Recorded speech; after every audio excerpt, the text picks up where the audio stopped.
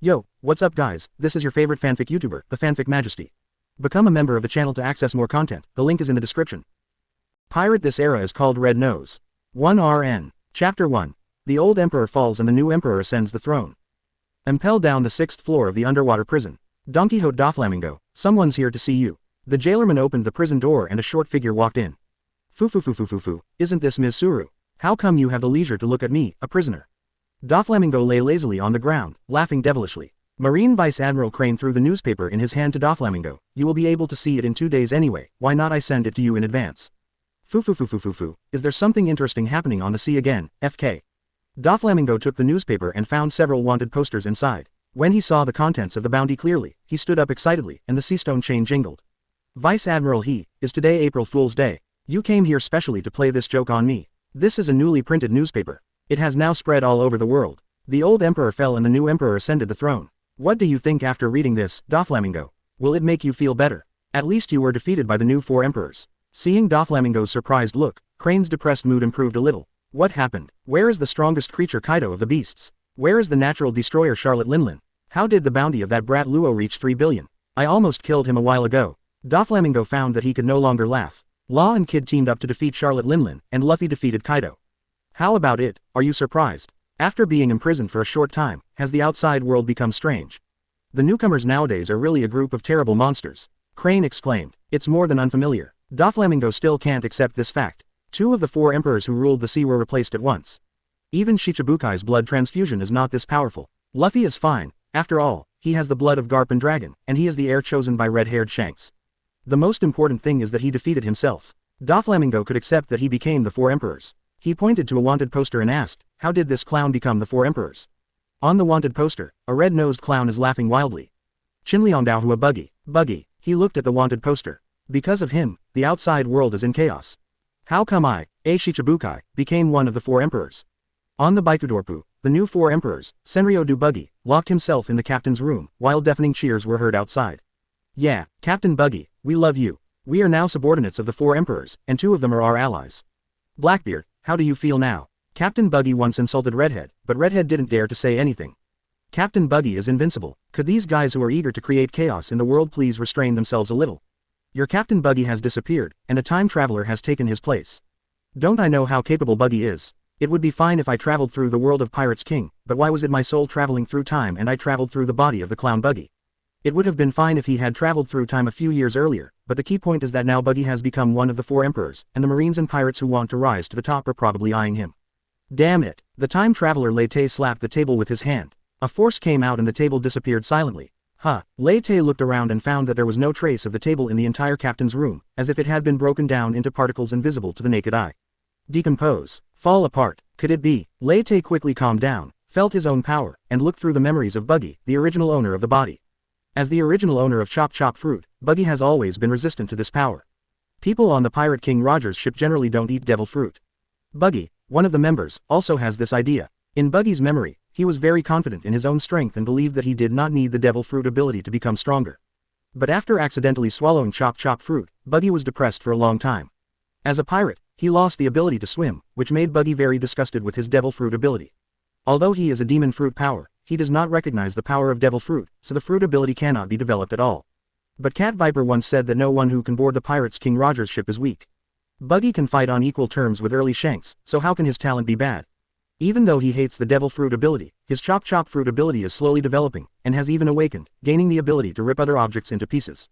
But Buggy was so focused on finding treasure that he didn't care about this ability at all. But in Lei Te's opinion, the awakened Chop Chop Fruit is more powerful than ever before. It can not only decompose itself, but also decompose the objects around it. Isn't this Gildart's super advanced destruction magic crush? Moreover, Lei Te can not only crush objects, but also control the crushed objects and make them move according to his own thoughts. Lei Te's mind moved, and the disappeared table reunited. There should be a lot of room for development of this fruit ability. If the decomposition ability can fission heavy atomic nuclei, wouldn't it be able to produce the power of atomic fission? Even now, some other operations should be possible. Lei Te looked at his left hand and slowly decomposed it into countless cells. Using the power of the fruit, he made these cells rub at high speed, and a trace of electric current was generated during the friction. From the outside, Lei Te's left hand had doubled in size, and the entire hand was flashing with lightning. Primary application of Chop Chop Fruit, electric current push. As expected, Paramecia Devil Fruit is the most powerful one, full of endless possibilities. The Logia Devil Fruit, which was once hailed as a deity, has lost its glory, and has been replaced by the randomly made-up human fruit, a mythical beast species which has taken the top spot. The Sun God, he is just a spirit living in the rubber tree. When the Chop fruit is developed to its limit and the power of fission and fusion is mastered, or the electric current is pushed and evolved into magnetic field rotation, mastering electromagnetic force, one of the 4 fundamental forces of the universe, who will be the real God?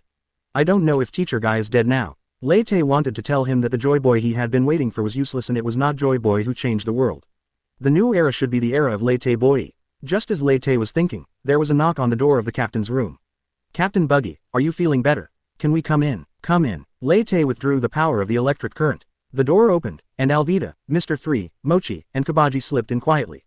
What's the matter, my royal deputies? Chapter 2. The Buggy Pirates are full of talent. Captain Buggy, you're still in the mood for jokes. Mr. 3 Mr. Point 3 said anxiously, you have become the new 4 emperors. What should we do now? Mr. 3, my think tank, calm down. As a person as famous as Ben Beckman, you must learn to act deep and don't let others see your emotions. Lei Te said slowly, Captain Buggy, do you have a fever? How can I compare with Ben Beckman? He is the deputy of red-haired Shanks, the most powerful deputy, and the smartest person in the world. Mr. 3 even felt that Buggy was out of his mind. The strongest vice chairman. Lei Te laughed out loud. How do you know he is the strongest vice chairman? Have you ever seen him take action? That's not the case, but he threatened Marine Admiral Kizaru during the Summit War, and Kizaru was so scared that he dared not move. Mr. 3 recalled, he threatened Kizaru. Half of the New World's ocean was created by Kizaru. Even when facing the supernovas of the worst generation, he would say they were terrifying, and when he needed to take action, he would kick each supernova. Lei Te said, and you, Mr. 3, you almost made the Straw Hat Pirate's Zoro lose his legs, and successfully suppressed the new 4 Emperors Luffy, and brought down the former Shichibukai crocodile. Impel Down Magellan was strong enough, and forced the 3 emperors into a desperate situation, but it was you who stopped him. You also saved Ace in front of the Marine Marshal and escaped. This is a real achievement. How can Ben Beckman compare to you? You are the strongest Vice Emperor. Hearing the captain's words, the fire on Mr. 3's head became more intense. Although you said so, I know my own strength. Your strength still has a lot of room for improvement. You are the user of the wax fruit. Katakuri from the Big Mom Pirates became the leader of the 3 generals with the wax fruit. Your candle hardness is harder than glutinous rice when cooled, and softer than glutinous rice when heated. It is simply a superior fruit of the wax fruit, crushing Katakuri. Lei Te's hands floated out and landed on Mr. 3's shoulders. As long as you work hard, you will soon surpass him. Captain Buggy, I will keep working hard. Mr. 3 suddenly felt like a man would die for his friend. It's all the fault of the sand crocodile. It has delayed my development. It would have been great if I had met Captain Buggy earlier. Captain Buggy, I am willing to burn everything for you. Calm down, Mr. 3, the fire on your head is about to burn your brain. Alvida exclaimed, that is the fire of my loyalty. I must do my best to send Captain Buggy to the throne of the Pirates King. Mr. 3 imitated Ben Beckman and said deeply, have you forgotten why we came here? To persuade Buggy to run away and leave New World, a place of trouble. Alvida didn't expect that Mr. 3, who seemed the calmest, was fooled by Buggy. Katakuri is famous for his observation hockey. How can you, who doesn't even know hockey, surpass him? And you, Alvida, your slippery fruit also has a lot of room for development. Lei Te looked at the few beauties in the pirates' world who didn't have Nami faces. Once the fruit awakens, its potential will be even greater than the wax fruit. Really, Captain Buggy, but I feel the ability of the slippery fruit is just average.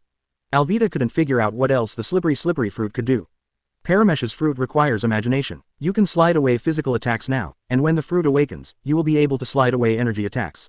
With more effort, you may be able to slide all attacks back to the enemy. I have already thought of a name for the move, it's called vector control. They both manipulate energy by touching the skin. If Accelerator can do it, Alvida should be able to do it too.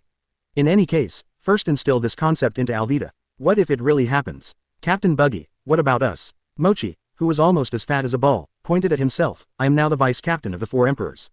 Do I have potential that has not been tapped? Chief of Staff Kabaji also looked at Lei Te expectantly. Mochi, don't you think you can control any animal in the world?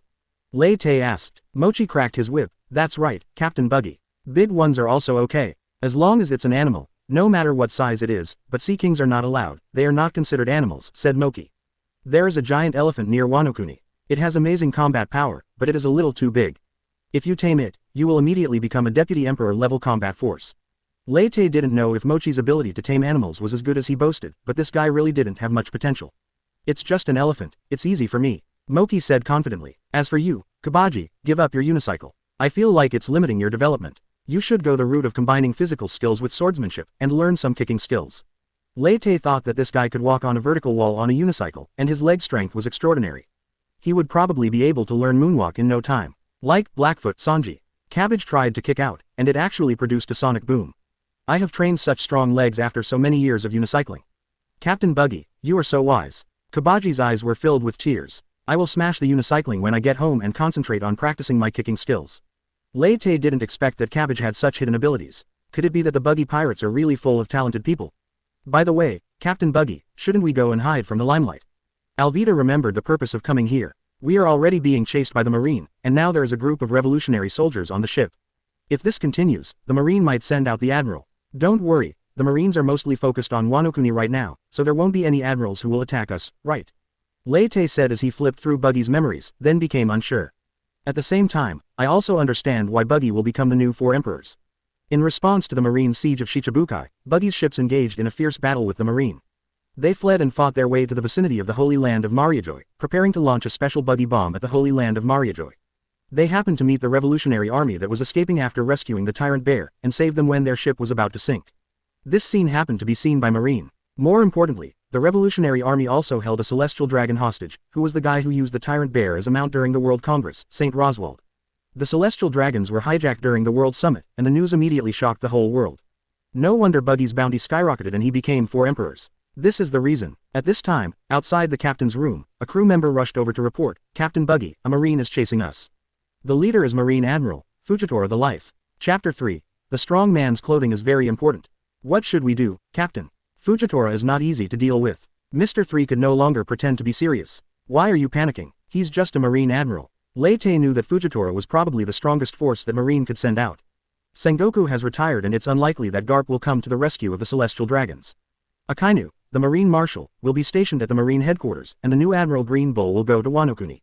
Kizaru, no news about him. It seems like he has disappeared. Could it be that he has gone to work as the principal of a kindergarten? What do you mean he is just a Marine Admiral? Captain Buggy, have you become arrogant after becoming a four emperor? You actually started to look down on Marine Admirals. The four people in the house found that Captain Buggy became a little strange. The enthusiasm that had just been aroused by Buggy was also dampened by the news of the arrival of the Marine Admiral. As Captain Buggy's closest people, they know the strength of the Buggy Pirates very well. The Buggy Pirates are a rare pirates group where the strength of the crew members is almost the same as that of the cadres. Many of the crew members are good guys who escaped from the fourth floor of Impel Down underground prison. They are also the main force of Buggy Express Company. After seeing Buggy chatting and laughing with Whitebeard, the red-haired man, at the Summit War, and seeing that he was a crew member of the Pirates King Roger, the crew members thought that Buggy was as powerful as the four emperors. Buggy becoming the four emperors further reinforced their idea, but Captain Buggy doesn't really think that his strength is on par with the four emperors. Although he usually doesn't have much brains and does things in a disorderly manner, the situation this time seems to be more serious. Could it be that the brain was separated when it was torn into pieces? Captain Buggy, that was Fujitora's life, Marine Admiral Fujitora's life. The revolutionary army was defeated by him, and now he's chasing us. Mr. 3's face turned pale with fright. I know, since he's chasing us and we can't hide anymore, let's go meet Fujitora Issei. Lei Te also wanted to try out the power of the awakened chop chop fruit. Wait, Captain Buggy, you're not going to dress up as a giant anymore. Alvida discovered that Buggy had even changed his habits. Normally, Buggy wears a robe and uses chop chop fruit to disguise himself as a giant in order to show off his majesty. No need for that. That kind of bluffing trick is not acceptable at all. In fact, Buggy is not short, he is nearly 2 meters tall, almost the same height as Hawkeye. It's just that there are too many tall people in the Pirates King world, so Buggy looks a little short. Wait a minute, you guys go out and deal with Fujitora first, I'm going to change my clothes. Lei Te suddenly felt that the clothes on his body were a bit eye-catching. Captain Buggy, it's already this hour, and you're still thinking about this kind of thing. Mr. 3 was so angry that he almost burned the people around him. Is that kind of thing important? It's very important. As a strong man, you also need clothes to set off. Do you think I look like a four emperors now? Lei Te pointed to the brightly colored clothes on his body. Isn't this beautiful? Mochi picked a booger and wiped it on his fur coat. Alvida glanced at Mochi with disdain. Then how about I help you choose, Captain Buggy? No need, I'll be out soon. You guys hold Fujitora back first. Don't worry, there are celestial dragons on the ship, he won't do anything rash. Lei Te drove them out. There was Buggy's wardrobe in the captain's room. Lei Te opened it and saw a pile of brightly colored clothes. Forget it, why not try to use the chop chop fruit's ability to decompose and remake one? On the deck of the Baikuta, the cheers had stopped because a marine warship was floating in the sky. The words, life, were written on the huge sail of the warship. It was Fujitora's warship. When Mr. 3 and his 4 companions came out, the revolutionary army was also on the deck. The Revolutionary Army Chief of Staff Sabo, Kadri Koala, and 4 Revolutionary Army commanders all came out. There is also a pink-haired woman, Jewelry Bonnie. Where's Captain Buggy? Sabo noticed that Buggy didn't come out with him. Fujitora wants to talk to Captain Buggy. Cough, cough. As the new Emperor of the Sea, how can Captain Buggy show up so easily? Mr. 3 coughed twice. He couldn't say that Buggy was changing clothes. As for Fujitora, let me, as the deputy of the 4 emperors, handle it. Mr. 3 imitated Ben Beckman's demeanor, slowly walked to the bow, used his fruit ability to create a pistol, and pointed it into the sky. Fujitora, you blocked the 4 emperors' path for no reason. Are you ready to start a war? Mr. 3, Fujitora is blind. He can't see anything you do. Alvida said in a low voice. No need, beautiful lady, my observation hockey can sense it. Fujitora just didn't understand what Mr. 3 was trying to do. Hand over St. Rosward, and I will let you go. This time, Fujitora received an order from the 5 elders, asking him to rescue St. Roswald. As for the Buggy Pirates, they can be put on hold for now. Fujitora actually felt very disgusted with coming to rescue the Celestial Dragons, but the Holy Land of Mariajoy was in chaos now. If St. Roswald was not rescued quickly, the Celestial Dragons might launch a large-scale revenge. Don't even think about it. Bonnie yelled, we've already killed that BD. Ms. Bonnie, you should know that if something happens to St. Rosward, many innocent people will die with him. Fujitora said slowly, especially the Kingdom of Seoul, which may be destroyed because of this. You bastards. Bonnie cursed, what do you think of civilians? Fujitora was silent for a moment, so for the sake of those innocent lives, please send St. Rosward back. We are just guests, it is not our decision whether to let him go or not. Sabo said, only Captain Buggy can make the decision. Besides, can you stop us alone? Sabo's hand ignited with fire, this is not the Holy Land of Mariajoy. If we weren't afraid of disrupting the order of the Holy Land, you guys would have died there long ago. Behind Fujitora, a man wearing a white suit, a black coat, and a clivia decorative flower on his chest walked out from the shadows. CP0 Agent Rob Lucci. CP0. When did the secret cipher pole directly under Celestial Dragons get mixed up with Marine? Sabo knew there was no way he could do anything. With Lucci and the others, the Revolutionary Army may not be their match. They have already caused a lot of trouble for the Buggy Pirates, we can't drag them down with us. Especially Buggy as the savior of his younger brother Luffy. You don't need to worry about these. Where is the clown Buggy? Let him get out, Lucci said coldly. UBD, how dare you disrespect Captain Buggy? The crew members of the Buggy Pirates immediately started shouting. Just a bunch of clowns. As a CP0 agent, Lucci could naturally look through the information about the Buggy Pirates that the world government had. Buggy simply tricked Marine into becoming a Shichibukai using his seniority. Now, by chance, he has become one of the 4 emperors, and the world government wants to take this opportunity to stir up infighting among the pirates. In terms of real strength, a Marine Vice Admiral Smoker can wipe out all the cadres of the Buggy Pirates. But there are many good guys among the Buggy Pirates crew, and it is them that the world government wants to eliminate. You are nothing more than a Celestial Dragon's dog. What right do you have to insult my crew? A figure slowly walked out from behind. It's Captain Buggy, we love you. The crew members were about to cheer, but suddenly they were stunned. Who are you? Chapter 4.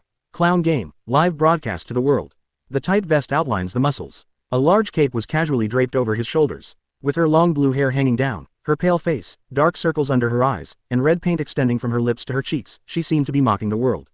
If it weren't for the iconic red nose, no one would be able to associate the person in front of them with Buggy. Captain Buggy, how did you become like this? Alvida asked in surprise. I just put on some makeup again. After Lei Te used the Chop Fruit's ability to make his clothes, he redid his makeup to look like the Gotham Joker. It feels different from before. It's become a bit chaotic and evil, Alvida said hesitantly. Buggy the clown. Lucci was not angry because Buggy said CP0 was the dog of Celestial Dragons, because that was indeed the case. It feels a little different from before. Fujitora looked solemn. Fujitora couldn't see Buggy's appearance, but according to his observation hockey, Buggy's body was filled with lightning power, and this lightning power was constantly moving, forming a power similar to Kid's magnetic fruit. In fact, after putting on the magnetic field boss's characteristic tight vest and cape, Lei Te felt that he had a deeper understanding of the power of electric current. There is no visible abnormality from the outside, but the cells in the body are constantly generating electricity through friction under the power of Chop Fruit. When the current push reaches a critical value, the current push is naturally transformed into magnetic field rotation. The power of Devil Fruit is so subjective. As long as you understand the general principles and the usage methods do not exceed the capabilities of Devil Fruit, the rest will be left to Devil Fruit.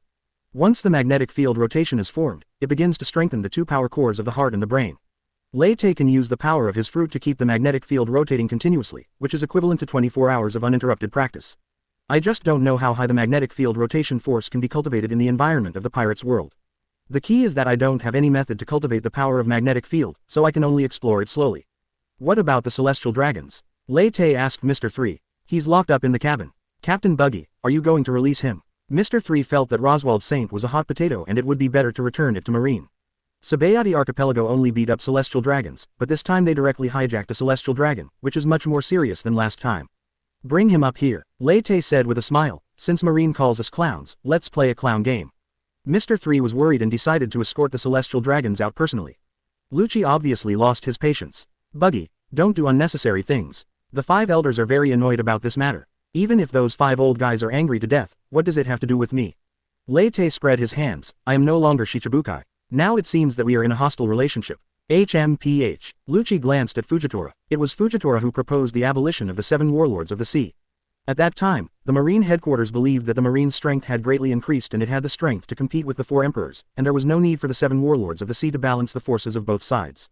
As a result, Wano Kuni was in turmoil, and Blackbeard and Red Hair also began to take action, involving most of the Marine's forces. The Revolutionary Army took the opportunity to sneak into the Holy Land of Mariajoy, and not only rescued the Tyrant Bear, but also kidnapped Saint Rosward, who used the Tyrant Bear as a mount. Even if we are enemies, you know how important celestial dragons are. Lucci said, not to mention you, even red-haired Shanks wouldn't dare to hurt celestial dragons. Fujitora sighed, Master Buggy, release Saint Rosward. I will ensure your safe departure. That's not important. Play a game with me and I can return him to you. But I require that this game be broadcast live to the whole world, just like the Summit War. Lei Te said, impossible. Lucci flatly refused. How could something related to celestial dragons be broadcast live around the world? Really? Lei Te saw Mr. 3 already coming out with the dejected Saint Rosward. Sir Celestial Dragons, you only need to broadcast a Joker game live and you can return to the Holy Land of Mariajoy, but your men don't seem to agree. With a flash of sword light, Lei Te had already drawn the sword from his waist and cut off one of Saint Rosward's fingers.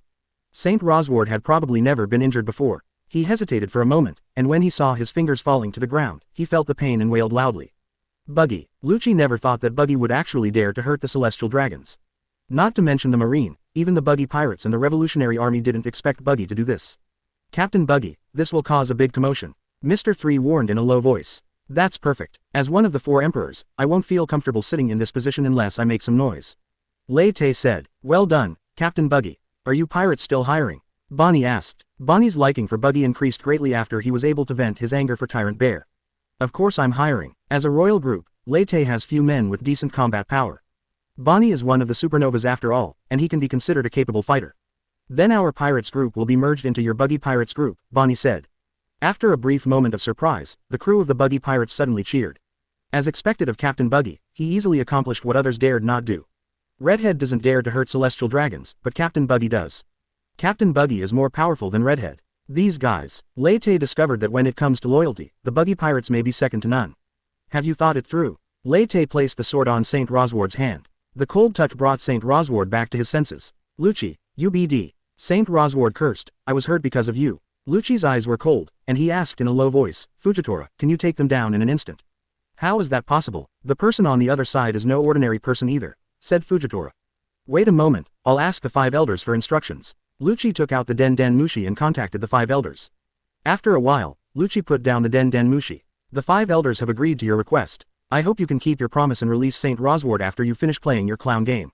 Let Morgan's news bird be in charge of this live broadcast. I believe the news king should be very interested in this. Lei Te made a request. The moral integrity of the world government cannot be trusted. Morgan's is not our man, and we can't guarantee whether he will send anyone or not.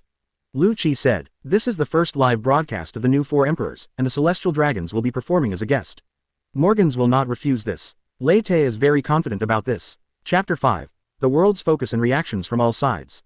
Sacred Mariajoy, Pangu. In the 5 elders' room, a fierce dispute is currently taking place. Are you going to agree to Buggy's request so easily? Otherwise, Saint Rosward is in his hands. It was a mistake to make Buggy one of the 4 emperors. It just made this clown swell up. Can the Marines still send combat forces to assist? Akainu refused the order for reinforcements. He said Blackbeard and Redhead's whereabouts were unknown and he wanted to stay at the Marine headquarters. Marine has become less obedient since he took over. What about Sengoku and Garp? Garp is eager to watch the excitement of celestial dragons, so why would he take action? Sengoku seems to be watching. Send CP1 over, and bring the newly developed stuff as well. The world is getting more and more chaotic. Contact Blackbeard. After the live broadcast, Buggy the Clown can't stay. Are we going to change to 4 emperors again? Who will we change to, Kid or Law? No one is worry-free. At the Marine headquarters, in Sengoku's room, Garp, who received the news, ran here to watch the live broadcast. It seems like a big joke. The white-haired Sengoku frowned. What is wrong with this world? The balance has been broken, and the world is beginning to move in an uncontrollable direction. Garp said nonchalantly as he ate senbei in big mouthfuls. It's your grandson who caused this. Sengoku rolled his eyes at Garp. Your son is already a worry, and your grandson is even more outrageous. Hey, Luffy's fruit can actually transform into that form, and he even beat Kaido. Garp was also shocked after seeing the report that devil fruit is not ordinary. Garp knew Kaido's strength and couldn't understand how Luffy defeated Kaido. Was it a trap set by red-haired Shanks? Sengoku pondered. I remember that the devil fruit was brought to Luffy by Shanks. Sengoku heard Garp talk about the original incident. It should be just an accident. If it was really Shanks's plan, Ace should have eaten the devil fruit. Garp's voice became low. So what you did was outrageous. If it weren't for the title of Marine Hero, you would have been on the gallows by now. Sengoku got angry when he saw Garp. Ha ha ha ha, if I get hanged, the Marines will have a lot of work to do. Garp laughed out loud. Maybe there will be 2 more Summit Wars. I once wanted my whole family to join the Marines, but Dragon saw through everything, and Luffy was bewitched by Shanks and would rather be a pirate than a Marine. Garp stopped smiling and said, when did the self-proclaimed righteous Marine become like this? Justice. Sengoku looked out the window. Everyone's justice is different. Maybe there is darkness in Marine, but every time I see newcomers like Fujitora, first feel that Marine still has hope. What do you think Buggy wants to do? Knowing that big news was going to happen, the news bird used its maximum speed. The live broadcast had already begun, and on the screen in the room, Buggy sitting on the candle throne and Saint Rosward behind him could already be seen. I don't know. Garp ate his senbei with a crunching sound. After all, he's a guy as famous as Shanks. I'm not surprised at all what he does. You take this seriously, he was just a little pirate wandering around a few years ago.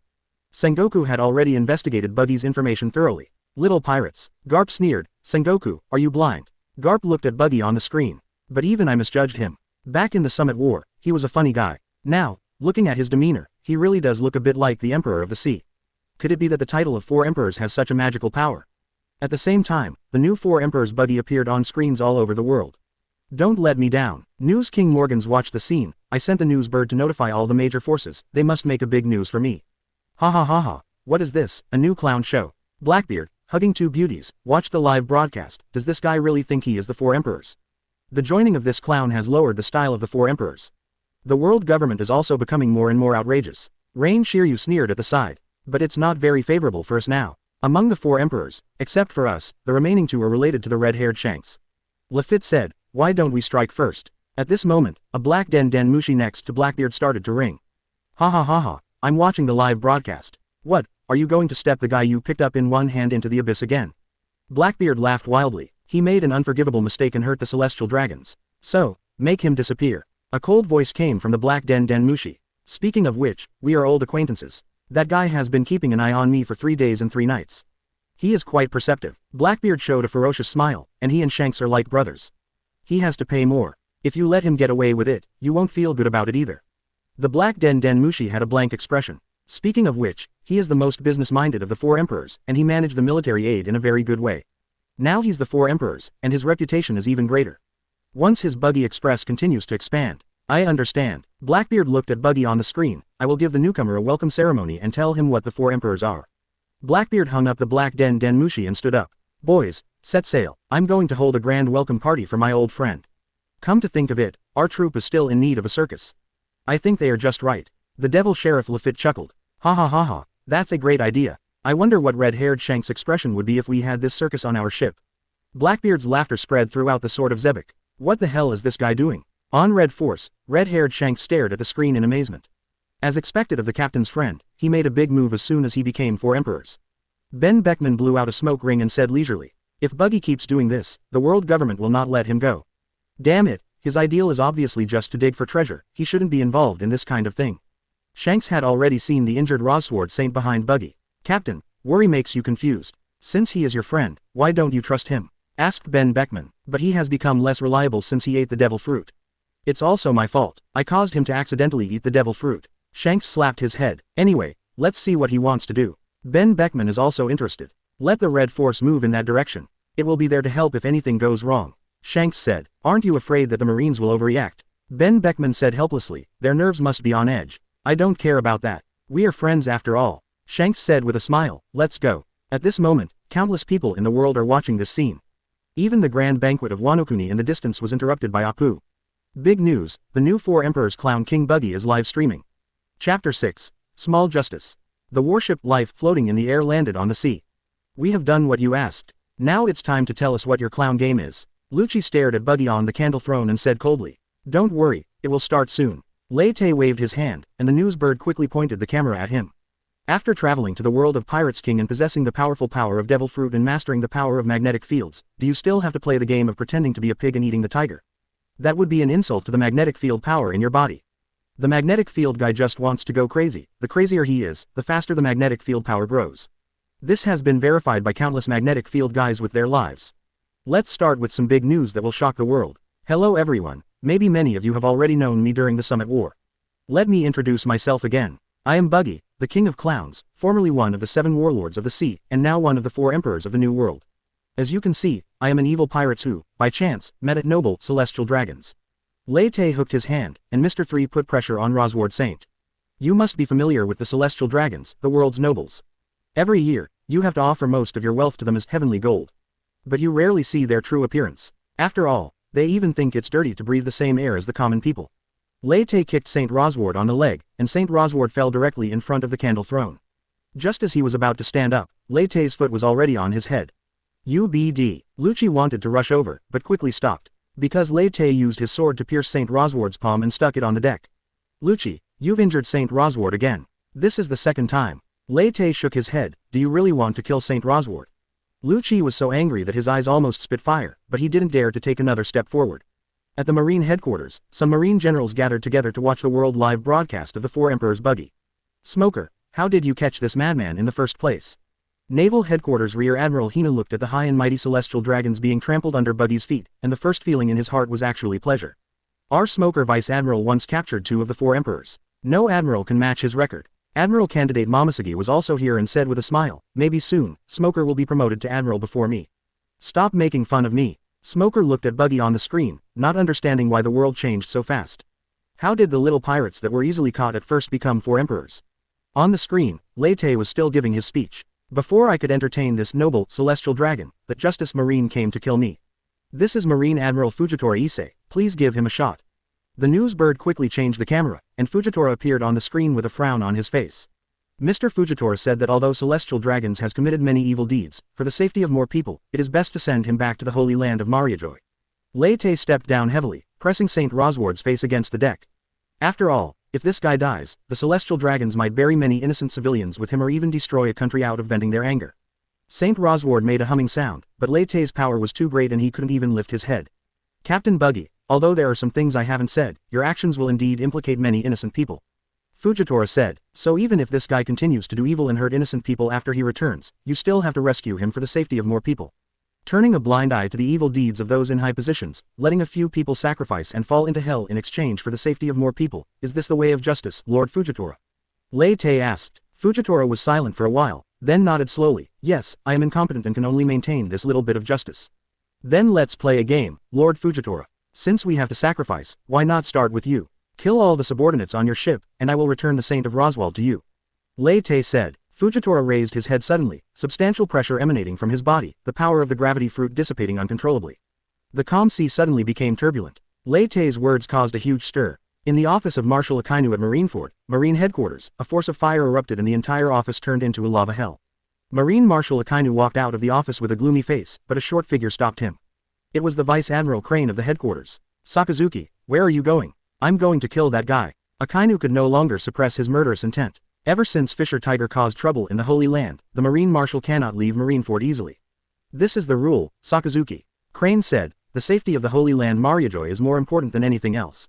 There are also Sengoku and Garp here. Do you think Celestial Dragons will still trust Garp? The one who kidnapped Celestial Dragons this time was the Revolutionary Army led by Garp's son. Crane said sarcastically, what are you worried about, Marshal Sakazuki? You should know Fujitora's character. He wouldn't do that. Of course I know Fujitora's character, but I am worried about those guys. Akainu looked behind him, in the direction of the Holy Land of Mariajoy. The people who stab you the hardest are always your own people, right? He took out a Den Den Mushi, adjusted it, and Lei Te's voice came from it. Sacrificing a few Marines in exchange for the safety of Celestial Dragons is such a good deal, Fujitora. Isn't this in line with your justice? Besides, this isn't the first time Marine has done something like this. Former Admiral Black Arm Zephyr, his family and subordinates were killed by the pirates, but he watched helplessly as he recruited the pirates who killed his subordinates as 7 warlords of the sea. Aren't you very skilled at doing this kind of thing? That's why I'm going to abolish the 7 warlords of the sea system. Fujitora said angrily, Marine and pirates cannot be mixed together. But Black Arm Zephyr died at the hands of your own people in the end. What a irony. The teacher who avenged his students died at the hands of the students he taught so carefully. Lei Te said, Zephyr chose the wrong path because of his paranoia. Fujitora said slowly, we also tried to persuade him to let go of his worries. Let it go. Lei Te laughed. His family was killed, his students were killed, and you let him work with his enemies and then persuade him to let it go. If I were Zephyr, I would also want to destroy this FG world. If what happened to Zephyr happened to you, what would you choose? What do you mean? Fujitora tightened his grip on the knife handle. The choice is yours. Killing the subordinates who have been with me day and night, and sending the celestial dragons back, is the method with the least sacrifice. Lord Fujitora, can you carry out your insignificant justice? Chapter 7 Why don't you just die? On that life the Marines focused their attention on Fujitora. Fujitora's observation haki could sense their fear and anxiety. Damn it, if the ones caught weren't celestial dragons, there wouldn't be any need to go through all this trouble. But Fujitora knew that in the eyes of the world government, the lives of this ship of Marines were not as important as a hair of the celestial dragons. Captain Buggy, can you please sacrifice my life instead? Fujitora said with difficulty. No, if that's the case, what's the point of this game? Don't worry, don't feel guilty. Even if you kill them, there will be colleagues who will come to persuade you to let go of your worries, just like Zephyr. Lei Te said sarcastically. Fujitora wanted to say something else, but Lucci got there first and stood in front. Buggy the Clown, if you kill all of Fujitora's men, will you keep your promise? The CP0 agents appeared and stood behind Lucci. Lucci, how dare you? Fujitora was furious and drew out his long sword with armament haki attached to the sword. The safety of St. Roswald must not be compromised. This is the order of the 5 elders. Lucci said coldly, ignoring Fujitora's long sword. Are you going to do it yourself? Lei Te asked with interest. Yes, just as you said, this is the method with the least sacrifice. Lucci's men have already taken out their weapons. No, Lei Te said bluntly. Why, wouldn't the result be the same for you? How can they be the same? Fujitora is a good man, at least he has justice. You guys are just a bunch of rats in the gutter. Lei Te said disdainfully. We uphold dark justice, Lucci said, no different from Fujitora. You mean the dark justice that subverts the country's regime, captures slaves for celestial dragons, and kidnaps children? How can you say these words without blinking? There was an uproar in the places in the world that could see the live broadcast, and Morgans was so excited that he almost fainted.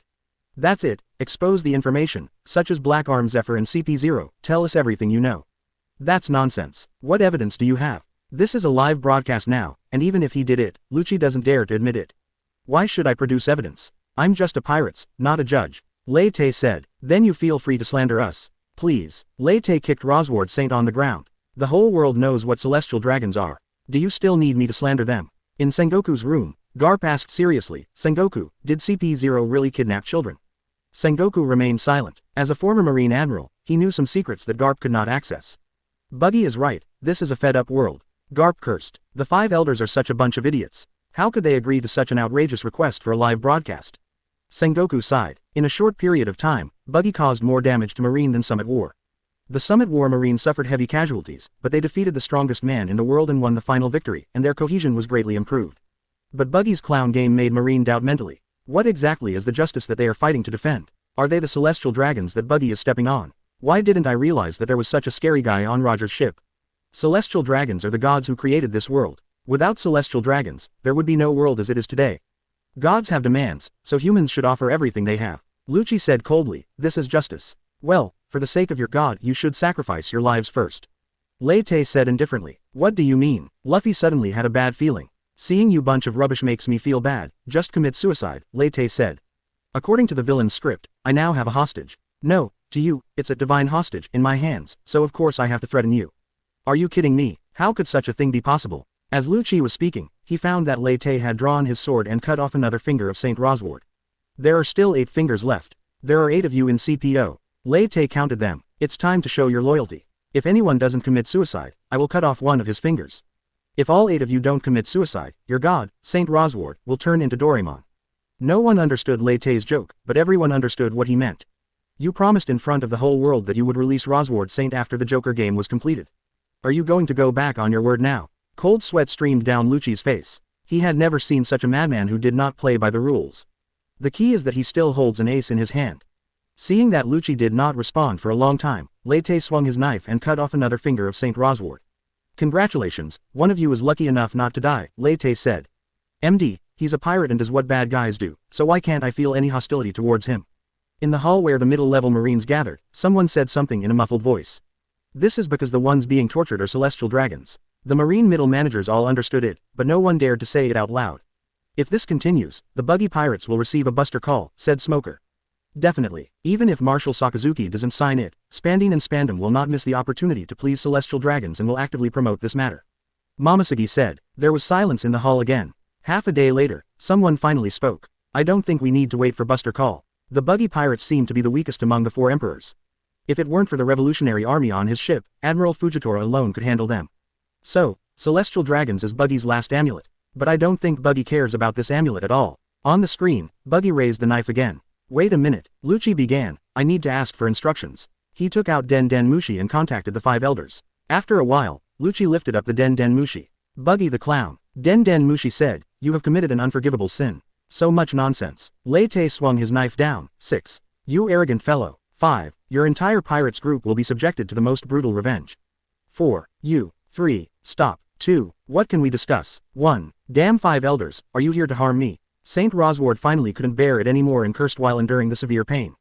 And you, why don't you just die quickly? Saint Rosward aimed at CP0 again. You are just a bunch of lowly dogs, you actually hurt your master. He only had 1 thumb left on each of his hands. Chapter 8. The beginning of a new era.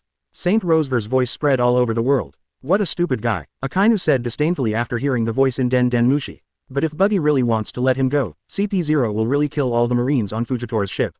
Crane said, it's really sad. In the eyes of celestial dragons, CP0 is their dog, so are Marines. It's different. Marines should uphold absolute justice. Akainu said in a deep voice. That's why the 5 elders are so critical of you right now. So what? As long as first I'm the Marine Marshal, I have the final say in Marine affairs. Marines can sacrifice everything for justice, but not for stupid celestial dragons. Crane glanced at Akainu, then turned away. I didn't expect that underneath the fiery fruit was a cold heart. I wish Sengoku had been as decisive as you. He was good at everything except being cruel enough. Vice Admiral Crane, where are you going? Akainu asked. Go find a place where you can watch the live broadcast. I'm somewhat interested in hearing the celestial dragons screaming so miserably. Crane waved his hand. Since you trust Fujitora, you can continue to stay at the headquarters. Akainu was silent for a moment. Can you please leave the Den Den Mushi behind? He was also curious about what would happen next, but was embarrassed to go somewhere else to watch the live broadcast. Suru left Den Den Mushi to Akainu and went to Sengoku's room. As expected, Garp was also here, and the two of them were staring at the screen intently. He found that Saint Rosward was still pointing at CP0 and cursing, and the clown Buggy did not stop him. It's just that Saint Rosward only has 1 thumbs up. If you don't listen to the sound, it seems like he is praising CP0, which is full of funny feelings. Quote, did you convince Sakazuki? Sengoku asked. Sakazuki is not stupid, he figured it out later. The so-called clown game is just Buggy's bad taste. He never intended to let Saint Rosward go from the beginning. Crane said, not only them, many people in the world have also seen it. Buggy tortured Saint Rosward like this, clearly intending to kill him. This crazy guy, does he want to execute celestial dragons in front of the whole world? Just like before, Sengoku suddenly remembered something and stood up in horror. Just like the public execution of Roger in Logue Town. Garp said in a deep voice. Wait, today's date is the date when Roger was publicly executed. Garp suddenly remembered something. This kid. Is this guy going to publicly execute the celestial dragons today in honor of his captain? Sengoku took off his glasses. He's even willing to make the world his enemy. Even if he's on the opposite side, I have to admire his courage. Roger must be very proud to have a crew like this, said Garp. Kamabaka Kingdom, headquarters of the Revolutionary Army. Why are you going to pick up Little Sabo and the others? Asked Emporio Ivankov, the Sei King. I don't think Little Sabo and the others are in any danger right now. Monkey D. Dragon, the leader of the Revolutionary Army, has already put on his black robe. A major event that will shock the world is about to happen. I'm worried that something might happen to Sabo and the others. So many years have passed, and Long still remembers the time he met Buggy in Logue Town. He was the only one crying at the execution scene, fearing that others would not know that he had a relationship with Roger. Now, such guys have become 4 emperors. And he is doing something earth-shattering. Do you want to take the new era by storm, Buggy? A strong wind suddenly arose, and the dragon's figure was blown away by the wind. In the dark basement, Crocodile and his most loyal subordinate Mr. 1 Daz Bonus were also watching the live broadcast. Mr. 3 is doing very well now, Crocodile said with emotion as he looked at Mr. 3 behind Buggy. You should call him the Crown Vice. Daz said seriously. Ha ha ha ha ha, I didn't expect that my Baroque studio is so full of talented people. Crocodile laughed wildly. My subordinates are all doing better than me. Crocodile stood up. Come on, Daz, let's join in the fun. What do you want to do, boss? Asked Daz. Daz, you know, more than 20 years ago today, I witnessed Roger's execution. It's really nostalgic. Many of the audience members under the execution platform at that time stood at the top of the world. Roger started the era of the great pirates. Today may be the beginning of a new era. Such scenes must be seen in person. Ha ha ha ha, why can't I think of such a good idea? Although Blackbeard was laughing, he felt a little sour inside. I actually let that clown get there first. Now the whole world is watching Buggy the Clown's every move. After today, he will become the most famous pirates. Because no one thought that today is the anniversary of the death of Pirates King Roger. Lafitte said, speed up and see if we still have time. Maybe we guessed wrong and Buggy is just fooling around. Blackbeard said, it's too late, Captain. The Morgans have already discovered this. Lafitte pointed to the screen. In the lower right corner of the screen, there was a newspaper. It was the newspaper where Roger was executed. Buggy must have chosen this day on purpose. In a huge hall, countless news birds are working hard. President, 5 elders called and asked us to stop the live broadcast immediately. A news bird rushed in. FK the 5 elders, the celestial dragons might be executed today. What's the point of my career if I miss this news? Morgans cursed. Hurry up, move all the live broadcast equipment to a hidden place. Morgans remembered something and hurriedly urged his men, activate all the backup equipment. Even if the world government takes action, the live broadcast cannot be interrupted. You should be ready to print more newspapers at any time. This kind of news must be delivered to all parts of the world as soon as possible. Mr. Buggy, since you asked us to broadcast live, Big News Morgans, will never let you down. Blow up the world, Mr. Buggy. Lucci, who was scolded by St. Roswald and couldn't even raise his head, suddenly received the news and his aura changed. I'm sorry, St. Roswald. Lucci looked at the celestial dragons, whom he regarded as gods. You are so noble, you cannot die at the hands of lowly pirates. What? Why should I die? St. Roswald looked confused. That clown never wanted to let you go from the beginning. He wanted to use your noble life to commemorate the traitor Roger. Am I right, Buggy the Clown? Lucci said coldly. What? Lei Te looked confused. How was he related to Roger again? Chapter 9. The world is focusing here. Lei Te really wanted to kill Roswald Saint. With celestial dragons, if you kill them 9 times out of 10, you'll miss a lot of bad guys. Although killing the celestial dragons would be very troublesome, Lei Te was confident that he could leave safely. His men are not strong, but there are still revolutionary troops on board. Especially the commander of the revolutionary armies, Eastern Army, Bello Betty, whose fruit of encouragement has the greatest impact on the Buggy Pirates. You have to know that most of the crew members of Buggy Pirates are die-hard fans of Buggy, the kind that watch Buggy through a built-in filter. Together with Sabo and the others, the Buggy Pirates will have no problem dealing with Fujitora and CP0. But how does killing celestial dragons involve Roger? Fortunately, Lucci gave a direct answer. Buggy the Clown, you colluded with the revolutionary army, kidnapped the celestial dragons, and chose today to broadcast it live to the whole world, just to take revenge on the world government, right? More than 20 years ago today, the world government executed the pirates King Roger. So, you have disguised yourself as a clown over the years, deceived everyone, and captured St. Roswald with great deliberate efforts.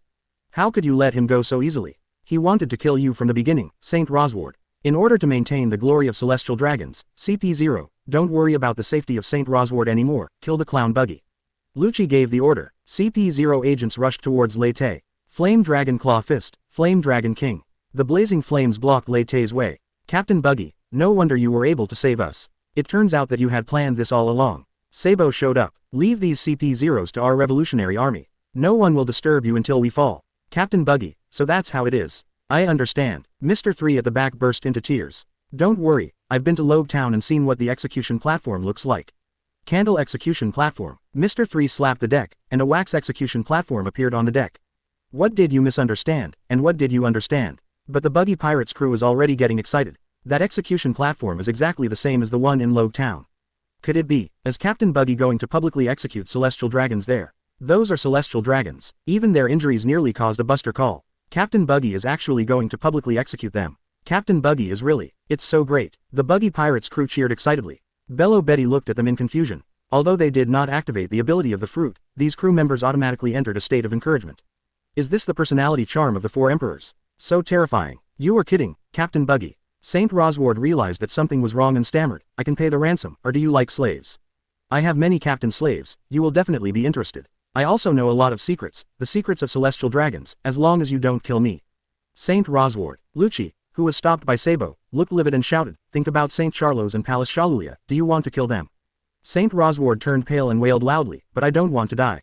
Lei Te was speechless. Do you think you are Robin? You look like this and wailing is disgusting. Fujitora, why didn't you take action? Lucci stared at Fujitora angrily. I have not received any orders from the marshal. Fujitora said calmly, no matter from the perspective of duty or personal opinion, I don't want to help you. Captain Buggy is right, you are just a bunch of rats in the gutter. How dare you ask me for help? Akainu, who was far away at the marine headquarters, burned the Den Den Mushi in his hand into ashes. Now, the 5 elders won't be able to contact me for a while. With this office that looks like a lava hell, there's no need to think of any reason. Celestial dragons are the kind that deserve as many deaths as possible. After this beating, they might behave themselves. Captain Buggy, I can satisfy you with whatever you want. Saint Rosward said, I only ask you to spare my life. The secret of celestial dragons. Lei Te was still very interested in this. This won't work. If I tell anyone about it, my family will disappear. Saint Rosward, who received Lucci's warning, no longer dared to say anything. Then be more positive. The atmosphere has been set up here. If we don't kill some celestial dragons to liven up the atmosphere, everyone will be dissatisfied. Lei Te grabbed him and dragged him slowly to the execution platform. A foul smell came, and Lei Te couldn't help but frown. Don't be so desperate. I actually wanted to kill you, but I didn't expect that now there is a sense of ritual. On the bright side, you actually made a profit. We are all dead, so what's the point of losing or gaining anything? Saint Rosward thought this guy was a psychopath. He really dared to kill celestial dragons. When he reached the execution platform, Saint Rosward collapsed to the ground. Mr. 3 was smart. He wrapped Saint Rosward with wax and made him kneel down, leaving only his head outside. Newsbird quickly stepped forward and gave a shot. This is the first time in 1,000 years that celestial dragons have appeared in public in such a miserable state. The whole world began to boil, and countless people gathered at the live broadcast site to watch this scene. President Morgan's, the number of viewers has surpassed some at war. This time it really made a sensation around the world. Where are you going? The news bird that came to announce the good news found the Morgans packing their luggage. I'll stay out of the spotlight and keep in touch with you secretly from now on. Morgans knew that he had offended the world government this time. But it's so worth it. Ordinary people don't care about the replacement of 4 emperors because the 4 emperors are too far away from them. But Celestial Dragon's heavenly gold concerns everyone. After this time, I am truly the news king. Captain Buggy, would you like to say a few words? On the execution platform, Mr. 3 reminded in a low voice. Do I still need to give a speech? I'm not very good at this. Lei Te was a little embarrassed. At least say something, like Captain Roger, the king of pirates. His words opened up an era. Well, I do have something to say. Lei Te stepped forward, ready to begin his speech to the world. What is this guy going to say? He's not trying to put on a clown show. Blackbeard watched the scene and hoped from the bottom of his heart that Buggy would make a big fool of himself. Buggy, what do you want to do? Shanks looked at the familiar execution platform, and his thoughts seemed to go back to the past. Come to think of it, Buggy almost executed me. In the Wano banquet hall, Luffy suddenly remembered something. I thought I was dead at that time. For a moment, almost the whole world's attention was focused on that man. Chapter 10. There is no way forward for the king, so he has to create his own path. Wealth, power, status, the man who once had everything in the world, my captain, Pirates King Galdi. Roger, left these words before his death, which attracted people all over the world to the sea and opened the era of great navigation. Since then, countless people have regarded the Pirates King as their dream. But how many people really want to conquer the Grand Line and find the final island, Raftel?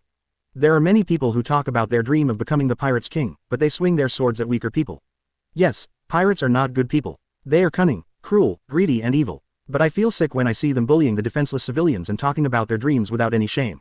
The sea is a stage for the strong, not a paradise for you rubbish. You rubbish who don't have the courage to challenge the powerful, just go back and be a turtle. If I meet you on the sea, I will let you know what cruelty is. Lei Te's words spread all over the world. On a small island, a group of pirates who had just looted civilians were also watching the live broadcast. Boss, is Buggy the Clown talking about us? Asked a crew member. Damn, so what if it's us? Buggy the Clown can't even protect himself, how can he care about us? The captain of the pirates cursed. Instead of going through the trouble of searching for the final island, Raftel, why not burn, kill and loot now? Lei Te's speech continues. Captain Roger used his life to open a new era. What was it for? Because after walking the Grand Line, we found that this is a fed-up world, like a stagnant pool of water. The stupid pig-like celestial dragons are high above, calling themselves gods. Each island governs itself, and some are even isolated from the outside world, dreaming of a single dynasty that will last forever. The son of a ruler is still a ruler, the son of a general is still a general, a person's status is determined by bloodline. This world is so boring. If this is the case, why not stir up some waves in this stagnant water and expose everything to the world? You will continue to obey the rule of celestial dragons and let your descendants be slaughtered by them. Or you will risk your life, set sail, and end this old world with swords. This is the choice Captain Roger gives you. But things are different from what Captain Roger expected. This fed-up world hasn't changed much. Foolish rulers are made fun of by their enemies, but are crowned as heroes. Truly loyal men die on the battlefield, while those who deceive the world and steal reputations are praised as heroes. In a classroom on Wano Island, the newly appointed teacher is teaching the students. The first thing we are going to talk about is the story of Wano-kuni's greatest general and the most powerful swordsman, His Highness Oden. Teacher, since His Highness Oden was the greatest general, why did my parents still starve to death? Asked a little girl. That was an evil deed done by Kaido. It has nothing to do with the hero Oden. That is not important. I will continue to tell the story of the hero Oden and the peerless resourceful General Kinemon. In the banquet hall, Yamato slammed the table and said, the real hero can only be Oden. Who is that stupid ruler? I want to expose his true face. Cat Viper and Inuarashi looked at each other and muttered, Buggy, what do you mean? Ah, why did everyone stop and listen while eating meat? Luffy asked curiously. Marco sighed, suddenly regretting coming to Wano Kuni. So I don't want to endure it anymore. Lei Te said, I'm not happy with this fed-up world, so I'm going to overturn it. My fellow pirates, your captain will not only become the king of pirates, but also be the enemy of this world. Are you afraid? Lei Te asked loudly. The crew of the Buggy Pirates suddenly cheered. Captain Buggy, are you finally going to realize your ambition? Lead us to rip the world hard, Captain Buggy. We will always follow your footsteps. The Pirates King I'm talking about is not a game of pirates. Blood, killing, endless fighting, you may even lose your life easily. Are you ready? Lei Te asked. Of course. The crew shouted. Well, I will carry your dreams on my shoulders. Follow me and embark on the road to becoming the king. There is no way forward for the king, so you have to create your own path. The Buggy Pirates declare war on the celestial dragons and the world.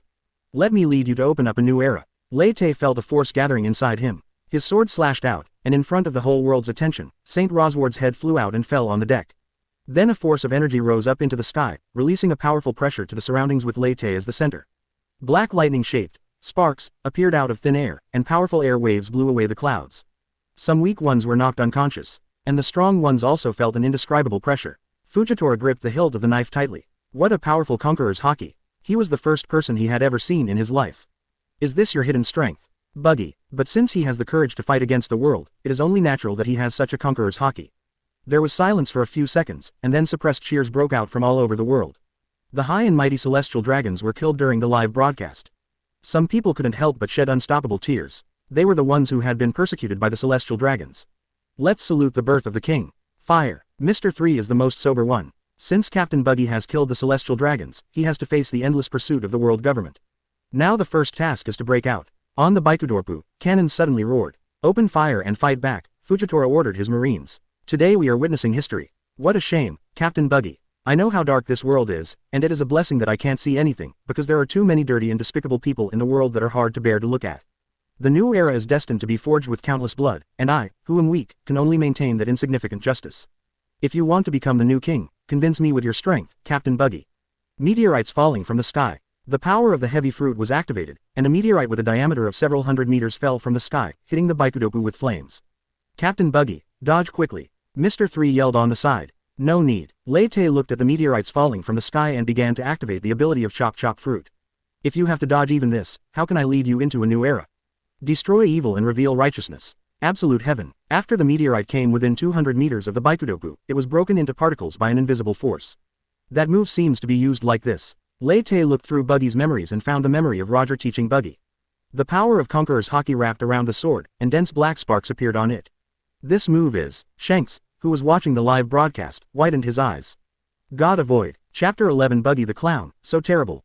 The black sword energy rushed towards Fujitora's warship. Gravity Blade Tiger. Fujitora accumulated gravity on the sword and swung it out, while at the same time releasing a huge lateral gravity in the trajectory of the sword, trying to block the attack of the sword energy. But the Pirates King Roger's moves were not that simple. Conqueror's entangled force passed through the purple gravity wall and hit Fujitora's warship. The warship immediately began to break apart, and Fujitora could only use the power of the heavy fruit to support the marine on the warship.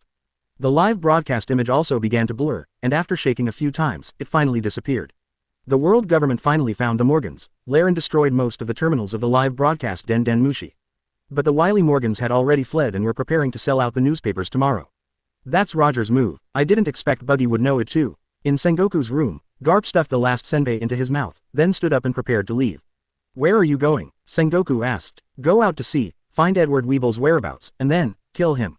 Garp clenched his fists. Buggy is right. Zephyr must be disappointed with this FG world, that's why he never killed Admiral and then did what he did later. Garp remembers that he was only 14 years old when he first met Zephyr.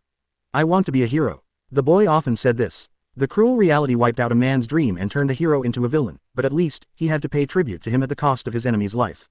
As the Vice Admiral of the headquarters, how can you act on your own without the order of the Marshal? Sengoku said. Garp scratched his ears and said nonchalantly, let Sakazuki demote me. I don't care about positions anyway. I can't let you do whatever you want. Suru, tell Sakazuki that I have to keep an eye on this guy Garp and not let him do whatever he wants. Sengoku stood up and followed Garp. Another monster appeared in the sea. I saw Roger's shadow in him just now. I'm retired anyway, so let Sakazuki worry about it. But the Marines are under pressure right now, so I guess the world government will have to mobilize their own secret forces. Those rats hiding in the shadows. Although they are not good people, it is a bit too much to say so. The voices of two people were heard in the corridor. He in the room shook his head helplessly and walked towards the office of Marine Marshal. Entering the destroyed office, Tsuru saw Akainu holding a silver den mushi in his hand. Eradicate the buggy pirates without a single one left alive. The voice of the five elders came from the silver den mushi. You go there yourself. Wait a minute, Sengoku and Garp just went out to see.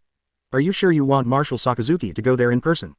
Then the Marine headquarters will not have the highest combat power. Crane spoke up. The silver den mushi showed a shocked expression. Forget about Garp, but why did Sengoku also join in the fun? Then you have to ask them. He said expressionlessly. A bunch of bastards. The silver den mushi cursed. Sakazuki, don't leave the Marine headquarters for the time being. Protecting the safety of the Holy Land Mariajoy is more important. Got it. Akainu hung up the silver den mushi with a cold face. Buster call. The five elders are fast enough, Crane said. The silver den mushi can only receive the signal from the gold den mushi, and is also the symbol of Buster call. After all, the death of a celestial dragon is a rare event that only happens once in 1,000 years. However, Akainu was clearly not interested in the death of celestial dragons, but was angry that Garp left without saying goodbye. Garp, that BD, ran away without my order. You can just fire him from the Marine, he doesn't care anyway, Crane said. Are you kidding? With his prestige in the Marine, if he is fired, the Marine will definitely be shaken. The world is undergoing unprecedented changes now, and the Marine cannot suffer any more unnecessary losses. Akainu said irritably. Then you should tolerate his willfulness. After all, he is going to catch the pirates, not to do anything else. Crane said, but do you really want to go out and catch Buggy the Clown? That guy is different from the other four emperors. Akainu said in a deep voice. Blackbeard only cares about his own interests. He is a beast driven by ambition. He may become the overlord of the sea, but he will never be the king. Red Hair's purpose is unknown. He seems to be trying to maintain the balance of power at sea. As for Straw Hat Luffy, although he was the cause of many things, like Buggy the Clown said, he was just playing a game of pirates. Only Buggy the Clown, he is the most unpredictable guy to me. Like everyone else, I once thought he was just a lucky clown who became the 7 warlords of the sea by chance, and then happened to become the 4 emperors. Akainu paused. Until today, he simply dropped all his disguises.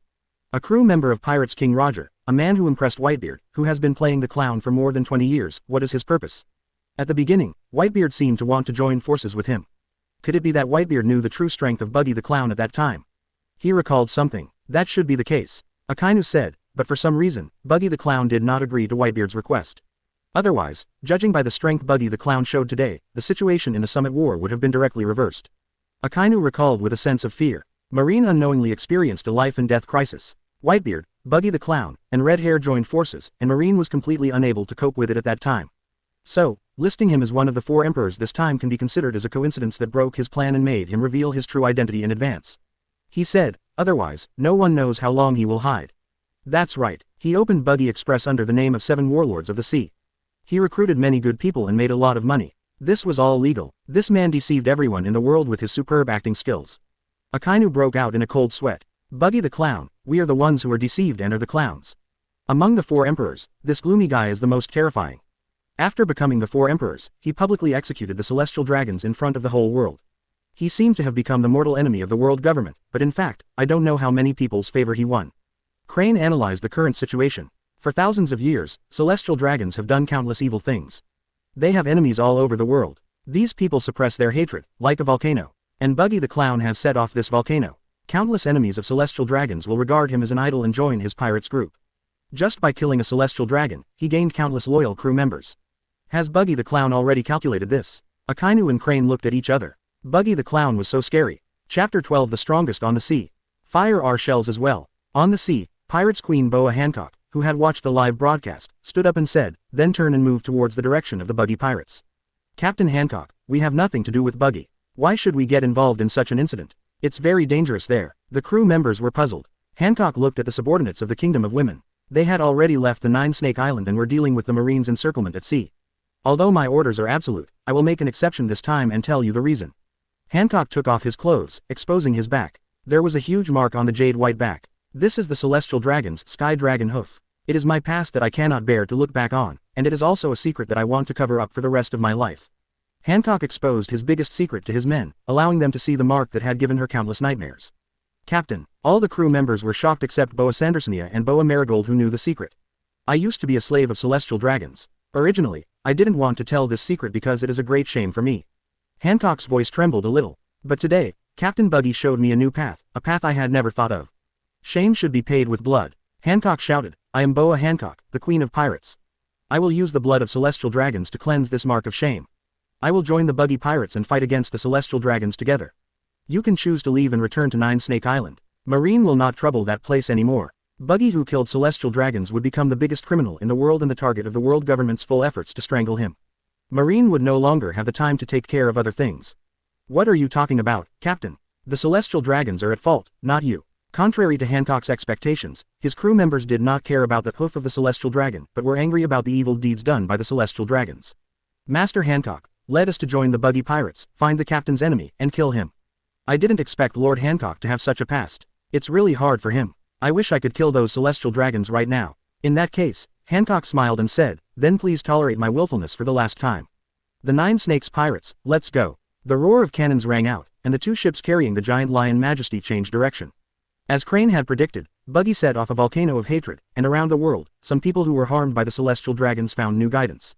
It turns out that celestial dragons can be killed. It's like Captain Buggy said, risk your life, repay blood with blood, and overturn the world with swords. On the small island, the pirates were about to leave after looting, but they found their way blocked by a small boat. He had short black hair, sharp yellow eyes like an eagle, a black hat, and a burgundy-patterned shirt. The most eye-catching thing was the giant long sword he carried on his back. The 12 skills of the Supreme Great Sword, Black Sword Knight. The pirate's captain naturally recognized the former 7 warlords of the sea. Mahawk, why are you stopping us? Nothing, I just suddenly feel that you are a bit of an eyesore. Hawkeye said lightly, you bunch of rubbish have tainted this ocean. Hawkeye drew out the black knife and slashed it casually. A giant green sword energy that was bigger than the ship flew out and split the pirate's ship in front of him into pieces. The violent sword energy tore the pirates apart at the same time, and waves of blood appeared on the sea surface. Hawkeye retracted the black blade knight, and the boat automatically began to sail in one direction. Buggy the Clown. Hawkeye recalled the battle at Summit War. Although he didn't take it seriously, he did perfectly dodge all his attacks at that time. At the time, he thought his observation haki was more powerful, and with the ability of the Chop Chop fruit, he didn't take the incident seriously. Now it seems that Buggy, who can use divine evasion, is actually an expert in swordsmanship. The guy even fooled Shanks. Shanks, you staked your arm on a new era, but now it's Buggy the Clown who's ushering in that new era. What exactly is Roger's legacy? Who between you two is the successor to Roger's legacy? But these are not important. Since Marine doesn't want me to live a peaceful life, I'll just fulfill their wishes. I don't know if Buggy has any wine. It doesn't matter if he doesn't have any. His swordsmanship is enough. The sword of Zebek had stopped moving, and Blackbeard sat on the throne, tapping his fingers on the armrests, deep in thought. Buggy the Clown's strength was somewhat beyond his expectations. Blackbeard had seen Roger's divine evasion, and at that time, Roger was evenly matched with the peak Whitebeard. Unexpectedly, divine avoidance appeared again, and it was cast by the clown Buggy. This guy is hiding very deeply. When the Roger pirates and the Whitebeard pirates fought, Blackbeard felt that a pair of eyes were always watching him. Did you notice my abnormality at that time? You were a sharp guy. Captain, shall we continue on? Lafitte asked. No, the price offered by the 5 elders is too low. Blackbeard's eyes flashed with a creepy light. Turn around and head towards the direction of Wangguo. Charlotte Linlin is missing, so let's take over her territory first. Profits are what we pursue first, thief ha ha ha ha. But I think Buggy the Clown will threaten us in the future. Lafitte said, that scary man played tricks on the whole world. He obviously has such strength, but he has been forbearing all this time. Even they just thought Buggy was just a clown seeking attention. Until Buggy shocked the world. If the Blackbeard pirates want to dominate the world, Buggy will definitely be a formidable rival. The world government will not let him go. It won't be too late for me to take action when both of them are defeated. Blackbeard made the decision. The sword of Zebek turned, but a small boat appeared in the shadows, a black shadow covering it, hiding everyone. After being discovered by the Blackbeard pirates, the boat sped up and swam away in the opposite direction. Captain Blackbeard, it's bad, Moria escaped. On the boat, in addition to the tall Moria, there was also a pink-haired girl wearing a gothic long skirt. She was Perona, who went out to sea to look for Moria's trace. Damn Blackbeard, I will definitely avenge Absalom. Moria looked at the sword of Zebek angrily. Captain, the Blackbeard pirates are so powerful, how can we take revenge? Perona said a little negatively. Go and join Buggy. He dares to kill celestial dragons, so he certainly doesn't care about Blackbeard. With Buggy's ambition, he will definitely clash with Blackbeard in the future. That will be the time for us to take revenge. The shadow turned into a paddle and quickly took the boat away. After the live broadcast ended, the strong men on the sea gathered in one direction. Chapter 13 Development of Chop Chop Fruit. On the battlefield, CP0 began to attack without restraint. The celestial dragons are dead, they have committed an unforgivable crime, and now they just want to catch the murderer who killed the celestial dragons. Unfortunately, the revolutionary army stopped them in front. Lucci has transformed into the human beast form of the cat fruit and launched a crazy attack on Sabo. During the break in the battle, he found that Fujitora was still rescuing Marine and not participating in the battle, and he became furious. Why bother with those useless Marines? Give them up. Don't let the clown Buggy escape, otherwise you Marines won't be able to explain to the world government. Lucci knew that if Fujitora put all his strength into the battle, he could stop the revolutionary army, and he could deal with Buggy the clown. You don't need to worry about how to explain it, Master Lucci. I will shoulder today's responsibility alone. Fujitora manipulated gravity to float some decks and carry the Marine on board. If we let Buggy the clown escape today, these bastards will be the sinners. Fujitora, think carefully, Lucci threatened. I've heard of your name, Rob Lucci. You called weakness a sin and killed 500 soldiers with your own hands. Fujitora said, it is because of people like you that I am glad that I am blind. Otherwise, seeing a disgusting fellow like you, I will not be able to help but draw my sword. If you dare to touch my men, then I will let you know how deep your sin is. He has no chance. I will take this guy's life. Lei Te's voice sounded, quickly resolve the battle. If we delay any longer, the world government's large forces will arrive. Unlike Fujitora, CP0 is a bunch of brainwashed idiots, loyal dogs of celestial dragons and world government. Lei Te doesn't want to let any of these guys go. Sorry, Boss Buggy, this guy is a bit difficult to deal with. Sabo apologized for not being able to take down Lucci. Nothing much. This guy is known as the strongest in CP9 in 800 years. He is quite capable, Lei Te said. Without mentioning anything else, at least when it comes to pretending to be cool, Lucci is better than Marine Admiral. Buggy the clown. Seeing Lei Te, Lucci's eyes immediately turned red and he entered a state of life restoration. You who committed the crime of killing God are absolutely unforgivable. 6 styles. A huge shock wave was released from Lucci's hand and hit Lei Te's chest. The magnetic field rotates 10,000 horses Shunpo. When that 6 King spear was about to hit Lei Te's figure disappeared instantly and appeared 10 meters away. Lei Te found Buggy's chop fruit very interesting. Within a radius of 200 meters, it is the maximum distance that Buggy can split. Within this range, Buggy can distribute its body to various places. Originally, Buggy's splitting was done by flying or catapulting, which was too slow. But since Lei Te awakened from the chop fruit, he has been dividing and manipulating cells to perform high-speed friction, generating the force for magnetic field rotation. Lei Te only needs to split off a small part of his body as the origin. Under the influence of the magnetic field, the rest of his body can appear anywhere within a radius of 200 meters, achieving an almost instantaneous effect. Life returns to paper arts Wu Shen. After seeing Lei Te's speed, Lucci's body shrank dramatically, greatly increasing his speed at the expense of his attack power. Flying finger pistol pull. 10 air bullets shot out from Lucci's hand and flew towards Lei Te. But Lei Te used Shunpo to move directly behind Lucci. It's torn apart. Lei Te wanted to use the power of the fruit on Lucci, but the ability to attack inanimate objects only caused a wound to appear on Lucci's back. A force protected Lucci and prevented him from being torn into pieces. As expected, even if the fruit ability is awakened, its effect on the enemy will be reduced. If it can easily split Lucci and kill him instantly, then chop fruit is too powerful. I just don't know if it was the devil fruit or the armament hockey that blocked the split attack. Or both. Lucci has recovered and used Tempest Kick, Leopard Tail, to kick behind him, and a spiral slash like a beast's tail flew towards Lei Te. Your reaction is too slow. Lei Te's figure appeared in front of Lucci. Since we can't split Lucci directly, let's try another method. The magnetic field rotates 20,000 white thunderbolts. A bluish-white lightning shot out from Lei Te's hand and hit Lucci. Lucci activated Observation Hockey, trying to dodge the attack, but the lightning turned around and hit the wound just now. What did you do to me? Lucci didn't expect that he couldn't avoid Buggy's attack. In fact, he was even more puzzled as to why Buggy, a user of the chop fruit ability, used lightning attacks. Of course I can't tell you this. Just think of my moves as ones that cannot be dodged. Lei Te said. When he attacked Lucci just now, he had split off a tiny nail fragment which stuck to Lucci's body. After the lightning is shot out, Lei Te manipulates the nail fragments to emit the same power, and the lightning will be automatically attracted there. The magnetic field rotates 30,000 times, 5 bursts of white thunder. Lei Te split his 5 fingers into the sky, and 5 lightning bolts bombarded Lucci's body one after another. Lucci tried his best to dodge, but the lightning seemed to have eyes and kept hitting him. He could only use armament hockey to resist these attacks. Wait, these attacks are all landing in the same place, right? Lucci's mind moved, and his hands turned into cat claws. Sharp nails popped out from them and directly tore off a piece of flesh from his back. Observation Hockey found a fingernail fragment in it. What do you mean I can't dodge? It's this thing that's causing trouble. Lucci sneered. You got it right. I'll give you a gift as a reward. Lei Te snapped his fingers. Critical Fission Special Buggy Bullet. Lucci discovered that the nail fragments in his hand began to turn red, and an extremely unstable energy was brewing within it. He felt bad and wanted to throw away the nail fragments, but it was too late. A violent explosion sounded, and flames engulfed Lucci. Boss Buggy, this move is quite powerful. Sabo exclaimed beside him. He could feel the heat coming from the explosion. It's far from it. Lei Te shook his head. The current development of the fruit has not yet reached the effect of fissioning the nucleus, it just enhances the power of the explosion. Boss Buggy, aren't you being too harsh on yourself? The power is already considerable. Sabo looked at Lucci, whose body was charred black after the explosion. Even with the zone fruit, which is said to be the most resistant to damage, he was seriously injured in the explosion.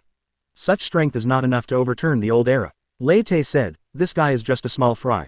The real strong men of the world government are still in the Marines. Buggy the clown. Lucci felt greatly insulted when he heard Lei Te's words, you actually look down on me. Chapter 14 Lei Te Boy is much more useful than Joey Boy.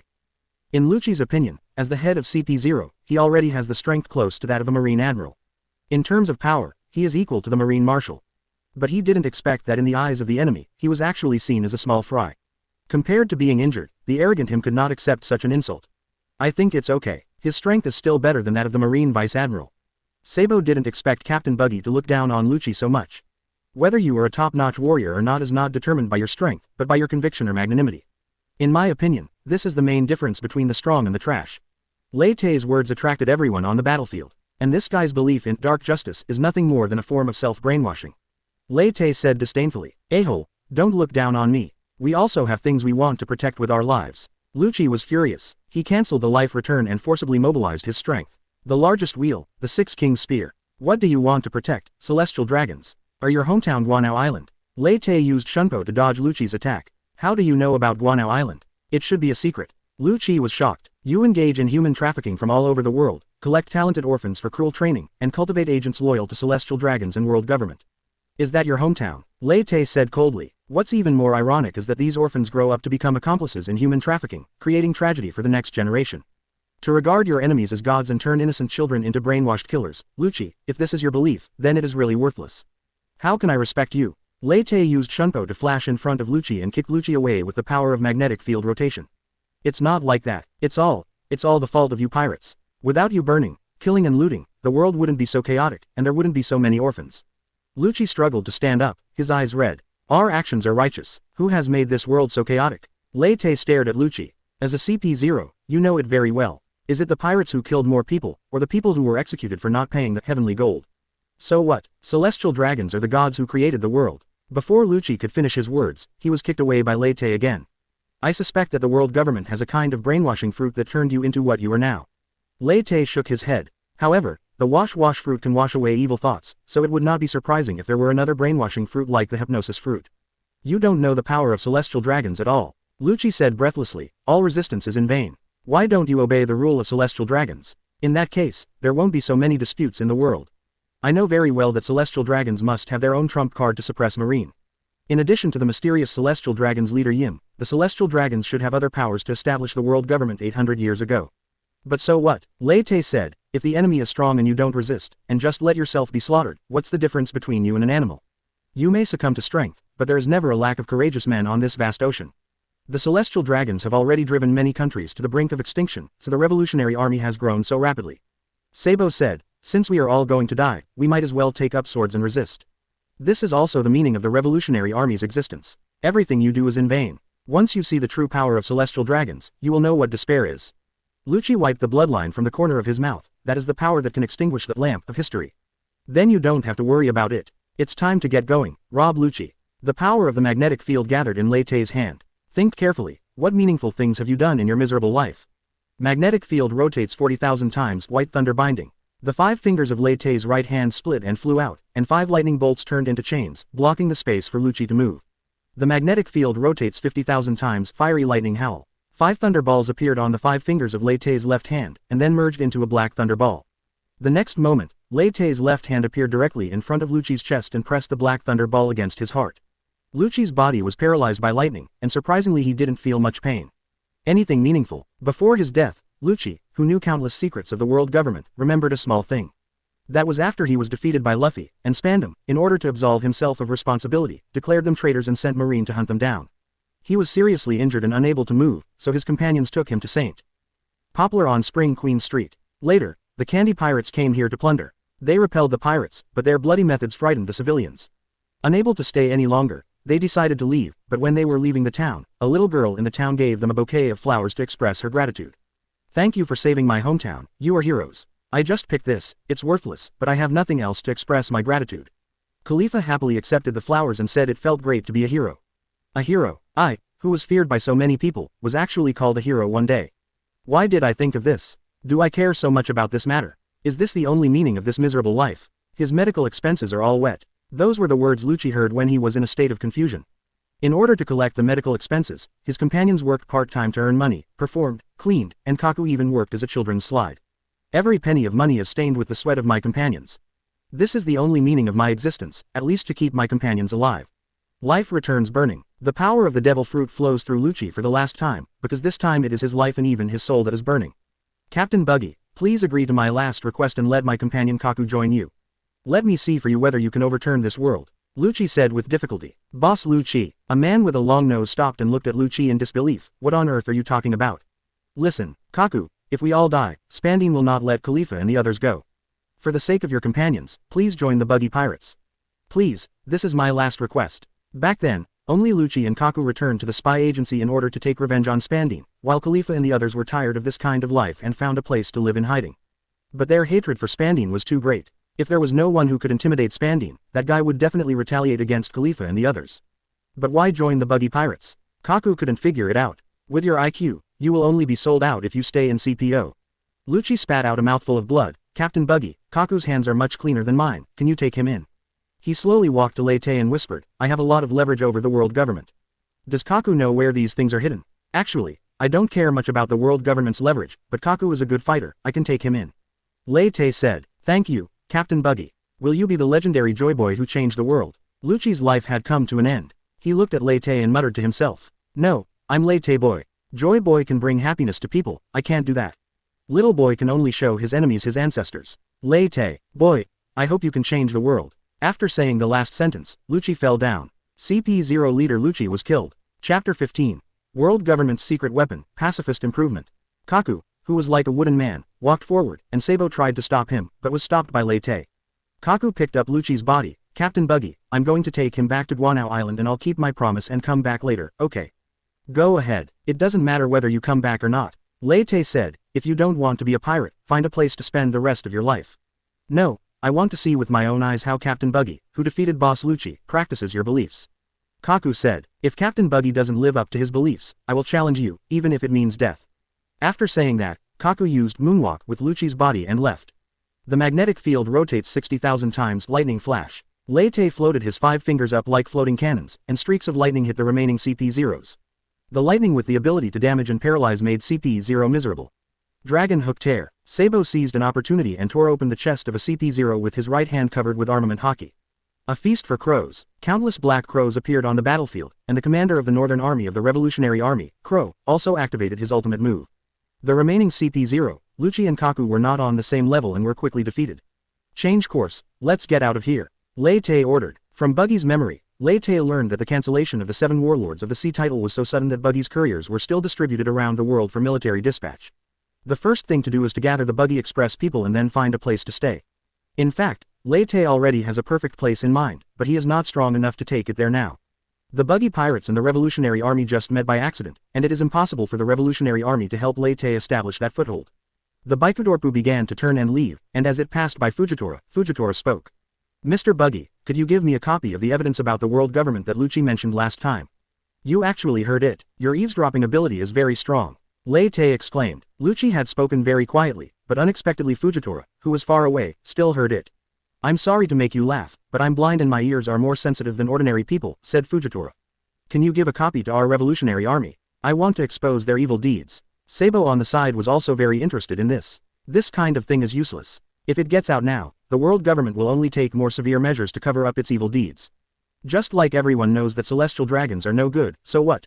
They are still the rulers of the world. This is a world where power is respected. Without power, you are nothing. Lei Te's words made Fujitora silent. That's right, if there were no heavy fruits, who would listen to a blind man talking about reason? But history will record their evil deeds. Sabo retorted. How did that blank 100 years come about? People in this world are very good at rewriting history. Lei Te said meaningfully. It will only take a few decades for the people to completely forget the evil deeds done by the world government. By then, the criminals will be transformed into heroes and celebrated. I understand, Mr. Buggy. I will keep an eye on your news. If your behavior is no different from other pirates, I will kill you at the cost of my own life. Said Fujitora. If he fights Buggy, Fujitora won't be able to protect the marine soldiers around him. Given Buggy's superior intelligence capabilities, it is estimated that none of these marine soldiers will survive. Judging from that one divine evasion, Buggy already has the strength of a marine admiral. Goodbye, Fujitora. Lei Te waved his hand. If you ever feel disappointed with the world government, you can come and join us. After all, the world government has never disappointed us when it comes to disappointing us. Accompanied by Lei Te's laughter, the Baikudopu sailed away from the current sea area. Admiral Fujitora, are we just going to let them go? His general asked Fujitora. It's not that we let them go, but we can't do anything to them. Fujitora took out a Den Den Mushi and dialed Akainu's number. How are things going over there, Fujitora? Den Den Mushi transformed into Akainu. CP-0 was completely destroyed and my ship was damaged. Captain Buggy has left, said Fujitora. He didn't mention Kaku's departure. You guy, don't go back to the marine headquarters yet. Go find a base nearby to borrow a ship and go to Wano to pick up Green Bull. Akainu said impatiently. CP-0 was completely wiped out. Instead of coming back to explain to the 5 elders, it would be better to send Fujitora somewhere else. Wano, what happened to Green Bull? Fujitora asked. That guy is also a worry. After arresting the leaders of Kaido's group, he went to cause trouble for the Straw Hat Boy again. Den Den Mushi's face was gloomy. The Straw Hats can defeat Kaido and Big Mom. Their strength should not be underestimated. Green Bull is too reckless. I understand. I will bring him back. What about Captain Buggy? Fujitora asked. The guys from CP1 have already set out, bringing with them the new stuff developed by Vegapunk. Fujitora knew what it was, and he even went to Vegapunk to test its strength himself. That is a weapon that can replace the 7 warlords of the sea, and is one of the reasons why Fujitora proposed abolishing the Shichibukai system. Good luck, Captain Buggy. Fujitora and his men flew towards the nearest marine base, preparing to meet Green Bull in Wano. Captain Buggy, we spotted a marine ahead. No, it's the world government's ship. Not long after the Baikudorp moved forward, the crew on the lookout discovered traces of the enemy. Lei Te used the ability of Chop Chop Fruit to fly into the air, and sure enough, he saw 3 warships heading towards him in the distance. The flag hoisted on the battleship was not the Marine's seagull flag, but the 5-ball flag of the world government. But the most striking thing on the battleship was the tall voices standing on the deck. A pacifist. Lei Te recognized a mass-produced robot modeled after Bartholomew Kuma. The real Bartholomew Kuma is still in the cabin of the Baikutop. Prepare for battle. Lei Te gave the order. The enemy is the world government's army and pacifists. These bastards. Bonnie's eyes immediately turned red. Boss Buggy, there are some things you may not know. Hearing that there were pacifists among the enemies, Sabo's expression became serious. We have received some news that the strength of the pacifists has increased dramatically. According to that guy, the pacifists are now as powerful as the Shichibukai. What did you say? Chapter 16. Mass-produced devil fruit. As the research result of Vegapunk, the pacifist was quite amazing when it first appeared. 2 years ago, the Straw Hat Pirates had to go through a tough battle to deal with a pacifist together. But 2 years later, after becoming proficient in the use of Haki, the update speed of pacifist has fallen behind the version.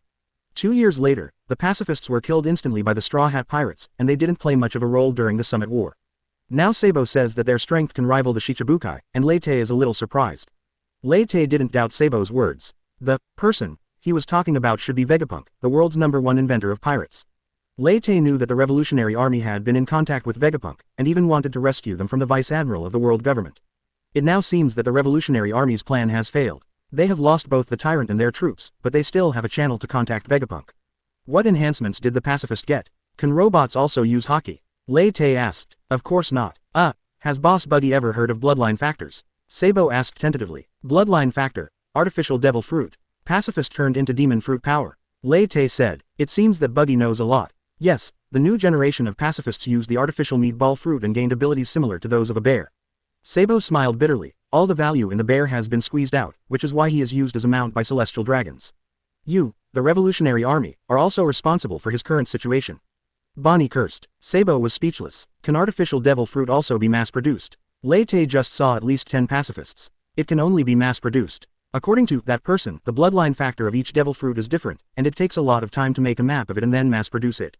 Sabo explained, but the new generation of pacifists also needs a special material, that is, a heart that has not lost its vitality.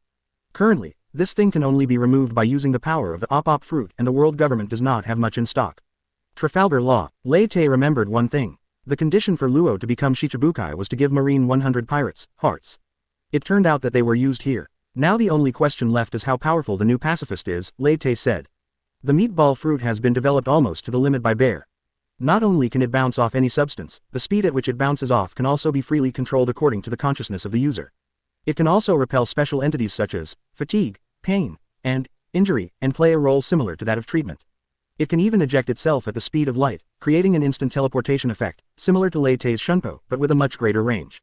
We don't know either, we can only try. Our revolutionary army can tie up 5 of them, and the rest depends on you Buggy Pirates. Sabo said. He was not nervous. As a royal group, the Buggy Pirates should have no problem dealing with the remaining pacifists. Depend on us. Lei Te looked at his cadres. Captain Buggy, you know I only play high-end games. Enemies like pacifists are hard to inspire me to fight. Mr. 3 held his eyes. Captain Buggy, you know that my slippery slip fruit has a similar ability to the bear's meat puff fruit. I may not be a match for the pacifist. Alvita was a little embarrassed. Captain Buggy, you know me well. The fat Moki said seriously, I am known as the king of beasts, but the lion Licky has dragged down my strength. Before I can tame a new beast, I am afraid. Before Moki could finish his words, he was slapped to the ground by the lion Licky. Captain Buggy, you know me. Buggy saw the captain turn his gaze to him and said quickly, I just unsealed the wheelbarrow, and it will take some time for me to adapt to the new power. It turns out that we can't count on these guys anymore. It should be no problem for the 4 of you to deal with a pacifist, Lei Te sighed. The 4 people in the lion nodded frantically. Captain Buggy, I can handle one too, Bonnie volunteered. Okay, leave the rest of the pacifists to me. Lei Te felt relieved. At least there was still someone to hold the scene, even though he had just joined. Sabo didn't expect the Buggy Pirates leader to be like this. Is it possible that Captain Buggy is the only top fighter of the Buggy Pirates? Speaking of which, the bounty of the Buggy Pirates is indeed not that high. The Red Hair Pirates are known as the most balanced and iron-walled pirates group with the highest bounty per capita, so the cadres of the Buggy Pirates group should be the paper-walled pirates group with the lowest bounty per capita. However, Sabo initially thought that they had been doing business for the past 2 years and did not pose much threat to the world government, so there was not much bounty. Now it seems that their bounty is low because they lack strength. Sabo shook his head, thinking that maybe he was overthinking it. Maybe the Buggy Pirates had other hidden tricks. At this time, the world government's warships could already be seen. Dozens of tall figures stood on the deck, and their nearly 7-meter height brought great oppression. Zen Taomaru, we can't let them go. The 5 elders' orders are to bury them in the sea with new pacifists. The commander of the world government army, Spandam, said nervously, as long as I take down Buggy the Clown's head, the celestial dragons will definitely reward me well. Don't speak to me in a commanding tone. Zon Taowen glanced at Spandam with some disgust. The order I received was only to assist you. This damn fat man, you will be in trouble sooner or later. Spandam cursed in his heart, but he couldn't offend him now, because the command of the pacifists was still in his hands. Spandam took out a golden Den Mushi and said with a strange smile, Master Sen Dao Wan, do you need to activate Buster Call? The 5 elders really trusted this piece of trash. Zon Taomaru said, no need, pacifist, prepare to attack. 10 pacifists stood in a row, with yellow light coming out of their mouths. It is Marine Admiral Kizaru's fruit skill, Superburn Laser. The big one is coming, Boss Buggy. Sabo's body was ablaze with fire, preparing for the coming impact.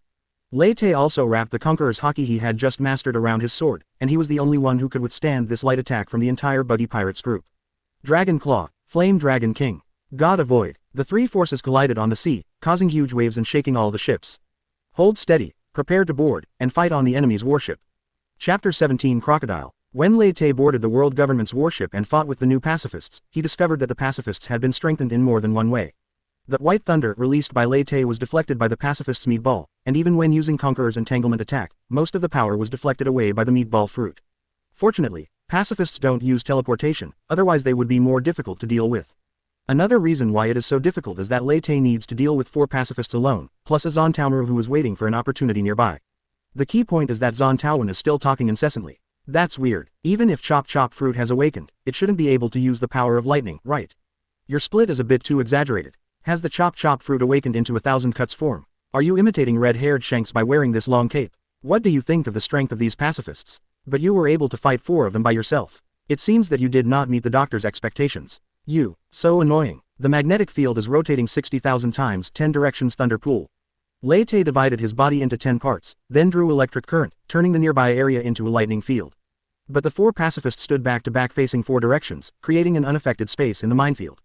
Zon Taomaru jumped onto the shoulder of a pacifist and exclaimed, the 4-sided 5-cleft fruit can be used like this.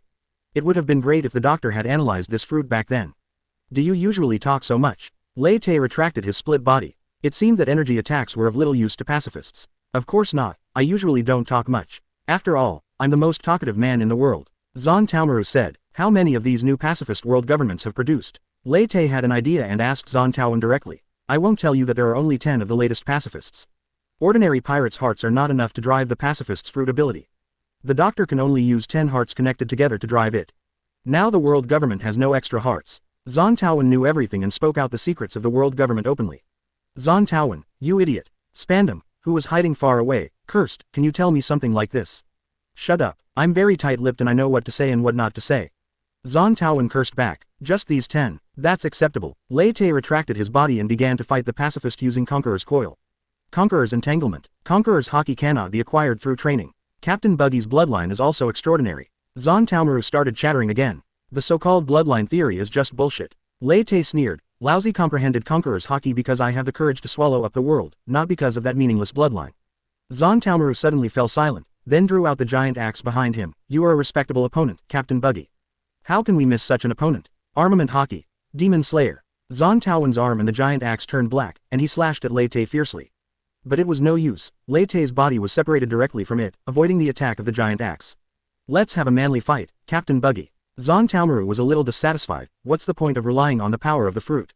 Then you first make these 4 pacifists stop, and I will have a manly battle with you. Lei Te's main focus was still on the pacifists. Forget it then. Zon Taomaru swung the battle axe a few more times and found that he couldn't hurt his opponent at all. Your fruit ability can even ignore Hawkeye's swordsmanship. I am no match for you alone. Zon Taomaru retracted his giant axe, but, even if you can hold back 4 pacifists, Captain Buggy, your men can't do that. Lei Te took some time to look at the battle situation and found that Zon Taowen was right. Bonnie is fine. Her fruit ability should be to control the life energy in her body and can switch between weak and strong. When you are weak, you can become an old person, and when you are strong, you can become a middle-aged person. Now she has become a mature woman, fighting against the pacifists with taijutsu at her peak. Even if you are injured, green light will appear from time to time in your body to heal yourself, and your injuries will recover quickly. Is this the life energy that is stored up normally? No wonder she is called the Big Eater. Unfortunately, the opponent is a half-machine, half-life cyborg. Lei Te sees Bonnie injecting green light into the pacifist's body from time to time, but with little effect. If Bonnie can still maintain the balance, Mr. Three's situation is unbearable to watch. As the highest-ranking officers of the Buggy Pirates, they were outnumbered 5-1, but were chased by the pacifists and had to flee in all directions. Mr. Three's candle can block Magellan's venom, but it can't block the flying ability of the meatball fruit. The pacifists fired pressure shots from time to time, and except for Alvida who could deflect them, the rest of the people did not dare to take them head-on. The Revolutionary Army was already having a hard time dealing with the 4 pacifists, and they were unable to spare any effort to help them. The ordinary crew members have the upper hand. The crew members of the Buggy Pirates are suppressing the world government's army. They are indeed the experts in impel-down prison. Can you guys hold on? Lei Te asked. If not, we can only include the pacifist in the attack range. But Lei Te has developed a few moves by rotating his magnetic field, and further development will take time. If you use Chop Chop Fruit to perform a fission explosion, it's hard to control the power. Captain Buggy, come and save us. The 4 shouted loudly, accompanied by the roar of Lion Lakey. Mr. Three, as the Emperor's vice-chairman, you must always maintain your demeanor. Desert Diamond Sword. 4 sand blades blocked the pacifist's attack, and a figure in a black fur coat appeared in front of the foursome. Boss, didn't we agree on this when we got here? If we want to join the Buggy Pirates, we have to at least address you as third brother. Armament Hockey. Spiral Slash. A black figure spun at high speed and rushed towards the pacifist, its arms turning into sharp weapons and attacking the pacifist. Crocodile. Mr. 3 exclaimed, why are you here? Didn't Daz Bonus say that? Crocodile laughed, we want to join the Buggy Pirates. You guy, I know your character. You will never submit to others. What are you planning? Mr. 3 didn't believe Crocodile's words. Captain Buggy. Crocodile ignored Mr. 3 and asked Lei Te, what is the last wish of Pirates King Roger? Chapter 18 To Shichibukai Join. Captain Roger's last wish. Lei Te didn't expect that Crocodile, the newspaper king, would come here and be interested in this. Why are you asking this? I decided to go out to sea after watching his execution. Desert Great Sword. Crocodile reached into the sandy deck, and a huge sword of sand burst out, attacking the pacifist. There is no legacy at all. Captain Roger just gave everyone a reason to go to sea. Lei Te used Shunko to dodge the pacifist's attack. Why, do you need others to decide your life?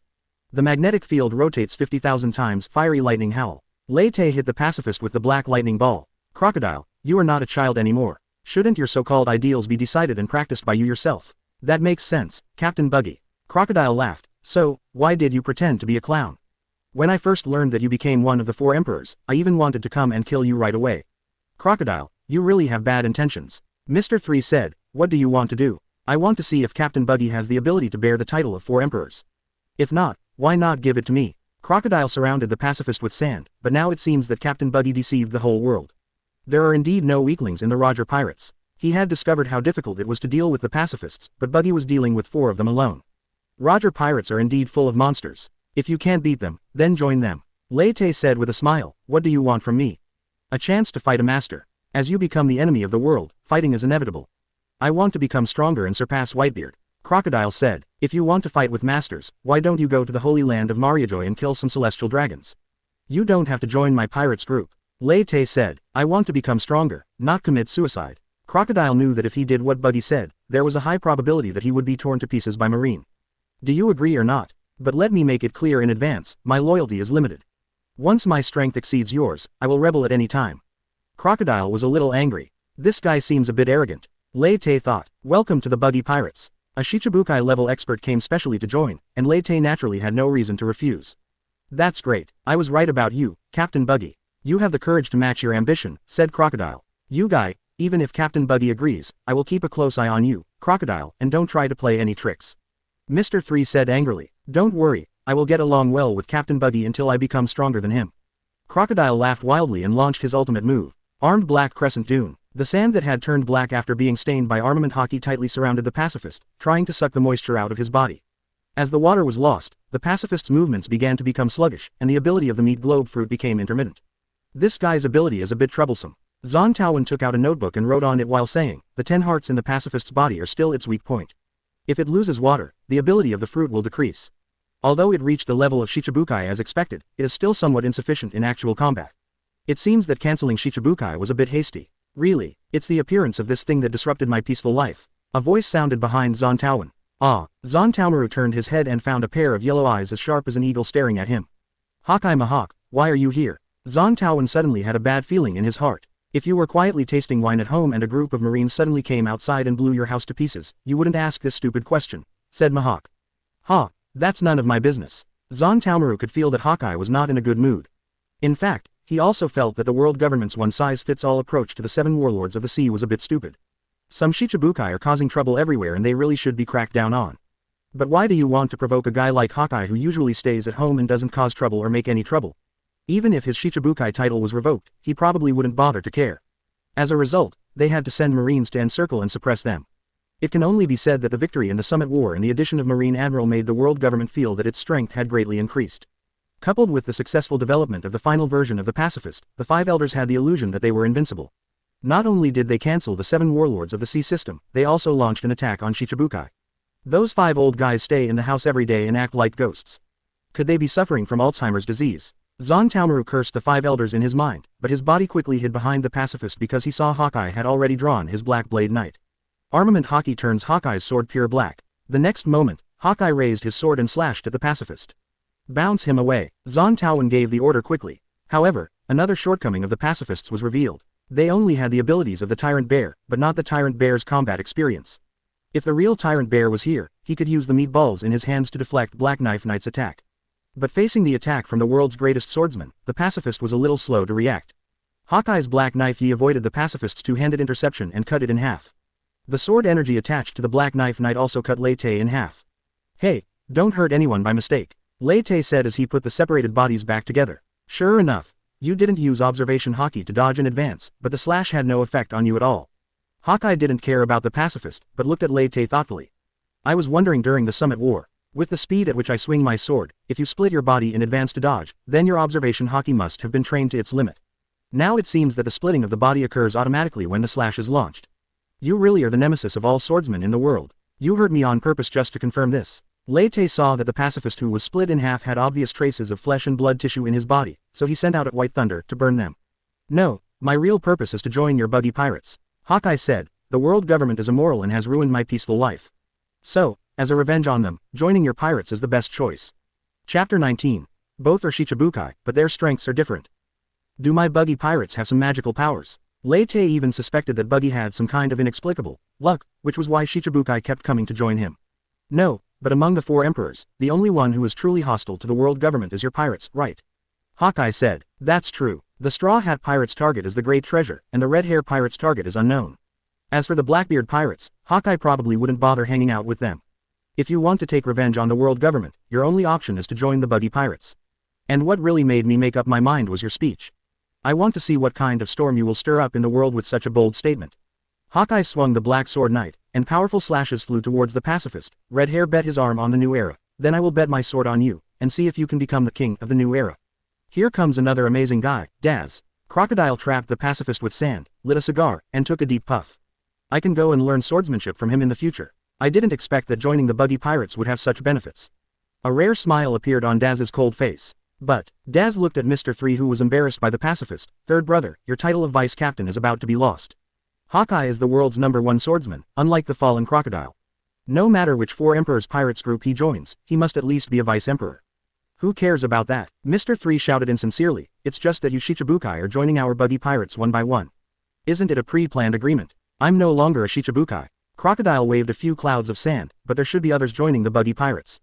Killing the celestial dragons not only sounded the clarion call for the fight against the world government, but also allowed countless powerful people who had hatred for the celestial dragons to find a way to seek revenge. All of this must have been planned by Captain Buggy. What a terrible man, Crocodile sighed. Is Captain Buggy really that powerful? Alvida whispered, why did I feel he was stupid before? Perhaps the captain's acting skills are too superb. Mr. 3 adjusted his glasses, the clown he played was just like the real one. Even those of us who spend every day with him didn't notice anything unusual. If I had half the acting skills of Captain Buggy, Alabasta would have been mine long ago. Crocodile recalled their first encounter in Impel Down, when he really regarded Buggy as a clown. Only now did he realize that the clown was actually himself. Things are not looking good. Zon Taomaru watched Buggy and Hawkeye join forces, and the remaining 3 pacifists were already in danger. Overclocking mode, start. Zon Taomaru gave the order, and the remaining pacifists were shocked, and red light appeared in their mechanical eyes.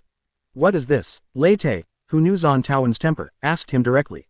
The overclocking mode fully activates the bloodline factor in the pacifist's body, gaining 150% strength in a short period of time, but it will also greatly shorten the lifespan of the heart.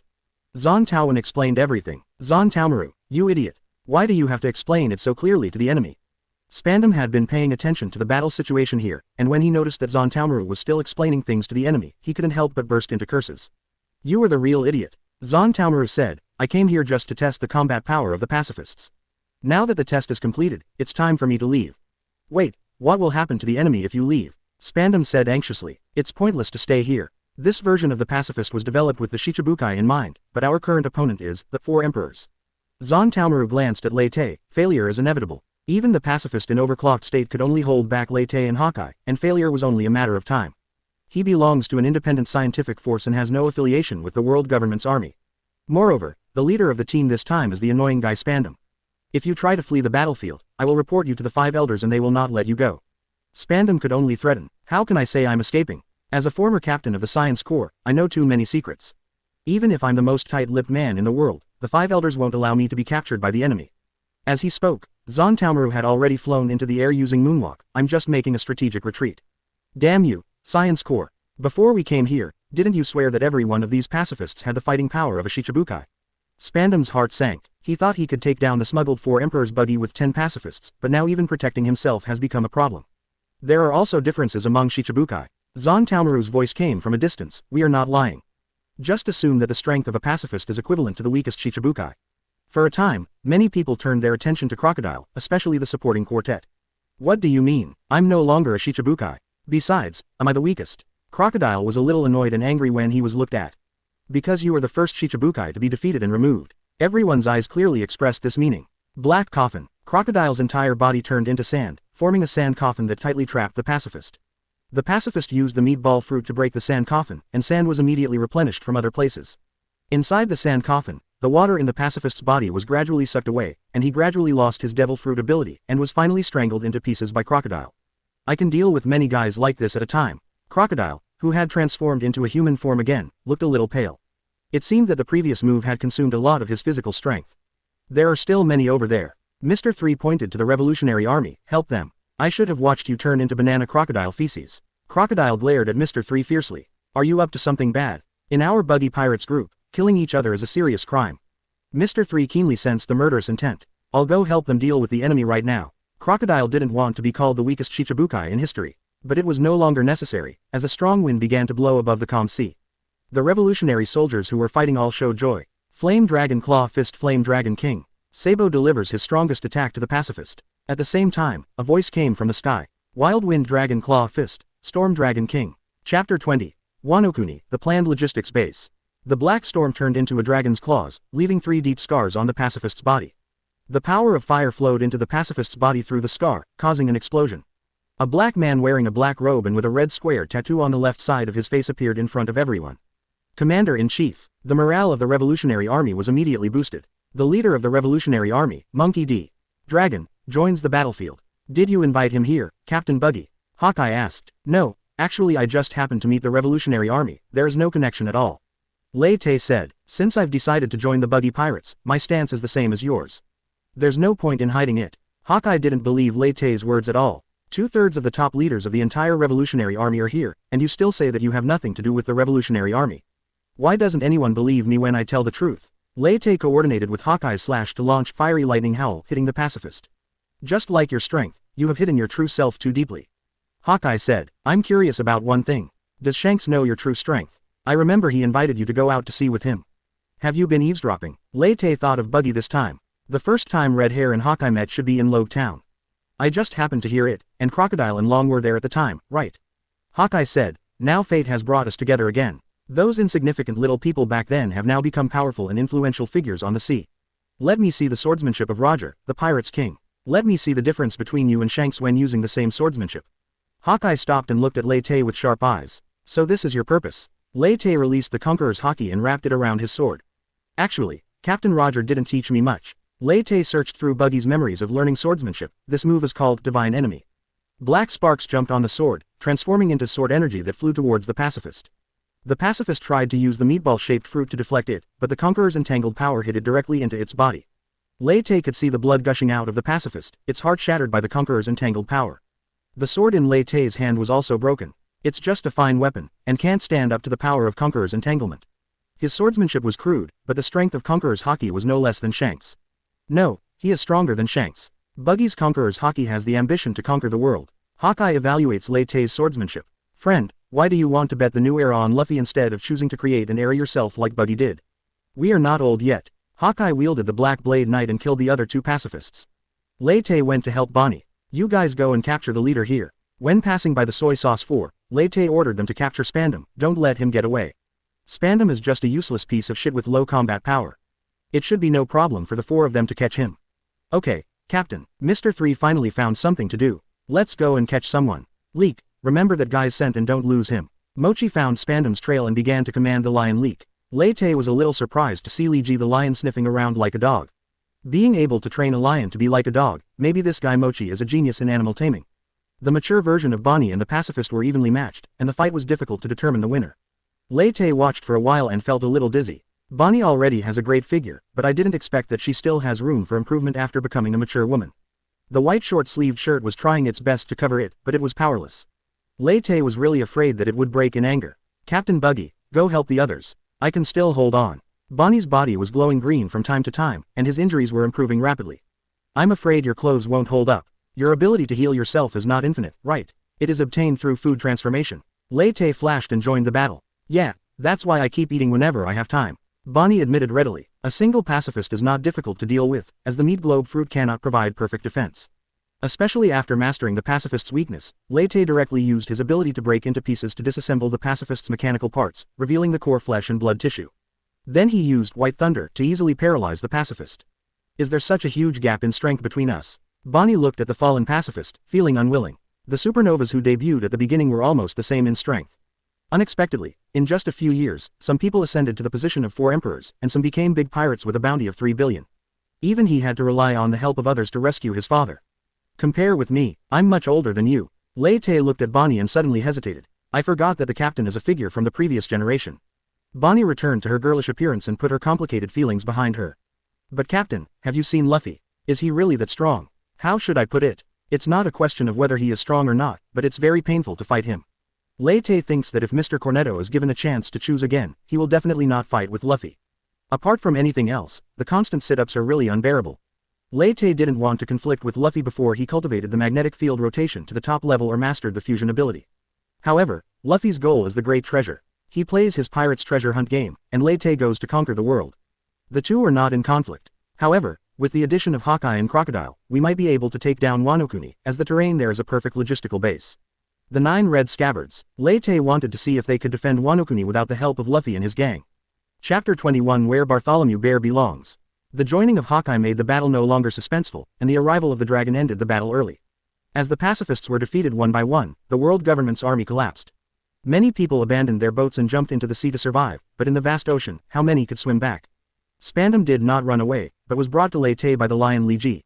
You can just kill this thing. Lei Te said, no need to bring it to me. Spandam was so scared that he PD himself. Captain Buggy, I am still useful. I can get my family to pay the ransom. I am also the chief of CP1 and I know a lot of intelligence.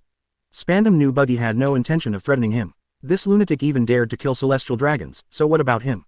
Money and information are useless to me. The only value of something like you is death. Lei Te pointed casually, and a white lightning shot out, piercing through Spandam's heart. Spandam fell to the ground, but his sword fell to the side and trembled. Is this the sword, Fagafried, that ate the elephant fruit? Lei Te picked up Fagafried and tried to give an order, stretch. A white elephant rushed out from the sword, and the elephant's trunk turned into a black blade. Looks a little funny. However, weapons that have eaten devil fruit are considered rare in the pirates' world. There are only 3 examples, which is even rarer than the 12 supreme swords. But as for its use, it can only be used as a toy or a collectible. Mochi, this thing is for you. Get used to how to tame an elephant in advance. Lei Te restored Fagafried to his original state and threw it to Mochi. Ah, Mochi hurriedly caught the elephant sword method of Gufford. Captain Buggy, is this thing still considered a beast? How would I know? But it has the appearance and temperament of an elephant, so it should count. Try it yourself. Lei Te also doesn't know if a sword is considered an animal after eating the zone devil fruit. After an intelligent creature eats the devil fruit, its body is controlled by its own will. But after the inanimate creatures eat the devil fruit, it should be the devil fruit that plays a controlling role. Whether it is Mr. Four's Dachshund Gun Lasso, or Noe Marine Captain Shuzo's Alpaca Cannon Alpagachino, they all show the personality of dachshunds or alpacas to a greater or lesser extent. Since the Nika fruit has will, perhaps other devil fruits also have will, especially the zone devil fruit. The personality of the person who eats the zone devil fruit will also be affected. As for the artificial meatball fruit on the pacifists, it should be hosted in the hearts of the pirates, so the heart becomes their weakness. Lei Te was thinking about this when Long had already cleaned up the battlefield and came over with the Revolutionary Army cadres. Crocodile and Hawkeye stood behind Lei Te when they saw this. Since they had joined the Buggy Pirates, they naturally had to support the captain. Long was stunned when he saw these 2 people standing behind Lei Te. How did they come together with the Buggy Pirates? Captain Buggy, thank you very much for saving these reckless guys. Although he was a little confused, the ferocious-looking dragon still expressed his gratitude to Lei Te first. It just happened to happen. Lei Te said. Speaking of which, the cadres of the Revolutionary Army also helped him a lot, although the troubles of the Buggy Pirates also originated from these Revolutionary Army. No matter what, we, the Revolutionary Army, owe you a favor. Long said sincerely, please let us know if you need anything in the future. If the Chief of Staff and the 4 army commanders were captured by the Marine, 2/3 of the Revolutionary Army's top brass would be missing. In order to rescue their comrade Tyrant Bear, the Revolutionary Army mobilized all its forces. Where are you going next, Captain Buggy? Why don't you visit Kamabaka Kingdom and let us play host to you, the dragon invited. Since Captain Buggy has declared war on the Celestial Dragons, we are considered allies. Forget it, I still have to recall the Buggy Express people, so I won't go there. Lei Te refused directly. I might consider other places, but I won't go to the Kingdom of Transvestite because it's too eye-catching. I'll give you this ship, and we'll go our separate ways. Although both are enemies of the Celestial Dragons, Lei Te and the Revolutionary Army have different philosophies. In the eyes of the Revolutionary Army, overthrowing the rule of the Celestial Dragons requires mobilizing the lower-class civilians, and they also used this method to seize control of several countries. If this method were in a normal world, there would be no problem, but the pirates' world is a world where the strong are respected. A strong man alone can easily fight against a country. The power of a group is nothing in front of the strong. Lei Te felt that the Revolutionary Army should train more strong men instead of inciting uprisings. Of course, Lei Te does not deny the positive role of the Revolutionary Army. They also brought hope to some oppressed civilians. Long also noticed that Lei Te was not very enthusiastic about the Revolutionary Army, then about the question about Bartholomew Bear.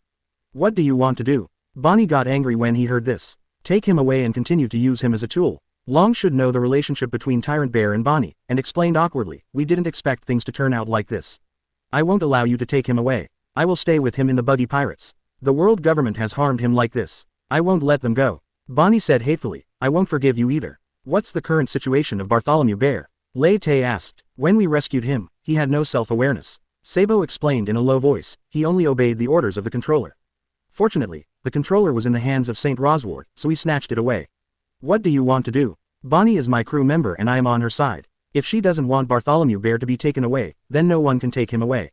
Lei Te said. The atmosphere suddenly became tense. Crocodile lit up his cigar. Very hockey, Captain. Hawkeye said nothing, just looked at the dragon quietly. Bonnie's eyes suddenly turned red. Thank you, Captain. But Bartholomew Kuma is a cadre of our Revolutionary Army. Sabo was about to say something, but Long stopped him. I understand. It is reasonable for Bartholomew Bear to follow Miss Bonnie. Long said in a deep voice. But, Long thought for a moment, then stepped forward and whispered, "If anything abnormal happens to Bartholomew Bear in the future, I hope Captain Buggy will notify us. This is very important to our Revolutionary Army. It even relates to the overall plan of the Revolutionary Army. I hope Captain Buggy can help us one more time, please." Chapter 22 Wano-kuni. Lei Te and Long exchanged Den Mushi numbers, and then Long watched Lei Te and the others leave. "Chief, why do you want them to take Bartholomew Bear away?" asked Lindbergh, the Confederate commander. "Bear is the only way to contact Vegapunk. If he shows any abnormality, will he notify us? The research institute where Vegapunk is staying is a secret among secrets, and even in the world government, only a few top people know about it. Bartholomew Bear gave up himself and transformed himself into a living human weapon in order to meet Vegapunk. But the institute seemed to be active, and even Vegapunk didn't know where it would appear next. Vegapunk's last message said that the key to finding him lies in Bartholomew Bear, but he did not say the specific method, only that he would know when the time came. This is why the Revolutionary Army cares so much about Bartholomew Kuma. We can only hope that he keeps his promise. Otherwise, what can we do? Fight them. Which side do you think will have the upper hand if we have a conflict? Long asked. Well, Lindbergh was a little disappointed. Originally we had the upper hand, but with those two Shichibukai, it's hard to say who will win. What a domineering guy. If we had insisted on taking the bear away, he would have definitely attacked us.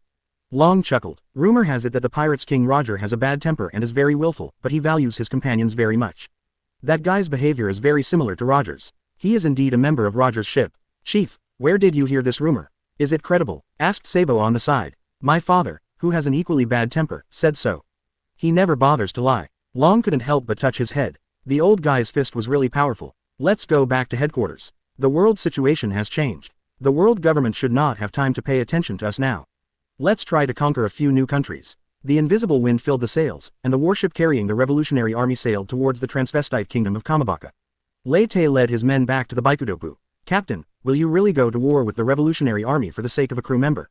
Crocodile asked casually. Why not? I also want to see the strength of Monkey D. Dragon, the world's most vicious criminal.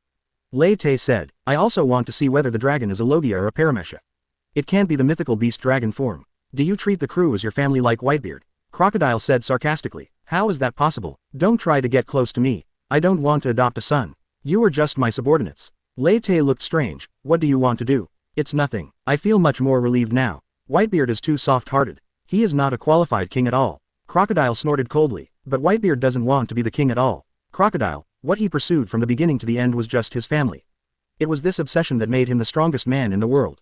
Lei Te said, what a ridiculous obsession. How could I lose to him? Crocodile said hatefully. There is nothing ridiculous about obsession. The key is what price you are willing to pay for it. Lei Te said seriously, Whitebeard can give up his life for his obsession, because in his opinion, family is more important than life. If you don't even know what you want to do, what qualifications do you have to laugh at others? I want to be the king of pirates. Crocodile said through gritted teeth. Then will you do your best to achieve this goal? Even risk your life? Why risk your life? Without your life, what's the point of becoming the king of pirates? Crocodile's face turned pale. He is a thoughtful man who thinks carefully before doing anything. How could he gamble his precious life? So Straw Hat Luffy is now the 4 emperors, and you've even lost the title of Shichibukai. Lei Te directly revealed Crocodile's scar. Although I said that Straw Hat Luffy was just playing the game of pirates, he didn't just shout slogans, but risked his life to fight again and again. Lao Sha, if you don't even have this much awareness, then don't keep saying that slogan. I'll prove it to you, Crocodile said, my awareness is no worse than anyone else's. Then do your best. Lei Te looked at the Baikudopu. We should build a new meeting room on the ship. The originally small captain's room is no longer suitable for the current situation. The new crew members were taller than each other, especially Bear, who probably couldn't even stretch his arms and legs in the captain's room. We can put this aside for now. Mr. 3 asked, Captain, where should we go next? Can we contact the Buggy Express people? Lei Te found a map and pointed to a place. Tell them to meet up at this place ahead. That's no problem, but we can't just wander around the sea forever, said Mr. 3. Of course not. Our goal is here. Lei Te pointed to a country on the map, to seize its rule. Wano-kuni. Mr. 3 read out the name of the country. Wait, isn't the Straw Hat Boy in this place? Mr. 3 remembered the report in the newspaper that the Straw Hat Pirates and his allies defeated Kaido and Big Mom in Wano-kuni, and Luffy became one of the 4 emperors. Yes, that's it, said Lei Te. Will we then come into conflict with Luffy and his group? Mr. 3 asked. Wano-kuni should be occupied by the Straw Hat Pirates. Don't worry, Luffy's target is the Great Treasure. He is not interested in territory or anything like that. Lei Te knew that Mr. 3 and Luffy were friends. By the time we get to Wano-kuni, Luffy and the others should have set sail to continue their search for the Great Treasure. That's good, but Captain, why are you interested in Wano-kuni? The terrain there is very good, easy to defend and difficult to attack. It is surrounded by cliffs and the world government's army cannot get in at all. It is a good place to develop power. The most important thing is that Wano Kuni's current ruling class is a bunch of clowns. Lei Te sneered, I want to see how far they can go without Luffy's help. I heard the samurai over there are very powerful. I wonder if there are any worth fighting with. Hawkeye had no objection to going to Wano Kuni. On land, it's much better for me than on the sea. I can exert 80% of my strength, so it's a good opportunity for you to see my strength. Crocodile also agreed to go to Wano Kuni. Then I'll contact the Buggy Express personnel, and once we gather everyone, we'll leave for Wano Kuni immediately. Chapter 23 A Country That Forgets.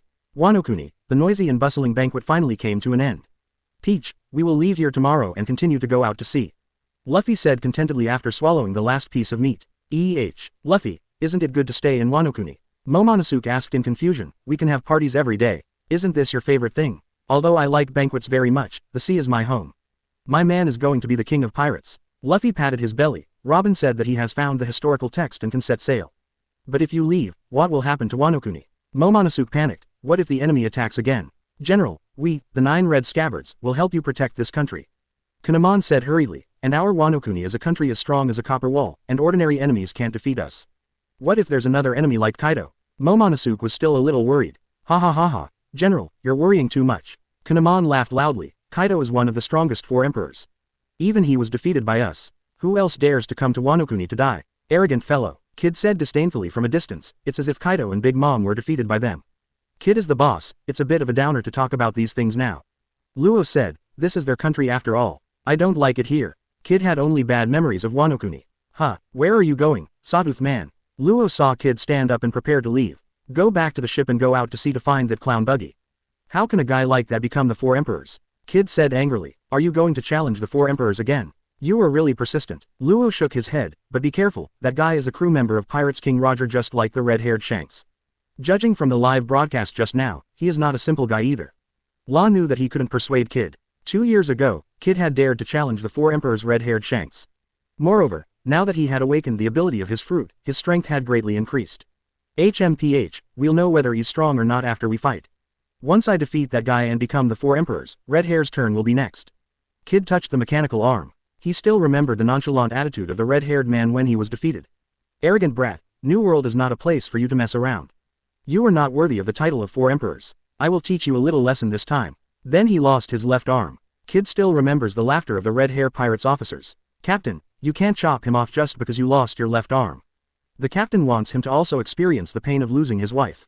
The captain is left-handed, but this guy is not. Maybe he is used to using his right hand. Do you want to chop them all off? Those damn bastards, and the damn Shanks. I have already defeated Charlotte Linlin, and when I defeat Buggy the Clown and become the 4 emperors, I will challenge you again. I'm going to humiliate you. What an energetic guy, almost as energetic as Luffy. Marco stood up. It's time for me to leave too. Mr. Marco is leaving too. Luo still respected his senior who was also a doctor. I took time out to come here, and next I have to go protect my father's hometown. With such a big incident, the Marine probably doesn't have time to capture Edward Weeble. There is danger there at any time. Marco said, aren't you going to say goodbye to Luffy? Luo didn't expect Marco to just leave as he said, no, I'm going to go to the Tomb of the Immortals to say goodbye to Izo. After saying that, Marco turned into a blue phoenix and flew away. The ongoing carnival has ended and people outside are already thinking about the future. Come and register quickly, Kaido's reign of terror is over, and your original master is back. The knife-wielding samurai shouted on the road. Under the wise leadership of General Momonosuke, you only need to pay half of the original tax. Cheer for the kindness of Master Wano Kuni. But we are very poor now, and the revelry over the past 2 days has consumed our only food. Discordant voices arose among the crowd. We have already considered this. The hero who defeated Kaido and Orochi, the great swordsman, Leopard Guro, will lend you the money. You only need to pay a small amount of interest. The samurai shouted, this is the order that Wano Kuni should have. The generals, the daimyo, and the underworld work together to maintain the stability of this country. Everyone, a new era has arrived. A new era. Marco looked at the crowd below. Most of the warriors holding swords were very excited. But after the wave of carnival, the civilians who have come to their senses are still full of doubts about the future. Is this the country you risked your life to protect, Izo? It doesn't look as good as I imagined. Marco flew to the tomb of Ruzu Tomoyo, where Oden's tablet was enshrined in the middle, and the sword god Ryuma had been moved to the side. Oden, what were you thinking? If you had notified the Roger Pirates or the Whitebeard Pirates, things would not have come to this. Marco still doesn't understand what Oden is thinking. Next to Oden's tablet was a bunch of tablets for Wano Kuni fighting bravely, and Marco didn't recognize any of them except Shimotsuki Ieyasu. Were there so many daimyo when we were fighting against Kaido? Finally, Marco found the tablets of Izo and Ashura in the corner. This is a country that is good at forgetting. Marco looked at the tablet in the corner. Yizzo, how about I take you back to accompany Dad? The wind chimes on the eaves made crisp sounds. Then I will take this as your agreement. Captain Izzo of the 16th Division of the Whitebeard Pirates, please return to the team. Marco picked up the twin flintlock rifles under the tablet and said, although we are not related by blood, we are more like family. The blue phoenix flew away from Wano-kuni. Has Marco left? I haven't thanked him properly yet. Luffy received the news that Marco had left. He wants to return to Whitebeard's hometown as soon as possible, and I think he is a little tired. Luo said, then let's get ready, call Robin, and get ready to go. Luffy became energetic. Luffy, I also want to take a look at the final island, Ravrude. The record about that place in Oden's diary has been torn off. Yamato on the side looked at Luffy expectantly. Okay, you are also a partner that I recognize. Luffy smiled, but after a while Luffy couldn't laugh anymore. Robin is missing. Chapter 24 showing strength to the world. Marine Headquarters, Marineford. Marine Admiral Akainu is talking to a Green Den Mushi. Mr. Sakazuki, I'm now on a CP-0 warship heading back. On board are Kaido's remnants and the wanted criminal named by the world government, Devil's Son Robin, said the Green Den Mushi. Well done, Green Bull. Akainu said, this is the only good news I've heard in the past few days. Ha ha ha ha ha. The Green Den Mushi said shyly, if I hadn't happened to run into Nico Robin, I would have taken off the Straw Hat Boy's head.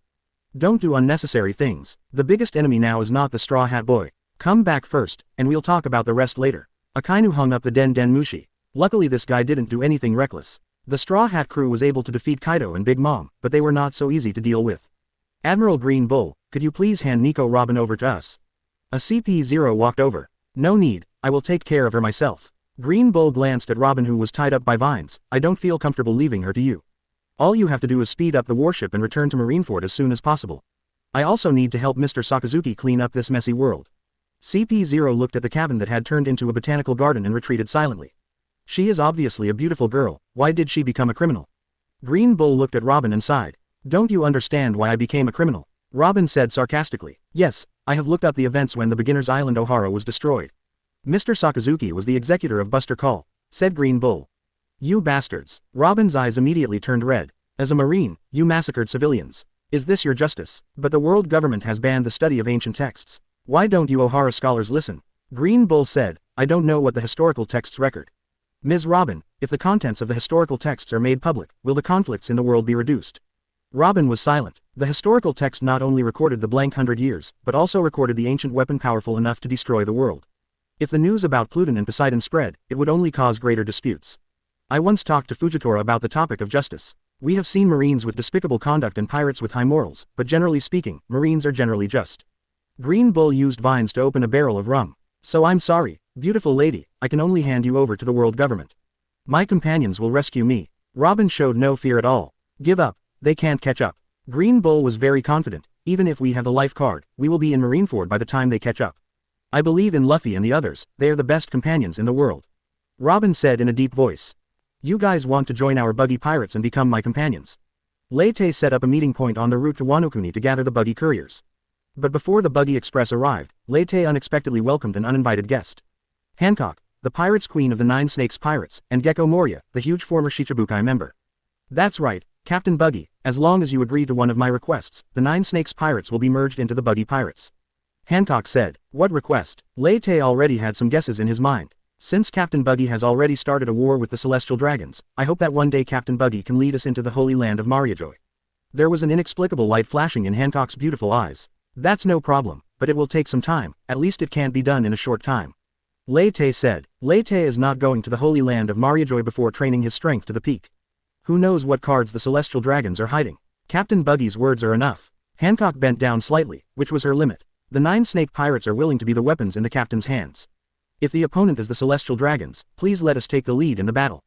Did you join because you hate Celestial Dragons? What about you, Gecko Moria, how did you get on the Hancock ship? Lei Te asked Moria who was standing beside him. Normally he should be with the Blackbeard Pirates, but now he is on Hancock's ship with Perona. Perona and I escaped from the Blackbeard Pirates. We met Hancock on the way. Moria and Hancock are both old Shichibukai and have some friendship. After asking, he found that they have the same goal, so Moria abandoned the small boat and boarded Hancock's boat. Captain Buggy, I need the power of revenge. If you can help me deal with Blackbeard, my life will be yours. Moria, who once competed with Kaido, has long lost his former spirit and has become a fat man with a bloated figure. But Blackbeard killed Absalom, one of his only 3 men, which immediately angered the veteran warrior. Absalom has left the ranks of pirates and became a freelance contributor, using the power of the transparent fruit to take some pictures that everyone likes to see. As a result, he was killed because of the transparent fruit. Blackbeard was even dreaming of recruiting him. How was that possible? For Moria, who has been staying at home for so many years, companions are more important than hegemony. It's just that the Blackbeard pirates are too powerful, and Moria can't find hope for revenge until he sees Lei Te's live broadcast. I can promise you this, too. The territory on the sea is so small that Lei Te will come into conflict with Blackbeard sooner or later, not to mention that he simply despises Blackbeard's way of doing things. Then I can work for Captain Buggy, and after Blackbeard is killed, I will pledge my loyalty, said Moria. Don't worry, I won't keep you waiting for long. Moria's shadow fruit is actually quite powerful, and his ability to create zombies is unique, so he may have a lot of room for development. In this way, including the Tyrant Bear, Lei Te found that he already had 5 Shichibukai under his command. Although they each have their own goals, they can now fight for the Buggy Pirates. With the strength of these people, it should be more than enough to take down Wano. The main fighting force of Wano is the 9 Red Scabbards. Shichibukai versus the 9 Red Scabbards. Wouldn't that be a bit of a bully for them? Captain Buggy, Morgan's World Economic News Agency is coming to our place to take pictures. They should be preparing for a new wanted order. Should we agree to them? Mr. 3 received the message from Den Mushi. Let them come. It's a good opportunity to let the world see the strength of the Buggy Pirates. Chapter 25 Inches Enemy of God, Buggy, the worst pirates in history. Hurry up and print as soon as possible. You have to deliver these newspapers to every corner of the world. Morgan said excitedly. This is an underground printing factory where countless newspapers are being printed out in a hurry and a group of news birds are on standby. This time the newspaper was twice as thick as before, but Morgan set the price at 200 Baileys, 4 times the usual price, and yet there was no worry about not being able to sell it. Buggy Pirates, they always make big news, Morgans love them. President, it's a call from 5 elders. A news bird rushed over holding a Den Mushi. What's up? Morgans took the Den Mushi. What? Do you want to change the reward amount? Buggy the Clown is already prominent enough. We've discussed that his bounty must not exceed Roger's. The voice of the 5 elders came from the Den Mushi. Isn't the life of a celestial dragon worth this bounty? Morgans took out a printed bounty list. Under Lei Te's portrait, there was a bounty of 8 billion Baileys. I remember that the bounties offered privately by St. Charles and the Palace of Charlulia were both 10 billion berries. Morgans also had a source in the Holy Land of Mariajoy. These celestial dragons are really rich. Those reporters under your command are simply omnipresent. Den Mushi was a little annoyed. The bounty they offer privately doesn't count. The world government can only offer Buggy 5 billion in bounty. For such a monstrous pirates group, you only offer a bounty of 5 billion. Isn't that a bit low? Morgans laughed. Do you think people in the world are fools? They are just a bunch of outdated guys huddling together for warmth. Just do as we say, otherwise the world government will not recognize such a high bounty. 5 elders hung up the phone directly. What a bunch of idiots. Never mind, let's just change it. The news is already sensational enough anyway. Morgans laughed strangely. With a lineup like this, they will do something big sooner or later. Then I'll see how you guys decide the bounty. Soon, flocks of news birds took off, carrying newspapers around the world.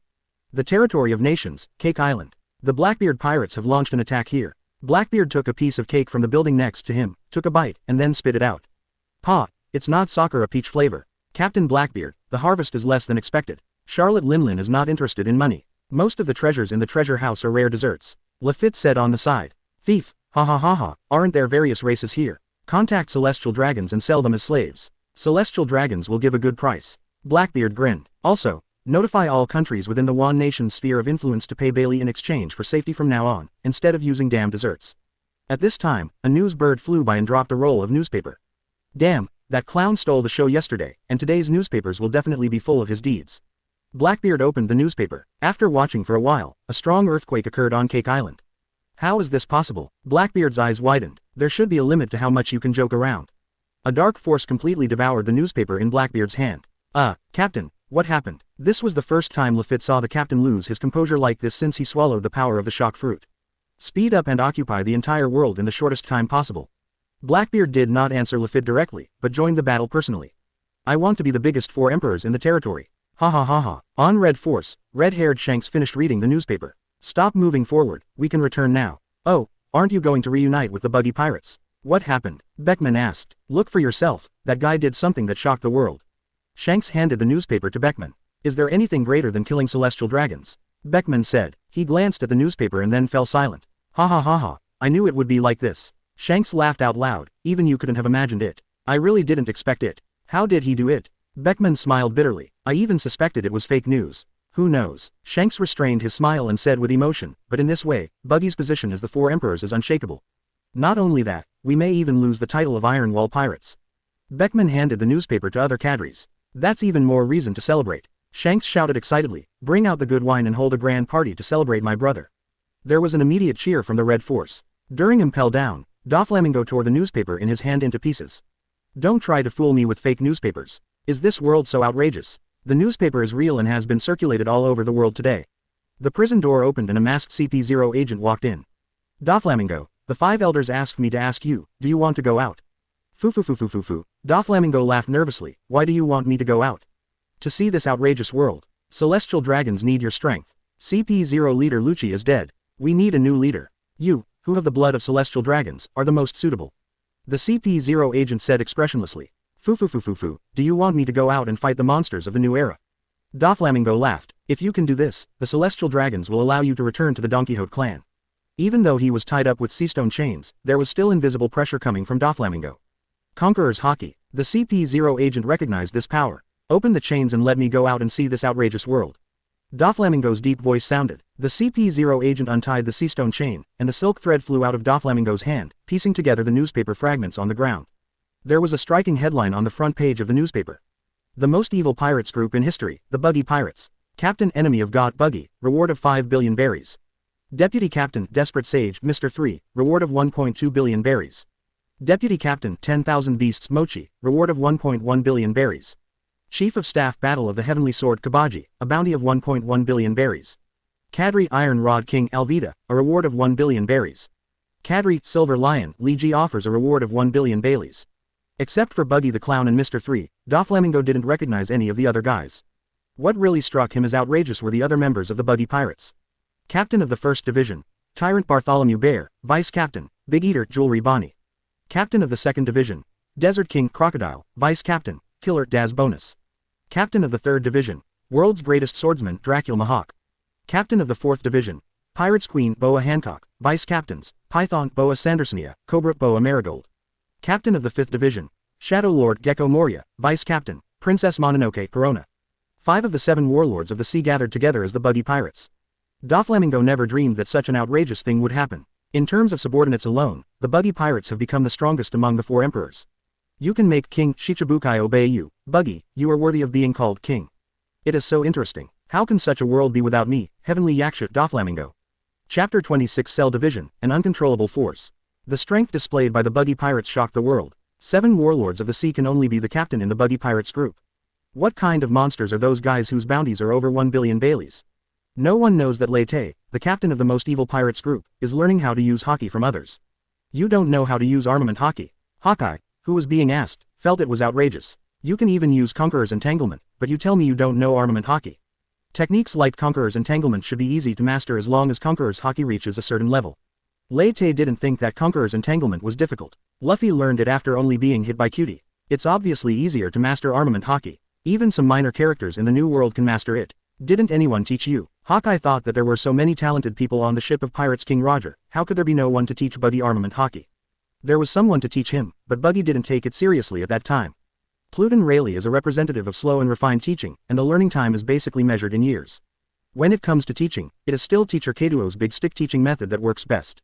After imparting all he had learned throughout his life, he did not forget to remind him before leaving that Haki is the way to go. This is why Lei Te wants to learn armament Haki. Another reason is that improving the magnetic field rotation ability based on Chop Chop Fruit development requires not only effort but also time. Chop Chop Fruit is not as convenient as magnetic fruit in that it can directly manipulate magnetic force. It can only use the power of magnetic field rotation after all cells in the body are magnetized. As the cell magnetization effect deepens and the connection with the external magnetic field strengthens, the upper limit of the magnetic field rotation will increase. During this period, Haki is the easiest way to increase combat power. Just pretend that I haven't learned it and teach you again. And teach these guys as well. Lei Te pointed at Mr. 3 and others behind him. Captain, why do you have to exaggerate our strength? Let alone a 1 billion bounty, we don't even have the strength to get a 100 million bounty. Mr. 3 and a few others stood aside dejectedly. When the new bounty came out, they were the most panicked. I just want to urge you. If you don't want to be used as a stepping stone by others, then train hard. Lei Te said, you are the cadres of the Buggy Pirates. Am I going to dismiss you just because a new member comes? When the Straw Hat Pirates first set out to sea, they were not as strong as you. If they can become stronger, why can't you? I understand, Captain, but does Licky also have to learn Haki? Mochi pointed at Licky who was lying on the ground. Give it a try, maybe there's potential to be tapped. If not, find a devil fruit for it to eat. Lei Te said. You guys. Hawkeye was speechless. He just wanted to find a quiet place and take revenge on the world government. Now he felt like he had miscalculated. I will only teach you how to use armament hockey. Go find someone else to learn observation hockey. Don't come to me. Hawkeye stretched out a finger and activated armament hockey, turning his finger pitch black. If observation hockey is about perception, then armament hockey is about the body. To practice armament hockey is to stimulate the life energy within the body. Everyone's armament hockey is unique. They can be attached to weapons and can be attached to the abilities of devil fruit, but they cannot be integrated with other lives. That's why armament hockey was able to capture the Logia devil fruit. Hawkeye placed his fingers on Lei Te's chest, feel this power, and then try to tap into the life energy within yourself. Lei Te felt a destructive force coming from Hawkeye's fingers. This is an advanced application of armament hockey. It can get inside the enemy and cause damage. Rather than teaching you slowly, I think it would be more intuitive for you to experience the destructive power of armament hockey yourself. Hawkeye said, I'm not a good teacher. No, this is right. Lei Te laughed. Instead of talking about a bunch of irrelevant theories, it is more intuitive to practice it yourself. This is the method used by the gold medal instructor Kaido. Lei Te closed his eyes and felt the armament hockey entering his body. The cells in Lei Te's body are already in a state of motion, constantly converting electromagnetic forces.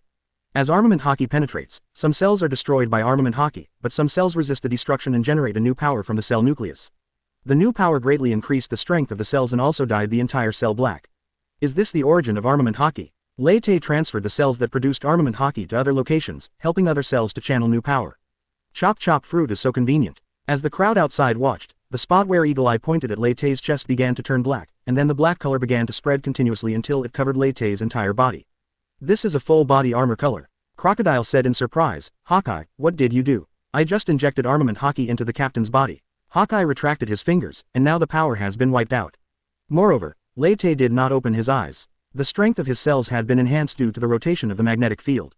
Since the source of armament hockey is the cell nucleus, his armament hockey should be much stronger than others.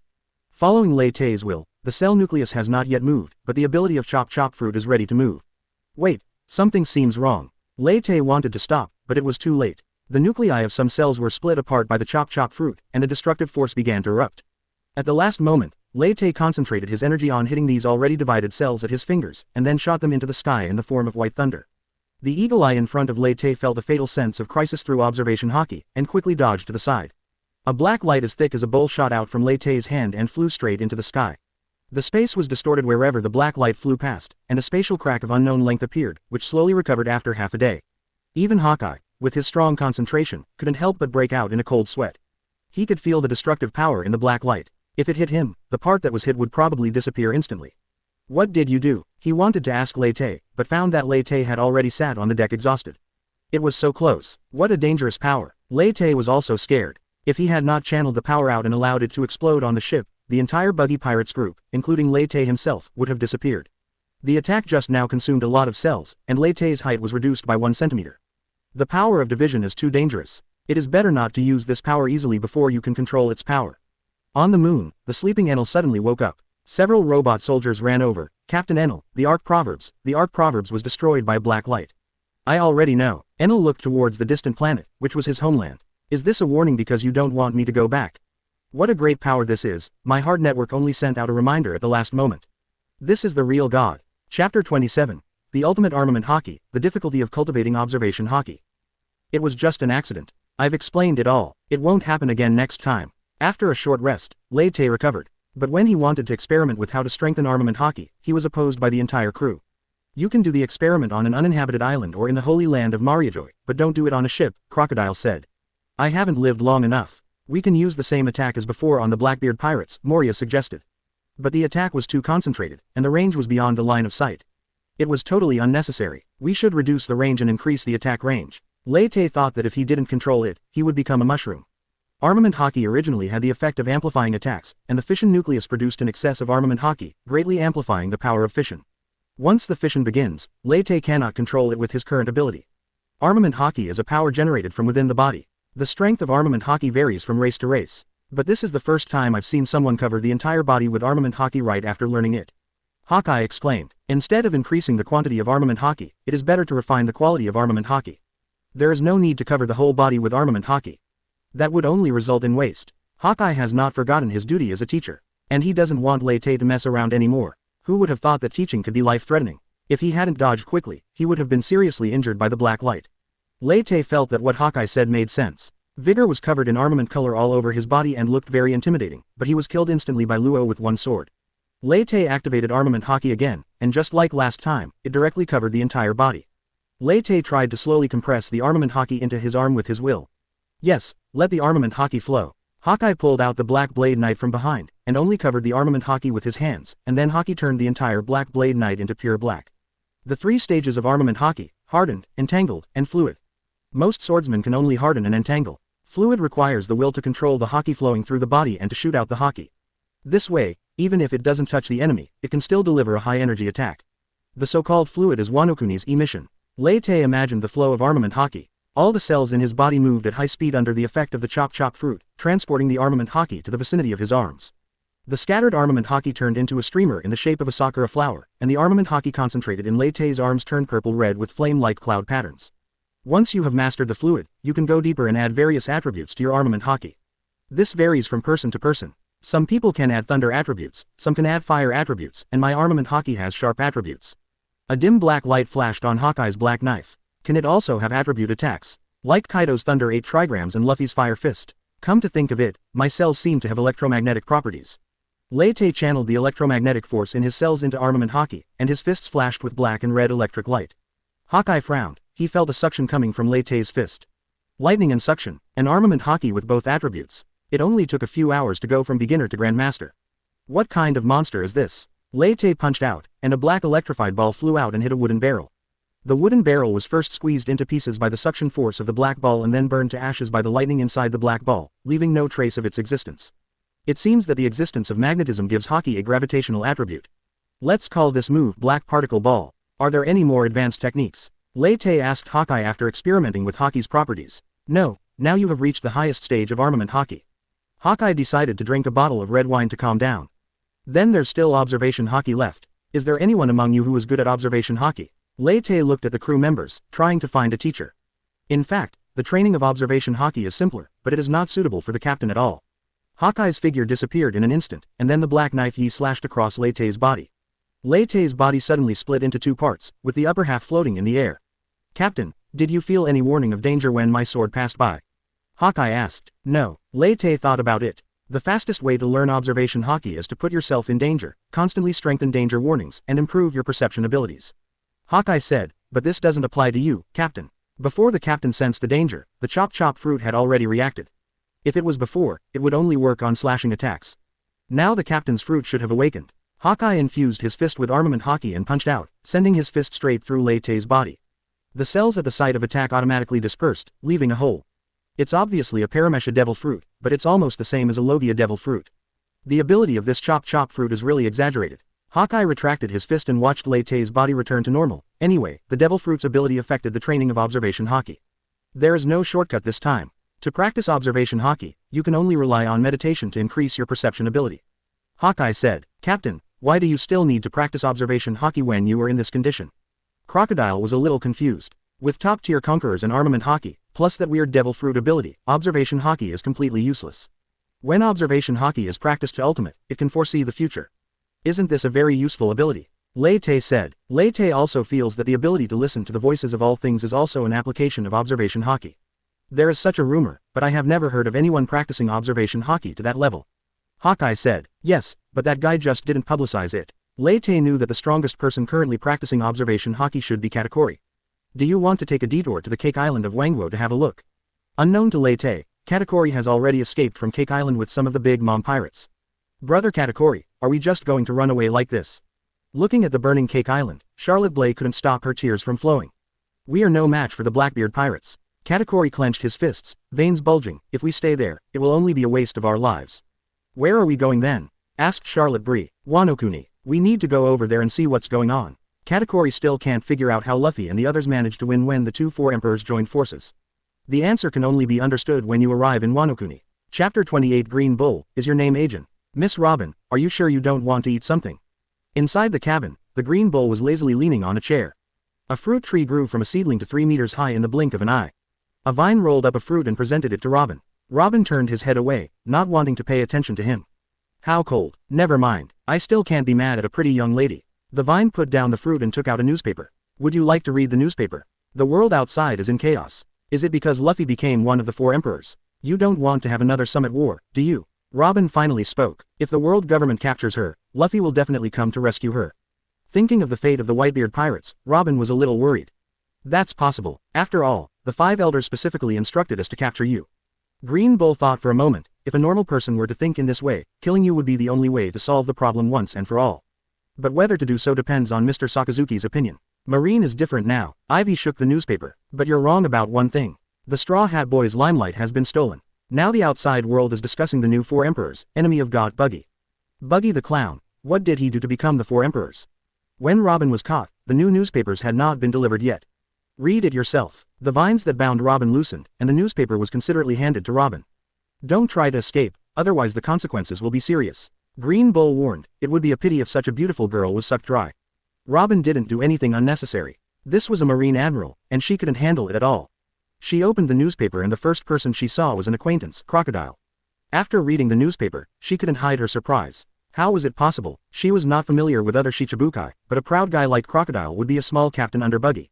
Surprised, right? Green Bull laughed. Most people in the world think so. Buggy the clown has fooled the whole world. I won't be surprised by anything he does next. Green Bull was laughing when a CP0 agent ran in hurriedly.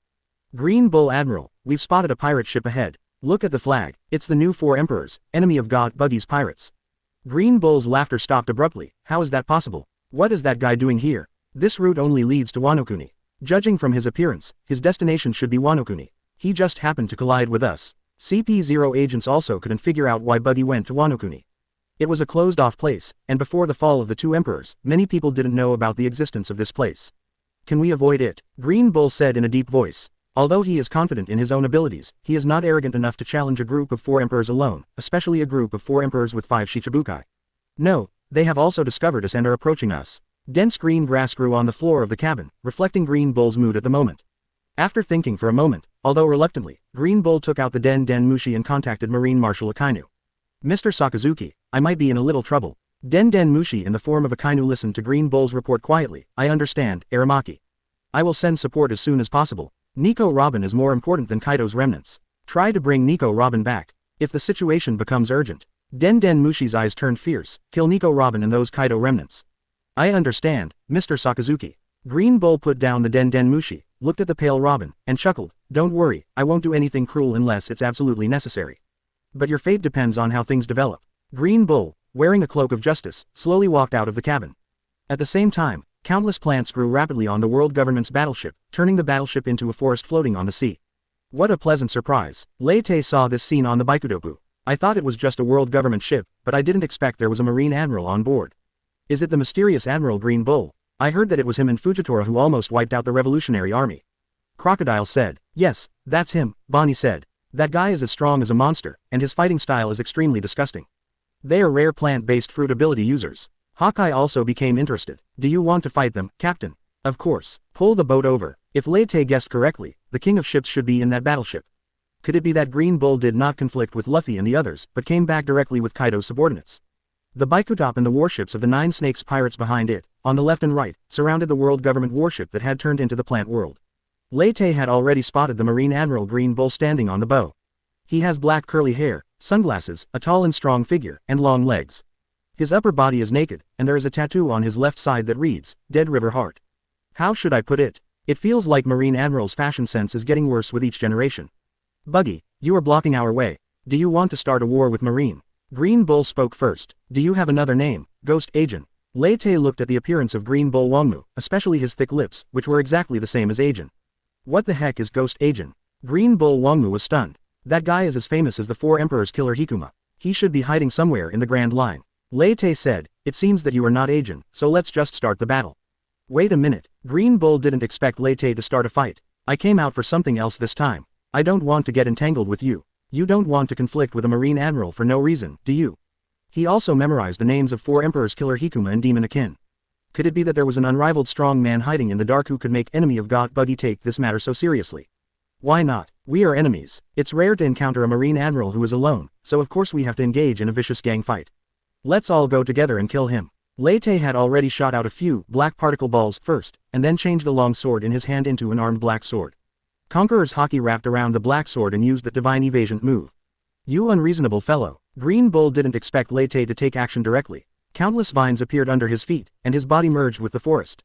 Then a wooden golem several dozen meters tall appeared on the battleship and blocked the sword attack of Chunbi with its arms. Then let's have a good fight. The roar of the wooden golem echoed throughout the nearby sea. Chapter 29. Sand Fruits Highlight, Indra's Arrow. Black vines with armament haki attached to them flew out from the wooden golem and pounced on Lei Te. I feel something is wrong. Lei Te waved his knife to block the vines. It's like walking into the wrong set. Did you eat the wood-style fruit? This thing is similar to the wooden golem jutsu. Lei Te used Shunpo to flash onto the wooden golem's shoulder. Magnetic field rotates 50,000. Fiery lightning howl. Fiery lightning howl hit the wooden golem and was directly absorbed into it, and then a tree at the stern exploded directly, and the core of the tree had been carbonized by the high temperature. Was the attack directed elsewhere? Don't give my devil fruit a weird name. The wooden golem slapped Lei Te with its giant hand, and at the same time, vines grew from its shoulders and tried to tie up Lei Te's feet. Push the pressure cannon. A bear paw-shaped shock wave knocked away the wooden golem's giant hand. It was Bonnie who commanded Bartholomew Bear to attack. The shadows of the trees on the boat seemed to come alive and turned into sharp spears that pierced into the trees. Moria also activated his own fruit ability, Shadowhorn Spear. These guys don't seem to be afraid of piercing attacks. Shadowhorn Spear's second stage change, Shadow Cut. The Shadow Spear transformed into sharp teeth and cut the plants on the ship. Big guy, look over here. Marrow Mellow. A charming voice sounded, attracting the attention of the wooden golem. A pink heart-shaped beam shot out from Hancock's hand and hit the wooden golem, but it had no effect. He looks like a pervert, so why isn't he attracted to me? Hancock didn't expect that Green Bull was immune to Marrow Mellow and was not petrified. This guy's fruit has awakened, and he should have turned into a plant. And it's not completely useless. Lei Te saw a bunch of flowers suddenly grow out of the wooden golem's waist. For plants, this is considered a flag-raising move. Damn it, great perfume femur. Hancock was furious. Even plants should be charmed by me. The places where the wooden golem was kicked were petrified and shattered, but fortunately, compared to the wooden golem's height of dozens of meters, this minor injury did not have much impact. But the one that Green Bull fears the most is another guy. Crocodile looked at the plants on the boat and said, I think I found a guy that is restrained by my fruit ability. He placed his right hand on the deck with a grim smile. The ground is cracked and eroded by the cycle of reincarnation. The moisture in the places that Crocodile touched was absorbed and gradually spread to the surroundings. Both the deck and the plants on it turned into sand, and the ground seemed dead, turning into a dry and cracked wasteland. Damn it! Green Bull quickly activated the ability of the fruit to fight against Crocodile's desertification attack. The green plants in the yellow desert were in a stalemate, but without the water for plant growth, the plants were losing ground. The key point is that this is on the ocean. There is plenty of water underfoot, but the Green Bull dare not absorb it. The wooden golem broke apart and Green Bull flew out from it. The katana in his hand had turned into a black sword in the color of armed colors. He rushed towards Crocodile. This guy was a bigger threat. But his attack was blocked by a gorgeous sword, the Black Blade Knight, one of the 12 supreme swords, and the one holding the sword was the world's greatest swordsman. The two new admirals both carry knives with them. I wonder how good your swordsmanship is. Hawkeye seemed to have seen his prey. He wanted to find someone strong enough to practice swordsmanship with, and there were two guys from the Buggy Pirates who wanted to compete with him. But Daz's level is too low, and the other one. It's not that I don't dodge, that's just the way it is with chop fruit. Slashing attacks don't work on me anyway. Why don't you try a different weapon? Alvida's iron rod is good. Don't be restricted to just one weapon, everything can be a sword. Hawkeye's anger grew when he thought of the captain's self-righteous attitude. That guy didn't have the soul of a swordsman at all. He didn't know how he learned Roger's swordsmanship. It's a rare opportunity to encounter a Marine admiral who uses a sword, and Hawkeye doesn't want to let him go. Green Bull felt powerless at this moment. It was the first time that he was besieged by so many powerful people. This is probably how Whitebeard felt during Summit War. Suddenly, a bunch of gorgeous flowers bloomed on the boat, and the petals of the flowers spun rapidly, like propellers, blowing pollen in all directions. What is this? Is the flower tree world coming? Lei Te held his breath and used armament haki to isolate himself for a while. I told you not to give it weird names. Green Bull roared, this is paralysis powder. Unless you can hold your breath, breathing in just a little bit will render you unable to move. He didn't expect this trick to knock down these guys, he just wanted to divert their attention. Green Bull swung the samurai sword in his right hand and slashed at Hawkeye. At the same time, the 5 fingers of his left hand suddenly grew longer and stabbed into Hawkeye's abdomen at a tricky angle. As long as one of them can penetrate his body, Green Bull can absorb a large amount of life energy. Another guy without the soul of a swordsman. Hawkeye sighed. Prologue of night. Green Bull's eyes went dark, and the shadow of Coronia's sword filled the nearby space. The vines that were transformed from fingers and entangled with armed color were cut off by the sword shadow. All of a sudden, Green Bull had countless wounds on his body. But as the green light flashed, the wounds on Green Bull's body healed. Wait a minute, Captain Buggy, how about we make a deal? Green Bull tried his best to block Hawkeye's attack and said loudly, there are some things on my ship that you must be interested in. I will use them in exchange for our safe departure. Half of the plants on the ship have turned to desert, and Green Bull is too lazy to promote the growth of plants anymore.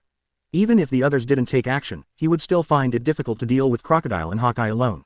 Fortunately, he absorbed a lot of life energy some time ago, which can keep him going for a long time. What can be more valuable than the life of a Marine Admiral?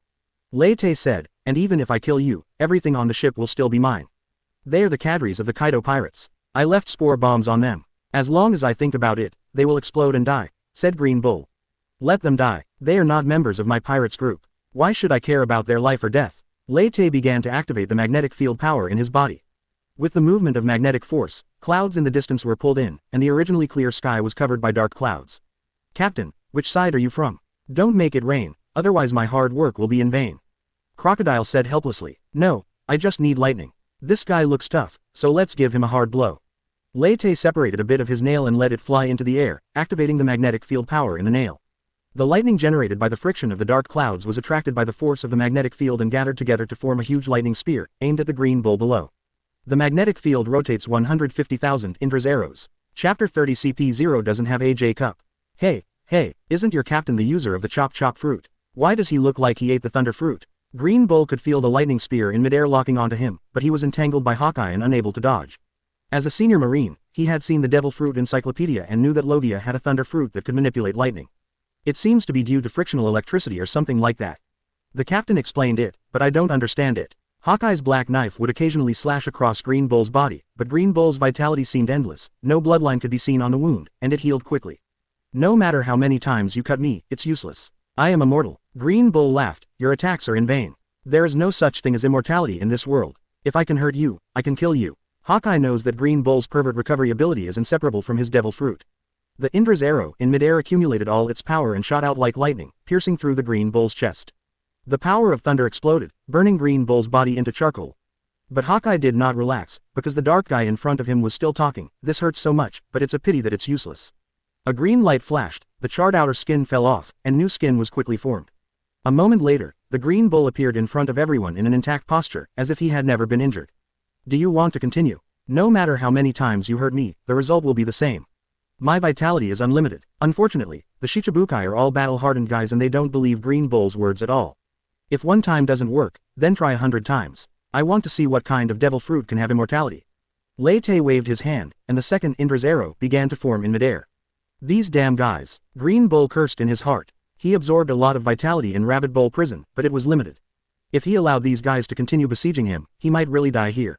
Captain Buggy, don't you run a military dispatch company? Kaido's men must be of some value to you, why do you have to tangle with me? Green Bull knows about the business of the Buggy Pirates, which dispatches mercenaries to various war-torn areas, so they should have a need for Kaido's men. Kaido is already dead, it shouldn't be difficult for you to subdue them. Compared to Kaido's remnants, Nico Robin is more valuable, and Green Bull has already made a choice in his mind. Something's wrong. You're not acting like a Marine Admiral at all. What are you planning? Lei Te felt something was wrong. Although the Marine Admiral has a different definition of justice, there will not be a coward who is greedy for life and afraid of death. There must be something more valuable on the ship that would make Green Bull give up the three calamities. I just don't want to engage in a meaningless fight. If Captain Buggy disagrees, then let's just keep going. Rotating flowers grew on the Green Bull's head and shoulders and carried him into the air. You can suffer less damage here. Don't step into the cabin easily, otherwise I will detonate the spore bomb below. Green Bull issued a warning.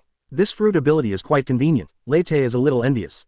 Chop fruit can also float and fly, but it has a certain range and its feet must have a place to stand. However, if you use moonwalk to fly, you cannot achieve a complete split, and your legs must remain intact.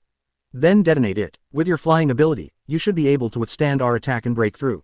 Then what are you waiting for by talking nonsense here? Lei Te locked onto Green Bull's position and fired the second Indra's arrow.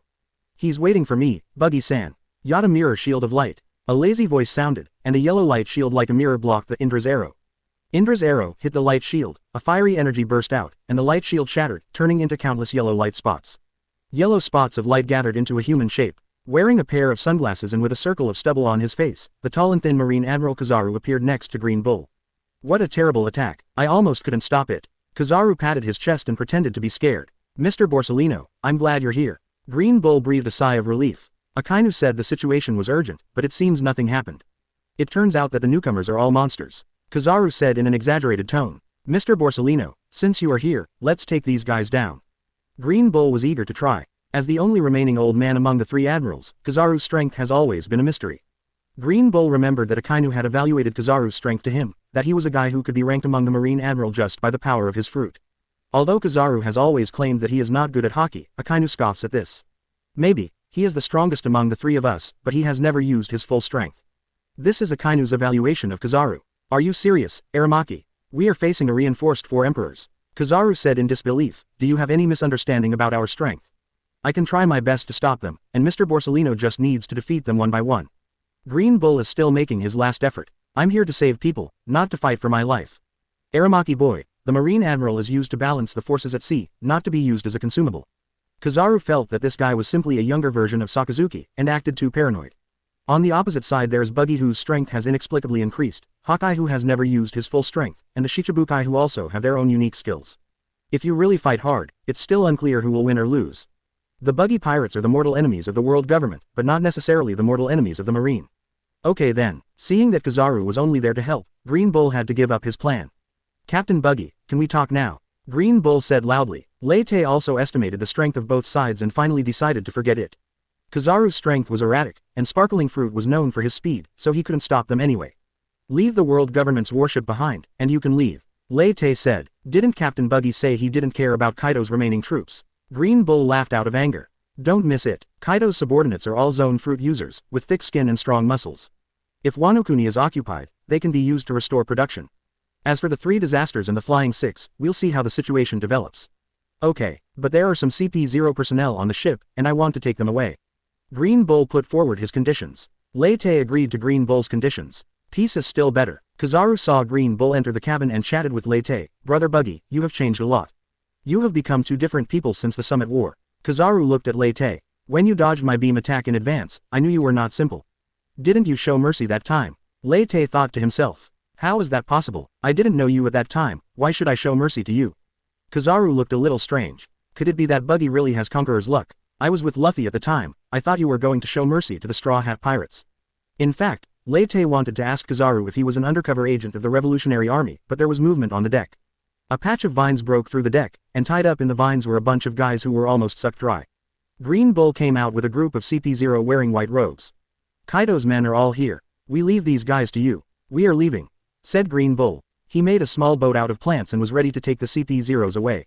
Wait a minute, Lei Te suddenly called out to Green Bull. What? Captain Buggy doesn't want to keep his promise.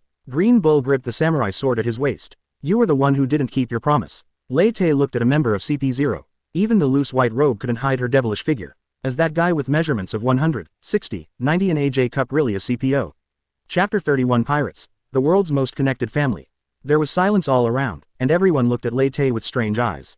When did the captain develop this hobby? I remember he was only interested in treasure. Mochi said in a low voice. Maybe the captain has come to his senses, but why didn't he attack Sister Alvida? The flame of 8 trigrams ignited above Mr. 3's head. UBD, who are you calling Big Sister? Alvida swung an iron rod at Mr. 3. Well, Captain Buggy, I would like to discuss the issue of beautiful young ladies with you when I have time, but CP0's body problem has nothing to do with you. Green Bull said. Really? Then ask her to take off her mask so I can see if she's someone I know. Lei Te said. There are many J-Cup girls in Pirates, but only Nico Robin has measurements of 100, 60, and 90. Lei Te has read countless books and has memorized these data long ago. No wonder Green Bull was willing to hand over Kaido's men. It turned out he wanted to take the opportunity to take Nico Robin away. It should be an order from the 5 elders, but they probably don't know that Robin is not the only one who can understand the historical text now. CP0's identity is confidential. Green Bull is still making his last effort. That person must be Nico Robin. Lei Te pointed at the J-Cup CP0. The man's body trembled. Captain Buggy, although I am curious how you could recognize him based on his size alone, what does this have to do with you? Green Bull couldn't pretend anymore, and a vine took off her mask, revealing the pale-faced Robin. Just when Green Bull threatened her life in the cabin and asked her to change into CP0 clothes, she didn't expect to be recognized directly. Captain Buggy recognized Nico Robin just by her figure. Could it be that he has been keeping an eye on her? This is too perverted. Mochi was stunned. Although she does have a great figure, she's too young. Does Captain Buggy like girls younger than him? Mr. 3 pondered. Pass it on. Captain Buggy is interested in Robin from the Straw Hat Pirates because she's young and has a nice figure. Have you heard? Captain Buggy likes the women in the Straw Hat Pirates because they are young and have good figures. Before they knew it, Lei Te's preference had spread throughout the Buggy Pirates group. At this time, Lei Te has not yet realized that his reputation has been damaged and is negotiating with Green Bull. Robin is also your prisoner, right? Keep her as agreed, and you can take the rest of the CP0 with you. Impossible. I only said that I would give you Kaido's men, but I never said that I would give you Nico Robin as well. Of course Green Bull disagreed. Then we can't reach an agreement. Let's just continue the war. Dark clouds began to gather in the sky again. Buggy, Nico Robin is from the Straw Hat Pirates. Are you sure you want to risk going to war with 2 Marine admirals for an outsider? Kizaru still looked cynical, but his question went straight to the point. To the Buggy Pirates, Nico Robin is not one of them, and the Straw Hat Pirates are not their allies. How interesting. Crocodile lit a cigar and took a long drag. Hawkeye, what do you think? It has nothing to do with me. It's just what I want to do with the Marine Admiral. But the people below will feel uncomfortable. Hawkeye put the black knife back into his back. The captain's orders are absolute, but if the captain is too selfish, the pirates will lose their morale. Moria came over and said, but Captain Buggy is so old, would he really be interested in that little girl? Or maybe he was impressed by her talent. As Robin's former boss, Crocodile knew that she could decipher ancient texts. Could it be that Captain Buggy is also interested in ancient weapon? We could discuss it when we have time. That's right, I'm going to occupy Wano. Before that, I don't want any major turmoil in the world. So, I can't let you take Nico Robin away. Lei Te said, I don't know where to start complaining about what you said. Putting aside the fact that you want to overthrow a country. Kizaru slapped his head. A pirate who killed celestial dragons actually said that he doesn't want the world to be in turmoil. There are many celestial dragons, and the death of one is no big deal. I see that you Marines haven't sent out all your forces to cause trouble to me. Lei Te said, but Nico Robin is different. Is she more noble than the celestial dragons? Although Nico Robin can interpret ancient literature, Green Bull doesn't think that a pirate is that important. At most, he is just a crew member of the 4 emperors. A butterfly flapping its wings can cause a tsunami thousands of miles away. Nico Robin is that butterfly. If you capture her, the Straw Hat Pirates will definitely go all out to rescue her. Shanks has bet everything on Luffy, and the Red Hair Pirates will also go out. As Shanks' friend, I naturally cannot sit idly by. 3 of the New World's 4 emperors are dispatched. Blackbeard will not let this opportunity go. The official battle between the 4 emperors and the world government will break out. Luffy is the son of the leader of the Revolutionary Army, Dragon. For both public and private reasons, Dragon will not let go of this opportunity. Maybe the Revolutionary Army will also go all out. Marine hero Garp just lost a grandson. If the world government and Luffy fight to the death, who do you think he will help? The best result is that neither of them will help each other. The worst result is that he was going to kill Sakazuki when Ace died last time. Plus a bunch of people related to Luffy, such as Pluton Rayleigh, Whitebeard's remnants, etc. Which do you think is more important, Nico Robin or the Celestial Dragons? Lei Te talked about what might happen. Do you understand the power of the pirates, world-class connections? I just want to conquer a territory and develop slowly. If you insist on taking Nico Robin away, then the world will immediately fall into war, which is much more exciting than the Summit War. Kizaru and Green Bull were both silent. They didn't think Nico Robin was that important at first, but after Lei Te said that, it seemed like this was really possible. Are the members of the Straw Hat Pirates unable to move? Mr. Borsellino. Green Bull looked at Kizaru. Should we ask Mr. Sakazuki for instructions? Forget it. Just give Nico Robin to them. I will explain to Marshal Sakazuki. Kizaru felt a little headache, but still took the responsibility. If a full-scale war breaks out, the Marines and civilians will be the ones who suffer the most, but Celestial Dragons don't care about that from now on. Even if there is only a slight possibility, we cannot take this risk. No, I'll talk to Mr. Sakazuki myself. Green Bull snapped his fingers and 2 mushrooms grew on Robin's shoulders. Green Bull reached out and picked the mushroom, then threw it far away. 2 violent explosions sounded. The tiny mushroom actually had the power of a cannonball. The spore bomb has been removed. Nico Robin, you are free. Captain Buggy, I believe that under the leadership of Mr. Sakazuki, Marine will not compromise forever. Green Bull said to Lei Te before leaving, see you next time, and we'll decide the winner. You're not some pretty girl Marine. I have no interest in seeing you again. Lei Te said lazily, if Captain Buggy is willing to stay and impel down, I will send a beautiful female Marine to bring you food. Would you like to consider it? Green Bull has already boarded the boat with the CP0s. This guy, but there are indeed a few beauties in Marine. Captain Buggy, you are not really considering his opinion. A faint voice sounded, and Mr. 3 ran to Lei Te. Now we should consider how to deal with these guys. On the deck, Kaido's men were wailing like a group of mummies. Chapter 32, Recruiting the Beast's Pirates. Green Bull's ability is really pervert. The once-obese Quinn has become skinny, which makes Lei Te a little surprised. What on earth did that guy inhale? It's a bit disgusting to think about it. It's a bit like your dehydration ability, Crocodile. Mr. 3 thought of those people who had their body water sucked dry by Crocodile. He himself had experienced that feeling. It's different. My ability only absorbs water. I can restore it to its original state after replenishing water. These guys seem to be seriously injured and need to rest for a long time. Crocodile checked and said, Captain Buggy, do you want to take them in? Save me. The skinny Quinn raised his hand with difficulty. I am Plague Quinn from Kaido's group. I can join your pirates group. Not only am I a strong fighter, I am also one of the strongest scientists in the world. Quinn is trying his best to demonstrate his worth. I can accept others, but not you. Lei Te looked at Quinn with some disgust. Why? Quinn wasn't expecting that answer. You should know what you have done. You spread the ice ghost plague without distinguishing between friend and foe. More of your subordinates died at your hands than at the hands of the enemy. Lei Te sneered, my pirates group does not need trash like you. They are just a bunch of trash. They are not as useful as me. Quinn didn't know how this matter got out, but he still wanted to explain. My philosophy is different from yours. As a captain, you should cherish your companions. People like you, no matter how powerful you are, will only tarnish my pirates. So, let's get going. A bolt of lightning pierced Quinn's head. One of the 3 disasters on the Beast's Pirates signboard, plague, Quinn died. Well done, Captain Buggy. Gecko Moria was the first to speak. Those who do not value the lives of their companions deserve death. He just didn't want to lose his companions again, so he created an army of undead zombies. Unfortunately, one of his few companions died at the hands of Blackbeard. Is this the tradition of Roger Pirates? It seems that Captain Buggy is similar to the red-haired guy. Hawkeye's mouth showed a barely perceptible smile. It's interesting to stay in a pirates group like this. Brother Quinn, you damn BD. Seeing Quinn's death, a guy with a mouth full of jagged fangs couldn't help but curse. If you weren't weak now, I would kill you.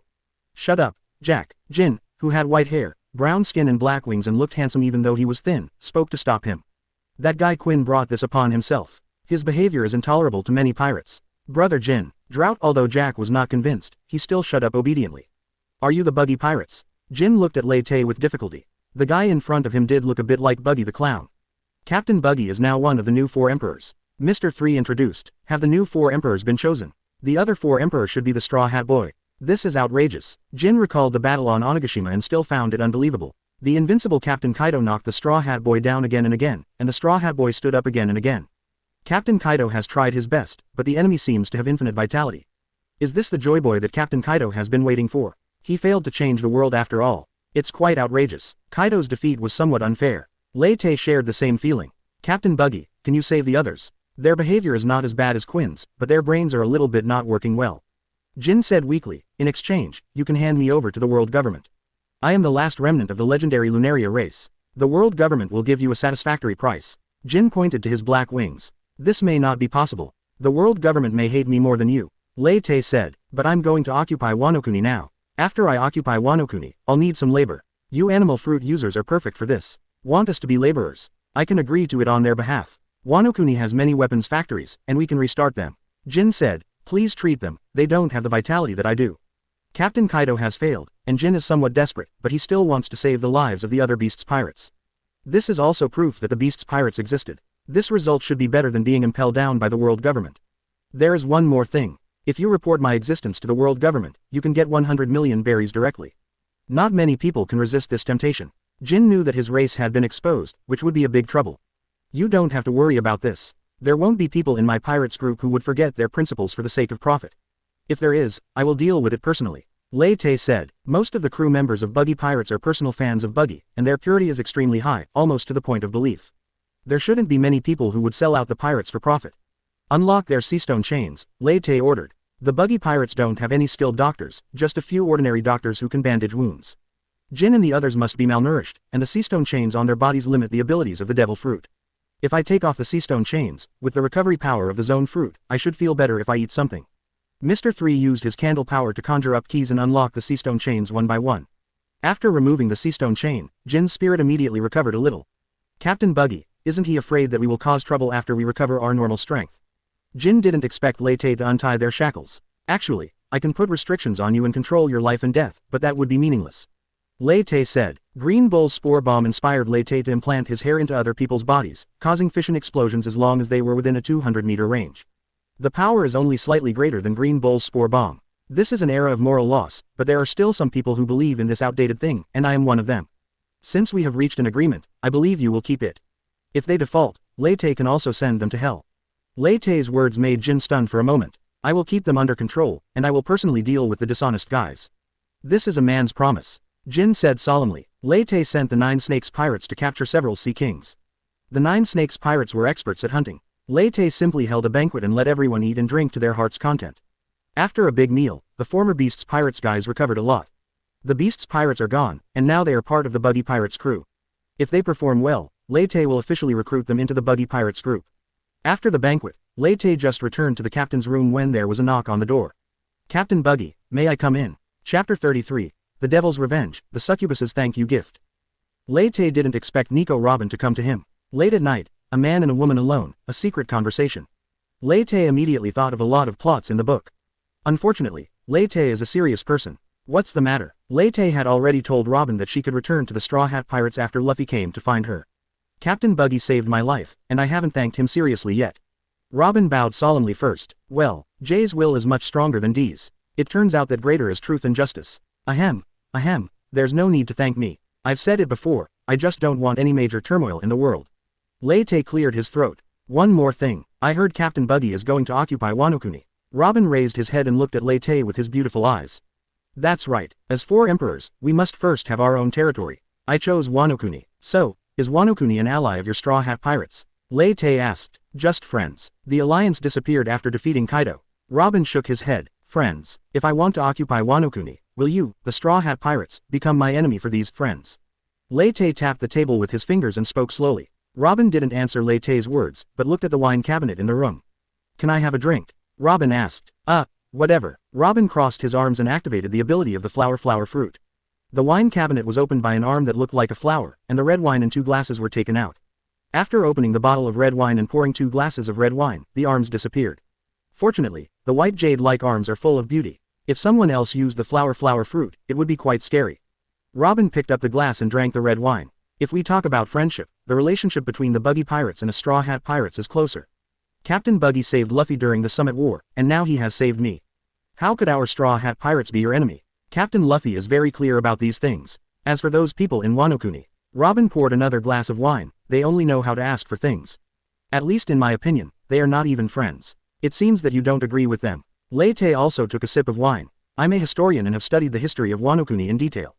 How should I put it? They are a group of inferior and arrogant guys. Because he drank too quickly, 2 blushes appeared on Robin's face. Didn't Captain Buggy serve on the same ship with Kazuki Oden? What kind of person is Kazuki Oden? Robin remembered that the person in front of him was a crew member of Roger Pirates. Kazuki Oden has the ability but no brains. He's suitable to be a pirate, but totally unqualified to be a monarch. He's a naive and stupid guy. Lei Te commented on Kazuki Oden. That's really ruthless, Captain Buggy. But you're right, Robin sneered. Wano has become like this largely because of Kazuki Oden. But such a guy is regarded as a hero by Wano from top to bottom. He has the ability to resist but has honestly danced naked for 5 years.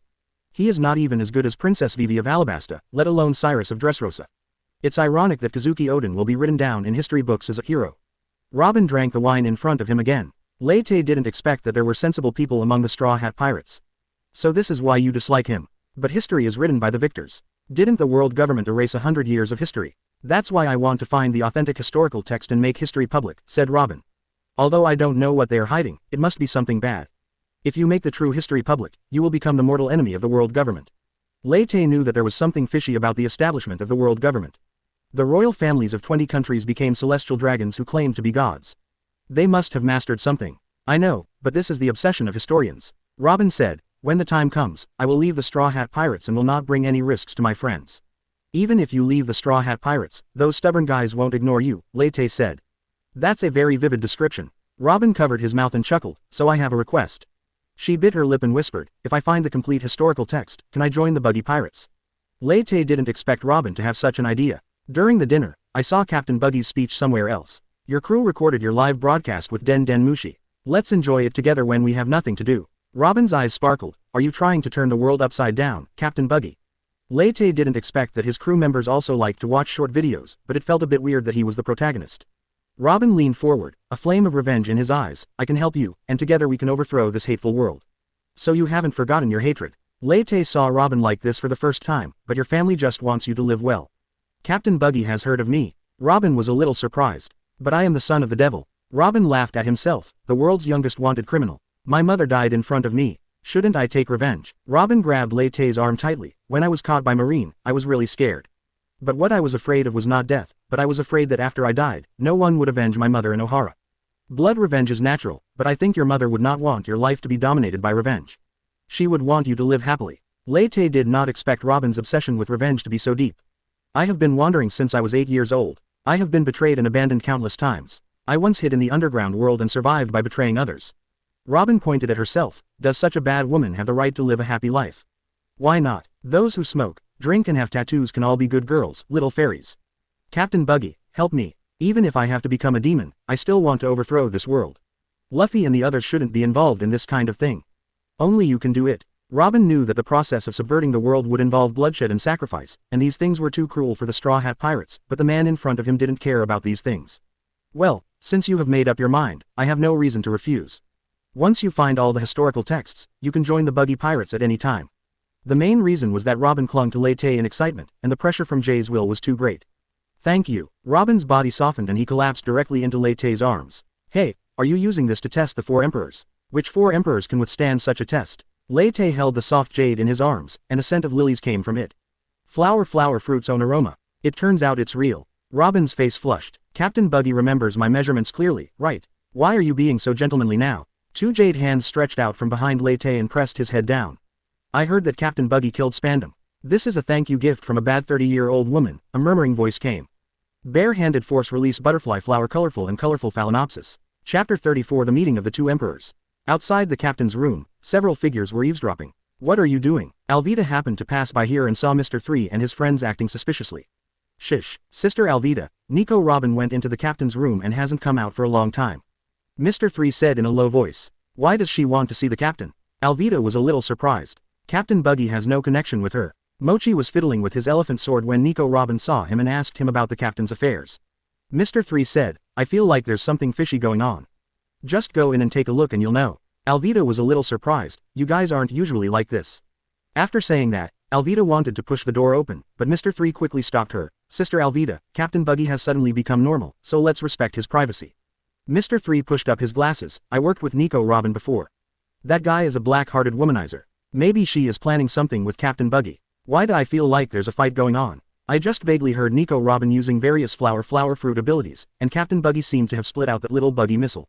Mochi said, how can Nico Robin be a match for Captain Buggy? Mr. 3 said, you must have heard it wrong. From my guess, Nico Robin should be looking for us to form an alliance.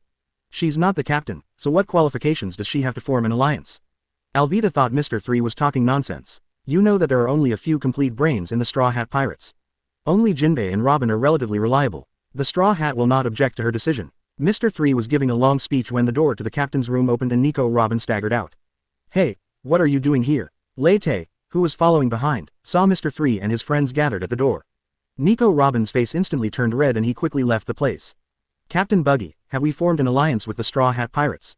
Mr. 3 hurriedly stepped forward and asked. Well, I guess so. They all had in-depth exchanges with Nico Robin, and the relationship was closer than an alliance. Don't stay here anymore. Go and train more when you have time. You are the cadres of the Buggy Pirates. If you don't work harder, you will be overtaken by the newcomers. Lei Te wanted to drive them away. Captain, were you practicing devil fruit skills with Nico Robin just now? Mochi wanted to prove that he had heard correctly. Ahem, we just had a little exchange, but I didn't expect flower fruit to have such great potential. Lei Te coughed twice. Mochi, it's right to give you the elephant sword. If it weren't for the elephant sword, Lei Te wouldn't have received the gift. Mr. 3, keep an eye on Spandam's intelligence. I'll kill him when I have time. I'm going to rest now. Lei Te closed the door to the captain's room, which was still filled with the strong smell of scented lilies. It turns out that all those notebooks are not deceptive. Flower fruit YYDS. Unfortunately, the favorability brought by one Spandam is not enough, because lousy Spandam was the one who destroyed Robin's hometown Ohara. Once you find his trace, kill him. Robin quickly ran to a secluded place and stopped. That damn guy, who looked serious, actually knew so many tricks. Robin thought back to the past and felt his face getting hot again. It's so rare to see you like this. A joking voice came. Nico Robin, you're not looking for a new boss again. Crocodile, what are you doing here? Robin immediately regained his composure. In the shadows, a tall figure was leaning against the side of the boat smoking. It was Crocodile. I originally wanted to catch up with the old employees, but now it seems that's not necessary. Crocodile waved his hand. You have already made your choice. You are such an ambitious guy. What is your purpose in joining the Buggy Pirates? Robin knew Crocodile's nature very well. Are you already worrying about the Buggy Pirates? Crocodile laughed. Don't worry, I just want to become stronger. Then do what Whitebeard failed to do and destroy the Marine headquarters Marineford. That damn old ghost, why did he die without waiting for me to take revenge? Crocodile put out his cigar. Nico Robin, the Buggy Pirates is the best place for you. Only here can you be yourself. You don't need to teach me these things. Robin said coldly. Well, I hope you can look into your heart. Crocodile turned into sand and disappeared. I'd come back here, but not now. Once I have collected all the historical texts, it will be time for me to come back. It's just that the captain here is a bit too lewd. Flower Fruit can even cooperate in doing that kind of thing, it's amazing that he could think of it. Thinking of this, Robin's legs felt a little weak again. The next day, Thousand Sunny, who was looking for the life paper, appeared in front of the Buggy Pirates. Robin, 2 rubber arms flew directly to the mast of the Bikudor, and Luffy flew directly from the Thousand Sunny. Are you okay? It's okay, Captain Buggy saved me. Robin smiled and told Luffy what happened. Ah, the new Marine Admiral. Thank you so much, Buggy. Luffy smiled brightly at Lei Te. Hey, did you rescue these guys too? Luffy spotted Jin and Jack. Don't you know what politeness is? Lei Te said, they have nothing to do with Kaido anymore. Robin explained quickly, it doesn't matter, we have achieved our goal anyway, we can continue on our journey. By the way, we have a new crew member, Yamato. Luffy waved to Thousand Sunny quickly. Thousand Sunny slowly approached and sailed alongside the Bikutop. The 2 new 4 Emperors groups met for the first time. Hawkeye. Zoro looked at Hawkeye opposite him, full of fighting spirit. You're not going to challenge Hawkeye again, are you, Green Algae Head? Sanji on the side quickly dissuaded him, be careful not to cause a full-scale battle, just like what happened between the Roger Pirates and the Whitebeard Pirates. It's still a little short now. When I get stronger, I will challenge him. Zoro withdrew his fighting intention, we can fight him for drinks first. The opposing team's lineup is incredible, and there are many familiar faces. When did the Buggy Pirates become so powerful? Nami looked towards the other side with a telescope. Crocodile, Moria, Bear, Hawkeye, and Hancock are all acquaintances of the Straw Hat Pirates. It's Jin and the others, the 3 Calamities and the Flying 6. Yamato also found familiar figures, although not all of them were present. Why were these villains released? Yamato clenched the mace in his hand. Chapter 35. Idiot Oden, the world's best knife holder. Nami persuaded Yamato, the war is over. We didn't intend to kill them anyway. Let's just forget it. The members of the Straw Hat Pirates boarded the Bikudopu one after another. The polar submersible emerged from the water, and Luo's Red Heart Pirates also followed here. Because Lei Te rescued Robin, the atmosphere between the 2 sides was originally very harmonious, but after hearing the destination of the Buggy Pirates, Yamato could no longer bear it. What? You're going to attack Wano-kuni? That's right, Lei Te admitted it openly. How could we let you do this? We just got Wano-kuni back from the villain Kaido. Yamato was furious. You don't even want to call him dad. What a loving father and filial daughter. Lei Te shook his head and sighed. I'm Oden, not his daughter. I don't have that kind of crappy father. Yamato retorted loudly. You look just like Oden in your stupidity. You're a good-looking guy, but it's a pity that you're mentally retarded. Lei Te couldn't understand why Yamato would become a die-hard fan of Kazuki Oden. You are not allowed to insult Oden. Yamato finally couldn't bear it anymore, and Conqueror's haki wrapped around the weapon Ken. Thundering 8 trigrams. Before Lei Te could make a move, a figure blocked his way. Rubber Tyrant Ape King Gun. Likewise the Conqueror's entangled fists collided with the thunderous 8 trigrams. The 2 Conquerors entangled and collided with each other, and the momentum they emitted tore through the clouds in the sky. Luffy, why are you stopping me? Yamato asked in confusion. Because the Buggy Pirates are our friends. Luffy retracted his fist and said calmly, it's okay to spar between friends, but your behavior has crossed the line, Yamato. But he insulted Oden. Yamato pointed at Lei Te and said, they are also going to invade Wano-kuni. Buggy, why did you invade Wano-kuni? Luffy turned and asked, first, I need a stable territory. Secondly, I think it's better for me to rule Wano-kuni. The idiots in Kazuki's family don't know how to govern a country. Lei Te said, then can you feed the civilians? Luffy asked, of course, as a ruler, if you can't even do this, you might as well die, said Lei Te. That's fine. Luffy laughed. Yamato, Buggy didn't occupy Wano-kuni for evil. That won't work either. Wano-kuni is the territory of the Kazuki family and is protected by me, Oden. Yamato patted his chest. Besides, aren't Momoko and the others your friends, Luffy? Yamato, don't question the captain's decision so easily. Luffy lowered his straw hat and his voice became unusually low. Also, true friends would even sacrifice their lives for each other. Are Tauzi and the others really our friends? Why do you say that? Yamato was struck by lightning. When we went out to sea to rescue Robin, was there a Wano-kuni friend with you besides you? Luffy smiled, but Yamato felt that the smile was very cold. That's because, Yamato stammered, Wano-kuni has just been pacified, so I can't give you much help. I can only prepare some drinks and food. I'm very sorry. Luffy imitated someone's tone of voice. Kinemon's expression changed very quickly, but it seems that he got the instruction from Tenguyama Hitchetsu. On the Polar Diver, Luo told what happened at that time. Who is that guy? Tenguyama Hitetsu is Wano-kuni's previous shogun Kazuki Sukiyaki. Robin revealed the answer, he just doesn't have the face to admit it. Maybe he saw that the person who took me away was the Marine Admiral, and he didn't want to offend the world government and put Wano-kuni into a new crisis, so he made this decision. From the perspective of a country's ruler, it makes sense. I see. Luo whistled, so the previous general of Wano-kuni is still alive. Haven't they resisted for so many years and put all their hopes on a prophecy? That's not true. Oden knows that the person who can defeat Kaido will not appear until 20 years later. No matter how hard he tries before then, it will be useless. Yamato retorted loudly. Was Kaido so strong 20 years ago? That idiot Oden was already strong enough. Whether he asked Roger Pirates or Whitebeard Pirates for help, they could easily deal with Kaido. Lei Te said disdainfully. As a result, he foolishly danced naked for 5 years and did nothing secretly. Did he know all these things in advance? Oden just doesn't want anyone to get hurt. Kaido has a lot of hostages. He can save some of the hostages' lives by dancing naked. And then let more civilians starve to death. Lei Te sneered. Did Kaido capture more hostages, or did more civilians starve to death in the past 20 years? Oden was at least a man. He supported the 9 red scabbards and jumped into the boiling oil pot to be cooked. He exchanged his own life for the survival of the 9 red scabbards. Yamato described a scene that was engraved deep in her heart. Lei Te was a little speechless. That idiot gave away the weapons before the battle and jumped into the frying pan and fried for an hour, but he still allowed the 9 red scabbards to escape. If he didn't jump into the frying pan, wouldn't it be easier for him to escape? Yamato finally ran out of reasons. Admit it, Oden is a hopeless idiot. Lei Te asked Luffy, if you were Oden, what would you do when you first return to Wano Kuni? Of course I'll fight Kaido. Luffy answered simply. What if Kaido threatens you with the lives of civilians? Keep beating Kaido. People will die anyway, I just need to avenge them. Luffy scratched his face with his fingers. See, Luffy may be a stubborn idiot, but at least he's a normal person, Lei Te said. Hey, Buggy, even though it's the truth, you don't have to say it in public. Zoro started. Isn't this the sword holder of Oden, the vice captain of the Straw Hat Pirates? Lei Te looked at the Yama hanging on Zoro's waist and said in an exaggerated tone, is that Oden's Yama?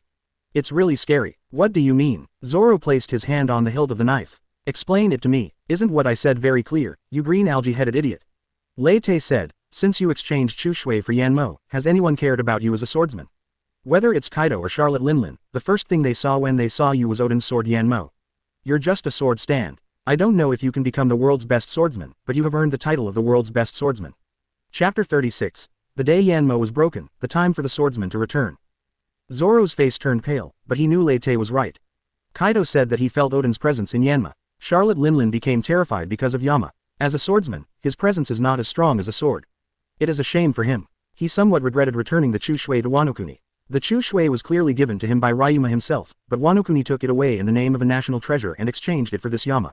Zoro drew out Yanmo, and the sword seemed to sense something and continued to emit suction, trying to absorb Zoro's armament haki and become a black sword. This sword looks quite active, Zoro. Hawkeye said lightly, the sword is not bad, but it's only at the level of a 21st level large sword. I don't feel the aura of a strong man from it. This is a demon sword that is said to be able to conquer hell. Compared to it, I feel that the Black Blade Yi, which is the supreme sword, is a bit mediocre. Lei Te said sarcastically, is it so exaggerated? Even if it is the 12 techniques of supreme swords, for a strong man it is just a weapon that is convenient to use. It doesn't have much significance. Hawkeye shook his head. That guy Tenguyama Hichetsu said that there was only one person who could tame it, Kazuki Oden. It turns out he was praising his own son. Zoro found that Enma was more obedient than ever before. You were quite perceptive. Did you sense my killing intent? It's too late. Zoro threw Yanma into the air, and armament haki entangled with a word and third generation Kidetsu to turn into a black sword. Two-sword style, black sword Ei, Rashomon. 2 lightning-fast black lights flashed by, and Yama let out a mournful cry before breaking into 3 pieces and falling to the ground. Zoro sheathed his sword, feeling an inexplicable sense of relief. He found his swordsman's heart again. The sword is just a tool. The strength of a swordsman lies in himself, not in the ability of the sword. I'll find a sharp new knife later. Until then, I'll just use the 2-sword style. Zoro, you. Yamato didn't expect Zoro to be so extreme and cut off Yanmo directly. This is Oden's favorite sword. Wouldn't it be better to let it accompany Kazuki Oden? Zoro said coldly, I, Roronoa Zoro, will become the world's #1 swordsman. I don't need a weapon with Kazuki Oden's mark. It was Zoro who defeated his opponent, not Oden's sword Enma. Why are you all like this? What's wrong with Kazuki Oden? Why don't you like him? Yamato was a little distraught. Yamato, why do you insist that others like Kazuki Oden? Everyone in the pirates has their own dreams to achieve. Yamato, think clearly about your dreams, and don't live like Kazuki Oden's shadow. Luffy said, people's dreams shouldn't be such cheap things. Once you travel the ocean for a while, you will find that there are many people who are stronger than Kazuki Oden. What is strong is not the strength, but the belief, will and personal charm. Lei Te said, compared to them, Kazuki Oden is just a useless person with strength but no faith. By the way, does anyone in your Straw Hat Pirates keep a diary? Brainwash her. If Yamato had followed Luffy from the beginning, he wouldn't have become a die-hard fan of Oden. Do you keep a diary? Luffy asked. No, no decent person would write a diary for no reason. Nami said with disdain. Usopp's hand reaching for the package suddenly stopped, and he decided not to take out Usopp's great travels. Forget it, now that we've found Robin, let's continue heading towards the final island, Raftel. Luffy didn't really care about it. Then I'll take my leave, Captain Buggy. Robin whispered in Lei Te's ear, be careful Wano-kuni, the ancient weapon Pluton is out there. Have a good trip. You'd better hurry up, otherwise by the time you come back, the world government might have been overthrown by me. Lei Te said. The members of the Straw Hat Pirates returned to the Thousand Sunny, except Yamato.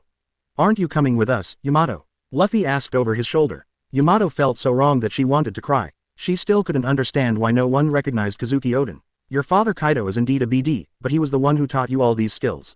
You don't really believe that he would kill you. There are some things that you will regret only after you lose them. Lei Te said. Follow the Straw Hat Pirates. You have no home anymore. All you have left are your friends. Yamato suddenly woke up and realized that the Onigashima, whom he once despised, was actually so important to him. Even though there are too many unpleasant memories left there, it is still my home after all. Now my home is gone, my father is gone too. Yamato looked at his subordinates in the Kaido Pirates group. Those who once respectfully called him Master Yamato, now had only indifference on their faces. A feeling of loneliness came over her, and Yamato couldn't help but burst into tears. Hey, have you cried enough? If you have, let's start a new journey. Luffy has returned to Thousand Sunny and shouted at this side. Will you dislike me? Yamato asked sobbingly. Of course not, we are partners. Luffy stretched his arms under Yamato's feet. What kind of person is Oden? I will find out the answer in my own name. Yamato wiped his tears, stopped calling himself Oden, and said solemnly to Lei Te.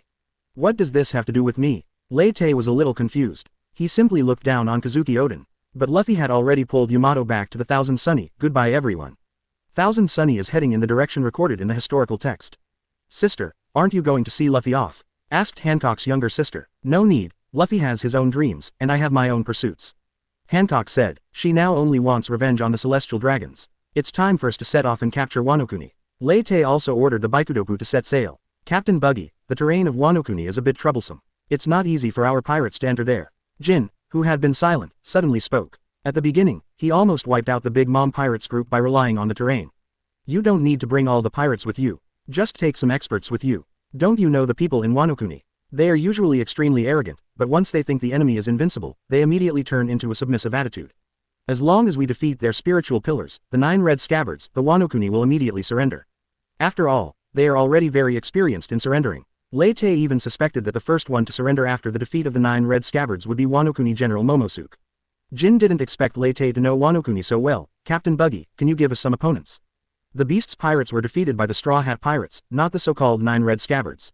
Okay, you can choose your opponent first then. But has your body recovered? Lei Te saw Jin's reluctance. It's okay now. We, the Lunalia people, have strong recovery abilities. Jin said. Then let the Wano-kuni guys feel the fear. This time there is no Straw Hat Pirates to help them. I want to see how long they can hold out. Chapter 37. Sukiyaki's Plan, a disaster that came out of nowhere.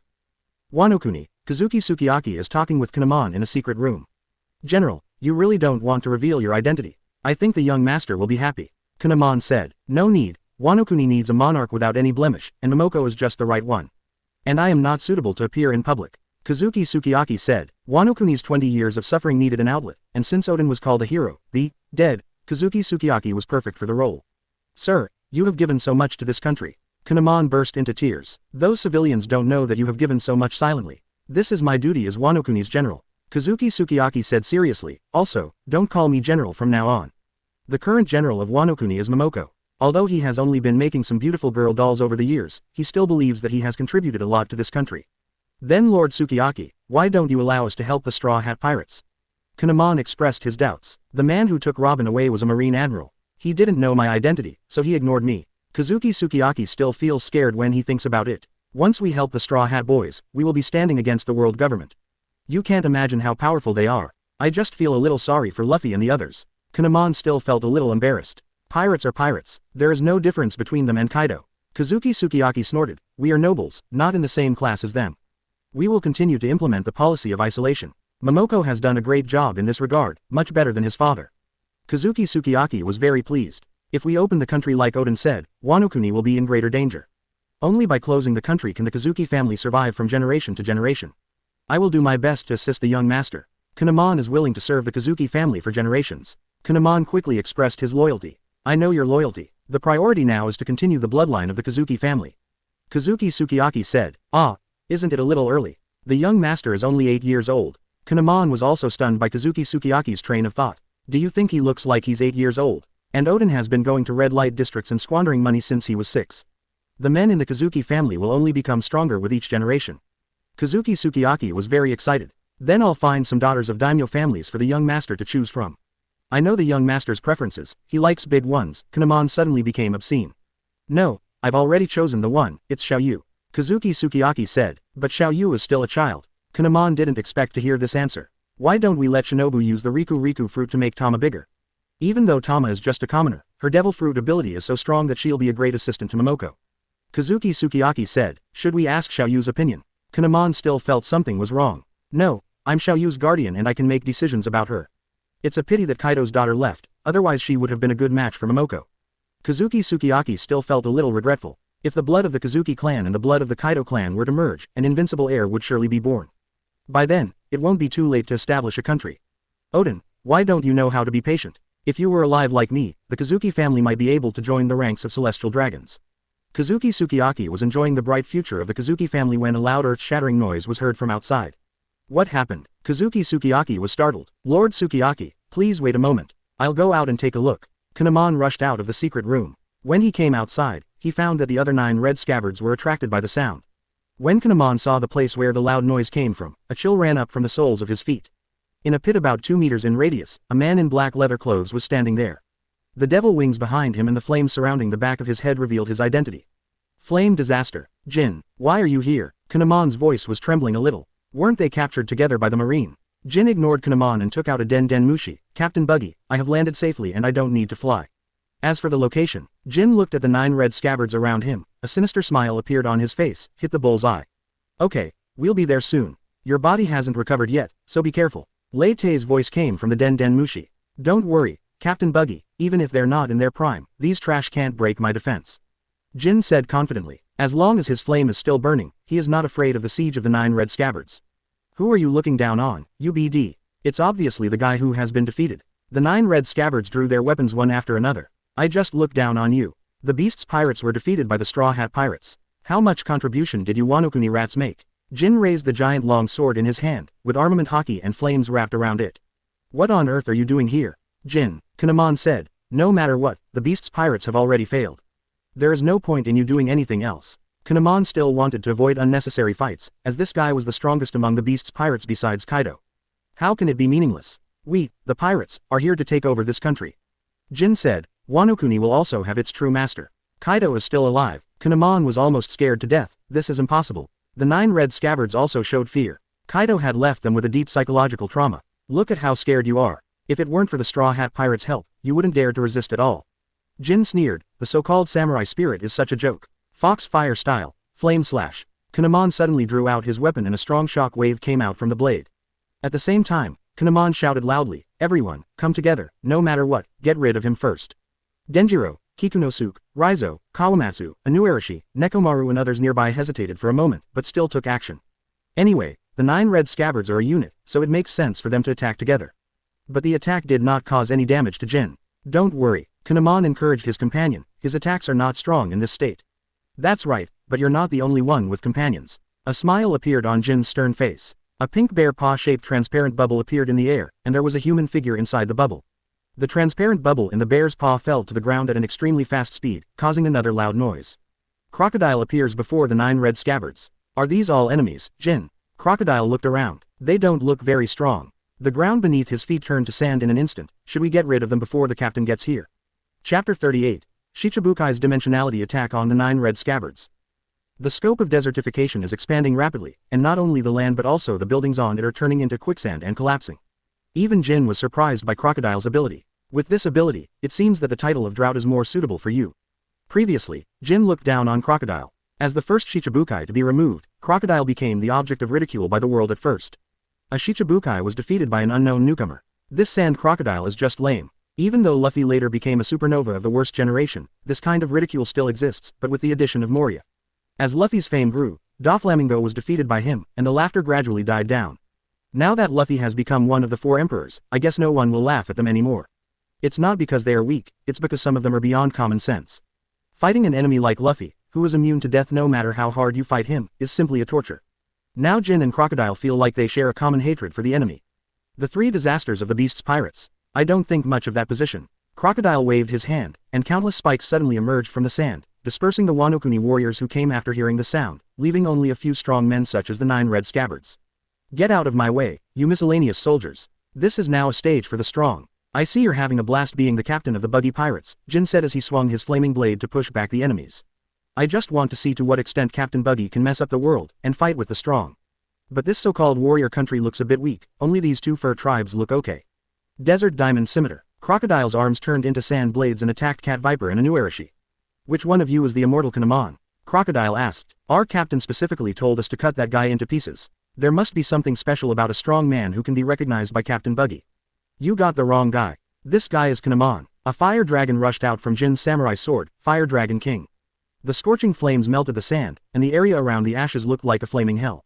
The fire dragon kept spewing flames at Kinemon. Although Kinemon's fox fire style swordsmanship also used fire, there was a huge gap between his flames and Jin's, and it was very difficult for him to resist. Crocodile realized that he had the wrong person. He looks like a sleazy guy, nothing special. As the Captain Buggy you are talking about Buggy the Clown. There must be some misunderstanding here. We used to be partners on the same ship. Cat Viper heard a familiar name. Oh, so what? Crocodile continued his attack. Just because we are in the same boat doesn't mean we can be partners. A partner is someone who shares the same dream and strives for it together. How could Captain Buggy recognize you? Heavyweight Shalon. Two sandstorms formed, trying to suck Cat Viper and Inuarashi in. The 9 red scabbards were unable to cope with just 2 enemies, but to their despair, another bear paw bubble fell from the sky. Hawkeye, wearing a black windbreaker and carrying the world's strongest sword, Black Blade Knight, emerged. His sharp eyes swept around and lingered on Denjiro and Kikunosuke for a while. I want to see Kazuki Oden's swordsmanship. Is there anyone among you who knows how to use it? Hawkeye asked. How dare you be compared with His Highness Oden? Raizo shot several lightning shurikens at Hawkeye. The next moment, Hawkeye's figure disappeared from Lei Zhang's sight. A slight sword sounded, and Lei Zhang only felt a chill on his chest, and then a huge amount of blood gushed out. If Lei Zhang were given another chance, he would definitely not choose this opponent. His Curl fruit has a great inhibitory effect on energy-based enemies, but unfortunately he encountered Hawkeye this time. Hawkeye did not use his slashing skills because of Raizo's rude remarks, and directly used the black knife to cut a hole in Raizo's chest. As the blood flowed out, Lei Zhang fell to the ground weakly. After Ashura Duji, the 9 red scabbards were reduced in number again and died due to underestimating the enemy. UBD. The eyes of the other 9 red scabbards turned red. Except for Cat Viper and Inuarashi who were entangled by Crocodile, the rest of them pounced on Hawkeye. Jin never thought that one day he would be ignored, but looking at the enemy with his back facing him, he silently retracted his samurai sword. I am still a peripheral member of the Buggy Pirates group, so it is better not to compete with these official team captains for kills. You want to see His Highness Oden's swordsmanship, then we will satisfy you. Oden's 2-sword style, Taoyuan Juken. Kinemon and Denjiro worked together to perform a cross-shaped flying slash. Kikunosuke and Kawamatsu assisted in the attack. Hawkeye was initially shocked, but soon showed disappointment. That's it. Hawkeye swung the black sword to block their attacks, as this Oden's dual sword style. Don't underestimate us, Oden's 2-sword style, Togen Shirataki. Kinemon and Denjiro used emission and attacked again, but were still easily blocked by Hawkeye. It's useless. Oden's swordsmanship needs Conqueror's entanglement to exert its maximum power. Jin, who was watching the battle, said, it's Conqueror's entanglement that is powerful, not Oden's swordsmanship.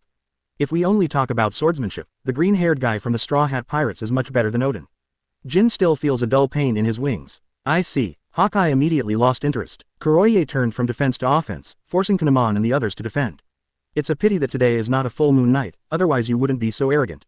Cat Viper and Inuarashi saw that something was wrong with Kinemon and wanted to go to rescue him, but Crocodile was not willing to let them go easily. Countless grains of sand surrounded the 3 of them, making them roar like thunder in anger. Is your fur tribe's moon lion in good condition? Crocodile had heard rumors about the fur tribe. Although I really want to see it, I'm really pressed for time. Because another bear paw bubble had flown over, the bloated Moria saw the battlefield divided into 2, and Jin watching on the side. Don't you need me to take action anymore? No need. When the moon is as dark as you in the dark night, you will wait for the dawn with your broken heart. When the clear light of 20 years has passed, the 9 shadows will come and the sun will rise in the east. Jin sneered. The Wano-kuni savior predicted is not them at all. The policy of isolation has made Wano-kuni unaware of how big the outside world is. Moria had robbed Ryuma's tomb in Wano-kuni and was very familiar with the situation there. Do you still want to play? Or let's go together and take care of these guys quickly. Moria shouted loudly. Kinemon's face changed drastically. This new guy didn't look like someone he would be easy to mess with. Add to that flame disaster Jin, is it possible that the 9 red scabbards will be eliminated today? Now there is only one way. We Wano-kuni are allies with the Straw Hat Pirates. Do you want to be enemies with the Straw Hat Pirates, one of the 4 emperors? Chapter 39. Today is the day to kill General Wano-kuni. Yes, we are friends with Luffy. Luffy will definitely come to help you when he knows you are going to attack Wano-kuni. A voice came from the distance. It was Momonosuke who came rushing over after hearing the news. His clothes were disheveled and there were some red marks on his face. He had received the news from Red Street and ran here directly without having time to tidy up. I really underestimated how thick-skinned you are. You have even lower standards than the pirates. Jin said sarcastically, you didn't help the Straw Hat Pirates rescue Nico Robin, but now you want them to help you. How did you know about this? Kinemon didn't expect that the enemy would even know such a thing. Of course I heard it from the Straw Hat Pirates. Who do you think saved Nico Robin? It was our captain. Jin felt secretly happy when he saw Kinemon falling into despair. Luffy won't ignore us. Momonosuke couldn't accept this fact. As long as I beg them, they will definitely come. Before you ask them to save you, think carefully, have you done anything for them? Another bear paw bubble flew over, and Lei Te was slapped here by the bear, just in time to hear what Momonosuke said. In the Battle of Onigashima, the Straw Hat Pirates contributed the most, but in the end all the honor went to Momonosuke and the 9 red scabbards. Even the dead Oden was praised. Although Luffy doesn't care about honor, he is the first one who has done such a thorough job of stealing credit like Wano. Momonosuke, today is the day to kill General Wano, so I'm here to kill you. Seeing Momonosuke's appearance, Lei Te could no longer hold back his murderous intent. Conqueror's haki exploded immediately, and its intensity even surprised the Buggy Pirates. Does the captain have any grudge against this guy? This murderous intent is almost solidified. Momonosuke was almost scared to death when facing the pressure of Lei Te. I have no grudges against you, so why are you looking for trouble with us? Even though Momonosuke's body has grown into an adult and has considerable strength, the soul in his body is still that little kid who would hide behind others when encountering problems. Momonosuke's first thought was to seek help from his retainers, but this time his retainers were all fighting and no one was standing in his way. I'm just annoyed with you, you little brat. Come to think of it, you're the first one who can make me so angry. Lei Te wrapped Conqueror's haki around his weapon, and the force was so strong that the weapon made a buzzing sound. Stop, are you Buggy? Have you forgotten that we are partners on the same ship? Momonosuke is the son of His Highness Oden, and your junior. Cat Viper shouted quickly. He recognized Lei Te's move. It was Pirates King Roger's Divine Evasion, the sword technique that once sent Lord Kazuki Oden flying with one strike. If Momonosuke gets hit, he will probably have to go meet Kazuki Oden. I surrender, don't kill me. Momonosuke squatted down with his head in his hands, crying bitterly. He felt a stronger pressure from Lei Te than Kaido. You can have whatever you want, I don't want to die. It's better for such a useless junior to die. Lei Te said disdainfully. The world of pirates is a typical chaotic world, and the war will not stop just because a child is standing there. The 3 Luffy brothers, Robin, Nami, Vivi, and Rebecca, all of them have become mature at a young age. Even Doflamingo experienced a change from heaven to hell in his childhood, and even though he became a villain, he did not grow up to be a weirdo. Only Momonosuke, when his country was destroyed and his family was ruined, the first thing he thought of was to take advantage of his status as a child. When problems arise, rely on your retainers to do the work, and all you have to do is find a warm embrace to take advantage of. Such a guy has no right to live in this world. Wait, if you attack Momonosuke, you will get nothing, and the entire Wano will be buried with him. Just when Lei Te was about to take action, a short figure stood in front of Momonosuke. It was Kazuki Sukiyaki. Momonosuke, call the Elephant Master, you can do it. Kazuki Sukiyaki said anxiously, if you are hurt, let the Elephant Master destroy the entire Wano. Momonosuke subconsciously followed the order of the person in front of him and began to call the Elephant Master. As he called, the long roar of a giant elephant was heard from a distant place. On the Baikudopu, the remaining officers of the Buggy Pirates were chatting when they suddenly heard the roar of a giant elephant. Mochi perked up all of a sudden. Is this the giant elephant that Captain Buggy mentioned that lives near Wano? Once I tame it, my combat power will soar. Mochi took out the taming whip and said excitedly, help me find it.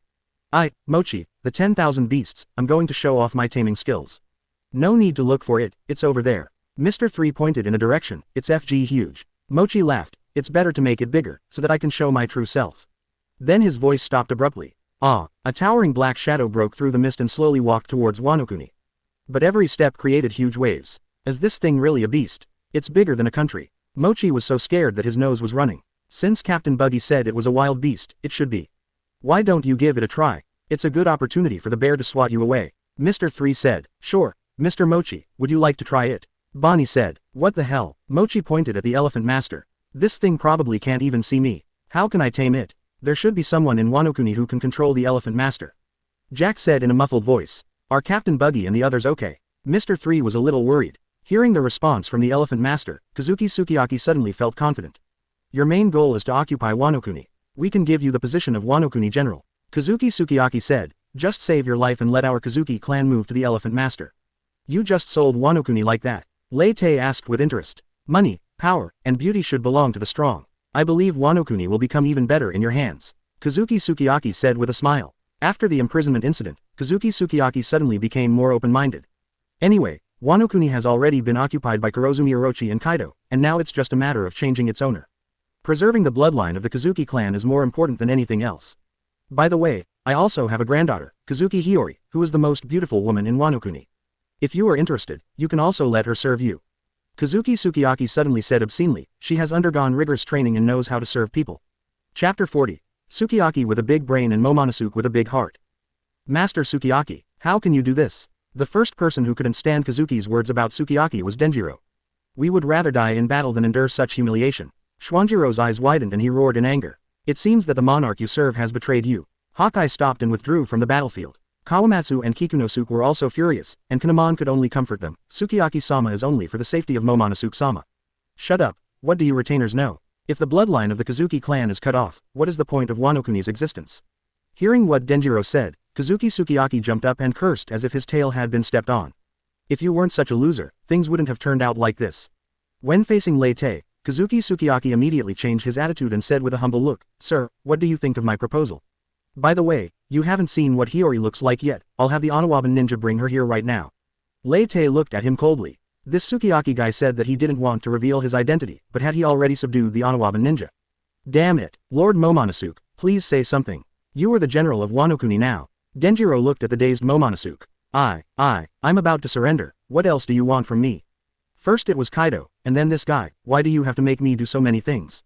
I just want to survive. Also, isn't this guy Tenguyama Hichitsu?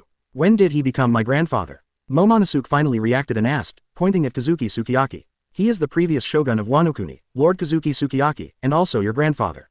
Because Kaido's power is so strong, he uses the alias Tenguyama Hichitsu. Kinemon introduced him. He's still alive, and he's been watching us fight a life and death battle with Kaido. Momonosuke looked incredulous. You all knew about it, but you didn't tell me. We only found out about this recently, Denjiro said. He is not qualified to be Wano Kuni's general. When the daimyo and the samurai were seeking revenge for the death of Lord Oden, he was watching from the dark. If we hadn't defeated Kaido, I guess he would even hide in the dark and wouldn't dare to come out. Denjiro said angrily, A-hole, is this how you treat your lord? Where is your loyalty? Kazuki Sukiyaki didn't expect that Denjiro would dare to accuse him. The daimyo and the samurai were obviously going to die if they sought revenge on Kaido, so why should he go with them? It's not like he did nothing in these 20 years. He made a lot of beautiful girl mustard seed dolls. If it weren't for his forbearance, there would have been no way Wano Kuni would have seen the dawn again. Even a child like Tama is fighting with her life, what about you? If you had 1/10 of the courage of Lord Shimotsuki, Wano Kuni wouldn't be like this. Your Highness Momonosuke, let us see your courage. Even if you die, you must not lose the dignity of General Wano Kuni. Denjiro said sternly, but I really can't do it. Momonosuke broke down and cried, I'm still a child. Denjiro's eyes suddenly dimmed. Forget it, what on earth am I loyal to? Is loyalty really wrong? The so-called loyalty and righteousness are used to imprison your thoughts. The superiors change benevolence and righteousness into loyalty and righteousness, so that you will be loyal to them for generations. Lei Te sneered, the Kazuki family, who implement a policy of isolation, are nothing more than the celestial dragons of Wano Kuni. Jin, take that thing out. Lei Te said, the Kazuki family is disgusting. Oh, okay. Jin took out a flintlock from his body, this is the one from back then. Wait, we can discuss anything. Kazuki Sukiyaki suddenly felt something was wrong. Sir, you don't want Wano Kuni to become a ruin. A gunshot rang out, and the bullet wrapped in Conqueror's haki made a hole in Kazuki Sukiyaki's head. Why are you threatening me with your country? It's funny, even if Wano Kuni becomes a ruin, I can just move to another place. Lei Te blew away the smoke from the flintlock and said lightly. Seeing his so-called grandfather die in front of him, Momonosuke was so scared that he screamed crazily, Lord Elephant, kill this guy. A voice sounded in Momonosuke's mind, I can't attack here, the cliffs of Wano Kuni are blocking me. Then destroy Wano Kuni. Come and save me, Lord Elephant. Momonosuke shouted loudly, Lord Momonosuke. The 9 red scabbards were horrified, that's our country. This goes against the original agreement. Are you sure you want to do this? I don't care about any agreement or country, come and save me. As you command. The people on the Baikutop saw the giant elephant raise its trunk and hit the cliff of Wano Kuni hard. The huge nose collided with the cliff, causing an earth-shaking vibration. What happened? Has this giant elephant gone crazy? Mochi was shocked. Captain and the others are still up there. Don't worry, Captain, nothing will happen to them. If they continue to attack like this, Wano Kuni will be destroyed. Mr. 3 said, Captain, don't you want to occupy Wano Kuni? How about we move the boat over and stop that guy? Jack made a suggestion and found that everyone was looking at him with strange eyes. Is this guy really the 3 disasters of the Beast's pirates? I feel like he's not very smart. I heard he's a fishman, maybe he has a small brain. Jack's veins popped out when he heard this. Can't you guys share the captain's worries? If we just stay here honestly, we can help Captain Buggy relieve his worries, Mr. 3 said seriously. Wano-kuni, the Flower City. Lei Te and the others also felt the ground shaking. Stop it, Lord Momonosuke. If you continue like this, our country will be finished. Denjiro didn't expect Momonosuke to actually take action. He wanted to step forward to stop Momonosuke, but was stopped by Kinemon. Since we are all going to die anyway, let's perish together. Kinemon's eyes flashed with a sick light. Just like the Sakura flower withering, this is how a samurai should die. I shouldn't have left Lord Momonosuke in your care. Denjiro drew his sword and slashed at Kinemon. What did you teach me? I didn't teach him anything. He was born that way. Isn't it because he has the blood of His Highness Oden flowing in his veins?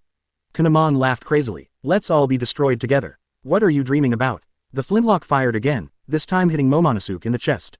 However, his physique was much stronger than Kazuki Sukiyaki's, and he did not fall down. Captain Buggy, this is just an ordinary flintlock rifle. It's not very powerful, Jin said on the side. Why do you have to use this? This flintlock rifle has nothing special about it except that it was used to execute Kazuki Oden. Jin had to work hard to find it. You don't understand, using a gun to kill General Wano-kuni is a romantic thing. Lei Te fired again, and the bullet wrapped in Conqueror's Haki directly made a big hole in Momonosuke's chest. Chapter 41 Wano-kuni's Savior.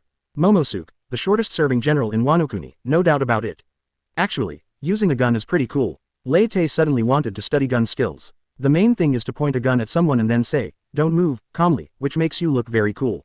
I can't tell, Jin answered honestly, and the power is too small. Captain, if you don't use Conqueror's Coil, the bullet won't even penetrate that guy's body. Most of the snipers in the pirates use seastone bullets and attack from a distance. Captain, you are a demon fruit power, so it is not easy to use seastone bullets. And with your observation Haki level, it is better not to use firearms. Moria is also fighting Lei Te. The problem of bullet power can be solved, observation Haki. Buggy's observation Haki talent seems to be focused on passive dodge. At this time, the earth shook violently again. Momosuke's death did not stop the elephant from moving, and it seemed that he was still attacking the outskirts of Wano-kuni. Kinemon suddenly laughed wildly. Ha ha ha ha ha ha ha, Wano-kuni is about to be destroyed, and you will get nothing. A-hole. Denjiro slashed at Kinemon with his sword. You've gone completely crazy. Yes, I am crazy. Prophecies and the like are all lies. Kinemon's eyes were full of bloodshot. We defeated Kaido with great difficulty, but in the end there is a new enemy. You are a waste, Kinemon. Denjiro has been undercover for 20 years, and Kawamatsu has been imprisoned for 13 years, and neither of them complained about the hard work. What qualifications do you have to say this? Kikunosuke scolded. It's no use saying anything now. Let's die together. Ha ha ha ha. Kinemon laughed crazily, not caring about the wounds on his body at all. Don't go crazy here. Lei Te put away the Shinzo Terminator who said Wano-kuni is going to be destroyed. This is my territory now, how can I allow a beast to destroy it? There was a gleam in Denjiro's eyes. Can you really save Wano-kuni? If so, I would like to do my part. Damn it, Denjiro, are you still worthy of being a samurai? Kinemon didn't expect Denjiro to surrender to the enemy. You are the one who is unworthy of being a samurai. Have you forgotten the teachings of Lord Shimotsuki Yasui? We should be the guardian of Wano-kuni, not the destroyer of Wano-kuni. Denjiro said through gritting his teeth. Traitor, you betrayed the Kazuki family. But we didn't betray Wano-kuni. How could Tsuru have fallen for someone like you in the first place? Kikunosuke dodged Kinemon's attack and pierced Kinemon's chest with the sword in his hand. The power of the remaining snow made Kinemon wail incessantly. When Kinemon wanted to fight back, Kawamatsu beside him cut off his arm. Immediately afterwards, a swift flash of a knife appeared, and Kinemon's head flew up. It was the expressionless Denjiro who gave him the final blow. You are a samurai of the Kazuki family, and I am a samurai of Wano-kuni. Denjiro knelt down before Lei Te and said, I beg you to save Wano-kuni. Denjiro knew that the power of the Elephant Master was beyond their reach, and Wano-kuni was surrounded by the sea, so the people had no place to escape. If this continues, Wano-kuni will be destroyed by the Elephant Lord, and the only hope is these people of unknown origin. I'm just protecting my territory. But, Lei Te looked at Kinemon's body on the ground, as Kinemon completely dead this time. Ah, Denjiro was stunned. I killed him myself. Jin, grind this guy to dust. Lei Te was still a little worried. He took Kaido's blow with his head without getting hurt. We can't be careless. Jin's expression suddenly became serious. Don't worry, I will burn him to ashes. Do you two still want to be loyal to the Kazuki family? Lei Te turned to ask Cat Viper and Inuarashi. They are still fighting with Crocodile. Of course, even if we die, we will never betray Kazuki Oden. Cat Viper glanced at Denjiro and the others with disdain. Okay, Crocodile, I'll leave them to you. I'll go and stop the Elephant Master. If that guy doesn't listen, we'll have to kill him, said Lei Te. Wait, you can't do this. There are fur tribes living on the elephant's back. The Cat Viper suddenly panicked. What does that have to do with me? I am the master of Wano-kuni, not the master of the fur tribe. Lei Te turned around and was about to leave. Let's go and find the Elephant Master. Cat Viper and Inuarashi suddenly panicked. What if Buggy really killed the Elephant Lord? Then the fur tribe would be wiped out. Wait a minute, they wanted to stop him, but were stopped by Crocodile. I heard that you are the king of the fur tribe. Crocodile sneered, it seems that you are not qualified. How did you guys become the king? He spent a lot of effort planning Alabasta but failed, and in the end, a fool in New World can become king. We surrender, stop fighting. Cat Viper shouted, his responsibilities as a king still outweighed his loyalty to Kozuki Oden. Forget it, Crocodile, let them go. Lei Te said, how long will it take for you Fur Tribe to evacuate the Elephant Master? Is this really going to kill the Elephant Lord? Cat Viper's pupils shrank. 2 hours. Anuarashi estimated the time. The Fur Tribe were all pretty strong and they evacuated quite quickly. But we don't have so many boats. Cat Viper said in embarrassment. Let's retreat to my boat first. Denjiro, arrange for Wano-kuni's people to stay away from the direction of the Elephant Master. Let's go to the Elephant Master first to take a look. Lei Te ordered. I'll do it right away. Denjiro knew there was no time to waste. Luckily he had some younger brothers who could help. Before leaving, he hesitated for a moment, but still said, thank you, sir. It was the Kozuki family that destroyed Wano-kuni, but it was outsiders who wanted to save Wano-kuni. How ironic. Lei Te and his group were all experts, and with Jin flying in the air to show the way, they soon found the trace of the Elephant Lord. It was constantly attacking the rock wall with its nose, and each attack caused Wano-kuni to vibrate. Such a giant creature actually exists in the New World. Crocodile exclaimed when he saw the size of the Elephant Lord. There's one in the Old World, too, Moria said, but no one knows what it is. It only appears in the mist. I have searched for it several times, but have not found anything. It will take a long time to kill a giant of this size. Hawkeye calculated that it would take him at least several days to kill the Elephant Lord, by which time Wano-kuni would have been destroyed. Jin, take Cat Viper and Anuarashi to Zo. Lei Te found that the ability to fly was quite useful. Let's communicate with him first. 2RN. Chapter 42. The Persistent Elephant Master and the Hostility from the Surrounding Seas. How does this thing communicate? Crocodile looked at the towering Elephant Lord. He is an intelligent creature and understands human language, but it is a bit tiring for his voice. Lei Te flew into the air and shouted to the Elephant Master, hey, Momonosuke's dead, are you still going to follow his orders? The elephant owner did not react. After a while, he swung his trunk over again. Did this guy not hear it or did he do it on purpose? Lei Te looked at the lifeless eyes of the elephant owner, wondering what it was thinking. Why don't we kill it, Captain Buggy? This thing would be useful as a zombie. Moria came up with a good idea. Can you drive such a huge zombie? Lei Te shut Moria up with just one sentence. How about cutting off its nose? That shouldn't take much time. Hawkeye made a suggestion. Then it will be troublesome if it hits Wano-kuni directly with its body. Lei Te rejected Hawkeye's proposal, thought about it, and took out the Den Den Mushi. I'll find Mochi, let him answer the phone. After a while, Den Den Mushi turned into Mochi's dead fish eyes. Captain Buggy, what's up? Aren't you an animal trainer? Do you know how to communicate with elephants? Lei Te asked. It's okay for elephants, but if they're too big, then there's a problem.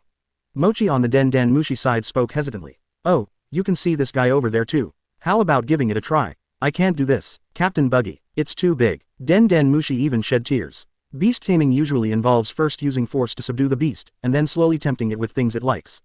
Or, after a long period of companionship, helping the beast do some things, the beast will get used to the presence of the tamer. Mochi explained the method of taming animals. There's one last method, which is a secret method passed down by animal trainers. It involves mixing the hormones of the animal so that it will treat you as its partner. There's no need to talk about the last method. I didn't expect you to be that kind of person, Mochi. Lei Te hung up the Den Den Mushi right away. It turned out that he couldn't count on this guy. Wait a minute, Captain Buggy, I haven't used the last method either. Mochi found that the Den Den Mushi had been hung up, and the people around him were looking at him with contempt, and he couldn't help but get anxious. The key point is that even Lion Licky looked at him with horror and took a few steps back to distance himself from him. Beast's Mochi is indeed an extraordinary man. Only Jack didn't care and continued to praise him. If you were in Beast's Pirates, you would have been famous long ago. I told you it's not like that. Mochi suddenly felt that his life had become gloomy. What should we do, Captain? Should we attack him first? Crocodile asked. Wait a minute, let the Fur Tribe people evacuate first. If this guy still refuses to communicate, don't blame me for being rude. Lei Te said. Captain, are you planning to use that trick? Moria thought of the black light that pierced the sky last time. If that's the case, he should run away first. Abu's revenge has not been taken yet, so don't get yourself involved. That was a mistake. I didn't get it right the first time. There will definitely be no problem this time, said Lei Te. Soon, Denjiro and his team, who had completed the evacuation of Wano-kuni residents, also arrived here. Sir, we don't have much time left. If the Elephant Lord continues to attack like this, Wano-kuni's foundation will be shaken in no time. Denjiro said solemnly. Kikunojo and Kawamatsu also looked worried. Kazuki Hiyori escaped. Lei Te asked an irrelevant question instead. Denjiro's face turned pale immediately. Sir, it doesn't matter. As long as she doesn't cause trouble, I won't kill her. Lei Te waved his hand. The Kazuki family, or rather the entire Wano-kuni, clearly favors boys over girls. Kazuki Hiyori has no idea of the Kazuki family's secrets and is just a tool responsible for gathering information. I don't even have the strength to defend myself, so what's the use of escaping? Thank you, sir, Denjiro said gratefully. I will take action once I get news from the fur tribe. Now, let's just wait and see. Lei Te split the sword in his hand into some metal pieces, activated the electromagnetic force, aimed at the elephant master, and then fired it out. The metal pieces hit the elephant owner at an extremely fast speed, creating small holes. Lei Te launched several times and finally found a satisfactory position. We'll attack here in a moment. Are you sure it's all right, Captain Buggy? Hawkeye and the others' observation Haki were far superior to Lei Te's, and they quickly guessed his purpose, which was to find a position to attack. Fortunately, the elephant's body is huge. If it was a small target, Captain Buggy's observation Haki level would not be able to hit it accurately. Don't worry about the details. All you have to do next is wait patiently, Lei Te said confidently. 3 hours later, Jin returned to Lei Te and reported, the fur tribe has been evacuated, and most of them are on the Baikudopu. Lei Te made a phone call and said, you retreat another 10 nautical miles. It's very far away, Captain Buggy. Mr. 3 who answered the phone looked a little strange. Back off a little bit, I can't control the power of my skills. Lei Te said, it sounds so real, can you still get here? Mr. 3 secretly complained, but still obeyed the order. Let's move back a little further. The Baikutop was already packed with people, many of whom were curious and wanted to see how the captain would deal with this giant creature. Did we get too hasty by directly evacuating all our clansmen from Zou? Inuarashi felt a little regretful. Let's wait and see. I wonder what that Buggy guy is trying to do, said Cat Viper. Hey, Jack, I heard that you fought against the Elephant Lord. How strong is he? Asked Runty of the Flying Six. Can you call me Jack? Call me sir, Jack said dissatisfiedly. Come on, the beast's pirates are gone, and we are all the same now, Runty said. I wonder how strong the new captain is. Is he stronger or weaker than Boss Kaido? The tall Black Maria also came over. We'll know soon. Jack was badly beaten by the elephant owner. I heard about it, Runty said. Then why are you asking me? Jack's forehead veins popped out. Don't bother with my sister, Lord Jack. Peggy Wan apologized quickly. In the distance, some people were watching the movements of the Buggy Pirates ships. Captain Kidd, the Buggy Pirates ships are retreating to the rear. The lookout reported. Follow them and see what they want to do. Kidd ordered. Captain, are you still going to compete with Buggy for the title of 4 emperors? His deputy, Killer Warrior Kira, was a little worried. I just want to know why the Shichibukai all ran to his hands. Kidd's mechanical arm made a creaking sound, revealing the owner's irritation. It disrupted my plan. There is also a third-party force in this sea area. Smoothie, should we continue to wait? Charlotte Daifuku asked. Katakuri is already on his way here, let's meet up with him. They have received news that the Wan Kingdom has been captured by the Blackbeard pirates. He will come here sooner or later anyway, so let's wait for him here. The tall Smoothie said, Wangwo has been lost, let's see if we can take down Wano-kuni. But this place has been spotted by the Buggy Pirates. Charlotte Dave hesitated. The Buggy Pirates only rely on those Shichibukai. When Katakuri arrives, we will fight them and see who will win. Smoothie stood up. His long legs were very eye-catching. Not everyone can be called the 4 emperors. But there is a prerequisite. Wano-kuni must not be destroyed by this giant elephant. Chapter 43 Forbidden Moves Fission 15,000 tons Lei Te Boy Little boy. Have you retreated far enough? I'll start from here. Oh, and pass on the instructions. There may be strong light in a while, so remember to close your eyes. Lei Te hung up the Den Den Mushi. You don't have to shout anymore. It seems that the Elephant Master is determined to obey Momonosuke's orders. From the beginning, Denjiro and the others had been persuading the Elephant Master to stop attacking, but the Elephant Master remained indifferent. The guy clearly understood what people said, but he refused to stop, so he had to be stopped by force. Do you need our help? Asked Denjiro. No, let me take care of it. Lei Te looked at the huge figure of the Elephant Master and split out a handful of 10 centimeters long blue hair. Then, through the power of the chop chop fruit, the hair was split and reorganized into a bullet shape, and the armament Haki was wrapped around it, dyeing it black. The force of the magnetic field exploded, forming an electromagnetic acceleration channel in front of Lei Te, which was facing the direction of the Elephant Lord. Then Lei Te looked at the black bullet and fell into deep thought.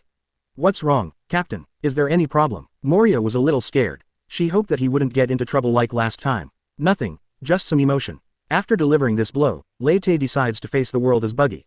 In the eyes of everyone in the pirates' world, he is the new 4 Emperors Buggy, not Lei Te, a visitor from another world. It's time to put the past to rest and integrate into this world. Lei Te's fragmenting force began to enter the bullet, cells, cell nuclei, molecules, atoms, atomic nuclei. Originally, only some very massive atomic nuclei such as uranium, thorium and plutonium could undergo nuclear fission. But in the pirates' world, there is a power within the nucleus of human cells, armament Haki. The existence of this power allows Lei Te to directly use cells for fission. Under the effect of the fragmentation ability, the nuclei in the cells have become unstable, armament Haki begins to emerge, and the bullets in Lei Te's hands become darker in color, as if absorbing the light from the outside world. In a moment, the fission force will erupt completely and will not be controlled by Lei Te. Suddenly, Hawkeye and his observation Haki began to sound the alarm, indicating that there was great danger around.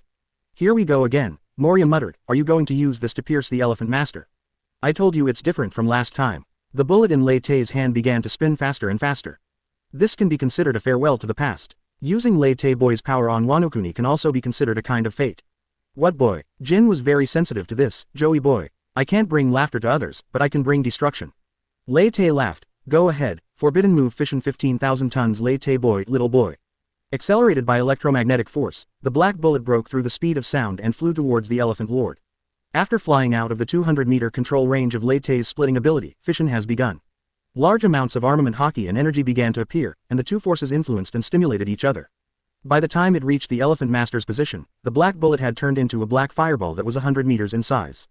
The black fireball hit the elephant master hard, and the fission force began to erupt completely. First there was a strong white flash, followed by a deafening explosion. Countless pillars of fire appeared and swirled. In an instant, a dark gray smoke cloud several thousand meters high formed on the elephant's body. In the center of the smoke cloud, a white smoke column rose. The smoke cloud surrounded the smoke column and formed a mushroom shape. The huge impact force knocked the elephant master down directly, and its huge body fell into the sea. The high temperature on its body directly boiled the sea. Countless steam appeared, blocking the nearby sea area. Then the impact triggered a tsunami, and huge waves carrying steam rushed in all directions. Be careful of the waves. Mr. 3 shouted on the Baikudoku, back off in the direction of the waves. Wow, what kind of move is this? It knocked down the elephant master in one go. Runty's eyes were full of stars. Is this the power of Captain Buggy? What a terrifying man. Black Maria licked her lips. After this blow, the elephant master will be seriously injured if not killed. Don't just stand there. Stand still, block the waves, and don't let them overturn the boat. Mr. 3 found that most people were in a daze. Everyone seemed to have just woken up from their dream, and quickly used their abilities to block the incoming waves. The Buggy Pirates boat began to shake violently, but fortunately, there were no ordinary people on board, so no tragedy of falling into the sea occurred. Cat Viper and Inuarashi looked at each other with expressions of relief. With this blow, Zoe will be gone. Buggy, when did Captain Buggy become so powerful? Cat Viper paused, then used honorifics. It's a good thing they surrendered, otherwise the Fur tribe would have been almost wiped out. Inuarashi still broke out in a cold sweat when he thought about it. The survival of the Fur tribe once depended on their single thought. In the huge waves, the boat of the Kid Pirates group was also fleeing rapidly. Hurry up, get out of this damn place. Kid no longer wanted to stay near Wano-kuni. The strange situation just now was related to the Buggy Pirates, and Kid no longer wanted to deal with them. He now misses Big Mom a little bit. What kind of monsters are the new 4 emperors? We must find someone to form an alliance with, otherwise how can we fight these monsters? But how many people can be trusted? The Kid Pirates were pretty lucky, but Smoothie and his friends weren't so lucky. They were too close to the elephant master and the boat was overturned and fell into the boiling sea water. How many times has this happened? Why is it that things never go smoothly when I get to Wano-kuni? Smoothie sank into the sea powerlessly, waiting for the rescue of the non-powerful people from the Big Mom Pirates. Crocodile and his team were even more shocked when they watched Lei Te's attack from a close distance. This attack is powerful enough to destroy a country, right? Even the ancient weapon Pluton doesn't have this much power, right?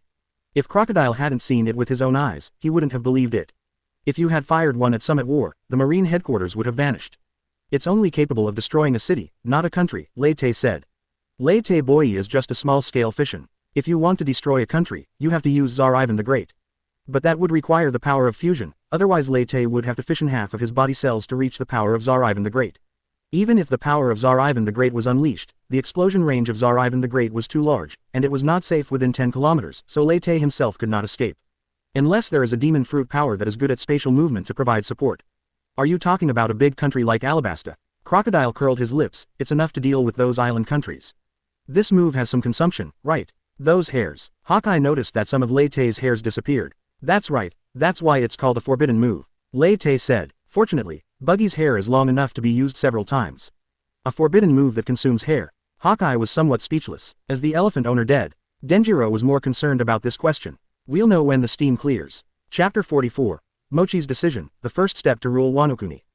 Looking at the steaming sea, Lei Te was thoughtful. From now on, I will incorporate the name Lei Te into my moves, and I will use the name Buggy from now on. Maybe I can inherit Buggy's conqueror's luck. The sea breeze blew away the steam, revealing the scene on the sea.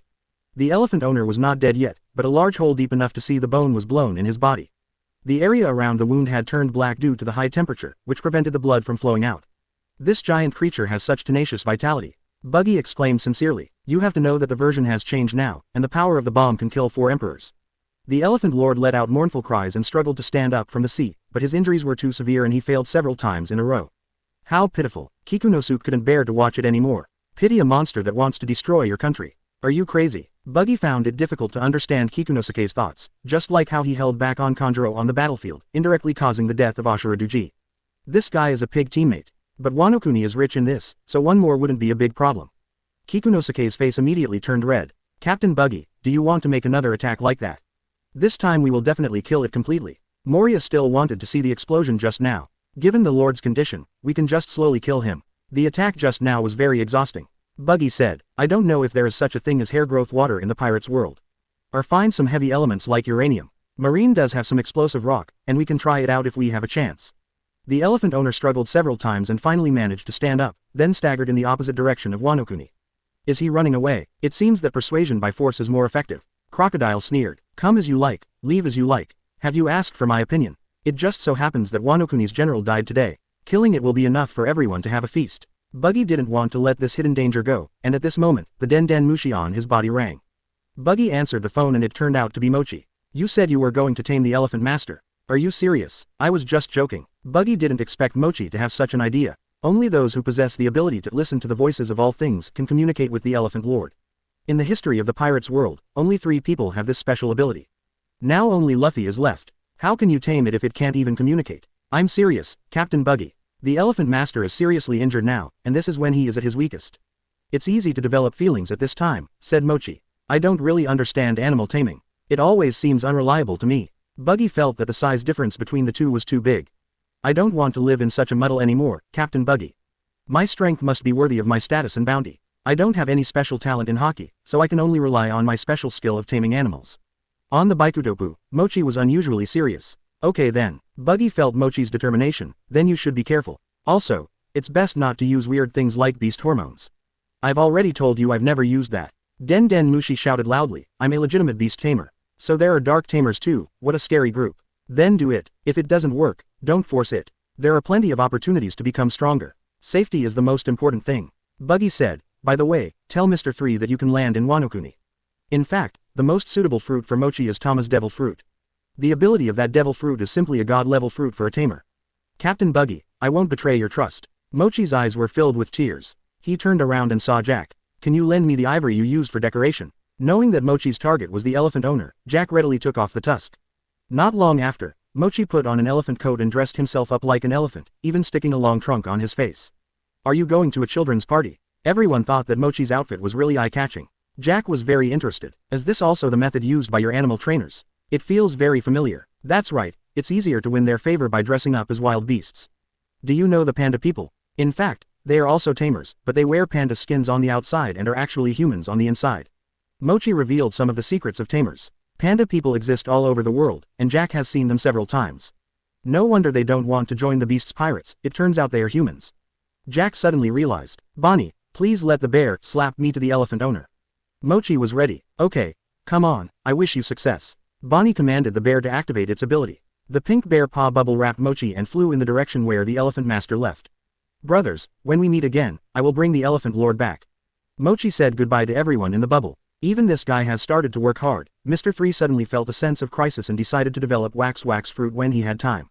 We can set sail now. Our destination is Wano-kuni, which is the new base of our Buggy Pirates. Mr. 3 ordered. There was a sudden cheer on the pirate's ship. Only Cat Viper and Inuarashi still looked worried. Without Zoe, the fur tribe could only go to Wano-kuni and accept Buggy's rule. I wonder what kind of ruler that guy will be. We need to count and hand over all the property and then redistribute it. Denjiro doubted his ears. Captain Buggy, even Kaido has never issued such an outrageous order.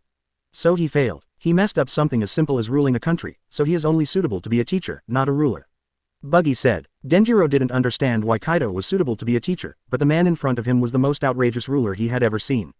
Wano-kuni will be in chaos if this happens. The property is in the hands of the daimyo, the underworld and the businessmen. They will not accept such conditions. Denjiro tried his best to explain the situation of Wano-kuni to Buggy. Why do they have so much wealth? Buggy asked. Because. Denjiro suddenly couldn't speak. Wano-kuni has been like this since ancient times, and no one has ever thought about whether this is reasonable or not. I came to Wano-kuni for 3 things. Fairness, and damn fairness, Buggy said. Let's start with the distribution of property. What if they don't agree? Asked Denjiro. We are pirates, so let's solve this problem the way pirates do. Buggy took out his flintlock rifle. If they don't agree, I'll give them justice myself. Whether it's the high and mighty General Wano or the gangsters in the underworld, all are equal under this gun. Chapter 45. The Burning Flower City, Shunchang's Demise. As the buggy pirates landed in Wano, the entire Wano suddenly fell into chaos. However, the common people soon discovered that this chaos did not affect them. Instead, the usually high-ranking daimyo and the samurai they supported were the first to suffer. At night, even someone from the pirates group notified them to go for dinner, and the best part was it was free. To celebrate the death of General Wano, Captain Buggy has decided to hold a 3-day banquet. You can eat and drink as much as you want without spending a penny, and you can also take some rations back at the end.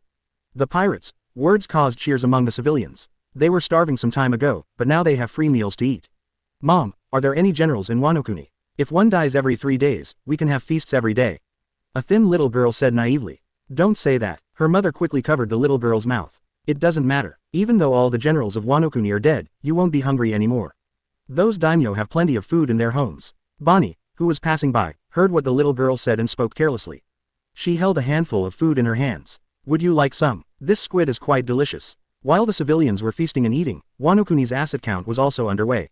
The daimyo had the most assets, and they usually kept samurai to guard their homes. As for the gangs, most of them are in collusion with businessmen. Naturally, they were unwilling to obey Buggy's orders, so this night was particularly bloody. It seems that many people choose property over life. In the attic of the flower capital, Buggy sighed as he looked at the flower capital that was on fire. Mr. Buggy, what's the difference between depriving them of their rights and wealth and taking their lives? Denjiro said bitterly. They have so much food that it's getting moldy, but people are starving to death outside. I remember Kazuki Hiyori once used her beauty to exchange for money from a merchant. Why don't you be more direct? Buggy asked. With the strength of the 9 red scabbards, those merchants are no match for them. Kaido will not care about these trivial matters, so Buggy can't understand why Kazuki Hiyori, as a princess, would go out and swindle money in person. Is it Wano traditional art? One is cheating, the other is robbery, there is still a difference. Denjiro explained dryly. And, Mr. Buggy, what exactly do you want to turn Wano into? Denjiro finally asked the question in his mind. It will become my logistics base, so I need farmers, workers and law-abiding businessmen. As long as they are willing to work hard, I will ensure that they will live better and better, but the only thing I don't need is parasites. Buggy looked at the flames burning in the flower city. I don't allow them to exist in my territory. If they don't agree, will you kill them all? Denjiro asked. That would mean a lot of lives. I'm a pirate, not a saint. Besides, it's better for one family to cry than for everyone to cry. I gave them the chance to choose, so don't blame me if they don't cherish it. Buggy found that the pirates' identity was quite useful. Those gangsters. Denjiro organized his words. If they stop causing trouble, can Mr. Buggy let them go? Why not? I'm not a bloodthirsty lunatic. Just hand over your property as required and go to work honestly, and nothing will happen to you, said Buggy. I understand. I will go and persuade them. Denjiro left in a hurry. Is this guy here for Leopard Guro and the others? Buggy thought as he watched Denjiro leave, but the gangsters who were used to getting something for nothing might not necessarily listen to his advice. Sure enough, after saying goodbye to Buggy, Denjiro went directly to Leopard Goro's residence. Kikunojo and Kawamatsu are also here, as well as a woman with beautiful emerald-colored long hair, Kazuki Hiyori. Denjiro, how serious will this unrest be? Asked the short Leopard Guro. Many people have contacted me to discuss how to drive away the buggy pirates together. Don't you want to live? The buggy pirates are much more powerful than the beast's pirates. Denjiro exclaimed. Is there something wrong with those people's brains? Why weren't they so active when they were fighting against the beast's pirates? The actions of the buggy pirates have aroused public outrage. They are even more outrageous than those of the beast's pirates. Leopard Guro slammed the table and broke it. They actually plundered the daimyo's property. Public outrage. Denjiro saw only the laughing and cheerful civilians along the way. At least they didn't attack civilians, Denjiro explained. That's because those untouchables have no property to plunder, otherwise they would definitely not let them go. A voice came from behind Huabao Wulong. It was an old man with a sinister face. The buggy pirates have plundered all the wealth that we daimyo have accumulated over the years. This behavior is unforgivable. We have Princess Kazuki Hiyori. We can use the name of the Kazuki family to call on everyone to retake Wano. Princess Hiyori, what do you mean? Denjiro ignored the daimyo and looked at Kazuki Hiyori instead. The truly courageous daimyo had already died in the battle against Kaido, and the ones left were nothing but trash. I want revenge, Denjiro. Kazuki Hiyori still can't accept the news of Momonosuke's death. Denjiro was silent for a while, then nodded slowly. Then come with me, and practice swordsmanship. Don't get involved in this kind of thing again, or there will be no hope of revenge. No, the first one to object was the old daimyo. Wano can only be united in the name of the Kazuki family. I want to marry Princess Hiyori, so that I can take back Wano legitimately. In response he was met with a flash of sword light, and Denjiro drew his katana and split him in half. The samurai outside heard the noise and rushed in. They found their lord lying on the ground and drew their weapons at Denjiro. Captain Buggy is right, the only value of these guys is to die. Kikunojo, Kawamatsu, let's fight our way out with Princess Hiyori.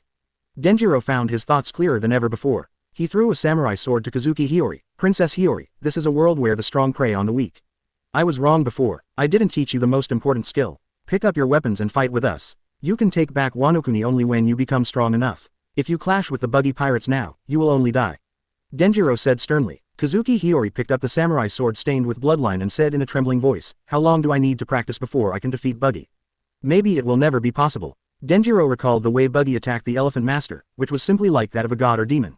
But this can at least save Kazuki Hiyori's life. If she stays here, she will only become a tool of the old forces. Although these old forces will not be able to struggle for a few more days. If you work hard, there might be a glimmer of hope. If you don't work hard, there won't even be a glimmer of hope, said Denjiro. Then let's fight our way out together. Kazuki Hiyori raised his weapon. Hanaichidori. Raging light worship. A flash of sword light passed by, and the warriors in the house fell to the ground with blood gushing out, and unknown flames ignited on their wounds. Leopard Guro, whose stature had grown from short to burly, slowly retracted his weapon. I don't need you to take action in my territory. Since Princess Hiyori has made the decision, let's go. Denjiro, you stay for a while. Kikunosuke took Kazuki Hiyori out of the door, leaving only Leopard Guro and Denjiro in the room. You didn't mean what you said just now, revenge or something. Leopard Guro became short again. That's right, the Buggy Pirates are more terrifying than the Kaido Pirates. I just want Princess Hiyori to survive. Denjiro knew he couldn't fool Leopard Guro. Will Buggy let Princess Hiyori go? She is the only bloodline of the Kazuki family, asked Leopard Guro. You haven't seen that man. He doesn't care about such trivial matters. What he needs is Wano-kuni to work according to his will. Those who obey will live, and those who rebel will be killed.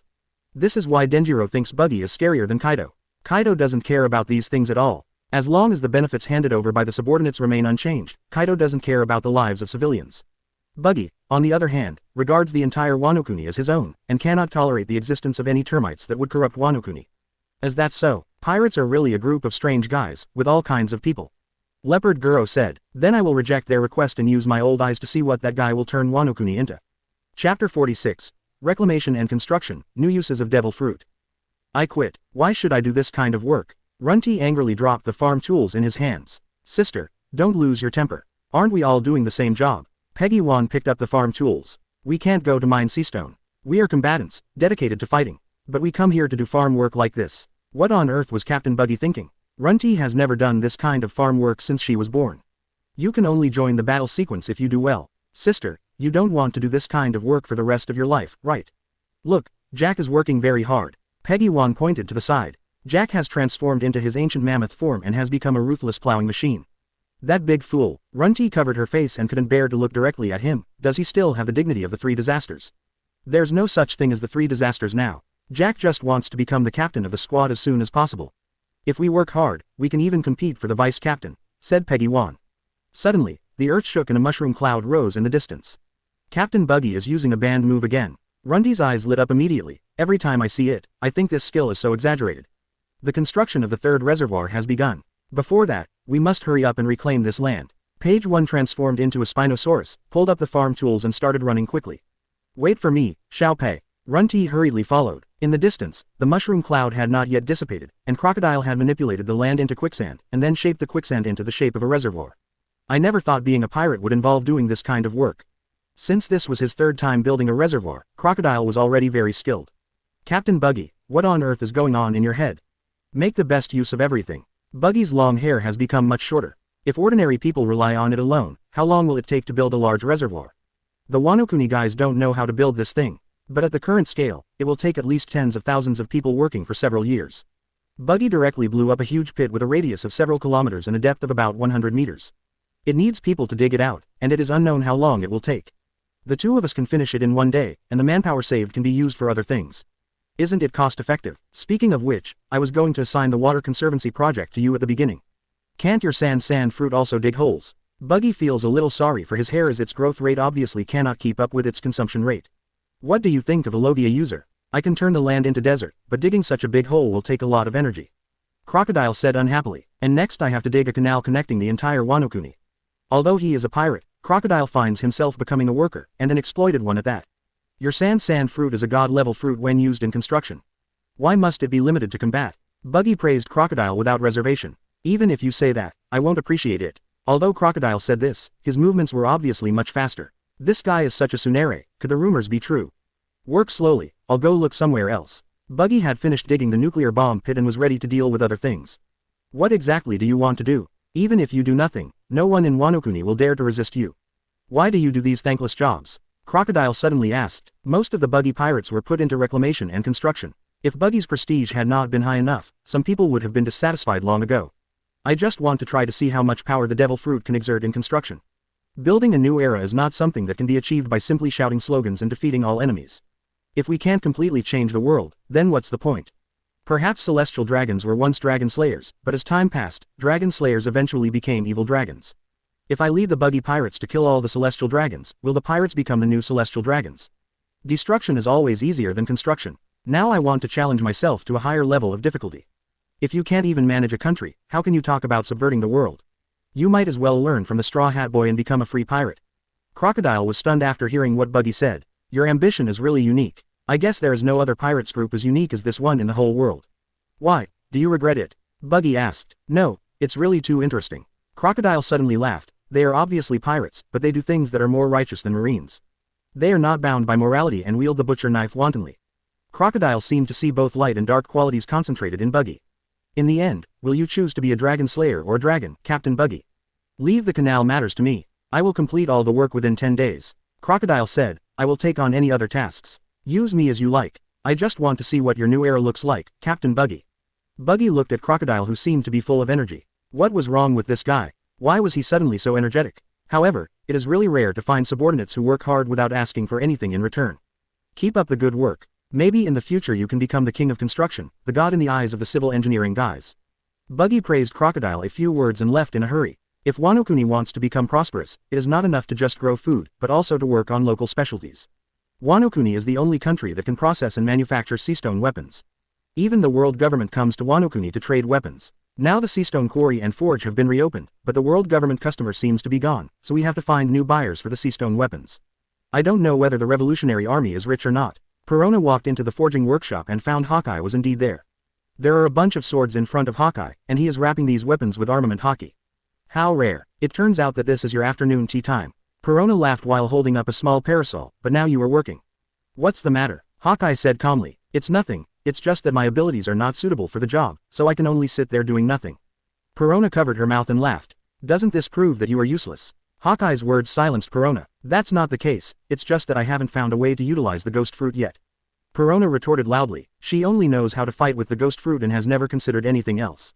Do you want to attach negative ghosts to others? Then go find it. Where's Moria? Hawkeye asked. Captain Buggy asked him to lose weight, saying that he wanted revenge, so Rear Admiral's body size returned to the time when he first fought Kaido.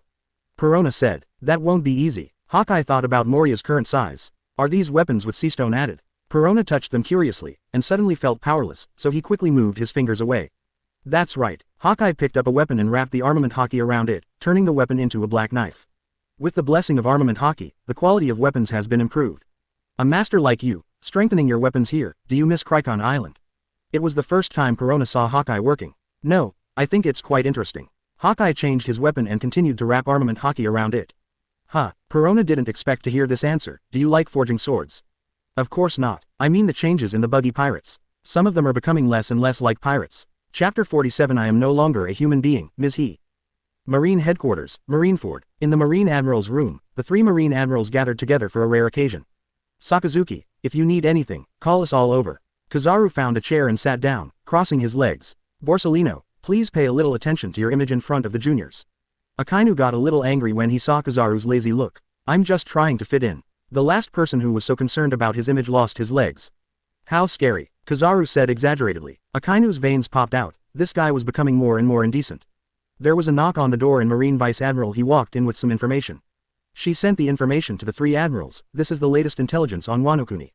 It has been occupied by the Buggy Pirates. Isn't this normal? Kizaru took the information. Unless the Straw Hat Pirates take action, those Wano Kuni guys will not be able to stop the Buggy Pirates. Sakazuki, the Wano Kuni unknown power you mentioned doesn't seem to have any effect. Kizaru teased. Only the Marine Marshal has the authority to know that kind of thing, so you don't need to care about it. Akainu said bluntly. Let's look at the information first. The actions of the Buggy Pirates in Wano Kuni are a bit strange. Okay, let me see. The Buggy Pirates first killed all the daimyos of Wano Kuni, then killed many merchants and robbed them of their wealth. Isn't this typical pirate behavior? Kizaru flipped through 2 pages of information and wanted to throw it away. The people on Roger's ship are no different from ordinary pirates. Watch it, Borsalino, Akainu said solemnly. I have a feeling that the Buggy Pirates will be the Marines' biggest rival in the future. Kizaru was stunned, then picked up the document and continued reading it. There were actually a few photos in it. In the photo, Jack the Drow is transformed into a giant mammoth while a group of children play on his tusks and slide. Hiss, Kizaru couldn't help but take a breath. This must be the most expensive slide in the world. Moreover, when did Jack, one of the three disasters, become so good-tempered? Did Buggy really subdue Kaido's men? Although Kizaru knew that this was a matter of time, he didn't expect it to happen so soon. Not only that, keep reading. Honestly, I don't understand. Does Buggy have the ability to brainwash people? Akainu glanced at Crane. The wash-wash fruit can wash away evil thoughts, but it cannot change a person's character. Kizaru continued to look through the pictures, and there were pictures of crocodile building a canal, and pictures of zone demon fruit power clearing wasteland and planting crops. The last photo is of a mine, where a group of powerful pirates are happily wielding shovels and mining ore, while some civilians are sorting the ore on the side. Are they working? Kizaru suddenly felt a sense of absurdity. Isn't the job of pirates to rob? When did it become like this? And what about the smiles on the faces of those civilians? Buggy first ruthlessly killed all the upper echelons of Wano, but then treated the remaining civilians kindly. Is he a pirate or a revolutionary? Green Bull Aramaki found it a little difficult to understand. He is much more radical than the Revolutionary Army, Akainu said. There was an out-of-place photo in the information. It was a piece of red land with densely packed wooden racks standing on it, and corpses were hanging on them. What's strange is that there are white lanterns hanging on each wooden frame. These wooden frames are called street lights, and people who resist Buggy are hung on them every day, he introduced. This intelligence agent is amazing. He has found out the situation of Wano so clearly. Kizaru praised. Because Wano is currently in an undefended state, except for children who must go to school, the rest of the people can freely choose their own work in exchange for pay, said he. Rewards? Again, something that doesn't go with pirates. Hearing about the reward, Kizaru immediately became interested. Sakazuki, what do you want to do by calling us here? The intelligence officer defected after delivering this information. He said he was doubting this world and needed some time to calm down. Akainu said in a deep voice. I will block Wano news from today. There are many radicals in the Marines, and these things will affect them. Everyone immediately focused their attention on Akainu. Aren't you the biggest radical leader? Is it worth it to exchange the death of a few for the happiness of the majority? The intelligence officer must be wondering about this. Fujitora, who had been silent all this time, spoke. Hey, your thoughts are very dangerous. Fujitora, do you want to let Vice Admiral Suru cleanse you? Kizaru said. Stop it, Borsalino. I'd like to wash your laziness away, but I can't. Crane glared at Kizaru. I need someone to keep an eye on the Buggy Pirates' every move. Kizaru, I'll leave this task to you, said Akainu. Why? Kizaru was a little reluctant. I've been running around a lot lately. I don't even have time to take a vacation. Because you are more mature and won't be confused by the Buggy Pirates' behavior, I want you to find out what they are doing. Akainu feels that only Kizaru is not easily influenced, while Fujitora already has bad tendencies. Someone is coming. Fujitora suddenly spoke. Then the door was kicked open, and then there was a loud laugh. Fu. The top brass of the Marine Corps are conspiring here. Are they doing something shameful? Doflamingo, who changed his CP0 white suit into pink, rushed in. You guy, don't you know what politeness is? Wangmu took action directly, and his fingers turned into vines and flew towards Doflamingo. But Doflamingo didn't move, letting the vines pierce him. Fu. I am now representing the Celestial Dragons. Even though it's not fun, this identity is still very useful. Doflamingo laughed. Forget it, Aramaki, don't bother with him. He looked at Doflamingo. Have you fallen to this level, Doflamingo? Ms. He, this world is so unfair. A weak guy can surpass you in a short time. What's the point of working hard? Doflamingo's voice suddenly became high-pitched. So, Ms. Crane, I will not be a human being anymore. Even if I have to become a dog of celestial dragons, I will achieve my goal. A dangerous aura emanated from Doflamingo. What is your purpose? He didn't understand why the world government wanted to release this guy. Of course, it's to fulfill the celestial dragon's wish. Then maybe I can get my celestial dragon identity back. Doflamingo restrained his crazy attitude and said casually. No, this guy's purpose is definitely not this. He was too familiar with Doflamingo. He gave up his dignity and became a lackey of celestial dragons, and he must be seeking something else. What are you doing here, Doflamingo? If you don't tell me clearly, even the celestial dragons can't save you. Akainu stared at Doflamingo, not hiding his murderous intent. For the Buggy Pirates, let's destroy them together. Fu. Chapter 48. Sakazuki is crazy, he wants to create a new marine. Destroy the Buggy Pirates. Akainu seemed to have heard something funny. Since when has the world government been more active in exterminating pirates than the Marines? Buggy did something that made the celestial dragons hate him to the core. Doflamingo laughed. Of course the world government wants to get rid of him. Marine can't use all its strength on Wano. Akainu directly rejected Doflamingo's proposal. No need to attack Wano, we will lure Buggy out. Doflamingo said. What did you use as bait? Akainu didn't know where Doflamingo got his confidence from. The bait is of course, celestial dragons. Doflamingo put his foot on the table in front of Akainu and said condescendingly, "Two stupid celestial dragons, how about this bait?" In order to seek revenge, they actually used celestial dragons as bait. When did celestial dragons become so worthless? Akainu was a little surprised, he had never expected this kind of bait. There were a lot of celestial dragons, and after Buggy killed one in public, the rest weren't that important. Doflamingo sneered. In comparison, Buggy, the disruptor of order, is the biggest threat to the world government. The 5 elders are not idiots. They can tell which one is more important. You guy, you just said you wanted to be a dog of celestial dragons, but now you want to devour your master. Fujitora has always disliked Doflamingo and mocked him directly. Doflamingo ignored Fujitora's taunting. First need 2 Marine Admirals to cooperate with my plan. 2 Marine Admirals alone cannot destroy the Buggy Pirates. You have other helpers. Akainu stared at Doflamingo. There should be only one force on the sea that is willing to be the enemy of the Buggy Pirates. Are you colluding with Blackbeard? Fu. Marshal Akainu is worthy of his name. His guess is so accurate. Doflamingo laughed. You let the Marine join forces with the pirates to fight against another pirates. Doflamingo, what do you think of the Marine? Akainu's right arm had turned into flowing magma. Like me, you are a dog of the world government. The next moment, the lava fist hit Doflamingo's face and pinned him to the ground. Do you think I dare not kill you, Doflamingo? Akainu's murderous intent was almost solidified. Let's do it. Doflamingo's glasses were broken in half, revealing an eye full of madness. I just want to add some fun to the world now. You're acting like a clown now, Doflamingo. Crane couldn't bear it any longer. Stop it, Sakazuki. Killing him will only allow his plan to succeed. Doflamingo is now a member of the world government. If he is killed, an indelible rift will appear between the world government and the Marine.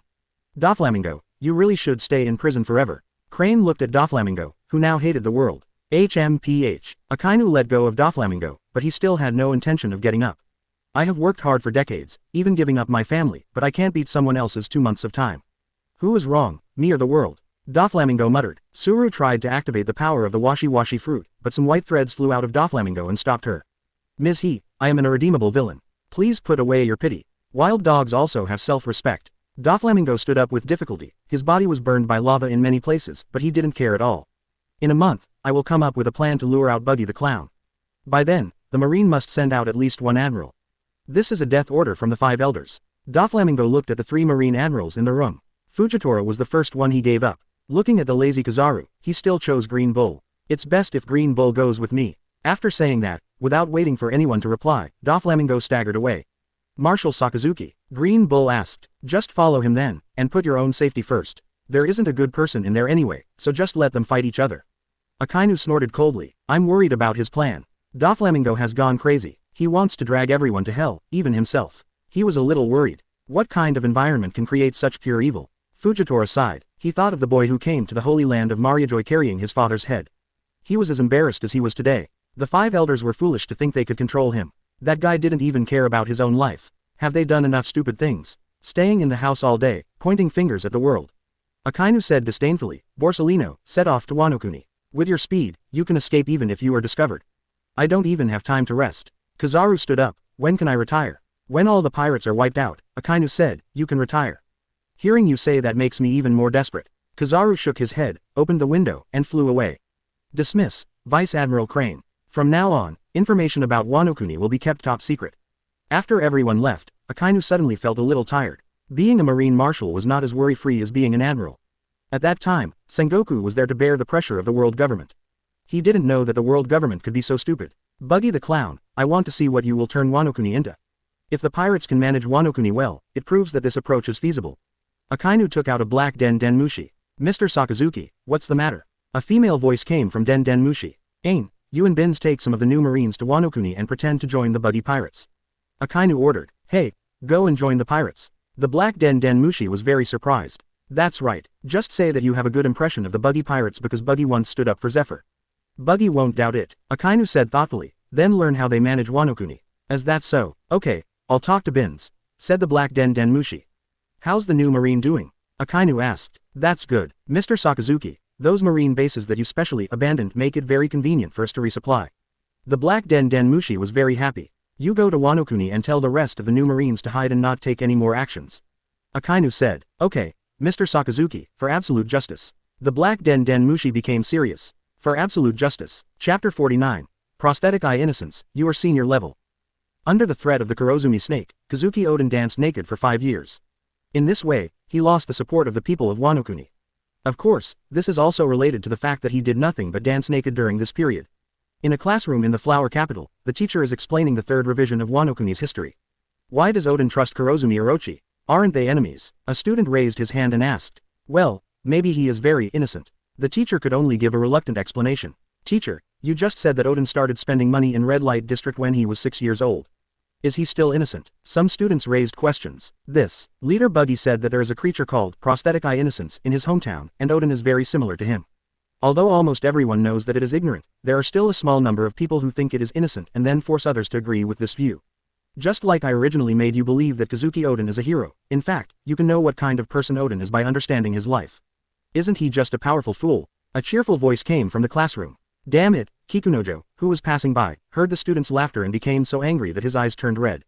When he got home, he complained to Denjiro, how could the Buggy Pirates insult Lord Oden like this? How did they insult you? Denjiro asked. They told everyone everything that Oden-sama had done, Kikunojo said, and asked everyone to comment. Denjiro was a little tired. They didn't tamper with history like Kurozumi Orochi did, they just told the facts. Let's not talk about this. How is your job search going? We can't always rely on fishing in the river pines to support us, asked Denjiro. There were actually a lot of jobs, but they didn't want to work for the Buggy Pirates, so there were fewer options. I didn't find any, Kikunojo said dejectedly. Why can't even powerful samurai like us find a job now? No one needs warriors to protect them anymore. Since the crackdown began, all the criminals have been hanging in that street light square. Denjiro still felt a little chilled when talking about the recent turmoil. At first, Buggy turned his knife on daimyo and profiteers and confiscated their property. His second target was samurai and gangsters. You strong guys, don't sit around doing nothing every day, go work. Buggy's words determined their fate. But samurai and gangsters never did manual labor, thinking that it was something for lowly people. So they started a riot in anger, took to the streets with weapons and smashed things indiscriminately. Then all the rioters were hung on that streetlight square. The remaining people suddenly calmed down and chose work between life and work. Why don't we go to the forge and use armament hockey to refine weapons? We can't eat fish every day. Denjiro said, it's hard for Kawamatsu to catch fish every day. If you don't work, you won't get the food purchase voucher and you won't be able to buy anything. In fact, there is another place you can go, which is to join the Buggy Pirates and become a fighter. Denjiro knew that Buggy only used Wano-kuni as a logistics base and would expand sooner or later. But Kikunosuke would definitely not agree, so he could only compromise. How about I go and perform for money? Kazuki Hiyori, who had just finished practicing swordsmanship, came over. The flower street has been closed, Princess Hiyori. Kikunojo thought for a moment and agreed with Denjiro's opinion. Forget it, let's go to the forging workshop. Princess Hiyori, please stay here. The security in Wano-kuni is very good now, so you won't encounter any danger. Denjiro said, don't call me princess. The Kazuki family has disappeared. I'll go with you. I also want to see what Wano-kuni looks like now. Kazuki Hiyori said. After leaving Leopard Guro, Kazuki Hiyori never went out for a walk, and could only learn about what was happening outside from the conversations of Denjiro and the others. During their conversation, Hiyori learned that Wano-kuni has been in a bloody conflict and the new ruler Buggy has been killing people non-stop. Later, he forced civilians to work for him, otherwise they would not even get food. Even they have been living on fish, not to mention others. Wano-kuni must be in a worse situation than when Kurozumi Orochi ruled. But when Hisam came back and they went out, Hiyori found that it was very peaceful and quiet outside. The samurai and gangsters who used to roam the streets disappeared, and the faces of the common people were filled with smiles, including many businessmen. Didn't Buggy kill all the merchants? Hiyori asked in a low voice. We only killed the big businessmen, the ones you, Ms. Hiyori, cheated. Denjiro said, the rest of the small businessmen only need to register, and their other activities will not be affected. Have all the able-bodied men been forced to work? Hiyori discovered that most of the people on the street were elderly, and there were no children to be seen. No one was arrested. It was voluntary whether to work or not. The children all went to school. As for the elderly, they can get free food as long as they meet the age requirement, said Denjiro. Ah, Hiyori exclaimed, why did Buggy do that? In her impression, Buggy has always been an evil guy, but this evil guy did good things. I don't know, maybe there are all kinds of guys in pirates. Denjiro found that he couldn't understand Buggy at all. There was a tradition in Wano-kuni that when the elderly from poor families reached the age of 70, they would be thrown into the mountains to fend for themselves. This was also the case during the reign of Kazuki Sukiyaki. No one paid any attention to these old people, they were just insignificant specks of dust. It's ironic that a pirates managed to do what all Wano-kuni generals had failed to do. Where did Buggy get the food? In Hiyori's impression, Wano-kuni has always been poor. The ones we searched from the daimyo's houses are enough for Wano-kuni to eat for several years. Denjiro was a little embarrassed. People often starved to death in Wano-kuni before, but the daimyo's house had mountains of food. The Buggy Pirates have reclaimed a lot of land for farming and built canals for irrigation. There will be no shortage of food in the future. Hisam often went out fishing and watched the canal being built in just a few days. That scarred man is really amazing. We won't be able to regain Wano-kuni's rule at this rate, will we? Hiyori smiled sadly. They would be more willing to accept Buggy's rule than the Kazuki family. Denjiro was speechless for a moment. If this continues, only a fool would miss the rule of the Kazuki family. Fortunately, we arrived at the forging workshop, which eased the embarrassment. We are here to refine weapons. Denjiro hurriedly went up and said, how's your grasp of armament hockey? Can it emit? Asked the pirates in charge of reception. Yes. Denjiro drew out his katana and wrapped the armament hockey around it, turning it into a black sword. That's amazing. Are you famous in Wano-kuni? The pirates was surprised. Wait, he took out a notebook and flipped through it. You are the 9 red scabbards, right? Now there are no more 9 red scabbards. Denjiro said with some sadness. You 3 don't need to take the test. You are all SR level and can go to work directly. Pirates said. What is SR? Denjiro didn't understand what it meant. Weapons refined with armament hockey are for sale. Captain Buggy divides them into 3 grades. SSR, SR, and R. The weapons you refine are of SR grade, just like the Great Sword 21 work. Pirates explained to Denjiro patiently. Are there any SSR level 1s? Denjiro suddenly thought of the black-clad swordsman. Yes, it's Captain Hawkeye. He is the only SSR level 1 in the Forge Workshop now. Chapter 50.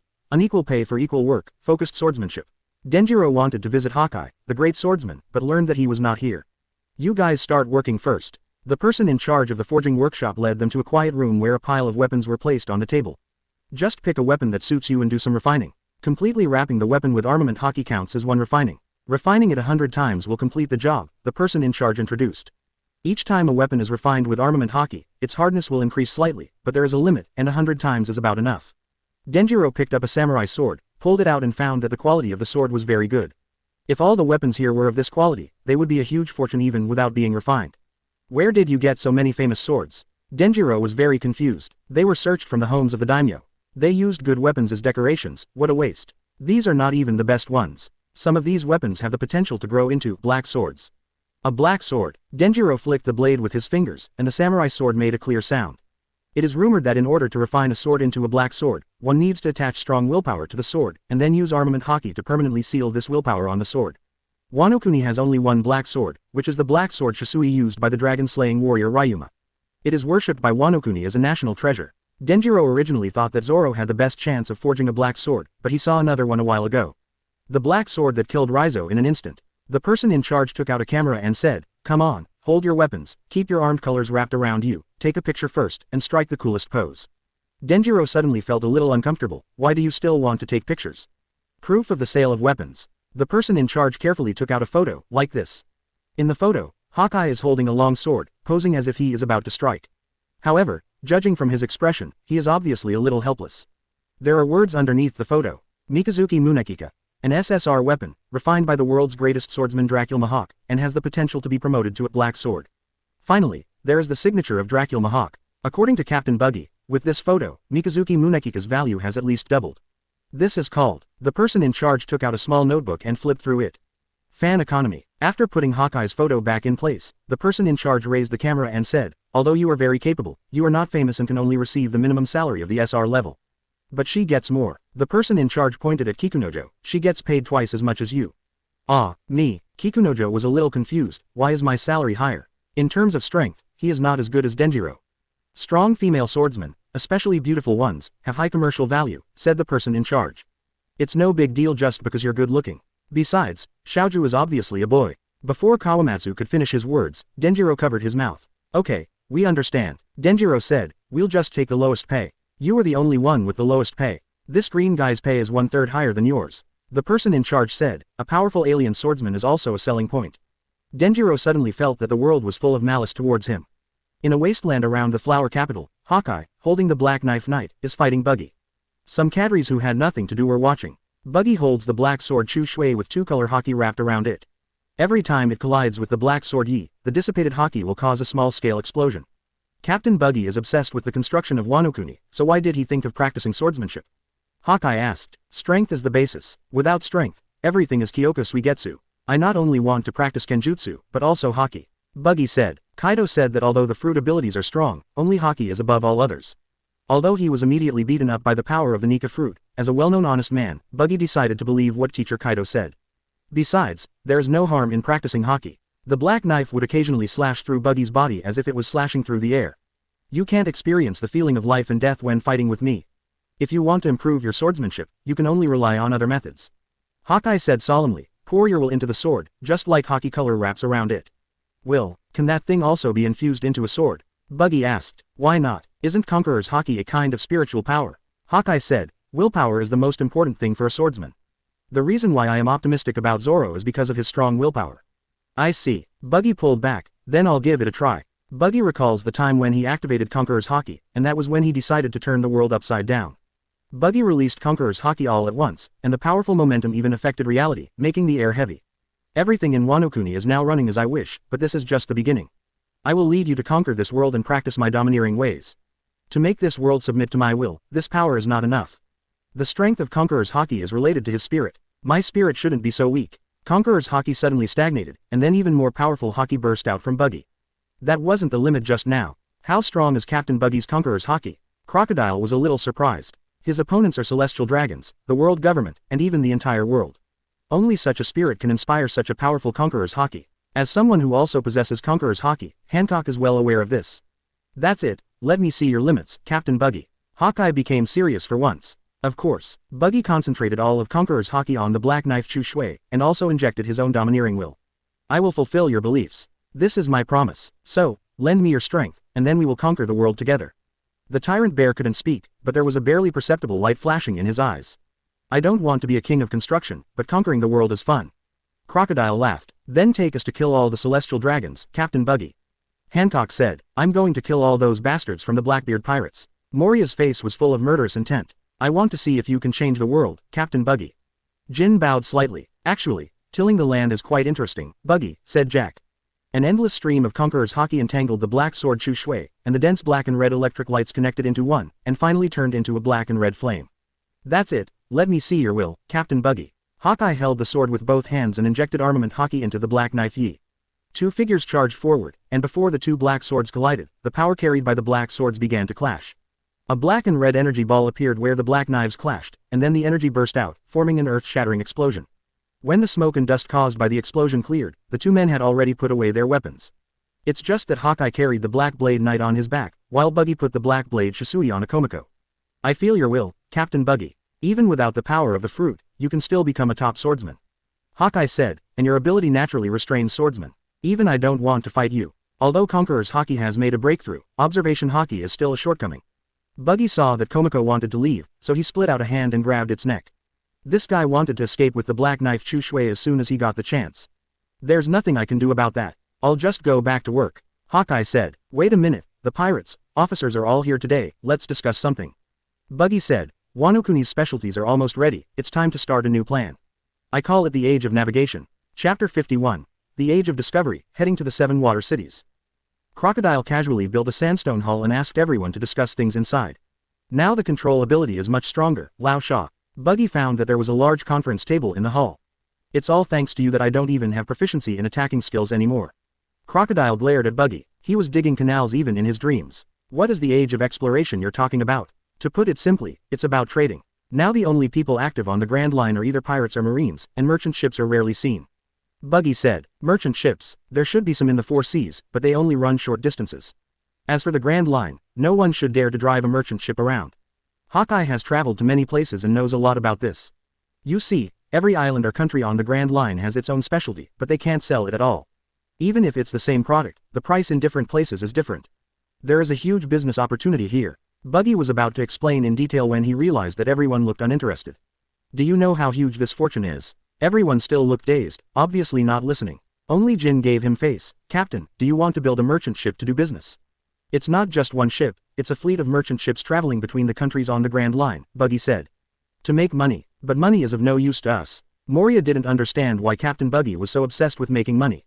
Buggy then remembered that these guys never had any trouble with money. A small amount of money has little effect on us, but when the money reaches a certain level, it can affect the world.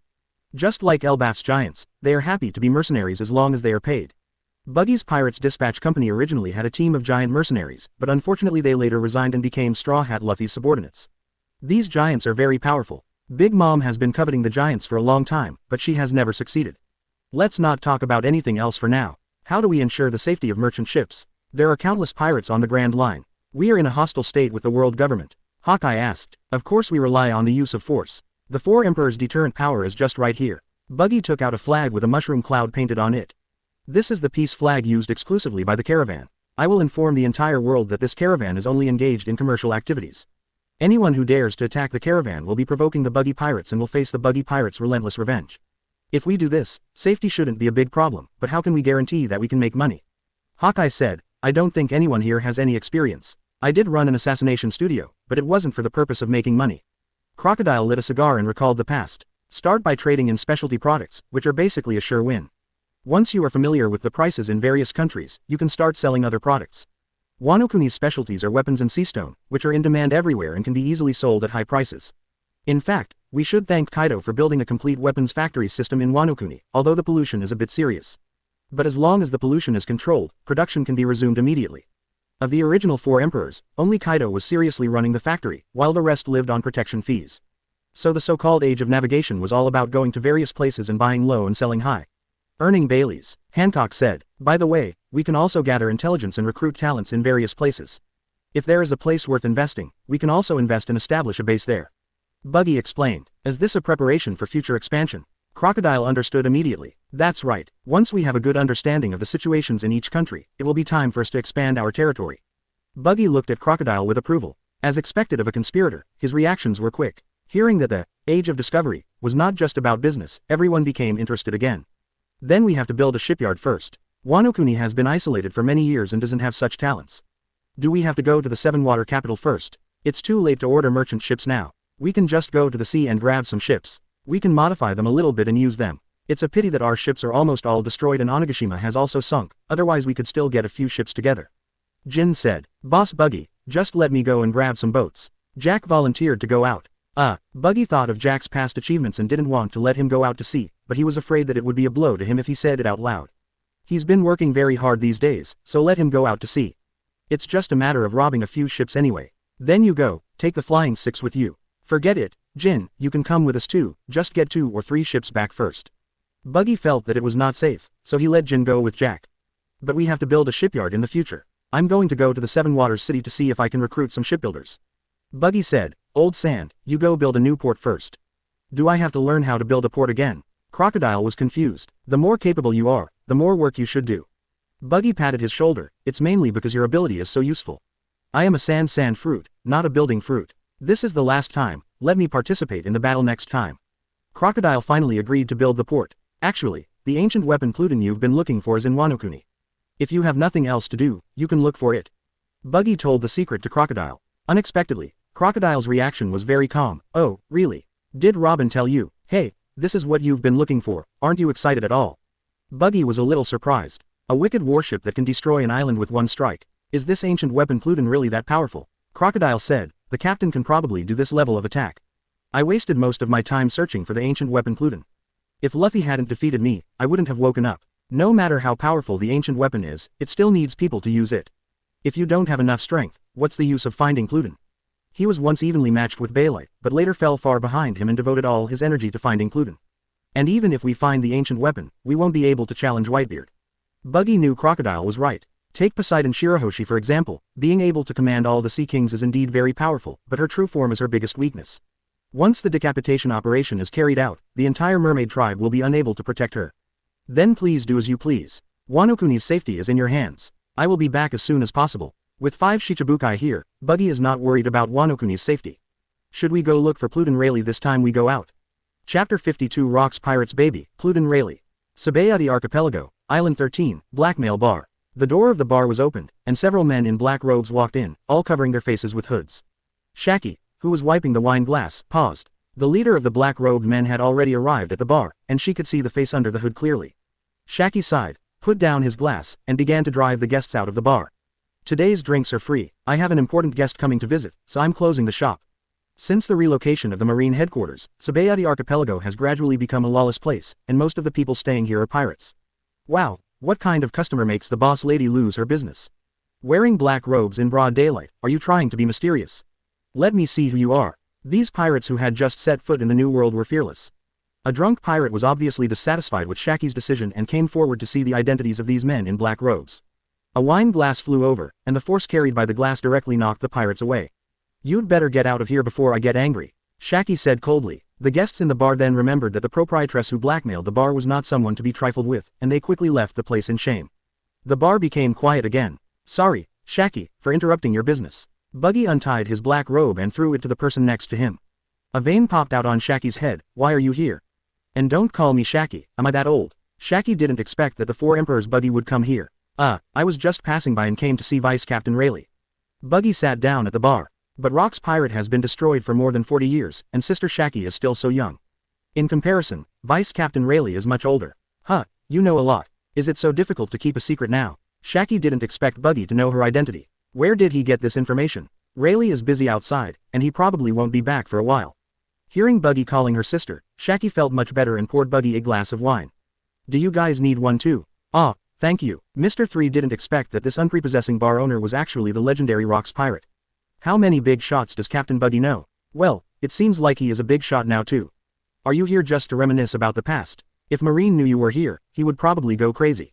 Shaki looked at Buggy and suddenly felt a little dazed. The little baby back then has become a world-famous pirate. Shaki exclaimed. What? Buggy suddenly had a bad feeling. From his memory, he learned that he and Red Hair had lived on Roger's boat since they were young and had no impression of their parents. During the Battle of God Valley, he and Red Hair should have still been babies. It is impossible for Roger to bring two babies to the battlefield. So how did Shaki meet him? When did Sister Shaki meet me? Buggy wanted to find out some information. Did I say that? Shaki realized he had said the wrong thing and quickly made amends. I'm going to go find Rayleigh. You guys are going to get in trouble if you stay here too long. After saying that, she left the pub and went out to find Rayleigh. Buggy originally wanted to get some information from Rayleigh, but he found out something extraordinary.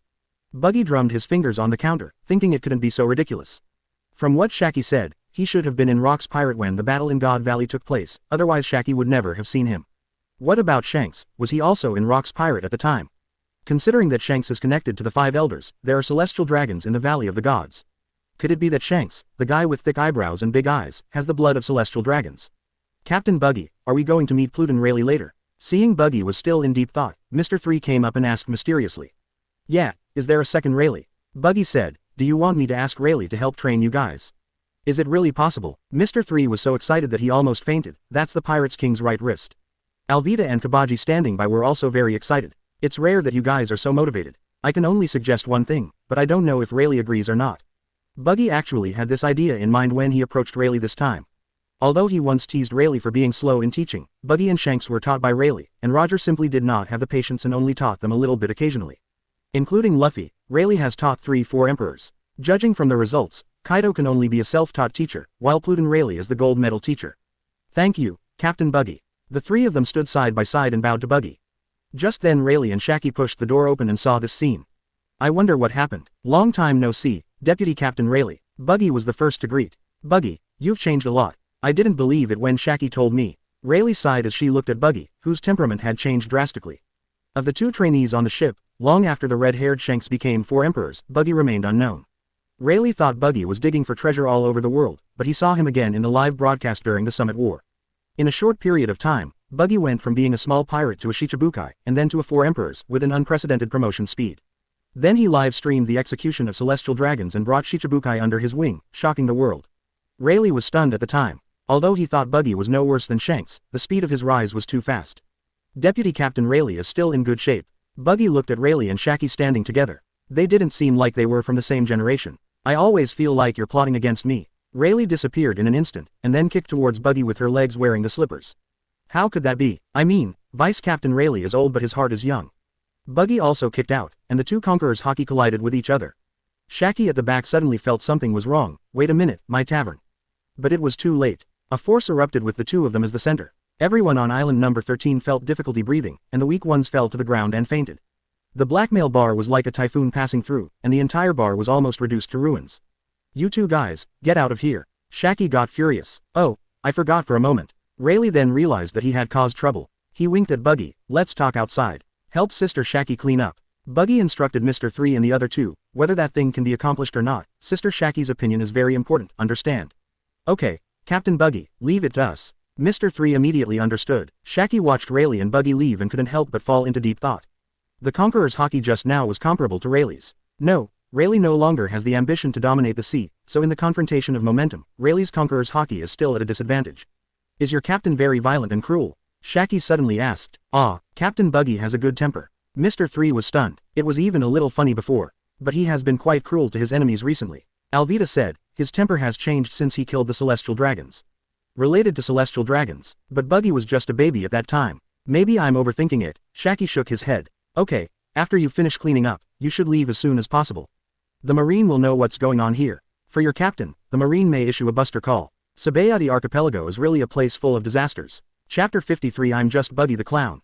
Rayleigh took Buggy to a cliff in the Sabayati Archipelago. Why did you think of visiting an old man like me? Rayleigh asked. I want to get some information from the deputy captain. After all, the deputy captain came back from Raftel. What is there? Buggy asked directly. Hey, if you want to know, you can go and see for yourself. Asking me directly is a cowardly act. Rayleigh wanted to punch Buggy on the head, but suddenly realized that he was no longer the little boy he used to be. Time flies so fast. In a blink of an eye, you and Shanks have become the emperors of the sea. Our era is over. Don't change the subject, mate. I don't have time to go to Raftel. Even Shanks, who vowed to go there, didn't go there. Buggy said, I always feel that the illness came suddenly. Ahahaha, is that so? Rayleigh laughed awkwardly. You're thinking too much. Isn't it normal to be sick? I was in good health back then, how could I get sick? This is as absurd as a girl who aspires to become a swordsman falling from the attic and dying immediately. You little brat, what kind of metaphor are you using? You're saying it's normal. Rayleigh stopped smiling, but I won't tell you anything about Raftel. With your abilities, you can go on your own, Buggy. No time. I still have to work on celestial dragons. You. Rayleigh was stunned for a moment. Although celestial dragons are not good people, they don't have any hatred against you. There's no grudge. I just didn't like them, so I killed them, said Buggy. He once thought about what would happen if he suddenly possessed powerful strength one day. Will he become a Superman or an ancestor? When he truly possessed power, he realized that he could not become a Superman like the Virgin Mary, because his moral level was not high enough. But he will not become a crazy ancestor, because due to his upbringing, he still has a moral bottom line in his heart. So it's just that I changed from an ordinary person to an ordinary person with great power. My three views are relatively normal. I am occasionally a little angry. I can't stand ugly things, but I can also be moved by beautiful things. Before traveling through time, I had no power and could only be a keyboard warrior. After traveling through time, I gained great power and naturally could not let down the gift of fate. If you see something that makes you unhappy, just do it. Captain Rayleigh, if you think of the whole world as your home and your home is crawling with cockroaches, what would you do? Buggy made a metaphor. Of course, kill all the cockroaches. Rayleigh answered subconsciously. Celestial dragons are cockroaches. Their presence makes me uncomfortable, so I have to spend some time cleaning my house so that I can stay at home comfortably. Buggy said, but the world is not your home, so you can't do whatever you want. Rayleigh was stunned as he spoke. Why not? Once I clean up my house, the world will have a new master. Buggy laughed. Is this your ambition? That's outrageous. Rayleigh looked at Buggy in front of him and suddenly remembered the past. A guy in a straw hat invites himself out to sea. The guy grinned and said, is your name Rayleigh? Let's go turn the world upside down together. He thought the guy was stupid at the time, but he still followed him out to sea for some unknown reason. Roger, did you know that the trainee on board now has bigger ambitions than you? If it were you, you would definitely laugh with pride. What a pity. If it was 40 years earlier, I might have followed you to make a scene, Buggy. Rayleigh said, but now I am old and can only watch from behind as you realize your ambitions. I can't tell you about Raftel, but back in the Valley of the Gods. Is it about your background or something? Don't talk about that. Buggy interrupted Rayleigh directly. I'm just Buggy the Clown. I don't want to get involved in anything messy. Rayleigh didn't know how many times he was surprised. If Shanks were like you, he wouldn't live such a tiring life. Rayleigh sighed. What is his background? I'm still very interested in this. Buggy's curiosity was immediately aroused. You're changing too fast, Rayleigh said unhappily. Shanks is an honest man, I won't tell you. That guy has a daughter who is a singing diva, and he is still an honest man. Shanks probably got a lot of information from the deputy captain. Deputy captain, please be fair and tell me some secret information. Shanks probably knew nothing when Roger was executed, but later he inexplicably stole the Nika fruit and took the fruit to East Blue, entrusting the Nika fruit and the straw hat to Luffy. Buggy concluded that Rayleigh was involved. Before his death, Roger entrusted most things to Rayleigh. That won't do. I can see that you are just like Roger back then, a guy who only wants to cause chaos. Telling you the secret will only cause greater unrest. Shanks is different. His personality is more like mine, steady and reliable. That's enough. I remember the deputy captain played a lot of tricks back then. Do you want me to talk to Sister Shaki about it? Buggy noticed that Rayleigh had switched to self-boasting mode and quickly interrupted him. After asking for a long time, I didn't get any useful information. I wish Rayleigh's personality was like Zontaomaru. Are you looking for a fight? Rayleigh's veins popped out. If you make Shaki angry by talking nonsense, I won't let you go. Then help me train my men, that should be fine. Buggy stated his real purpose. It's those guys in the bar. You exaggerated their bounties. Their abilities are obviously not up to par, but their bounties are exaggerated. Rayleigh saw through Mr. 3 and his friend's abilities at a glance. They really have great potential, but I don't know how to teach them. Is there any quick way to learn hockey? Buggy asked. How is that possible? Hockey needs to lay a solid foundation step by step. What's that look in your eyes? Rayleigh noticed that there was something wrong with Buggy's eyes. Am I wrong? Right. Then I'll leave them to you. When will you be able to finish the training? It won't take 2 years, right? I don't have that much time. 1 year will be enough. If there were some things that couldn't be told to Buggy, Rayleigh wouldn't have gone to the trouble of teaching a few more apprentices. Then I'll go directly to the Seven Seas capital. Buggy said goodbye to Rayleigh. Be careful, celestial dragons are not as simple as you think, Buggy. Rayleigh warned. I know. By the way, mate, I have one more thing that I am very confused about, although it is a bit absurd.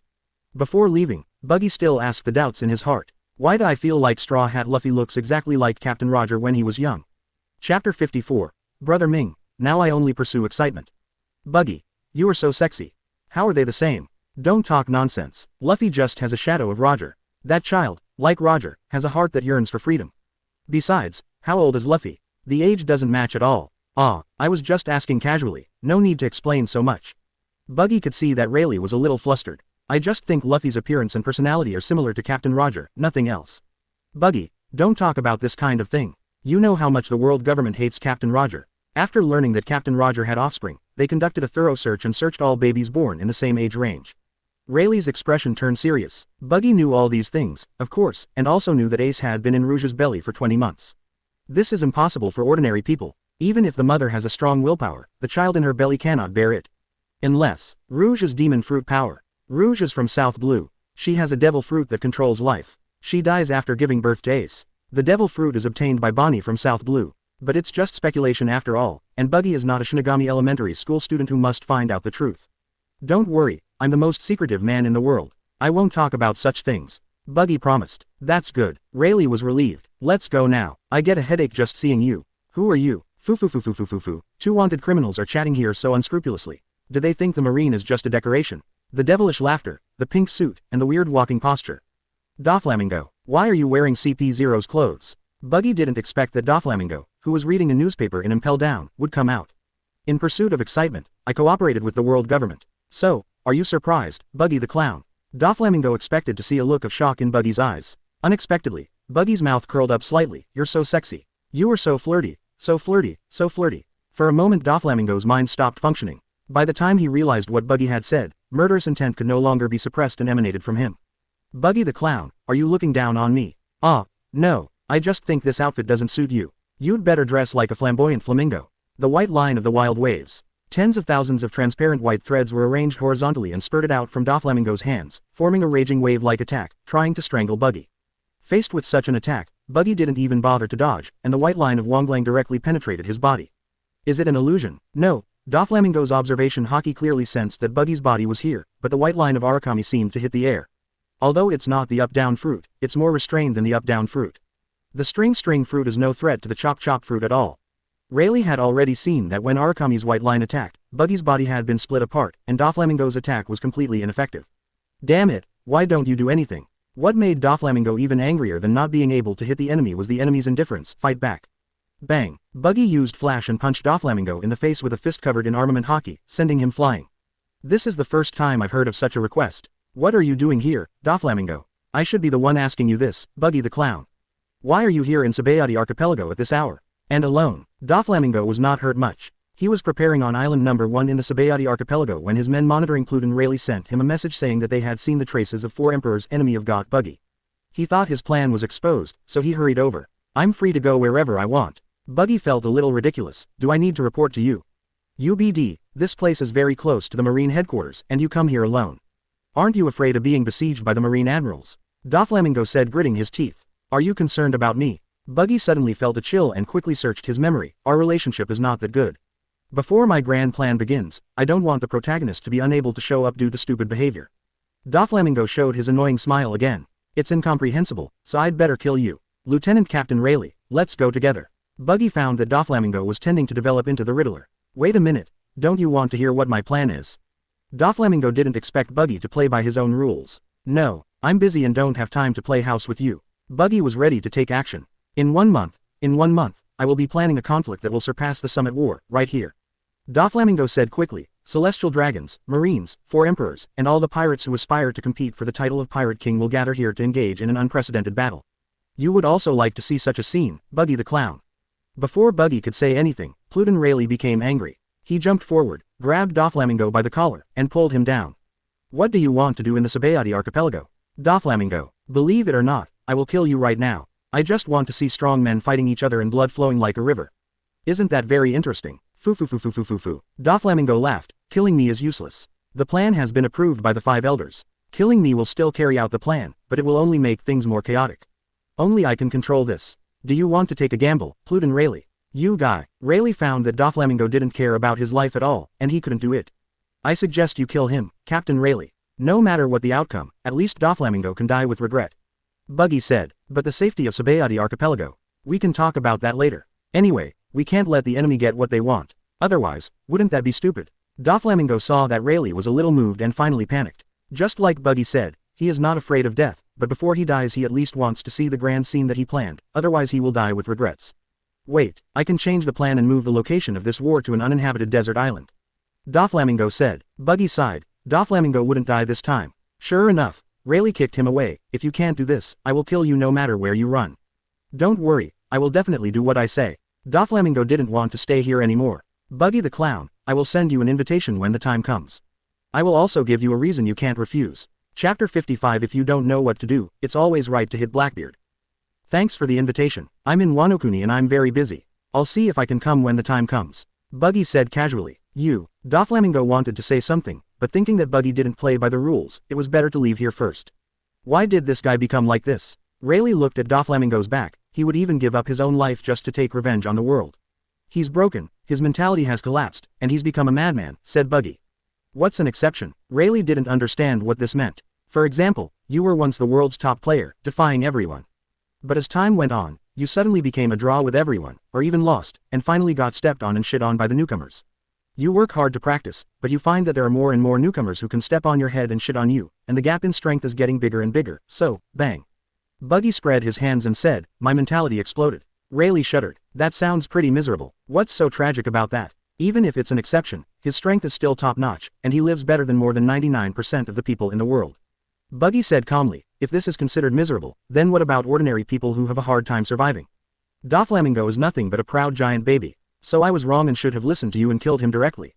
Rayleigh felt ashamed. Could it be that he is too old and therefore not as decisive as the young people today?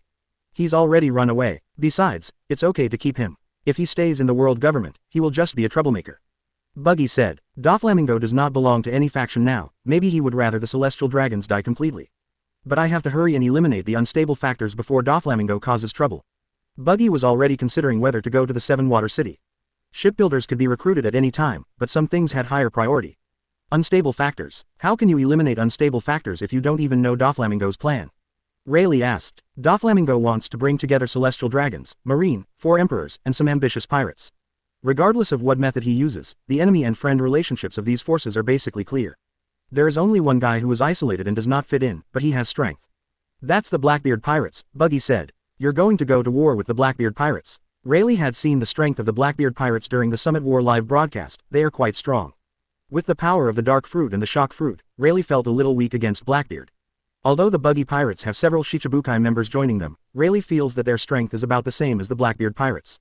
If you don't know what to do, it's always a good idea to fight Blackbeard. Buggy said. Second Captain, do you have Shanks' contact information? Yes, I do. What do you want to do? Wait, you don't want to form an alliance with Shanks to fight Blackbeard? Correct. Buggy snapped his fingers. Since we are going to fight the Blackbeard Pirates, we must unite all the forces we can. 4 emperors against 1, you really figured it out. Rayleigh thought Buggy's thinking was really unique. Who said 2? I have the contact information of the Straw Hat Pirates. They haven't gone far yet, so why not invite them to join in the fun? Buggy said. Rayleigh opened her mouth, but didn't know what to say for a moment. What sin did Blackbeard commit to be targeted by this kid? Aren't you afraid of being laughed at by others? If Shanks and Luffy agree to your request, and 4 emperors are fighting against 1, how will the world view you? They will think that you don't have the arrogance of a strong person. Rayleigh said. Arrogance of the strong. What the hell is that? As the captain of the pirates, the first thing you should consider is the safety of your crew. If you have nothing to do, come and help, Deputy Captain. Buggy suddenly thought of Rayleigh, who was also one of the top fighters. This is a competition between your next generation. I don't want to get involved. Rayleigh pulled out a pair of Den Den Mushi and said, you can talk to Shanks later. It's up to him whether he agrees or not. There's a white Den Den Mushi that can't be tapped. Do you guys often discuss secrets? Buggy didn't expect Rayleigh to be so cautious in contacting Shanks. The world government knows I'm in the Sabayati archipelago, so I'd better be careful, Rayleigh said. Ever since the battle with Kizaru, Rayleigh discovered that someone was watching him. But he just wanted to live in seclusion and didn't want to break off relations with the world government, so he ignored those monitors. The world government didn't want to mess with a powerful person who basically didn't care about worldly affairs, so they didn't make any big moves. However, Rayleigh added a safeguard to the contact information to prevent others from eavesdropping. Rayleigh dialed the Den Den Mushi, and soon the voice of the red-haired Shanks came through the Den Den Mushi. Captain Rayleigh, what's going on? It's not me looking for you, it's another annoying guy. Rayleigh handed the Den Den Mushi to Buggy. Hey, Shanks, it's me looking for you. You are, Buggy. Den Den Mushi was very surprised. You were with Vice Captain Rayleigh. Yes, Deputy Captain Rayleigh also told me a lot of secrets, including. Let's get down to business, or give me the Den Den Mushi. Rayleigh glared at Buggy and said to the Den Den Mushi, don't listen to his nonsense. He knows nothing. Don't let him trick you in the future. Den Den Mushi laughed. Buggy, you've changed a lot. What's the matter? Remember the fat black guy when we fought the Whitebeard pirates? Buggy asked. Blackbeard teach. Den Den Mushi turned serious. What's wrong? Did he cause you trouble? No, this guy is the one who wants to cause trouble for Blackbeard, Rayleigh thought. I said he was a monster then, and now it's come true. Buggy paused. Shanks, give me a favor, let's work together to wipe out the Blackbeard pirates. Den Den Mushi didn't reply for a long time. Just when Buggy was wondering if it was hungry and the signal was bad, Den Den Mushi finally spoke. I don't think I heard you clearly just now, what do you want to do? I'm talking about the Buggy Pirates and the Red Hair Pirates. Do you want to work together to destroy the Blackbeard Pirates? Buggy repeated. After hearing the voice of Den Den Mushi, all was silent on the Red Force. Wait, I'm confused. Buggy, you called me and started a war between the 3-4 emperors. Red-haired Shanks scratched his head, isn't that a bit casual? Chapter 56. The Three Emperors Alliance, the sky is full of Momonosuke. When did you become such a fussy person, Shanks? Shanks felt the Den Den Mushi in his hand looking at him with contempt. This is not like your character. Why do you suddenly want to fight a life and death battle with the Blackbeard pirates? Shanks didn't know how Blackbeard had offended Buggy, they shouldn't have had any intersection. Do you need a reason to hate someone? Ah, don't you need it? Sony, no, Blackbeard is guilty of a heinous crime, causing resentment from the world. This cancer should be removed from the 4 emperors. Don't you think Blackbeard's behavior is incompatible with us 4 emperors? It is our responsibility to purify the 4 emperors' ethos and restore the 4 emperors' glory. Said the Den Den Mushi in Shanks' hand righteously. Well, Shanks felt that Blackbeard's behavior was more like that of a pirate, and it was the 3 of them who were out of place. Buggy, stop joking. I have to be responsible for my crew. I can't fight the Blackbeard pirates for this reason. Shanks said helplessly. The key point is that Buggy is talking about a life and death battle, which is different from a simple conflict. Shanks, Blackbeard is a dangerous enemy. He is like a lion majesty hiding in the shadows. He might pop out and bite us at any time. Shanks said calmly, why should we allow a guy like him to grow stronger? Captain, let me ask you a few questions. Beckman on the side also heard the voice of Den Den Mushi. Captain Buggy, if you were to fight the Blackbeard pirates, how many forces would your Buggy pirates deploy? Beckman asked. Of course all of them. All the former Shichibukai are dispatched, plus the 3 disasters Jin, Jack and the 5 flying sextuplets from the former Beast's pirates.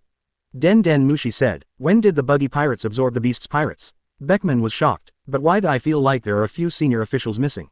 Beckman remembered that the Buggy pirates still had a few officials with a billion bounty. Those guys, it's okay if they go, but don't expect them to contribute much. They can only do odd jobs. Den Den Mushi said, I see. Beckman looked at Shanks. Captain, I think we can do it. Just like Captain Buggy said, Blackbeard is a dangerous enemy. This is a rare opportunity. Let's kill him together. Teach. Shanks thought of that arrogant man, and the scar on his face felt a little painful again. What are your opinions? Shanks looked at the other cadres. I heard that there's a very strong sniper in the Blackbeard pirates. Yasop whistled. I want to see him. I heard that the captain was evenly matched with Captain Buggy in the past. We can't let him lose this time. Lackey Lu swallowed the meat in his hand and smiled innocently. Other cadres also joined in the commotion. Let's see which of the twin stars of Roger Pirates is stronger, Captain. You guys. Shanks shook his head helplessly and said to the Den Den Mushi in his hand, I agree, Buggy, when are we going to deal with Blackbeard? You go to Wano first, and we'll meet up there. Since we're going to do this, we have to make sure it's foolproof, said the Den Den Mushi in his hand. There's no such thing as foolproof. The other side is the real 4 emperors group and they are very powerful. Shanks said, even if Blackbeard is defeated, there is a high chance that he can escape. So I'm going to do my best. Okay, I'm hanging up now. Goodbye Wano. Buggy hung up the Den Den Mushi and said, I've got one. Rayleigh looked on speechlessly. Why didn't you tell Shanks that you were going to contact Luffy? They will prepare well only when they are under pressure.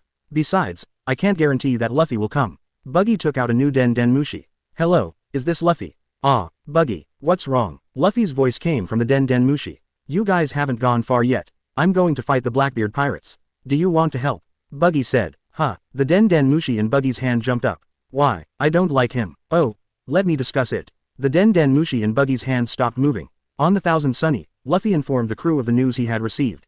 4 Emperors Blackbeard, is that the disgusting looking guy? Nami asked, but we just defeated Kaido and Big Mom, do we have to attack the third 4 Emperors? If Nami hadn't told me, I wouldn't have noticed. If we defeat Blackbeard, then we will have defeated 3 of the 4 Emperors.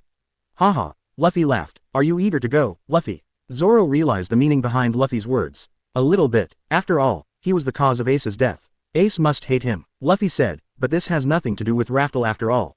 It's an unnecessary battle. You are the captain, your enemies are our enemies. Go, Luffy, Zoro said. That's right, we've defeated 2 4 Emperors, so a third won't be a big deal. Sanji lit a cigarette. Are we going to fight the 4 Emperors again? Usopp's legs felt a little weak. I don't need to be the first aid this time. Is Blackbeard very powerful, more powerful than Kaido? Yamato asked. She used to think that although Kaido was hateful, he was indeed the strongest man in the world. It's hard to say about his strength, but his character is much worse than Kaido's. Luffy thought about what Blackbeard had done and made a judgment. Is there such a despicable guy? Yamato felt that Kaido was already very bad. Blackbeard's character is indeed very bad. Honest Fish Jinbei said, I support the captain's choice. We are also the 4 Emperors now. Suddenly, I feel that the 4 Emperors are not so scary. Make your decision, Luffy. Robin said. Okay then. Luffy picked up the Den Den Mushi and shouted, Buggy, we agree to go to war with the Blackbeard pirates. Don't be so loud. Den Den Mushi said with disdain, can you contact Law and Kid? Tell them that this is a chance to be promoted to 4 Emperors, and it may be their only chance in this life. Oh, that's right, Kira is quite concerned about the location of the 4 Emperors. Luffy suddenly realized, then I will find them. Let's go back to Wano Kuni, that's my territory now, said Den Den Mushi. Wano Kuni was defeated so quickly, what about Peach? Luffy asked. Yamato beside him also pricked up his ears. The sky is full of. Hey, Peach turns into a dragon and flies in the sky. No, I scattered his ashes. Chapter 57:3 is not enough, give me 10 first. Luffy is more straightforward. Shanks is too fussy. I think 4 Emperors is his peak. After hanging up the Den Den Mushi, Buggy sighed. Don't be so ungrateful. Shanks has already promised you. Rayleigh felt helpless. What was originally a complicated matter was accomplished by this kid with just a few words. This is not just going out for a meal, but an all-out war between the 4 Emperors. It will definitely shock the whole world and the impact it will bring is difficult to estimate. I just care about him. I used to know a guy who was very nagging. He was very powerful, but he was naive to death. He wanted to protect everything, but in the end, he didn't protect anything. I don't want Shanks to follow in his footsteps. Buggy put the Den Den Mushi away and began to fumble in the package again. Rayleigh saw him take out a new Den Den Mushi and suddenly had a bad feeling. Wait, you don't want to call for help again? Of course, I said I would try my best, Buggy said. Rayleigh was completely numb. Did Blackbeard dig up your ancestors' graves? That's why you hate him so much. Hey, is this dragon? I heard you had some grudge against Blackbeard, and now there's a chance, do you want to seek revenge? This call was brief and Long quickly agreed. Although he said that perhaps not many Revolutionary Army cadres would go, he himself would still go. It seems that he hates Blackbeard as well. This is, the dragon of the Revolutionary Army. You might as well call Garp as well. Rayleigh complained. I want to, too, but I don't have his contact information. I can't go to the Marine headquarters to look for him. Buggy put away the Den Den Mushi. It's easy to find reasons to persuade Garp. Garp, you don't want your son and grandson to get hurt, do you? You really have this plan. Rayleigh sighed, but your appeal is too strong. Pirates are not just about fighting and killing, they are also about the ways of the world. Buggy couldn't help but laugh when he saw Rayleigh's thoughtful look. Just kidding, it's mainly because Blackbeard has PD off too many people. I'll take Mr. 3 and the others away first, and let them come back after this war is over. It will be good for them to see the war between the 4 Emperors. Buggy said, I can only see it for myself. Even if there are twice as many Blackbeard Pirates officers, there won't be enough to share. To be honest, if Rayleigh wasn't so embarrassed, she really wanted to go and take a look. Mainly I want to see Blackbeard's expression, it must be very exciting. Why don't you do a live broadcast, like when you killed celestial dragons? Rayleigh thought of a compromise. It's not impossible. Buggy thought about it and decided that there would be no problem with Morgans. This was also earth-shattering news. But this way, I will become the first target of the world government. Aren't you now? Rayleigh couldn't understand. They had already killed the celestial dragons, so they were already mortal enemies. It's different. My current strength is still within their acceptable range. If they knew I can mobilize so much power, the 5 elders probably wouldn't be able to sleep.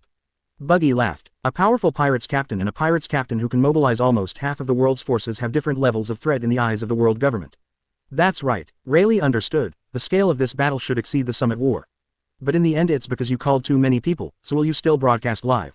Rayleigh asked. Of course we have to broadcast it live. Such an interesting thing should be seen by the whole world. Buggy laughed out loud. Isn't the purpose of clowns to bring joy to others? Rayleigh was stunned for a moment, then put his arm around Buggy's shoulders affectionately and laughed as well. You've become a remarkable guy. Roger, Buggy is more like you than Shanks. Screw the prophecy. If you were still alive, you would definitely support Buggy to become the king of pirates. However, this kid's ambition is bigger than yours, and he might even look down on this title. The two of them returned to the blackmail bar arm in arm, shocking Shaggy and the others. Mr. 3 and others were very excited. Could it be that their apprenticeship was successful? But Buggy's next words made them feel disappointed. Pack your things. We won't go to the Seven Water City for now. Ah. Then what is the purpose of our coming out? Mr. 3 was stunned. If there are other emergencies, just go back to the ship. Buggy waved his hand. By the way, Sister Shaggy, do you know where Whitebeard's hometown is? FK. Rayleigh couldn't help but curse before Shaggy could say anything. It's never going to end, right? What's wrong? Shaggy looked at Rayleigh in confusion. As an intelligence dealer in Sabayati Archipelago and an old friend of Rock's pirate, she naturally knew the location of Whitebeard's hometown. Blackbeard may not be human, but you are really a coward. Rayleigh punched Buggy directly. Nothing. The mate is old and still has old ideas. Since Rayleigh didn't use hockey, Buggy got hit directly, and it hurt a bit. Here you go. Shaggy recorded the location of Whitebeard's hometown into the pointer. I won't charge you this time. It's just a reward for their help, Shaggy said, pointing at the pub which had become clean and tidy. Mr. 3 even thoughtfully applied a layer of wax on it. Thank you. Next time I'll ask them to bring more Wano-kuni specialties when they come to become my apprentices. Buggy took the pointer, wondering how many members of the Whitebeard pirates were left. In fact, their fighting power cannot affect the overall situation. Buggy just wants to give them a chance for revenge. Then let's go. Buggy prepared to leave with the trio of happy people, and before leaving, he reminded them, don't forget to watch the live broadcast. Don't worry, I don't want to miss such an interesting thing. Rayleigh smiled. Buggy feels a little disappointed that he cannot receive rewards during live broadcast, otherwise he would be able to make a small fortune. What Vegapunk should study most is Den Den Mushi. Wouldn't it be much more convenient if a Den Den Mushi network could be built in the pirates' world? As Buggy sets sail, a party is going on Cake Island. Countless green Baileys were flying in the sky, and Blackbeard was sitting on a throne made of banknotes, laughing wildly. Ha ha ha ha, the world government is really generous. Those slaves were sold at high prices. Captain Blackbeard is so awesome. Everything else is fake, only Bailey is real. 3 beautiful women dressed seductively snuggled up to Blackbeard. A beautiful woman gave Blackbeard a bottle of fine wine, and Blackbeard laughed after drinking it. Ha ha ha ha, you're right, money, beauty, and power are what pirates should pursue. Are there any new beauties? Hate it, Captain, aren't having the 3 of us enough? The beauties said coquettishly. 3 is not enough, give me at least 10, thief ha ha ha ha. Chapter 58. The black group gathers, the white group remnants. Captain, Doflamingo's call. Lafitte brought a pink Den Den Mushi. Give it to me quickly. If it weren't for him, these slaves wouldn't have been able to act so quickly. Blackbeard took the Den Den Mushi and said, ha ha ha ha, Doflamingo, do you have a new deal? Doflamingo's voice came from the pink Den Den Mushi. Blackbeard, there will be an unprecedented slave auction near Sabayati Archipelago soon. I will lure Buggy the Clown and the Straw Hat Boy here.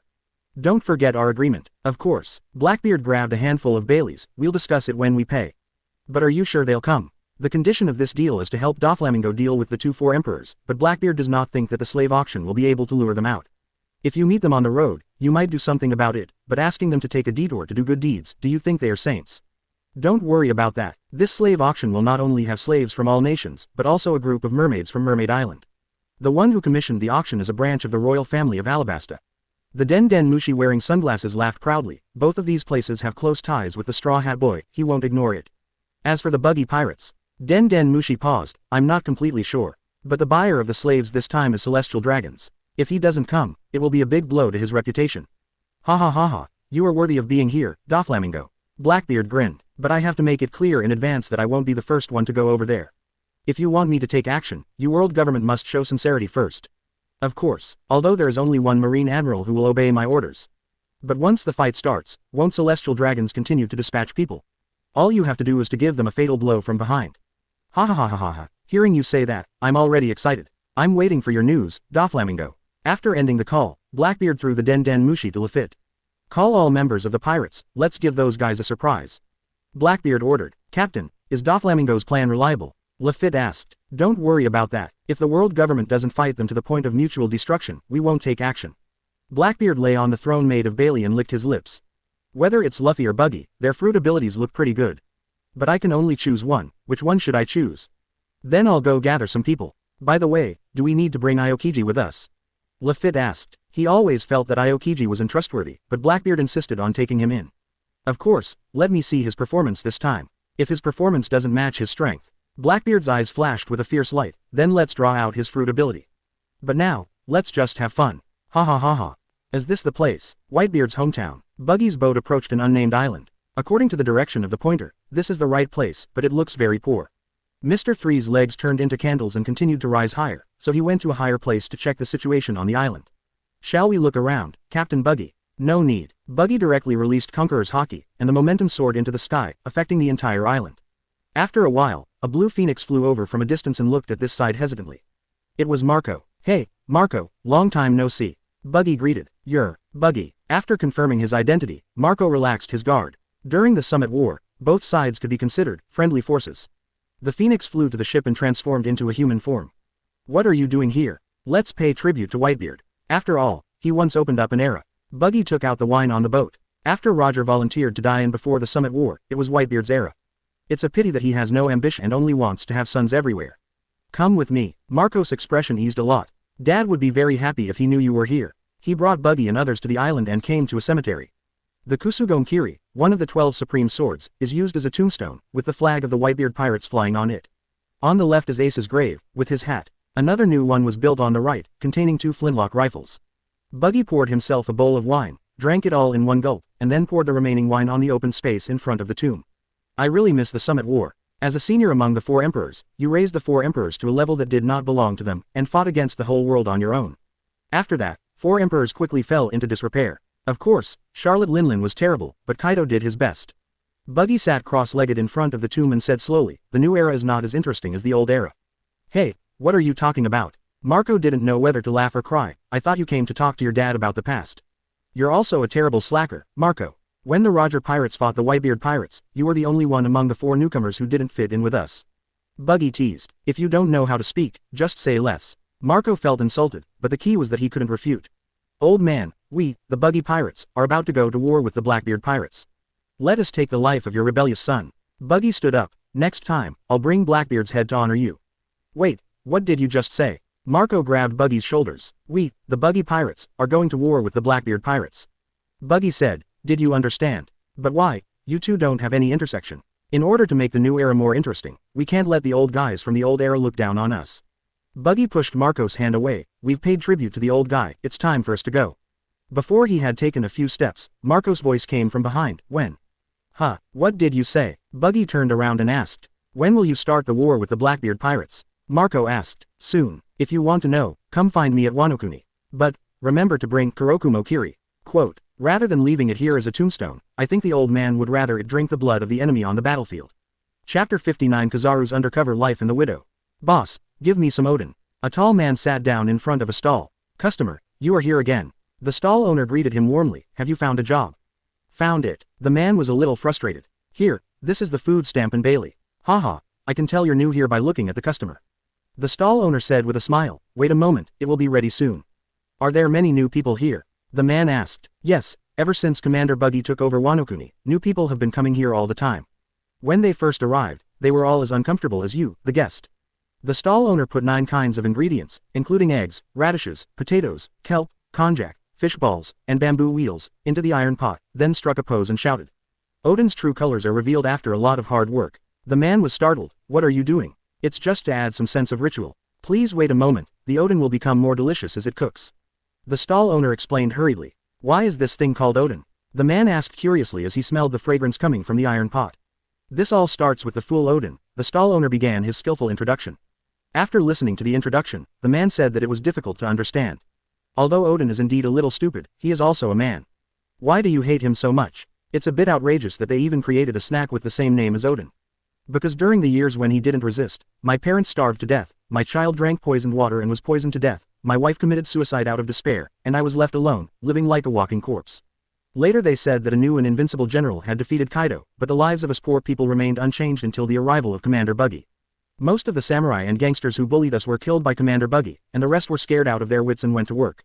Our lives have become better now. The stall owner introduced it in a long stream, so I developed Oden under the name of Oden.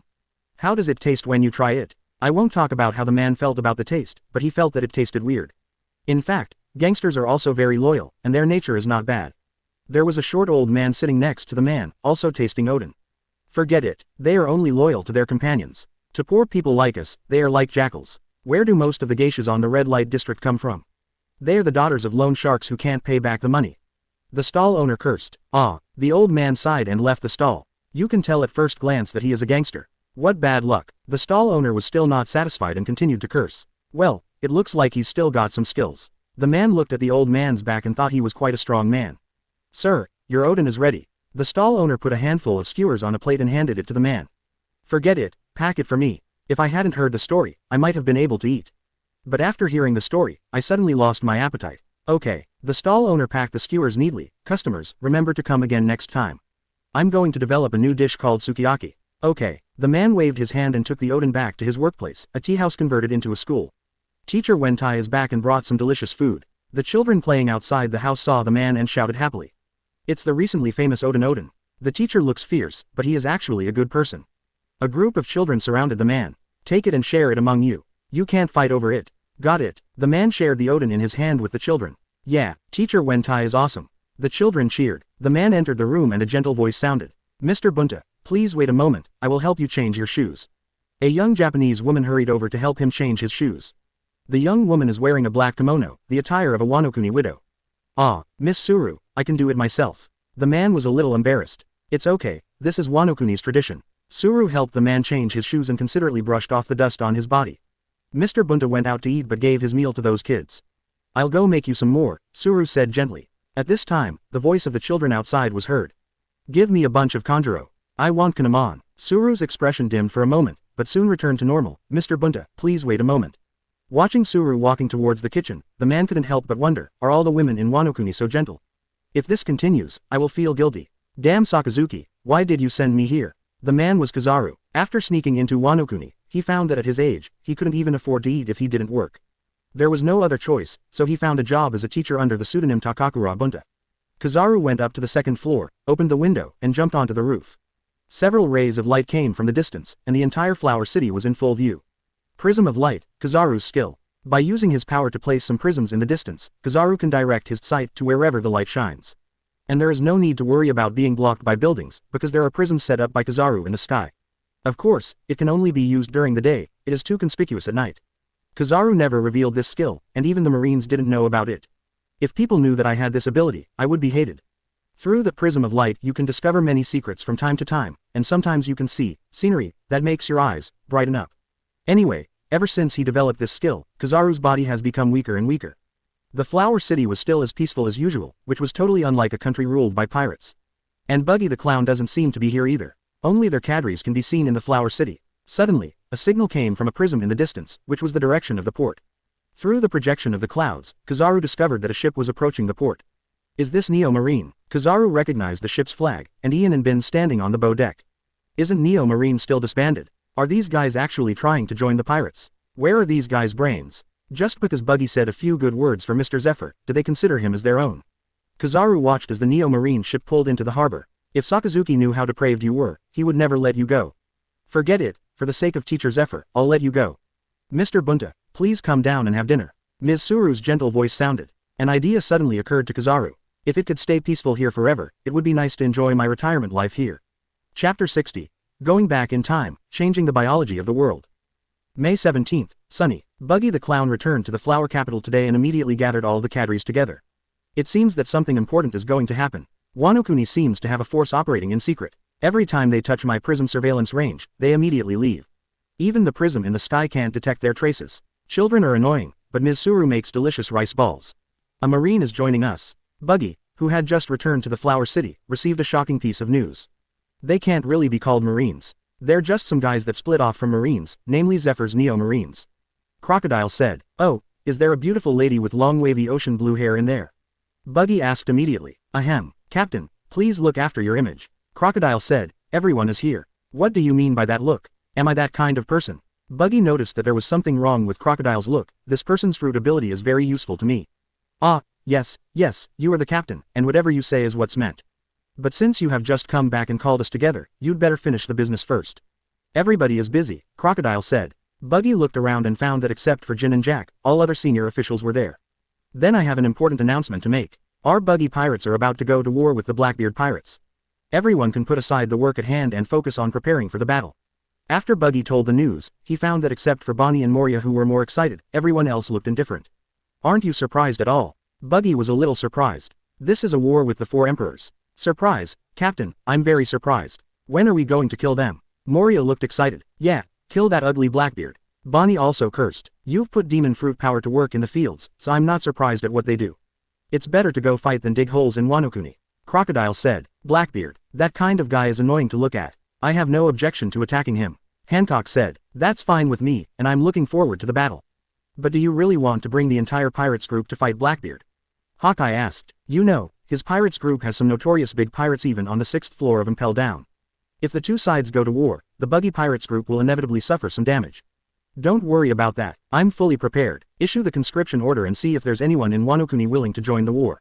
Buggy ordered. There should be. Those warriors are not suited to work at all. I think they would like to go to the battlefield. Moria was very positive. Leave this to me, Captain. The date of the battle has not been set yet, so go and make preparations first.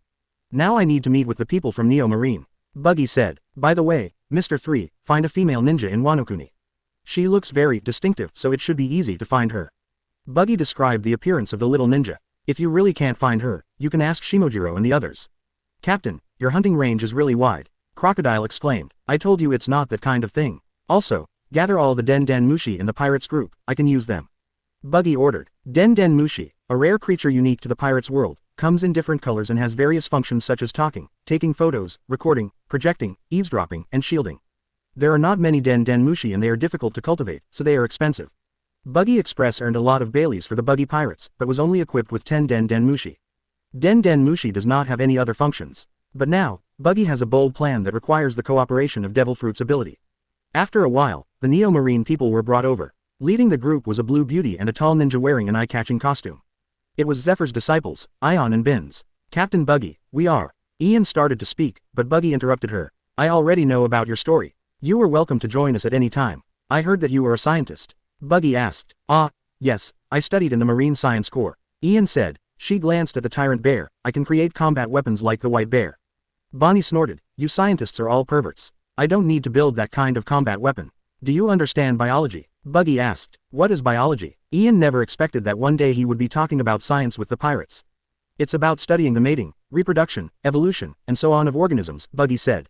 Everyone looked at him sideways for a moment, and Ain's face turned red. Is there anyone who studies this kind of thing? This is also science. It's science that can change the world. It's much higher level than those combat weapons, Buggy said. A faint light flashed in Tyrant Bear's eyes again, and his head turned slightly towards Buggy. Really, I still can't understand. Ian didn't know how biology could change the world. Buggy pointed at a Den Den Mushi. Use your ability on it. The ability to retreat. A pink flame similar to a will-o'-the-wisp appeared on Ain's palm and he gently touched the Den Den Mushi. The pink light enveloped the Den Den Mushi, and the adult Den Den Mushi turned directly into a baby Den Den Mushi. Such a powerful devil fruit ability. Even though he was mentally prepared, Buggy was still a little frightened when he saw this scene. It's a bit like Bonnie's ability, Alvita said. No, my ability is to control the state of my body, her ability is more like.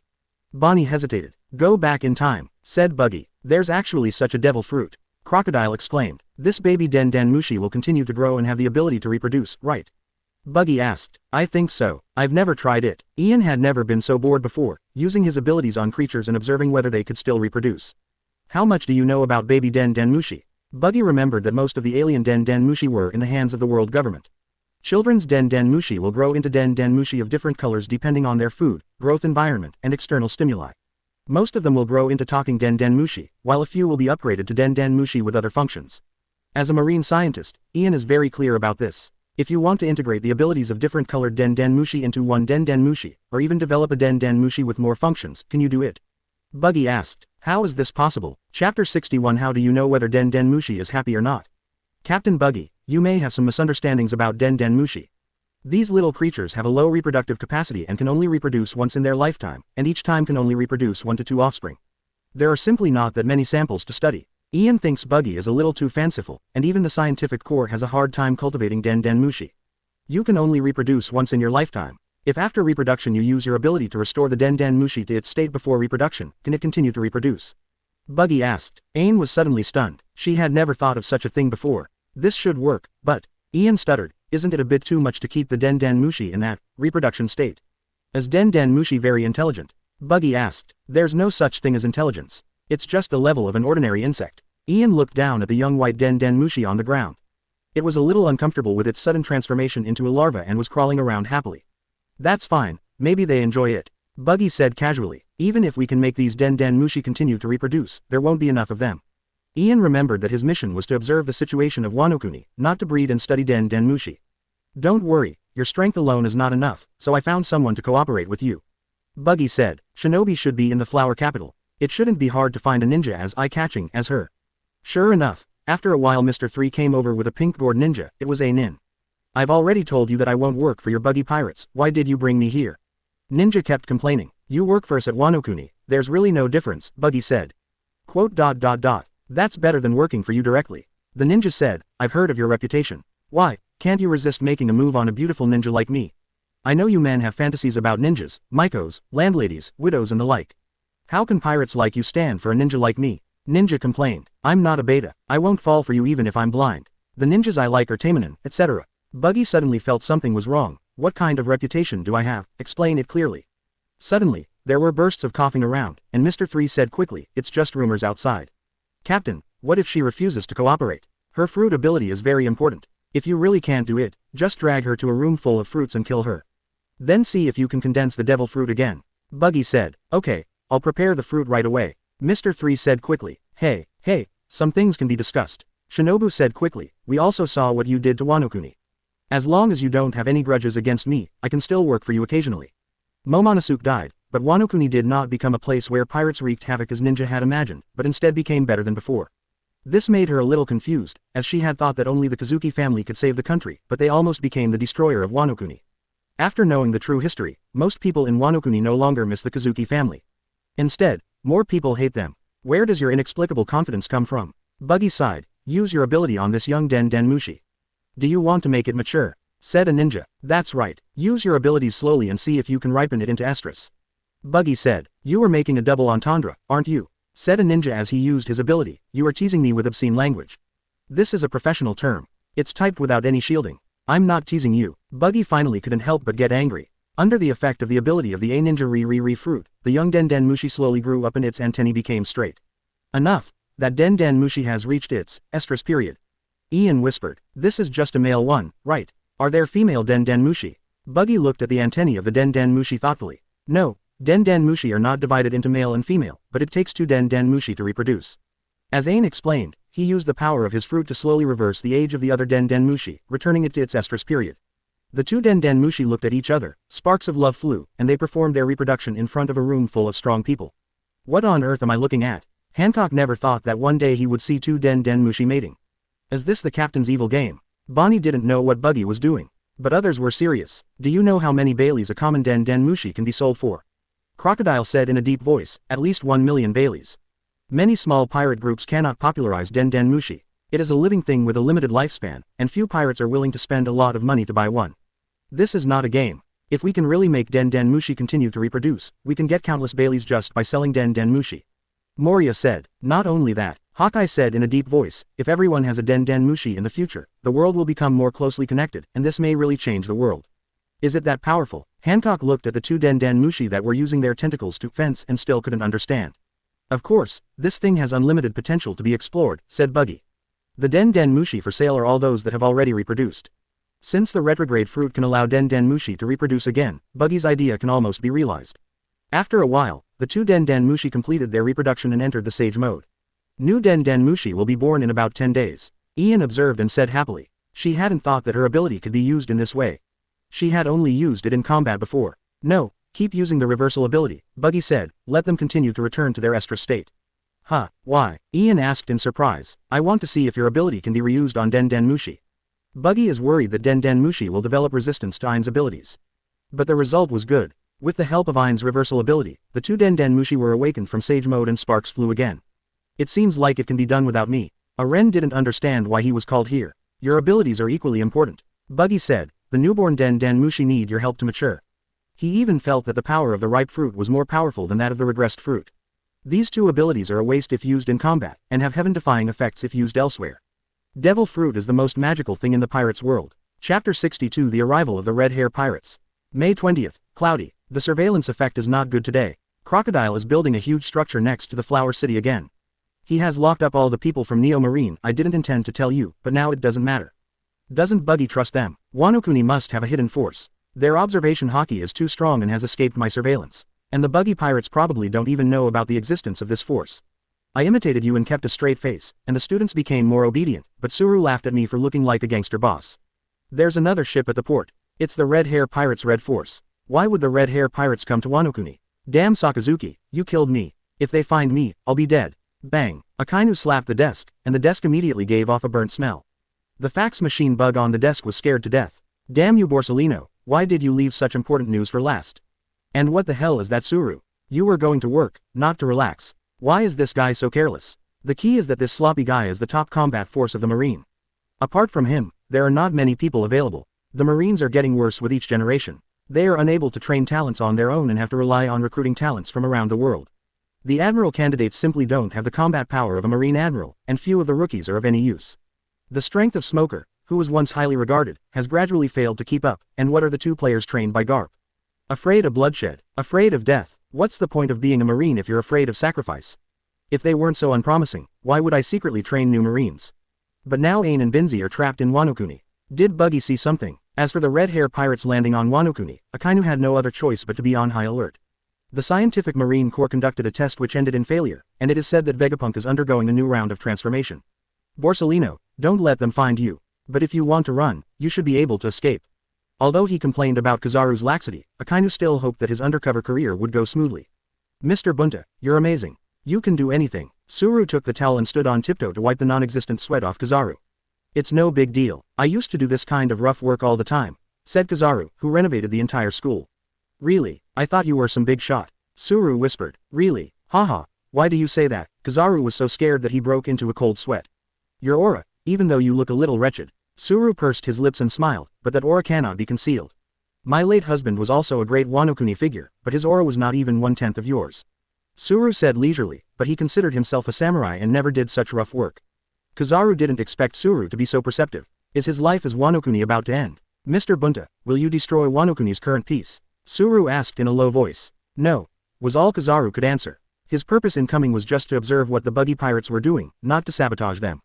I understand. You take a rest first, I'll go prepare the meal. Suru turned and left as if nothing had happened. What a failure, being discovered by a woman. But is Suru really an ordinary woman? At the same time, in the newly built Den Den Mushi Research and Breeding Center, Buggy also received news of the arrival of the Red Hair Pirates.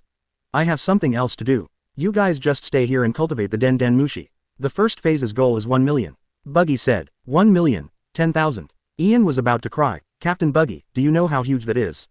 Also, how about the food for the Den Den Mushi? Isn't he here? Buggy pointed at Binz the Genin. His ability is to control plant growth, right? With him, will Den Den Mushi still lack food? Ian suddenly wondered why Buggy knew so much about Neo Marine. Moreover, they came to Wano-kuni with a mission, not to breed Den Den Mushi. We don't want to waste our time here, Captain Buggy. Ian said seriously, we still have things we want to do. This is a great cause that will change the world. Believe me, maybe your name will be recorded in history as Mother of Den Den Mushi Ein. What a ridiculous name. I don't want it. Ian felt ashamed just thinking about it. We still have enemies and can't stay here for long. Ian thought of a reason. White fool Edward Weeble? Buggy asked. Yes, it's him. Ian said hatefully. Isn't that easy? Leave it to us. You just use your expertise here and I will bring you Edward Weeble's head. Buggy said. That guy is as strong as Whitebeard when he was young. Ian was stunned. He's just a brainless guy. Anyway, leave the revenge to me, and you just need to cultivate the Den Den Mushi. I have something else to do, so I'll bring Edward Weeble's head to see you next time. Buggy left in a hurry after saying that, leaving only the people from Neo Marine and Ninja in the entire training center. What should we do? Ian asked Binz. I don't know either. How about trying to work here first? Binz said. Even though they couldn't complete Akainu's order, there wasn't anything they could do about it, right? Gather all officers, we are going to meet the Red Hair Pirates. We cannot let them underestimate us. After leaving the research center, Buggy gave the order. What are the Red Hair Pirates doing here? Crocodile asked. Didn't I tell you that our two pirates groups should form an alliance to fight against the Blackbeard Pirates group together? Buggy asked in surprise. You didn't say it on purpose, you just wanted to see the attitude of us cadres. Crocodile obviously knew the bad taste of his captain. He had also made many preparations for the upcoming war and studied all the officers of the Blackbeard Pirates, but he only now realized that he had helpers. Were you a little nervous recently? Buggy laughed. Why would I make a meaningless sacrifice? Of course I've made all the preparations to fight the Blackbeard pirates. Buggy whistled, and Yukimaru, with Shisui on his back, jumped out. Are we going to take action? Crocodile became excited. This is a tradition. How about trying out the Red Hair Pirates, who are known as the Iron Wall Pirates? I'll go call for help. Crocodile turned into a sand roll and flew away. On the other side, Jin and Jack were staying with the Red Hair Pirates.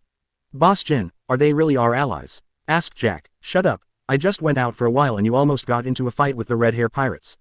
Don't you know the relationship between Captain Buggy and Shanks? Jin cursed. We tried to persuade him, but it didn't work. Runty said. Jack has set his eyes on the Red Hair Pirates ship. Don't you ever look at who your opponent is. Jin was speechless. No wonder Captain Buggy didn't want him to go out to sea. We won't know how powerful he is until we fight him. If we only look at fame, then whoever is more famous will be the king of pirates. Jack was not convinced. I heard that Shanks' arm was bitten off by the king of the sea. Maybe he's a straw bag. Jack yelled. Shut up. Jin snapped, then quickly explained. Sorry, he's not in the right place. Ha ha ha ha, he does have a point. Shanks didn't take it seriously and laughed instead. Maybe I really am an idiot. But, it seems my old friend wants to test the ability of a fool like me.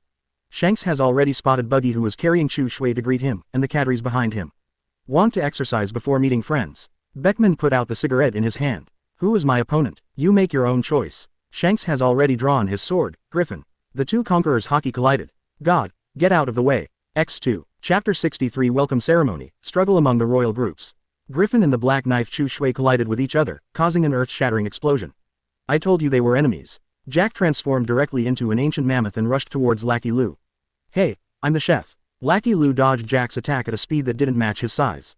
Where's your group's chef? We, the Buggy Pirates, don't have a chef. Jack stopped abruptly, turned around and continued to charge. Then what are you, spare food? Lackey Lu laughed. This is the only trick I can use. He quickly pulled out his pistol and fired several shots at Jack, but the bullets with hockey attached only left small wounds on Jack's body, which were healing at a speed visible to the naked eye. I think I know why you became a cadre. Lackey Lu sighed. Although this guy looks a little silly, he has strong defense and amazing recovery ability. A gunshot rang out, and Yasop fired a shot into the air. It looks like there's no sniper. Let me be your opponent. Jin drew out his weapon, and the flames from the back of his head flowed onto the weapon. Jin, I heard you fought against the Straw Hat Pirates. Have you seen my son? Yasop retreated instantly and fired 3 bullets from his spear. How did he perform? Jin blocked the bullet with his sword and chased after Yasop. Who is your son? Usopp, the sniper of the Straw Hat Pirates. Yasop fired a bullet to block Jin's attack. Do you remember? Jin directly transformed into a pterosaur and flew into the air. I don't remember. Does the Straw Hat Pirates have a sniper? Jin pulled his head back like a slingshot, then released it, sending a powerful shockwave towards Yasop. Diao is the emperor. Yasop was so stunned by the strange attack that he forgot to dodge and was hit directly. It hurts, but this method of attack is really funny. How did you come up with it? Ha ha ha ha. Yasop laughed and raised the gun in his hand. Freedom. The rapidly fired bullet pierced through Jin's wings. Is this a predictive shot? Jin tried to dodge with the observation hockey, but Yasop seemed to have predicted the direction of his dodge and the bullet still hit him. Observation hockey is just a small application. Although it is not as good as predicting the future, it is enough for snipers, said Yasop. Have you really never seen my son? He should be the main force of the Straw Hat Pirates, right? Jin flapped his wings, and fired flaming bullets from the flames behind him like a machine gun. You haven't seen your son for a long time, right? You don't even know his specific situation. The last time I saw him, he was just a snotty-nosed kid. When I heard from him again, he had grown up. Haha, Yasop dodged the attack of the flaming bullets. Yamato should really be shown what a truly irresponsible father looks like. Jin dived forward at great speed, spreading his wings and striking Yasop fiercely. Dangong Huang. I know I'm not a qualified father, but a quiet life is really not suitable for me. I'll apologize to my son the next time I see him. Yasop did not refute and fought with Jin with the gun in his hand. Crocodile faced Dehaya, while Moria looked for the tall Bendic sneak. Hawkeye did not take action and watched the fight between Buggy and Shanks. He has a deep understanding of the Red Hair Pirates, and unless Beckman takes action, he will not be interested in the other cadres. Licky, a senior cadre of the Buggy Pirates, was also watching the fight with a piece of meat in his hand, but he was targeted. A bald man with a monkey on his back came up to Li Ji, and the monkey was still squeaking. Is this the silver lion Licky with a bounty of 1 billion berries? Mengshita wants to compete with you. Bald Bank Punch said politely. Li Ji and Mengshita looked at each other and the pieces of meat in their hands fell to the ground.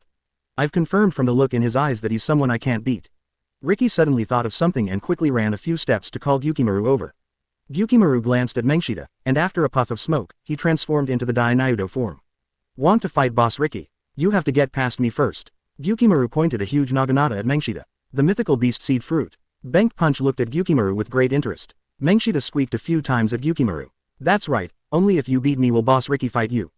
Gyuki Maru said. During the days when Buggy bullied him, it was Ricky who gave him food from time to time, so Gyukimaru respected Ricky very much. Mengshita suddenly disappeared from Bank Punch's shoulder, took out a long sword and fought with Gyukimaru. Actually using weapons, Li Ji looked at his own claws and realized that he was simply a scum among animals. I heard that there is another beast Mochi in your group. Where is he? Asked Bank Punch. Well, Mochi went to tame the ferocious beast and is not in Wano-kuni. Kabaji said, and Alvida beside him nodded vigorously. What a pity. Why don't you become my opponents? Said Bank Punch. This guy is so fierce. Although Bank Punch was always polite, Kabaji and Alvida were still scared when they saw his appearance. A giant figure suddenly stood behind them. It was the silent tyrant bear. Bald man, come and compete with my father. Bonnie saw that something was not right and sent the tyrant bear over. She knew the fighting power of Kabaji and Alvida, and they were definitely no match for the red hair group cadres. Bartholomew Bear, he's a good opponent. Bank Punch's fists were covered with armament hockey. Let's have a fight. Who wants to fight me? Rockstar, a newcomer to Red Hair Pirates, found that no one was paying attention to him. Hey, I'm the strongest newcomer in our Red Hair Pirates. Do you want to have a competition? He aimed at the flying six who were standing together. Tisk, what an ignorant guy. A newcomer is so arrogant. Xiaopei, go teach him a lesson. Runti said disdainfully. Why me? Am I weak? Peggy Wan said dissatisfiedly. I have fallen to the point of fighting a newcomer. Do you have any opinion, Xiaopei? Runti's voice became dangerous. Okay, I get it. Peggy Wan said helplessly. Kid, New World is not a place where you can be arrogant. Peggy Wan's body rose sharply and turned into a Spinosaurus human beast form. A newcomer who doesn't make a name for himself is nothing. In a cave in the distance, a figure was quietly watching the fight between the two sides, holding a mirror in his arms. Chapter 64 Katakori's Peering, Bartolomeo's Provocation. Brother Katakori, what's going on outside? An evil-looking witch appeared in the mirror. The two sides have already started fighting, Brule. You just stay in the mirror world and don't come out. Katakori said. It's almost suffocating staying in there. Katakori, when can we get out? A figure pushed Brule aside. It was Smoothie, one of the three generals. I don't know what the Buggy Pirates have been doing lately. The entire Wano-kuni is under their surveillance. Katakori said in a deep voice, the closer we get to Flower City, the more we feel like we're being watched. Wait, we'll be able to come out at night. We didn't feel it. Smoothie curled his lips. Could it be that your observation hockey has surpassed us so much? Smoothie found it hard to imagine who could monitor an entire country, but since Katakori said so, it must be true. Unlike the self-important Perospero, Katakori is calm and more trustworthy. Perospero escaped after the Battle of Onigashima and reunited with them some time ago. After announcing the death of his mother Charlotte Linlin, he was about to form a new pirates group. Smoothie didn't know what to do for a moment, but then Katakori's arrival brought worse news. The kingdom of Wan was captured by the Blackbeard pirates. Amid Perospero's threats to reorganize the Big Mom pirates, Katakori fought him and defeated him. I'm going to go check on my mother's condition myself, Katakori said. So the Big Mom pirates split again, and some people chose to follow Perospero and establish a new pirates group. Because the moody aunt was not a good parent, many of her children had been living in fear, and the news of her death was good news for them. Some people also chose Katakori, including Smoothie. Under Katakori's command, they successfully landed on Wano-kuni. But not long after, Katakori discovered something was wrong and asked them to enter Brule's mirror world, where they were led by Katakori to hide during the day and come out at night. At the crash site of Ghost Island, they found two deep pits leading directly to the lava area. There was no way to continue searching. Even Katakori couldn't enter the boiling magma. Next, Katakori showed no intention of leaving. Instead, he kept wandering around Wano-kuni, observing something. Until the Red Hair Pirates arrived, they hid again. What's the point of us staying in Wano-kuni? Asked Smoothie. Blackbeard has captured a lot of us. I have to find a way to rescue them. Katakori said. Quote. Smoothie was silent for a while. Those who had no feelings for Big Mom pirates left, and those who followed Katakori still had some sense of responsibility towards the family. But their strength is far inferior to that of the Blackbeard pirates. If they want to fight against them, they can only seek reinforcements. Do you want to rely on the power of the Buggy pirates? That's why you stay in Wano-kuni? Smoothie asked. I'm also curious about Buggy's way of governing Wano-kuni. Katakori said. Do you remember your mother's dream, Smoothie? My mother wanted to create an utopia where all races live equally, so she founded the World Kingdom, Smoothie said. But my mother later became more and more cruel. It seems that she has forgotten her dream. Even these strong children were somewhat afraid of Charlotte Linlin's temper, not to mention the weaker children. Utopia. Wano-kuni now has some prototypes of utopia. I want to see why Buggy can do all this in a short period of time, and whether I should ask him for help. Katakori said. Now that his mother has passed away, he has to take care of his younger siblings and see if the Buggy Pirates are worth joining. But the Buggy Pirates are really strong. At the same time, Beckman, who was on the battlefield, also made the same sigh. Although he and the two cadres did not take action, Hawkeye, Hancock and others on the opposite side were also idle. The top-level warriors are about the same, but the mid-level Buggy Pirates have a clear advantage over the Red Hair Pirates. Rockstar was already a newcomer who performed well in the Red Hair Pirates, but he was chased and beaten by Peggy 1.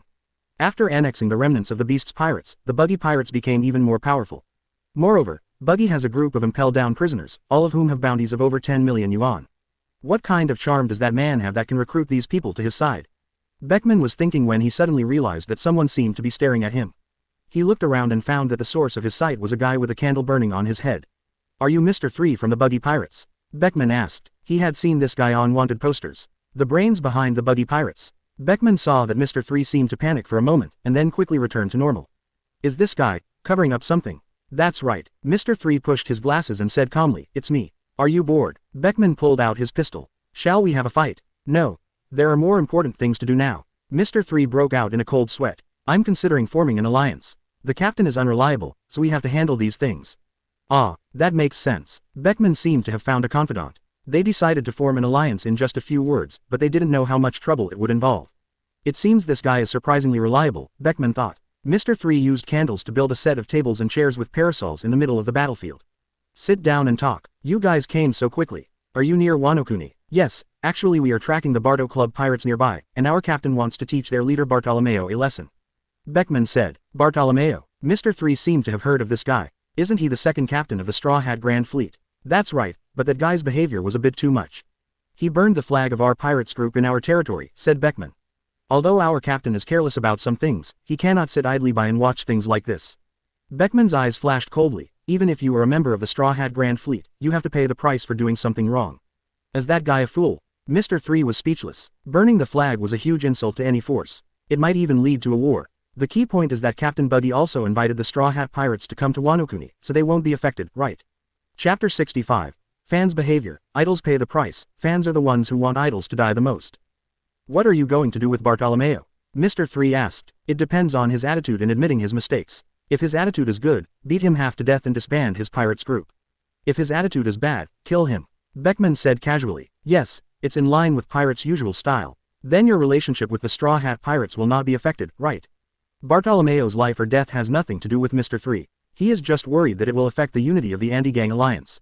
"Of course not, unless Straw Hat Boy insists on standing up for Bartolomeo," Beckman said in a deep voice. The two discussed the alliance on the noisy battlefield, but Beckman didn't know why he always felt a sense of disharmony.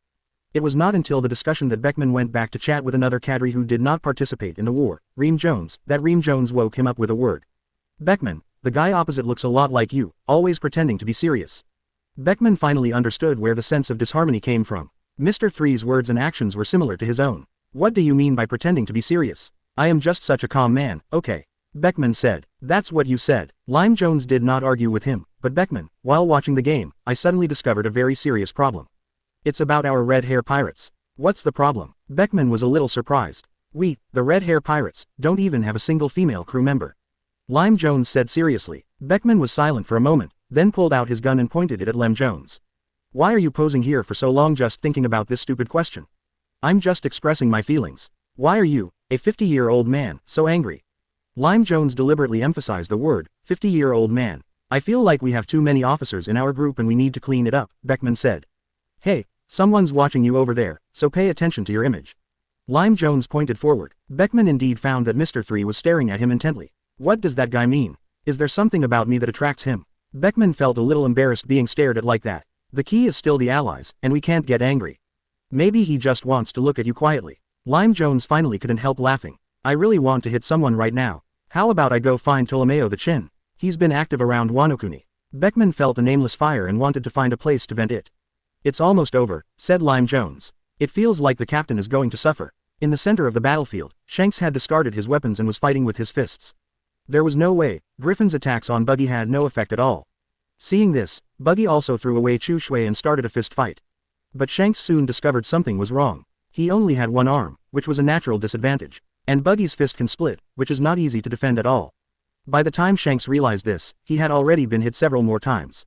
"Stop it, stop fighting." Shanks could only shout loudly to stop. "If you continue to fight, you will lose your face. Now you remember the benefits of your arms, Shanks." Buggy retracted his fist and pulled out the Chu Shui that was stuck in the ground. "I can't help it. I exchanged it for something more precious," Shanks said. "It's just a part of your body anyway, just be happy." "Okay, the welcome ceremony is over, stop it," Buggy shouted. "Now it's time to officially entertain our allies." The two sides in the fierce battle stopped. Panting, Lucky Lu looked at Jack, who was covered in wounds but still in good spirits. Even though zone fruit users are known for their tough skin and flesh, you are exaggerating. Did this guy put all his strength into taking beatings? Although he was not injured, he was more tired than if he was injured. You're not a good opponent. Jack also changed back to human form. Why do you keep dodging? Shut up, Jack, he's already shown mercy. Jin flew over. He could see clearly from high in the air that Jack was no match for Lucky Lu. This fat guy was one of the top masters among the Red Hair Pirates. You still have the energy to observe the battle situation elsewhere. It seems that the pressure I put on you is not enough. Yasop also came over. Let's spar another day. Not interested. Yasop's predictive attack is too disgusting, and Jin can only rely on the fire of the Lunalia clan to resist.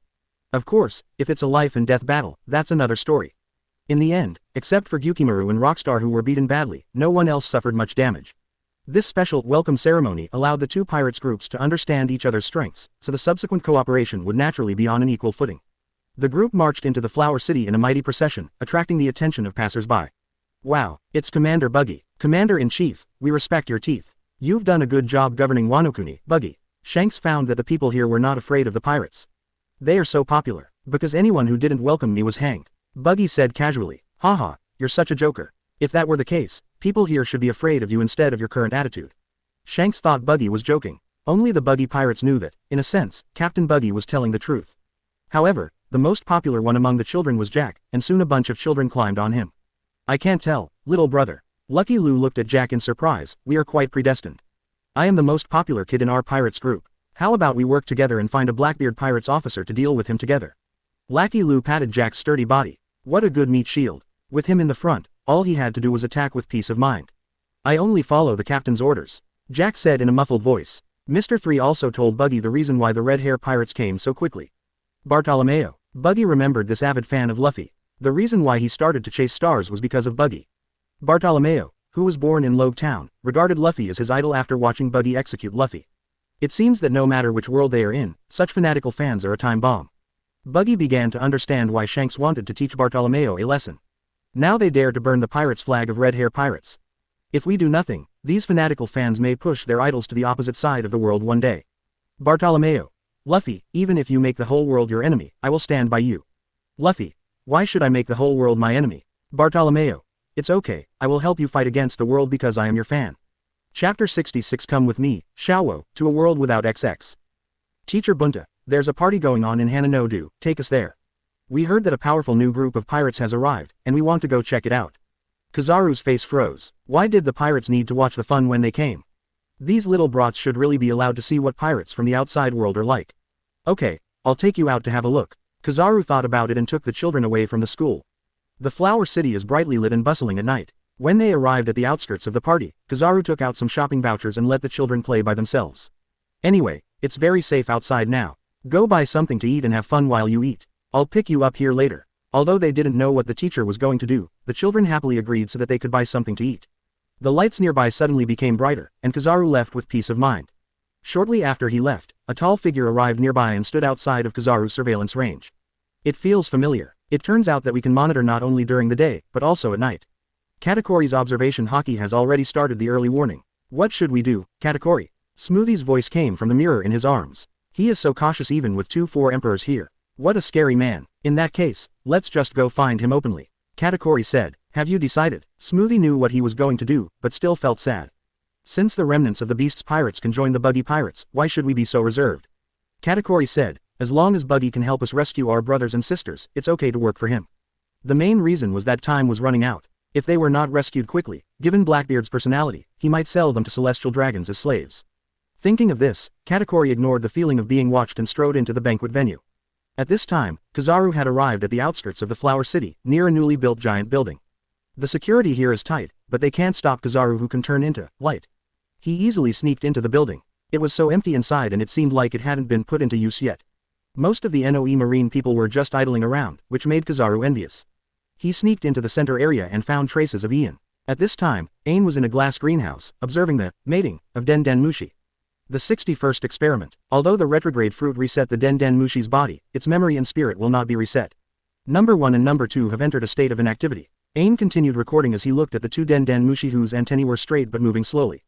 It turns out that Den Den Mushi also have their limits. Their spirits have surpassed the instincts of their bodies, and it seems that they have entered a state of no desires or demands.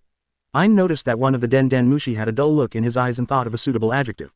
It's no use trying to retreat now. I don't know if they can recover after a few days of rest. Ian closed the book and breathed a sigh of relief. Why am I so obsessed with doing experiments? Is it the instinct of a scientist? But how can Marshal Sakazuki complete his mission? Should he hand over a Den Den Mushi mating log to him? But my ability is so useful. 1,000,000 Den Den Mushi sounded like a lot, but Ain knew that if she and Shinobi worked well together, it would only be a matter of time before they achieved this goal. Moreover, with a large number of Den Den Mushi, various experiments can be carried out, and maybe a multifunctional Den Den Mushi can be cultivated. But I really don't want the title of Mother of Den Den Mushi. I wonder if I can give it to Ninja. While Ain was daydreaming, a voice came from behind her. Ain, what are you doing here? Who is it? Ian immediately became alert and instantly drew out his sword and slashed behind him. But the sword hit a ball of light, and Ian also saw the appearance of the uninvited guest. Kizaru, she exclaimed, it's not polite to call you by your nickname, Junior Ain. Since there was no ability attached to Ion's sword, Kizaru did not dodge. Why are you here, Kizaru? Ian said, gritting his teeth. I should be the one asking you this. You're a Noe Marine, but you joined the pirates. I wonder how sad Mr. Zephyr would be if he knew that. Kizaru made an exaggerated expression. You still have the nerve to mention Teacher Zephyr. If it weren't for you, Teacher Zephyr wouldn't have died. A pink flame ignited on Ion's sword. If he doesn't die, the world will be destroyed. Kizaru dodged Ion's attack. I can't let Zephyr-sensei fall from a hero to a devil. Then who was it that pushed Mr. Zephyr into the abyss in the end? He originally just wanted to kill the pirates, but you turned his enemy into a companion. As a rare female swordsman, Ion was quite powerful, but her opponent was the fastest Marine Admiral Kizaru, and her attack could not even touch the corner of Kizaru's clothes. I don't want to do that, but my ability is limited. Kizaru sighed. The sword of sealing light. 3 lightsabers fell from the sky and turned into a fence that trapped Ion in the center. Are you sure you want to join the pirates? Kizaru asked. At least Buggy will avenge us and kill Edward Weeble. And you will do nothing. Ian said angrily. Actually, Kizaru was about to say that Garp and Sengoku had gone out to look for Edward Weeble, but shook his head.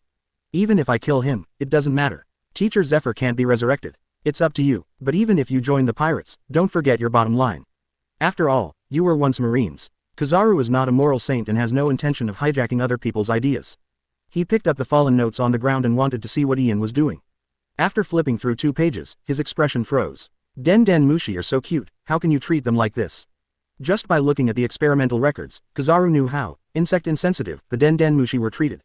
He was also secretly shocked. If the experiment was successful, the Buggy Pirates would have an endless supply of Den Den Mushi. This means that Ain's value is much greater than imagined, even more important than the reunion of the 2 Four Emperors. Should we take her back? But given the nature of the world government, what awaits Ain will be a result that will never see the light of day. It's always so troublesome to make a decision. Kizaru threw the notebook to the ground. Thank me, Junior. I still have some sense of justice as a senior. Really? Ian looked unconvinced. The sword of light will dissipate in 3 minutes. It's best not to let anyone know about my presence, or you'll be in trouble. Kizaru was about to leave when the dull-eyed Den Den Mushi suddenly crawled to his feet, tears slowly welling up in its lifeless eyes. Kizaru suddenly resonated with it and saw his own shadow in the Den Den Mushi. That was shortly after he developed the Prism of Light, and it was the first time he knew that Logia users also had their limits. Do you want to get out of here, little one? Kizaru asked. There were more tears in Den Den Mushi's eyes. I understand. Kizaru carefully placed the Den Den Mushi on his shoulder. Just follow me from now on. I'll call you Shaokua. Kizaru took Naphtalium out of the Den Den Mushi Research Center, and when he flew into the air, he saw the situation in the flower capital. This is Katakuri from the Big Mom Pirates. Why is he here? Chapter 67 Shanks, people can't. At least they shouldn't. Banquet kitchen. Ms. Shinobi, please ripen this batch of tuna. A pirates came to Anin with a basket of small tuna. They only live for 30 years at most, don't over-ripen them. Anin used his ability numbly, and a bunch of tuna over 2 meters long appeared in the kitchen. They were alive and kicking and caused chaos in the kitchen. Some chefs hurriedly moved the tuna away for processing. And these lobsters, don't worry about ripening them, they have a very long lifespan. Then someone brought in a basket of lobsters. So, can my familiar technique still be used like this? Ninja, who was seconded by Buggy to help in the kitchen, thought. Since you can make Momonosuke bigger, it shouldn't be a problem to make these fish and shrimp bigger, Buggy said at the time. You ate a ripe fruit, not a rotten fruit. Don't keep thinking about using the power of the devil fruit to attack. As a result, Anin did this very easily. Why didn't I think of it at the beginning? Otherwise, if I worked hard, it wouldn't be a problem to feed the whole city, and so many people wouldn't have starved to death. A voice came from outside. Captain Buggy said that today's seafood is completely free. Everyone can taste it as much as they want, but before eating, you have to thank the beautiful ninja Anin from Wano. Thank you, ninja. A deafening sound was heard, and listening to the laughter of civilians outside, Anin suddenly felt full of strength. Stop it, Ms. Shinobi, this lobster is already big enough. When Shinobi came to her senses, she found a lobster over 5 meters tall waving its claws at her. Wow! As Ninja was about to dodge, a swift flash of a knife passed by, splitting the lobster in half, revealing the transparent shrimp meat. Denjiro. Ninja discovered that the person who came to help was Denjiro, one of the 9 red scabbards, and he was accompanied by Kawamatsu, Kikunosuke and Kazuki Hiyori. A group of chefs hurried over, carried the giant lobster away, and discussed how to deal with it. I heard the cheers outside. Ninja, you are the most popular person in the flower capital now. Denjiro sheathed his sword and said with a smile. Why are you here? Asked Aren. I'm tired from work, so I took Miss Hiyori out to relax. Denjiro felt his arms ache when he thought of work. Ms. Shinobi, there is enough food, you can rest now. The person in charge of the kitchen said, go and enjoy the banquet with your friends. Several people left the kitchen and came to the noisy street. I'm sorry, Princess Hiyori. I worked for the enemy. Shinobu was a little afraid to face Kazuki Hiyori. It's okay, I'm working for them too. Kazuki Hiyori said, so are Denjiro and the others. She looked at the cheerful crowd around her, although I don't want to admit it, Wano-kuni is indeed getting better under his rule. So, work hard, Shinobi, this is also for Wano-kuni. Princess Hiyori. Shinobi's eyes became moist. Don't worry, Princess Hiyori, I will try my best to compress the growth of Den Den Mushi to the limit. As long as they hatch, they will reproduce the next generation for me. I always feel like Ninja is getting excited. Kikunojo covered his mouth and laughed. Hey, should we respond to the call for help? I heard that if we join the combat team, we won't have to work. Hisong said, I feel like throwing up if I have to temper my weapons every day. Go ahead, take me with you. Kazuki Hiyori said, I want to go out to sea too. But it seems like going to war with other pirates groups could be dangerous. Denjiro was a little worried. Don't I have your protection? Besides, I have much more sailing experience than you. I have even been on the ship of Pirate King Roger. Kazuki Hiyori said with a smile. She vaguely remembered that there was a red-nosed guy who always made her happy, but after they met again, he became her enemy. Okay then, let's go out to sea and see the outside world. Denjiro made the decision. We'll sign up after the party. Shanks, why do I feel like you're a little absent-minded? At the main banquet, the 2 pirates groups were drinking happily, but Buggy noticed that Shanks' eyes were always secretly looking elsewhere. It's nothing, isn't this normal? Haha, Shanks said hurriedly, a little flustered. Buggy looked in the direction Shanks was peeking and found that there was someone he knew over there, Tama, the user of the dumpling fruit. Xiaoyu was there picking out something to eat, but Shanks shouldn't recognize her. Buggy turned his gaze towards Speedmame who was accompanying Jade. Could it be that Shanks had been peeking at her? Shanks, Buggy said slowly, even though you've been single for a long time and lost your left arm, I hope you can stick to your bottom line. People shouldn't, at least they shouldn't. What are you talking about? Shanks was confused. Have you been peeking at her? Buggy pointed at Speed Mommy in the distance. I respect everyone's XP, and no man can resist the temptation of My Little Pony. But you're my friend, Shanks, and I don't want you to go astray. Shanks was stunned for a moment, and it took him a long time to react. Buggy, UBD. I was just looking at her hairstyle, I don't have such dirty thoughts. Shanks grabbed Buggy's clothes on his chest and yelled. The banquet scene suddenly became quiet, and everyone didn't know why the 2 captains of the pirates had a conflict. Ignore them, they're just old friends who haven't seen each other for years and are fooling around. Beckman said, let's continue to have fun. Our captain is a little frivolous sometimes, but you'll get used to it. Mr. 3 echoed. The party became lively again, and Beckman and Mr. 3 clinked glasses of wine to show their sympathy for each other. What dirty thoughts are you having? I don't understand, Shanks. Buggy looked innocent. Are you looking at the hairstyle? Speedmame's half-black and half-white hairstyle is very similar to his daughter Yuta. Is this guy missing his daughter? You seem to be worried lately, as if you're having a midlife crisis. Tell me if you have anything on your mind. Maybe I can help you, Buggy said. You don't know, there are some things only I can solve. Shanks drank a glass of wine. My daughter whom I haven't seen for many years seems to have reached her rebellious stage and is disobedient. What should I do? Don't be so depressed. Our time has not passed yet. If the 2 pirates join forces, it won't be difficult for us to attack the holy land of Mariajoy. Buggy patted Shanks on the shoulder. Strength can solve almost any problem. If it can't, then you must not be strong enough. I wish I were as heartless as you. Shanks said, let's not talk about this anymore. Hurry up and deal with that guy, I have my own things to do. There's no rush, not everyone is here yet. Buggy said, you called someone else. Shanks didn't expect Buggy to be so cautious. Wait, could it be Luffy? Shanks could only think of Luffy as someone who had a good relationship with Buggy and the ability to participate in this matter. Not only that, but also. Buggy was about to speak, but he noticed that Shanks was looking in another direction. A tall figure walked out slowly, emitting the aura of a strong man, and the banquet fell into silence again. Katakuri. Buggy looked at the uninvited guest. Why are you here? Chapter 68. You've said it for me, what else can I say? Is this the helper you're looking for? Shanks was a little surprised. Buggy, when did you get in touch with the BIGMOM pirates? I don't. Buggy was about to speak when Katakuri spoke. Sir Shanks, there are no BIGMOM pirates anymore. After Mom disappeared, the Blackbeard pirates raided the world of nations and occupied Cake Island. It turns out Blackbeard is in Wano country. I thought he was in Beehive Island. Fortunately, Buggy got the news from Katakuri. He wanted to ask Katakuri why he came. Then, so you're joining Buggy to fight the Blackbeard pirates? Shanks asked. Katakuri was stunned for a moment. Yes, I want to deal with the Blackbeard pirates. It's a pity that Buggy got such a talent first. Shanks sighed. Katakuri, it's the same whether you want to come to me or not. They were all going to fight the Blackbeard pirates, why did you choose Buggy? Although Katakuri didn't know what happened, if he agreed to Shanks, wouldn't he offend Buggy? Thank you, but I'm fine. Katakuri said. You're so cunning, Buggy. You actually took the opportunity of attacking the Blackbeard pirates to recruit new followers. Shanks hit Buggy on the shoulder. What did you want to say? You've already said it all. I don't have anything more to say. Buggy said. It seems like you were the ultimate beneficiary of all the recent major events. Shanks discovered that since Buggy became the Four Emperors, his power has continued to expand. The Shichibukai, the remnants of the Beast's pirates, and the remnants of the Bigmom pirates all ran to his pirates group. The key point is that both King Jin of the Beast's pirates and Katakuri of the Bigmom pirates are core characters besides the captain. His original intention to poach Marco was just a joke and there was no chance of success, but Buggy quietly poached 2 people. I think we don't need to wait for Luffy, we should just go fight Blackbeard directly. Shanks said. Katakuri's expression changed slightly. If you want to deal with Blackbeard, I still have some fighting power here.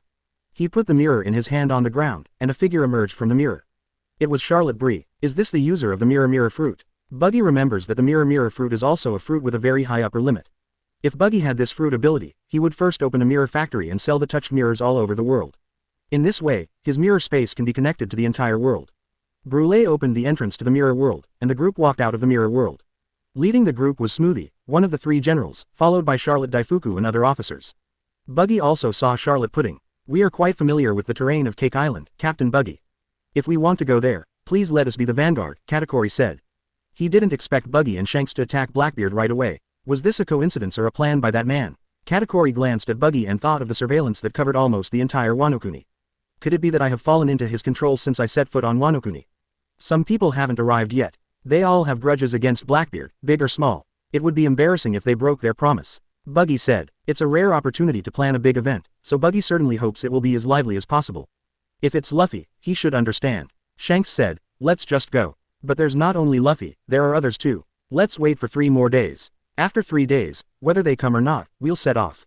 Buggy made the decision. The main thing is that we still have to wait for a key person, Big News Morgans, and we can only rely on him for the live broadcast. No one knows where this guy has been hiding recently, and Buggy can only contact him through his messenger bird. Let's make preparations during these 3 days, said Buggy. What other preparations do we need to make? Shanks felt that the Blackbeard pirates could be crushed by the sheer number of strong men. Prepare a good entrance ceremony. Buggy smiled. Just like you did in Summit War. Shanks didn't know whether to laugh or cry. Do you take war as a joke? In the distance, Kizaru watched this scene through the prism of light. Although there was no sound, Kizaru had already guessed what had happened when he saw Katakuri leading the Bigmom pirates to sit below Buggy. When the children came back from their play, Kizaru took back all the prisms in the flower capital. With Katakuri here, it's no longer safe to monitor the flower capital. It's really a headache. There are so many strong people gathered in the small Wano-kuni. After settling the children down, Kizaru took out the fax Den Mushi. Den Mushi looked curiously at the little snail on Kizaru's shoulder, then started working. Kizaru sent Wano-kuni's message to Akainu via fax Den Mushi. Of course, this kind of thing should be reported to Sakazuki first, and let him worry about it, because he is the Marine Marshal after all.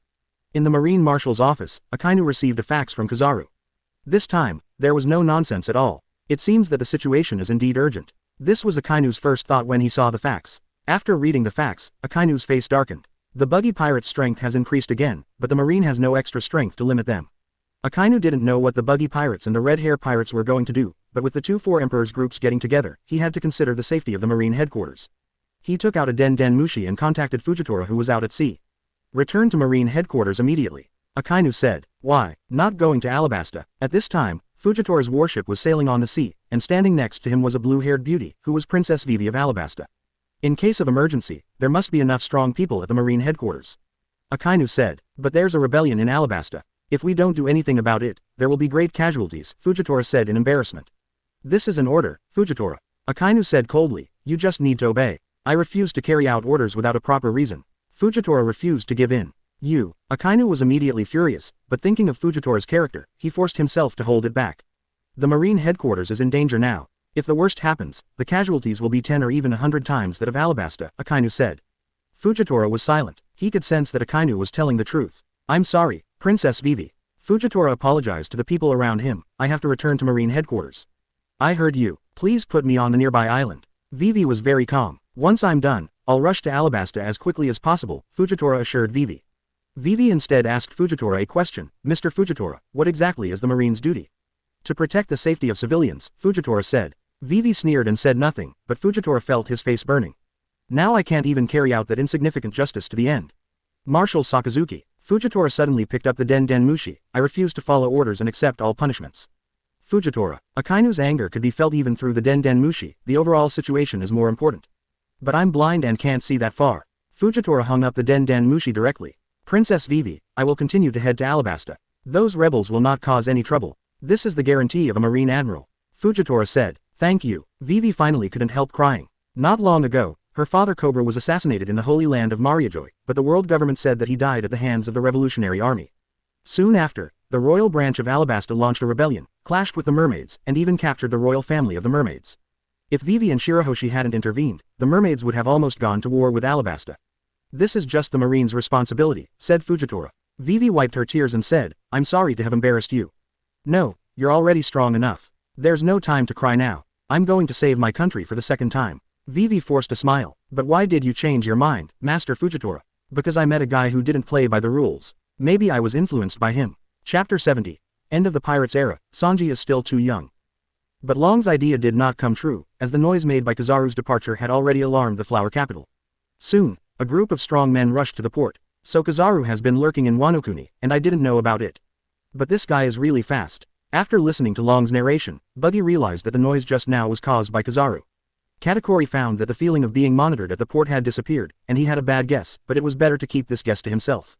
You actually invited the Revolutionary Army to fight Blackbeard. Shanks was a little helpless when he saw the dragon. There was an unwritten agreement in the past that outsiders were not allowed to participate in the fights between the four emperors, otherwise they would be besieged by other imperial groups. What kind of stupid agreement is this? Which idiot came up with it? Buggy asked. Cough. Cough. Katakuri coughed twice. Captain, this proposal was made by Lord Shanks in order to maintain stability among the forces. Why do you like to balance the forces? Is there any special meaning, Shanks? Buggy asked. You should have been in East Blue at that time. You didn't know how chaotic the Grand Line was. There were so many ambitious people emerging, and the entire Grand Line was almost in the midst of war. In the constant battles, a group of outstanding figures emerged among the Marines and pirates. Shanks said, it was not until the Shichibukai, four emperors and Marines began to restrain each other that the Grand Line enjoyed a period of relative peace. This peace was gained with the blood of countless people, and I don't want anyone else to destroy it. It doesn't matter now. Shichibukai has been cancelled, and four emperors has also undergone a major change.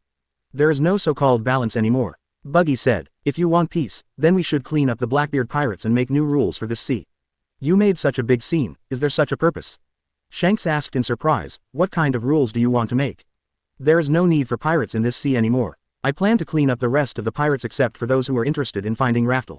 Buggy has not forgotten his great navigation plan. As long as he opens up trade routes between islands, he will have a steady stream of money coming in, which is much better than low-level methods such as robbery and plunder. I will open up some trade routes. Since they like sailing, they can become sea merchants. Buggy described his great voyage plan. What if you don't like being a sea merchant? Shanks felt that the pirates might not have the patience to make money by buying low and selling high, and that robbery would be faster. Then I'll send them to hell as pirates. Not only are they unproductive, but they are also affecting the great navigation program. Buggy has no intention of letting them go. You're even more cruel than the Marine. Shanks was speechless. They will also put the pirates in Impel Down. You will send them directly to hell. The key is that Buggy wants to do this, and he may actually succeed. With the current strength of the Buggy pirates, no one can be their opponent except Marine. Marine will only be happy to see Buggy's attack on the pirates. Are you going to end the era of pirates? Shanks said. If Buggy had acted quickly, by the time Luffy found Raftel, there probably wouldn't be many pirates left in the outside world. If there are sea merchants everywhere, does that mean the Pirates King will be changed to the Merchant King? Why not? The era started by Captain Roger will end by us, so it can be considered a complete beginning and an end. Buggy said with a smile. If we want to wipe out the pirates, our revolutionary army can also help. Long said, the high amount of heavenly gold and the plundering of pirates are the lingering nightmares of some countries. Regardless of whether Buggy's vision comes true or not, having fewer pirates would be a good thing for the world. You are a pirate yourself, but you want to attack those small pirate groups. Shanks always felt weird. Marine isn't even that proactive in doing this. When we reach a scale like ours, we are just carrying the name of pirates, but what we do is no longer what pirates should do, said Buggy. Unlike the Roger pirates who insisted on taking risks, the later 4 emperors were all independent forces. What they do is actually similar to the world government, except that the world government collects heavenly gold, while the 4 emperors collect protection fees. I can't quite keep up with your ideas. Shanks scratched his head. What do you think the chances are that your plan will come true? How would I know? But there's no loss if it can't be realized. It's just killing some pirates. Buggy looked indifferent. Forget it, let's hurry up and fight Blackbeard. Shanks had no idea what effect Buggy's actions would have on the world, but it sounded okay.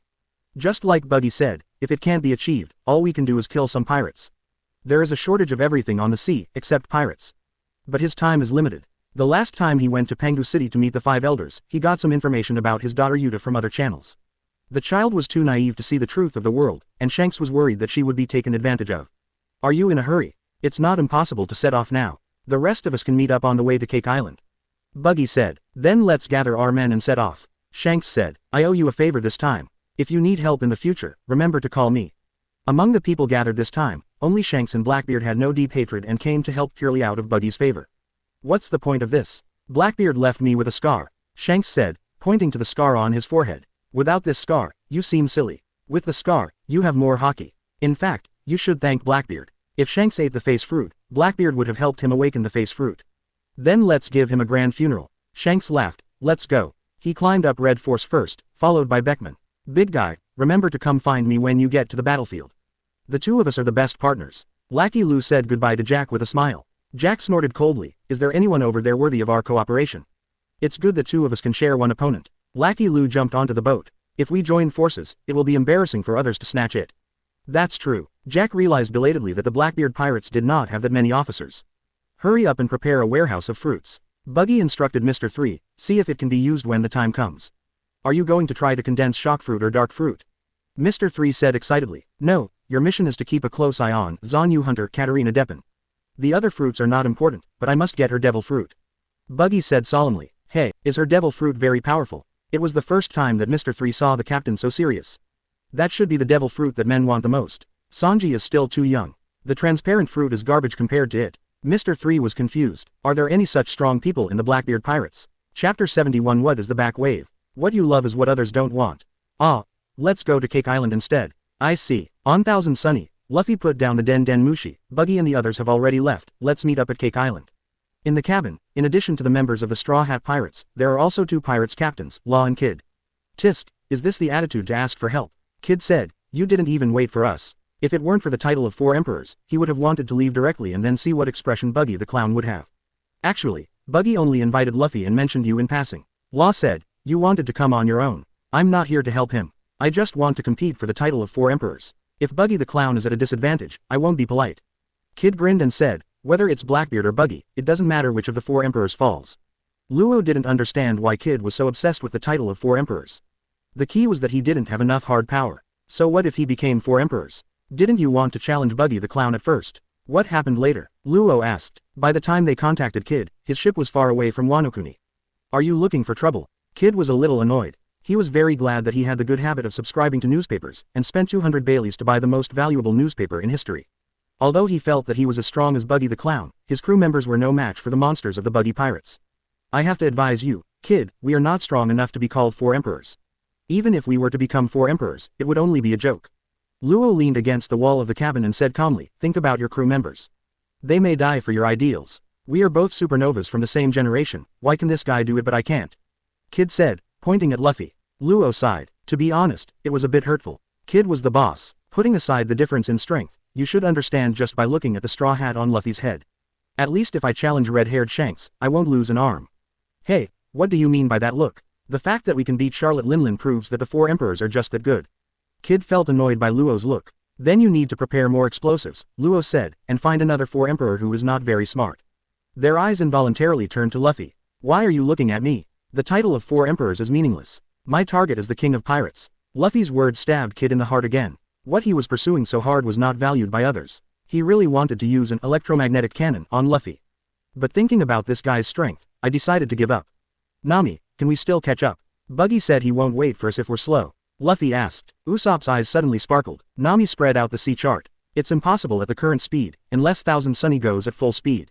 Then Jinbei will take the helm and Frankie will speed up. We must catch up. I also want to deal with Blackbeard. Luffy said. He looked at Kid and Luo. Do you still want to come together?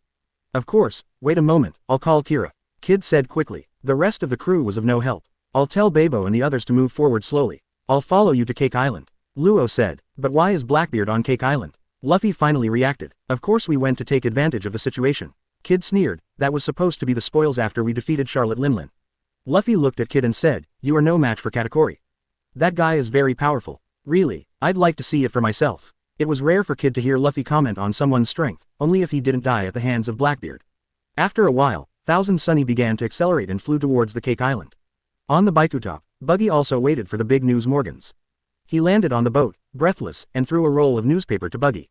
I brought the latest newspaper with me. What do you want from me? Morgans asked. Buggy opened the newspaper and found that he already knew most of the news. There were news of the Revolutionary Army's successful uprising and occupation of 8 countries, news of the Blackbeard Pirates' conquest of all nations, and news of Sabo becoming the Entei. Buggy already knew about the first 2 events. And finally this, the reputation of Paramecia fruit has made a big turnaround, getting rid of the title of devil fruit that even dogs won't eat, but the reputation of Ace has suffered. Paramecia fruit has a reason to say, who are you, Fire Fist Ace? Can you use my full strength? You can't use it, you don't have the ability, you know. Look at the current Entei, Sabo, he sounds more powerful than Fire Fist. Although Buggy didn't think Sabo was that strong. The news in your newspaper is too old, Buggy said with some disgust. Morgans explained, the world government's attacks on us are getting worse and worse. All the printing presses above ground have been destroyed. Now everything is printed in underground printing factories, and the quantity can't keep up. You think it's old, but I think it's too old. It seems that the last live broadcast had a great impact on you. Buggy thought that he hadn't received a newspaper for a long time, and this turned out to be the reason.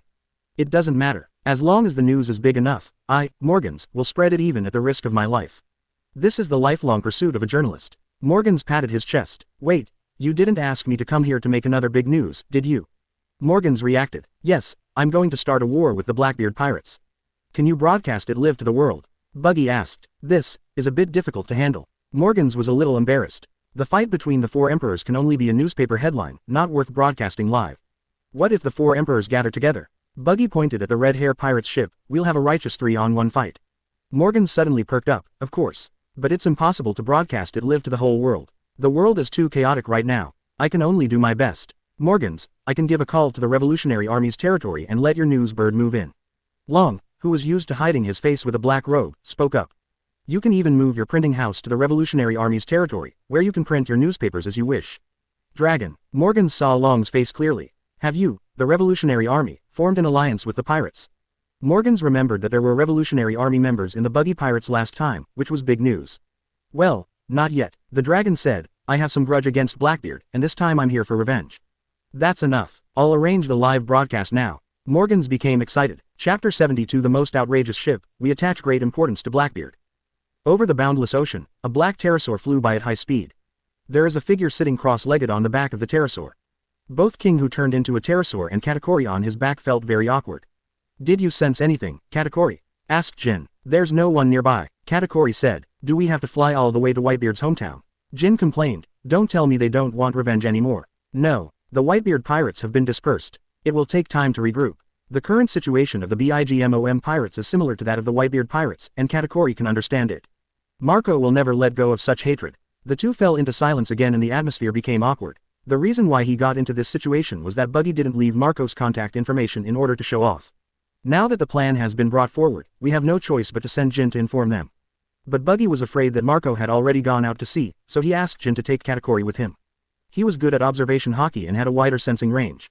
So there was a journey where one deputy emperor carried another deputy emperor on his back to find another deputy emperor. Both of them are somewhat loners. King used to wear a hood all the time, and Katakuri also covered his mouth with a scarf. In addition, since they were in high positions, they only needed to maintain their dignity and were not good at socializing. It's a torture for two people like this to be together. Would you like to eat some glutinous rice balls? Katakuri could only find a topic to talk about. No, thank you. Jin thought to himself, who knows where you make your glutinous rice balls from? Katakuri could only push observation hockey to its limit, hoping to find the members of the Whitebeard Pirates as soon as possible and end this embarrassing situation. As a result, when they were approaching Whitebeard's hometown, Katakuri discovered Marco's trace. An ordinary small boat with less than 10 officers from the Whitebeard Pirates on board. The Whitebeard Pirates, once the most powerful group among the 4 emperors, are now all that is left. Katakuri only recognized a few famous guys like Marco, Jose, and Flower Sword Vista, and basically didn't know the rest of the cadres. Seeing the combination of King and Katakuri, the Whitebeard pirates became alert and prepared for battle. We are from the Buggy Pirates, Jin said. We are not enemies. When did you join the Buggy Pirates? Marco asked in surprise. He had fought with Jin some time ago, but he didn't expect that Jin would become his ally in the blink of an eye. And what about Katakuri on his back? We'll talk about this later. The plan has changed. The Blackbeard pirates are now stationed on Cake Island, and Captain Buggy has already set off. Katakuri jumped off Jin's back, and Jin also turned into a human form and landed on the boat. Cake Island. Marco glanced at Katakuri and roughly guessed something. That's right, now Banco has become Blackbeard's territory. Katakuri said in a deep voice, but it's only temporary, he will pay the price soon. As for Cake Island, Marco looked at the dilapidated boat under his feet and said in embarrassment, this thing is not fast. I'm afraid I can't catch up. Have you, the Whitebeard pirates, become so poor? Jin was speechless. I have an idea. Jin thought of the pirates Queen Hancock's ship, it can speed up the process. He spoke his thoughts out loud. That's fine with me, Marco said, I just feel sorry for you. It's much better than a man sitting on my back, let's do it. Jin transformed into a pterosaur form. Quote. Katakuri did not speak. The awakened mochi fruit turned the part of the boat on the sea into hardened glutinous rice balls, strengthening the hull. At the same time, 2 glutinous rice ropes appeared. Seeing this, Marco also transformed into a phoenix and grabbed a rope.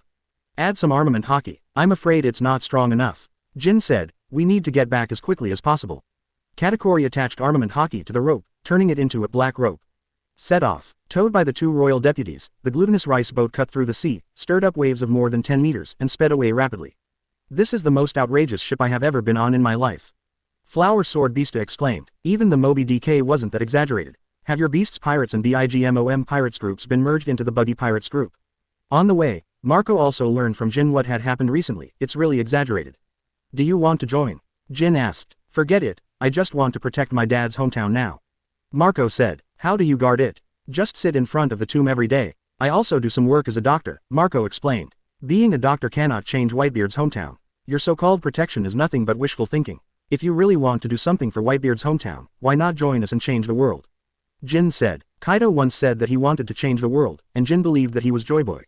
But Kaido himself didn't believe it. Since receiving the prophecy, he has slowly transformed from a leader into a suicidal, alcoholic drunkard. Until Jin met Buggy and saw the changes in Wano. Don't wear the mask. Even if you tell the whole world that you are from the Lunalia tribe, you are from our Buggy Pirates. If the world government dares to cause trouble for you, then we'll just go to war. The man said casually. But where can I get the bounty if I report it? It feels like the world government is just writing a bad check. Otherwise, I could set up a shell company for pirates hunters. There are only Baileys floating on this sea. Kaido, you know what, Captain Buggy is really changing the world. Joy Boy is no longer important. Even if such a guy really exists, Captain Buggy wouldn't care. A truly strong person does not believe in fate. Jin, don't fly too fast, the boat is about to capsize. Katakuri's voice interrupted Jin's thoughts. Marco was already trying his best to catch up. You can fly quite well in your pterosaur form. I'll consider what you said, but it's just my personal opinion. Before that, I want to see what Buggy wants to change the world into. You will soon find out. After the Blackbeard pirates are wiped out, there will only be one voice in this sea. Don't underestimate Blackbeard, he is the most patient guy the first have ever met. Marco warned. He felt a chill down his spine when he thought of Blackbeard. His cunning is beyond your imagination. Don't worry, our captain takes Blackbeard very seriously, even more than Blackbeard himself. Chapter 73, Face Fruit, Death Mark. With the strenuous pulling of Jin and Marco, the sticky rice boat successfully caught up with the Bikudorp. Seeing the red force next to him, Marco finally understood what Jin meant by importance.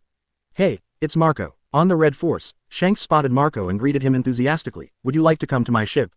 Actually, our goals are the same. Ah, sorry, I have an appointment with Captain Buggy. Marco said. Tisk, they're all like this, why are they all running over there? Shanks felt a little sad. Seeing the captain being rejected, there was a sudden joyful atmosphere on the red force. Shanks, you should add, give me some face, Beckman said. Yes, you have to activate the ability of the face fruit. Lackey Lou laughed. Buggy, that BD, is making up rumors. There is no such thing as a face-saving fruit. Shanks was so angry that his teeth itched. You guys followed suit. You never know. There are all kinds of weird devil fruits, so it's not surprising to have a face fruit. Yasop said, I got on the boat without knowing what was going on. Did I get affected by your ability? When have you ever seen a demon fruit power that can swim? Shanks retorted, if the face fruit awakens, it should be able to affect the environment. Maybe the sea water will also give you face. Beckman pondered, please give me some face and don't mention this matter again, okay? Shanks said helplessly, I really want to kill the guy who spread the rumor, but unfortunately I can't do it. There were bursts of laughter from the red force. After boarding the Bikudorp, Marco immediately saw Ivankov's big head, and then discovered the Revolutionary Army leader long beside him.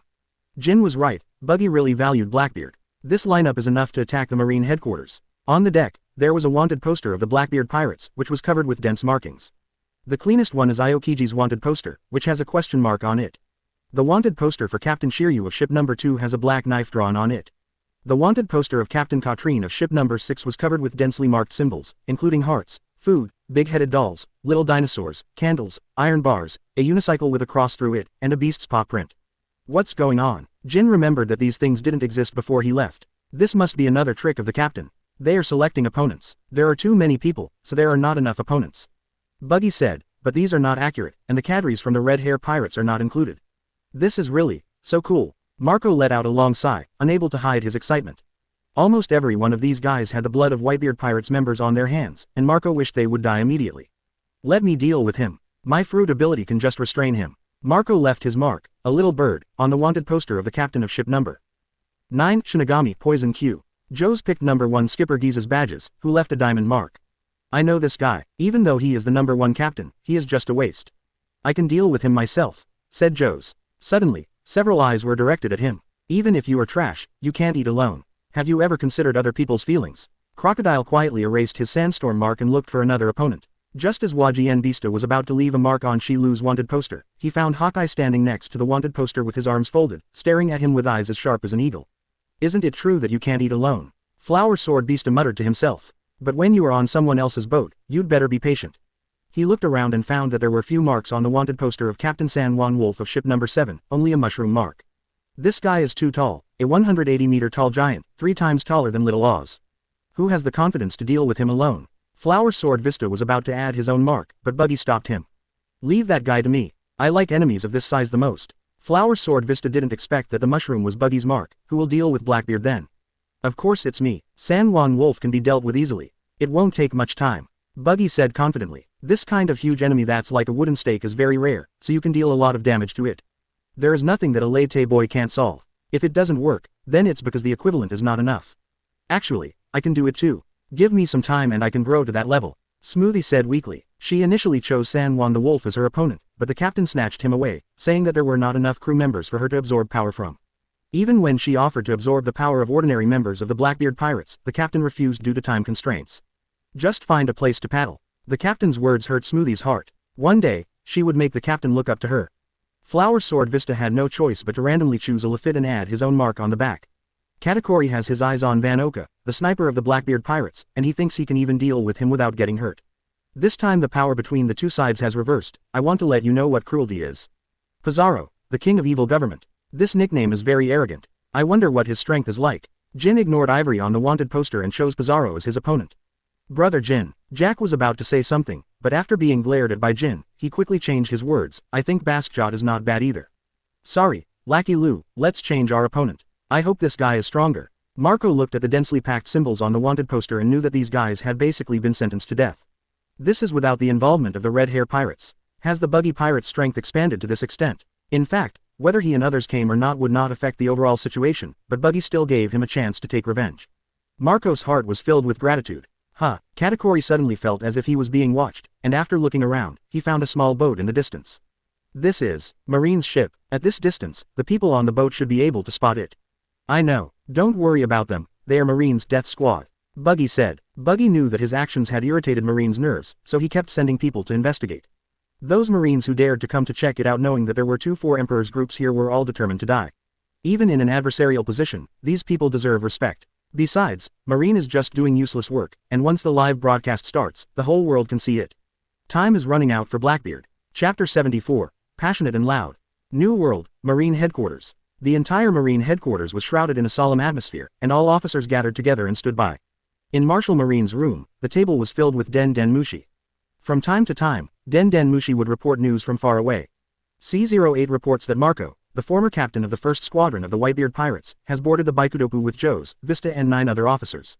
Also, they should have spotted me, but they didn't make any moves. Are you so confident? Those damn guys. Akainu punched the desk, which shook violently and scared the Den Den Mushi on it. Their eyes involuntarily looked in the same direction. Over there, a Den Den Mushi with an indifferent expression was looking ahead. For some reason, the Den Den Mushi sensed the aura of a powerful being from it. When will our Den Den Mushi clan rise up? Don't worry, Sakazuki, I don't think they're coming for us. Crane said, their direction is a little off. Whether it's aimed at us or not, I hate this feeling of sitting there and waiting to be killed. Akainu said viciously, when did Marine fall to this level? The Marine's strength has not changed, and has even become stronger. It's just that the pirates have changed. Originally, the four emperors did not interfere with each other, and some were even hostile to each other. Now that Buggy has become a four emperor, this situation has changed. Crane said as he carefully observed the chart. If the four emperors unite during the Summit War, the Marines will still be at a disadvantage. Kizaru imagined Whitebeard, Red Hair, Kaido, and Charlotte Linlin attacking Marineford together. That would be terrifying. The Marines' combat power is still insufficient. If the original idea could be realized, with 12 Marine admirals in charge, we could wipe out these pirates. Akainu remembered the top-secret plan he had seen. That will lead to a knife behind us. The world government will not allow the Marines to be so powerful. He glanced at Aramaki and said meaningfully, if the power is not controlled, in the eyes of some people, there is no difference between Marines and pirates. After Akainu became the Marine Marshal, Crane had already sensed something bad was going on. In the eyes of celestial dragons, Marines should first be their trained thugs, and only secondarily be an existence that maintains justice. But Akainu is not as tactful as Sengoku. He talks about justice all the time and is not liked by the five elders at all. Okay, I roughly understand what the Buggy Pirates are going to do. Crane drew a line on the sea chart. Their target is Wanguo. Marco, Katakuri, and Ryu. The one thing they all have in common is that they all have a grudge against the Blackbeard Pirates. Suru said, Buggy must have taken advantage of this to form the Pirates Alliance. That makes sense. I agree with Vice Admiral Suru's analysis. Looks like I can breathe a sigh of relief, Kizaru said. At this time, a voice came from the Den Den Mushi on the table. Marshal Sakazuki, there are unusual movements of news birds around the world. They have begun to use Den Den Mushi to forcibly insert the live broadcast signal. Live broadcast. Akainu was stunned for a moment. As Buggy addicted to live streaming, he said with a wry smile, this is the third time. The only thing that could make the Morgans fight so hard was the Pirates Alliance that had just caused a stir in the Marine. But it is undeniable that Buggy's rise started from the live broadcast on Ding Shang. Before that, Buggy was just a small pirate with a bounty of tens of millions, said Kizaru. It wasn't that he rose to prominence at that time, but that his ambitions were exposed at that time. If we hadn't accidentally discovered that he was a crew member of the Pirates King Roger, perhaps he was still plotting in the dark to subvert the world. Akainu said, is there some misunderstanding here? Kizaru felt that Buggy's personality was a bit flamboyant, not like what Akainu thought. Borsalino, if I give you 2 years, can you develop such a powerful force from scratch? Akainu asked. No. Kizaru felt that even if he was given 20 years, he would still be alone. The thought of that kind of thing was troublesome. So Buggy must have planned this all along. If he hadn't been given the title of Four Emperors, he would have quietly developed his Buggy Express and gradually become the world's largest military dispatch company, which would have made it even more difficult to deal with him. Akainu was about to make Buggy's threat, but Den Den Mushi started to urge him on. Marshal Sakazuki, are we going to arrest those news birds? Don't do anything yet. Dark Horse, can you pick up their signal? Akainu asked. Of course, but don't we have to worry about those news birds? Asked Dark Horse. It's impossible to control it. Even if we can't broadcast it live, the Morgans will send the newspaper to the world the next day. In that case, we might as well see what Buggy and the others are going to do. Akainu said. Okay, I'll do it right away, said the Black Horse. After a while, a projection appeared in Marshal Marine's office. An albatross was calling out inside. Please wait patiently for a moment. The big news that will shock the world is about to begin. This time, we will provide first-hand information from the scene. The camera turns to an island that looks like a multi-layered cake, with cream, candy, and donuts everywhere. All the buildings and tools are food. As this Morgans guy mixed up with the pirates, Akainu found Morgans on the pirates' ship. Brule, what's the situation on Cake Island? Buggy's voice came from outside the screen. On the Baikutop, Buggy is communicating with Brule with a mirror. Captain, there are no longer any members of RBIGMOM pirates on Cake Island. They are all members of the Blackbeard Pirates. Then there's no need to distinguish between friend and foe. This time we can catch them all in one fell swoop, leaving no one alive, said Buggy. On Cake Island, the party was still going on, and Aokiji, who was alone, suddenly shuddered. Ha ha ha ha ha, what's wrong, Kuzan, you don't seem to like the atmosphere here. Blackbeard laughed wildly. You may not believe it, Kuzan didn't expect Blackbeard to be paying attention to his every move. This guy is a little too energetic. Kuzan was about to explain when a Blackbeard crew member ran up with a Den Den Mushi in his arms. Captain, the Den Den Mushi sent a live broadcast, and the content of the live broadcast is exactly our Cake Island. What? Blackbeard stood up. Open it and take a look. Den Den Mushi turned on the projection, which showed the scene of Cake Island, and a voice was heard. We have arrived at our destination. First of all, we would like to say hello warmly. Children, please protect your eyes. Fission 15,000 tons Lei Te Boy. A black bullet flew into the air above Cake Island, and then the members of the Blackbeard Pirates seemed to see a second sun appear in the sky. Cake Island suddenly became extremely passionate and loud, even to the point where the whole world was aware of the noise. Chapter 75 The Strongest Pirates in History. A mushroom cloud rose over Cake Island. Captain, how can you use your ultimate skill right at the start? Crocodile looked at the slowly rising mushroom cloud. There were few enemies to begin with. You don't understand. If you lose a team fight, your teammates won't ping you. Buggy said. What? Crocodile didn't understand. Nothing. Why do you think this is my ultimate move? A shot of Little Boy only consumes some hair, and the Chop Chop Fruit ability only consumes a little bit at the beginning, and then the fission will proceed automatically, and Buggy cannot control it even if he wants to. As for the skill consumption problem, it has been solved thanks to Buggy's efforts. As long as the cells divide quickly, hair will grow quickly. If Chop Chop Fruit can even restore life, how can it not be done? This is not the Mara fruit that even dogs would not eat. As long as Buggy wants, he can treat the Little Boy as a firework. The only drawback of this move is that it cannot distinguish between friend and foe, but it is still very useful for clearing out miscellaneous soldiers before a battle. I'm afraid you'll sink the Cake Island, and then it will be difficult to find the enemy.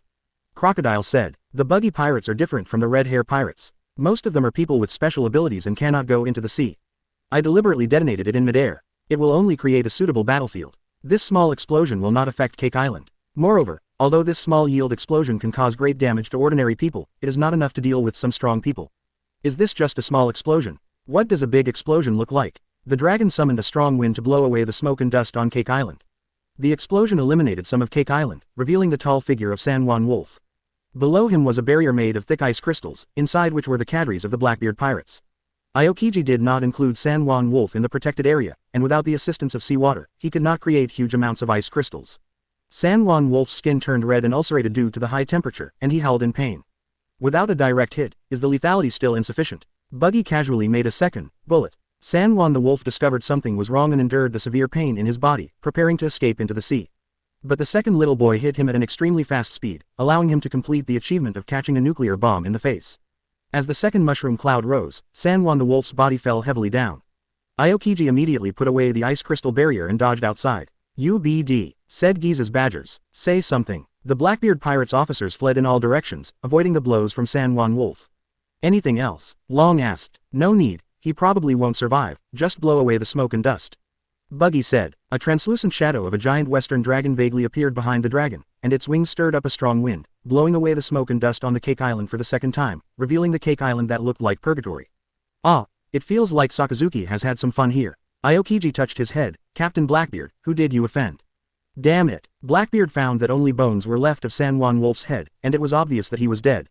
Who is it, Captain? Van Oka looked into the distance. That seems to be the Baikudoku of the Buggy Pirates. Buggy the Clown. I haven't even bothered him yet, but he comes to me on his own. Blackbeard clenched his fists and a white ball appeared, causing the air to vibrate. I'm going to tear him into pieces. Most of the ordinary members of the Blackbeard Pirates died in the explosion. It doesn't matter. They are consumables and we can recruit more if we kill them. The key point is that a large pile of Baileys turned into ashes, which made Blackbeard very distressed. And the Red Hair Pirates' red force. Van Oka added. What? Say it again. Blackbeard seemed to have heard something incredible. On the opposite side are the Buggy Pirates and the Red Hair Pirates. Captain, it seems we are being besieged by 2 4 emperors. Van Oka said. Ah la la la, this is not good news, said Aokiji. It seems that today will not end peacefully. Shiryu drew out his famous sword, Thunderstorm. The blade flashed with red blood light, reflecting his face. What should we do, Captain? Should we evacuate? Asked the evil King Pizarro. Although he was confident in the strength of the Blackbeard Pirates, they were facing 2 4 emperors. Let's wait and see. If we encounter an attack like the one just now on the ship, we will be in danger of falling into the sea. Blackbeard said. It's just Buggy the Clown and red-haired Shanks. He has the strongest dark fruit and shock fruit, so he won't necessarily lose. Get ready to fight. We will destroy them here. We are the strongest pirates. Blackbeard encouraged the crew. Ha ha ha ha ha. I'll smash them with my fists. As Blackbeard's most loyal bootlicker, Giza's Badges was the first to respond to Blackbeard's call. Aokiji watched this scene quietly. An unexpected change occurred and his plan was disrupted. Morgans was guest hosting the live broadcast. Did you see that? The power is incredible. Cake Island has been razed to the ground. But this is just the appetizer. What's next is the most exciting battle of the 4 emperors, which is unique in history. It's finally started. I've been waiting for a long time. Rayleigh was watching the live broadcast in the blackmail bar in Sabayati Archipelago. You mean Little Buggy and Little Shanks teamed up? Shaki asked. Yes, originally 3 of the 4 emperors were Rock's pirates, and now it's the turn of our Roger pirates. Rayleigh laughed. Although they are from the same pirates group, only Linlin and Kaido are close. Whitebeard is not the same kind of person as them. Instead, he is closer to Roger pirates. Shaki recalled the past. The downfall of Rock's pirate was partly due to the fact that his subordinates were too strong, and even Rocks couldn't control them. Given Rock's personality, he doesn't want to be restrained. He just wants his subordinates to make a mess. Rayleigh also experienced the Battle of God Valley and knew the character of that madman very well. No matter what, there won't be another pirates group as ridiculously strong as Rock's pirate. Shaggy was stunned as he spoke. On the live broadcast screen, Morgans was trying his best to introduce himself. What you see now is the new Four Emperors Buggy and his. Morgans rubbed his eyes, not counting the number of Buggy Pirates officers and his large number of officers. Even through the screen, Shaggy could feel the oppression. What kind of monster pirates is this? Chapter 76. Cheap Dreams, Mystique Fruit. In the Marine headquarters, Akainu looked at the scene with a grim face. Crane looked at Kizaru strangely. I thought you would yell out in fear, but I didn't expect you to be so calm this time.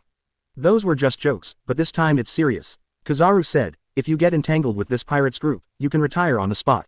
How did Buggy the Clown recruit these people? Akainu still couldn't figure it out. Marine and Blackbeard have worked together beautifully on this matter. Crane sighed helplessly. I mentioned to you before that the Shichibukai system is indeed inappropriate in some aspects, but it can't be a one-size-fits-all approach. Suru couldn't figure out why villains like Doflamingo weren't fit to be Shichibukai, and what the point was in keeping pirates like Hawkeye and Hancock around. Of course, Blackbeard is a little more foolish. He seemed to be expanding his territory aggressively, but he made enemies all over the world. Now the backlash is coming. In the live broadcast, Buggy and a group of people landed on Cake Island. Blackbeard looked at the scale of the enemy and opened his mouth, wanting to say something but unable to speak.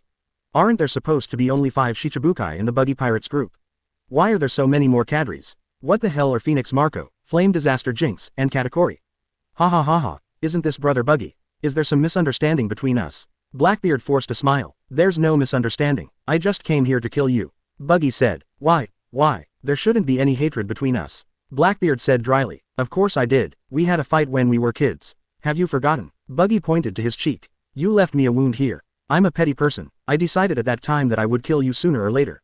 But you knocked out my teeth too. Blackbeard pointed at his uneven teeth and said, my injuries are more serious. What does it matter to me whether you are seriously injured or not? Buggy said strangely. Anyway, I will die if you hurt me. Blackbeard wanted to say something, but Lafitte sighed. Captain, stop it. He's just making fun of you. Blackbeard knew, of course, but he couldn't think of any other solution right now. Wait, I have an idea. Captain Buggy, my Blackbeard pirates can be merged into your pirates. With our combined strength, it would be easy for us to take over the entire world. As long as you can survive, there are endless possibilities. This is Blackbeard's way of life. My pirates group doesn't accept bad people, especially those as rotten as you. Buggy said disdainfully. Your only shining moment was saying, people's dreams will never end. But you bet your dream on a devil fruit, how ridiculous. Buggy remembered that Blackbeard joined the Whitebeard Pirates in order to find the dark fruit, and if he couldn't find it in his lifetime, he planned to stay in the Whitebeard Pirates forever. What do you know? You don't understand the power of the dark fruit. This is the strongest devil fruit in the world. Blackbeard's hands turned black and black smoke came out of his body. I already sincerely want to surrender to you, why do you still force me? You were used to betrayal. Only a fool would believe you to surrender. Buggy taunted. Then die, Darkwater. Blackbeard was about to perform his move when a voice sounded behind him.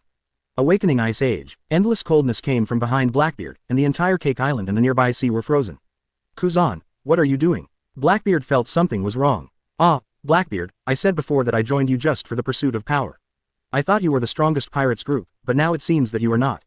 Aokiji's figure has merged into the ice crystals on the island, and only his voice can be heard coming from all directions. In that case, of course I chose to betray. I learned this from you, Captain Blackbeard. The plan was messed up, and there was no point in fighting the Buggy Pirates here. Aokiji's target was Blackbeard from the beginning. You damn BD. Blackbeard was furious. The evil King Pizarro and the Black Moon Hunter Catherine looked at each other and said together, we also. You're never going to stop betraying me, are you? Crocodile pressed his hand to the ground. Crazy Sand Arena. Wherever Crocodile touched, it turned into sand instantly, and the range expanded rapidly, and finally the sand formed a series of arenas. Like the captain said, we in the Buggy Pirates don't accept bad people. You guys, just go on your way with peace of mind. Crocodile lit a cigar and began looking for his opponent. Is it a one-on-one duel? Seeing the arena, Lafitte held out a glimmer of hope. No, that's so unfair. Crocodile blew out a smoke ring. Why, isn't a one-on-one fight the fairest? Lafitte couldn't understand. Look at all of us. If we don't even have a chance to shoot in the end, isn't that very unfair? Crocodile said, we have to take care of everyone and give them a chance to shoot. Lafitte admired Crocodile a little bit, as he could make such shameless words sound so righteous. He calculated the chances of escape and found that it would be difficult to escape even if he flew with wings. The opposing Marco and Jin both have the ability to fly. Fight hard. At least don't let the enemy underestimate us at the last moment. Lafitte pulled out the sword from his cane and pointed it at Crocodile. Are you my opponent? It's me.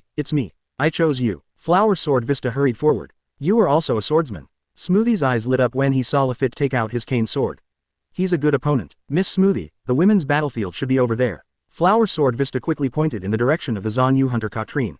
There are too many people over there. Smoothie was stunned when he saw that side. Nearly dozens of people surrounded Katrine and began to place a large amount of fruit next to the ring. Catherine watched this scene with a grim face, and she understood what this group of people meant. The Blackbeard pirates did the same thing, killing people to take away the devil fruit abilities. I just didn't expect that it would be my turn today. But why are there fruits only here and not in other arenas?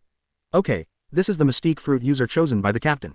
We must do our best to seize this devil fruit. Mr. 3 said, I am a zone, a mythical beast, the user of the dog fruit, the nine-tails fox form, not a user of the mystique fruit. Catherine didn't expect that the enemy didn't even know what her devil fruit was. It doesn't matter what it is. Anyway, the captain said he can't let you go, so let's go. Chapter 77. The Runaway Empress, Conquerors Driven by Emotion. You guys. Catalina looked at the double-digit enemies around her and secretly thought of a way to escape. It's a pity that there are so many beauties here. I really want to cut off their heads. But having more people is a good thing, as siege is ineffective against me. Who should be the first target? Katarina looked at the pirate's Queen Hancock. Pink smoke suddenly came out from her hands, covering the entire arena. The smoke cleared and 2 Hancocks appeared in front of everyone. You never imagined it. My transformation ability is perfect. Not only my appearance, but even my clothes can become exactly the same, and I can also disguise the opponent's devil fruit ability, so you can't besiege me. Catalina watched Hancock's actions and tried to imitate her next behavior, but found that Hancock was shaking constantly. What's wrong? Are you scared? This is the first time I've been so angry. Hancock's eyes turned red. You ugly old woman, you dared to become a concubine. In Hancock's opinion, it was a great insult that Katarina was old and ugly, but she disguised herself as him, leaving an indelible stain on her perfect image. The strings of her sanity snapped. My beauty is unique, go to hell. Conqueror's Haki exploded and wrapped around Hancock's legs, shining with black and red electric light. In a state of extreme anger, she directly comprehended Conqueror's entanglement. Katarina was stunned. Her fruit ability couldn't imitate Conqueror's Haki. But the irrational Hancock had already attacked. Catalina hurriedly blocked her kick, but was shocked by her domineering power and almost vomited blood. She wanted to distance herself and change her appearance, but Hancock didn't give her the chance. Old woman, go to hell. She completely gave up the power of the sweet fruit and fought the enemy purely with the power of Haki. The key is that when losing his mind, Conqueror's Haki is generated continuously, as if there is no limit. Smoothie strolled here and couldn't help but be amazed when he saw this scene. She used to look down on the Shichibukai, but now it seems that Hancock is really strong. How bold is Conqueror's Haki of this level? There's no way to intervene. Bonnie looked at Hancock, who had lost his mind. If he went up to him, Hancock would probably treat him as an enemy and attack him. I'm sorry, Boa Sandersonia said. My sister's self-esteem is too strong, so she is a little arrogant and narcissistic.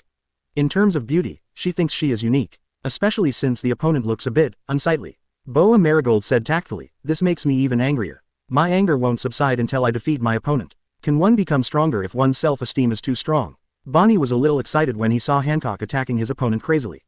Can I do the same? But when she tried, she found that it was impossible. She was just a normal person and could not hypnosis herself. This level of arrogance can be considered a talent, Bonnie sighed. Just then a news bird flew over and pointed its camera phone moody in this direction. Beautiful women fighting is much more interesting than other things. It's Conqueror's entanglement. Shaki saw this scene in the blackmail bar. Now the young generation of strong people are getting more and more exaggerated. But she turned around and found Rayleigh staring at the screen, so she punched him directly. Do young girls have nice legs? What are you thinking? Rayleigh said, covering her head. I just found something interesting. He had been on Daughter Island for some time and had some understanding of Hancock. Oh, what's so interesting about that? Shaki narrowed his eyes. If you can't tell it, I'll give this old guy a good beating sooner or later. Conqueror's Haki is different from other Haki. It is driven by spirit. The greater the spirit, the stronger the Conqueror's Haki. In other words, Conqueror's Haki is actually a spiritual power. Rayleigh pointed at the screen and said, but Hancock is different. She took another path. She didn't have strong ambitions, but she took her beauty as the core and strengthened this belief. In the nutshell of beauty, she is the king of the world. If she is angered in this realm, as she is now, extreme arrogance triggers a violent rage, providing an endless supply of Conqueror's Haki. Even the power of emotion seeps into the Haki. Rayleigh pointed at the increasingly bright black and red electric light. Her opponent must be feeling bad right now. It sounds ridiculous. Does that mean that as long as I deceive myself into thinking I'm the king of the world, I'll have endless power? Shaki was a little unconvinced. You said it was a lie, so what's the point? Hancock firmly believes in his heart that he is the most beautiful in the world. Rayleigh laughed. Strong qualifications and a paranoid and arrogant mentality can create such a monster. Of course, there are also shortcomings. As long as you don't provoke her in terms of beauty, there will be no problem at all. Katarina is indeed feeling very uncomfortable now. Her opponent has been using the tyrant technique to attack her. Not only are the attacks getting stronger and stronger, they even make her have hallucinations. She felt as if she were trapped in the flames of hell, and Hancock was sitting on a throne high above her, looking down at her. Die, ugly thing, it's just a change in her appearance, why such a big reaction? Is this woman crazy? Katarina cancelled her transformation and returned to her original appearance to see if this would be any better. Unexpectedly, Hancock became even angrier when he saw her original appearance. You are so ugly, and you dare to turn into my appearance. This is simply unforgivable. The black and red electric light seemed to be ignited by anger and turned into a burning black flame with even greater momentum. That's enough. I'll show you the power of the zone, the mythical beast, the dog fruit, and the nine-tails fox form. Catalina couldn't help it. Her face stretched into the shape of a fox, and nine tails grew behind her, with pale flames burning above each tail. Foxfire, Shiranui fire, and flame wrap. The pale flames formed a fire tornado and burned towards Hancock. But Hancock, carrying the Overlord fire, kicked the fire tornado away. Conqueror's Haki plus Armament Haki are too strong a restraint on fruit abilities. Mr. 3, do you feel that there are more and more people in the new world who can use fire abilities? Why don't you also study fire abilities? Cabbage looked at the candlelight above Mr. 3's head. That makes sense. Maybe one day I'll be able to create a flame by waving my hand. Mr. 3 was somewhat tempted. The zone fruit can use fire, so the Paramecia fruit can't be left behind. Katarina finally despaired. How could she defeat an enemy with infinite Haki? Tisk, it seems like this trip is in vain. Runty said. She could see that Catalina was in a state of confusion and it was only a matter of time before she was defeated. What other opponents can we choose? The opponent was not found, but reinforcements arrived. The Red Hair Pirates came over in a mighty force. Chapter 78 The Sniper's Natural Enemy, the Depressed Kid. Boss, I told you to come quickly, but you had to pay attention to your image and walk over slowly. Lackey Lu looked at the battlefield that was divided into several pieces and found that there were people everywhere. This is a live broadcast. Of course, the boss has to pay attention to his image. What if he loses face? Yasop looked around, looking for the sniper from the Blackbeard Pirates. When he found Van Oka, he discovered that he was being chased and beaten by Katakuri. Van Oka actually encountered the most difficult enemy.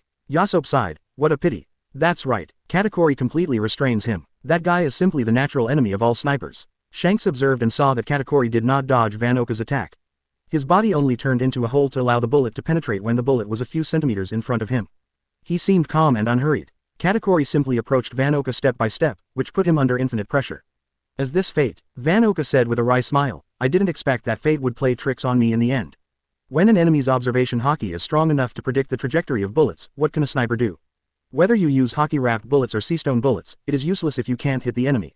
I almost want to help Van Oka. Seeing Van Oka, who is also a sniper, fall into this state, Yasop felt a little sad. I forgot that you and Van Oka have some friendship. Can you two defeat Katakuri? Shanks asked with interest. Unless the bullet speed exceeds his reaction limit, there is no chance of winning. Yasop shook his head, and it must be shot from outside the sensing range of Katakuri's observation Haki. Van Oka also noticed Yasop's arrival. He suddenly ignored Katakuri's approach, raised his favorite gun, Senraku, and aimed at Yasop, a smile flashing across his embarrassed face. Yasop immediately understood what he meant and raised the spear in his hand. 2 gunshots were heard, Yasop's shoulder was pierced by a bullet, and Van Oka was shot in the middle of the eyebrow and fell to the ground. Thank fate, I didn't die so miserably in the end. The captain and sniper of the Blackbeard Pirates ship No. 3, Otokoshi Van Oka, was killed. Katakuri glanced over here, and Yasop quickly explained, he has already decided to die, I just gave him a decent death. Katakuri said nothing and walked away silently. I wanted to let Yasop see a showdown between top snipers, but now it's no longer possible. Yasop didn't care about the wound on his shoulder. Instead, he was annoyed that he couldn't show his strength in front of his son. It seems that snipers have their limits. Come learn to cook from me, Yasop. It's not too late for you to change your career and become a chef. Lackey Lu laughed. There's only one guy like Katakuri who has mastered observation Haki to ultimate, otherwise I really have to change my career. Yasop said, as expected of the Charlotte family's masterpiece, Barry's bounty of 1.057 billion is a bit too little. Shanks said, give him a few more years, and he can grow to the level of the 4 emperors. That guy with the same hair color as you has a bounty of 3 billion. The world government is really funny. Beckman thinks Kid should not be a match for Katakuri. How come such talented people have ended up in the Buggy Pirates? Shanks felt sour again. I'll go over there and take a look. You guys can go have fun on your own. Come on, Blackbeard, teach that guy a lesson, or he'll get too big for his boots. The key is where to go. Lackey Lu looked around and found Jack's trace. Goodbye, I'm going to go find my brother Jack. You fat guy, at least help me heal. Yasop tore a piece of cloth to cover the wound, but Usopp and the others are so slow, I hope the fight here will be over by the time they get here. Yasop looked into the distance. On the sea, Thousand Sunny is breaking through the waves. In the cabin, the projector Den Mushi that Luo took out was broadcasting live the situation on Cake Island. I don't know if it's too late. Usopp became the most anxious person at this time. The war between the four emperors was an experience that could be written down in a diary, so how could I miss it? Besides, Usopp has been at sea for so many years, and he has never fought such a rich battle. Just by looking at those allies, Usopp knew that he would definitely win this time. He only needed to go up and shoot a few slingshots to become a participant in the Battle of the Four Emperors.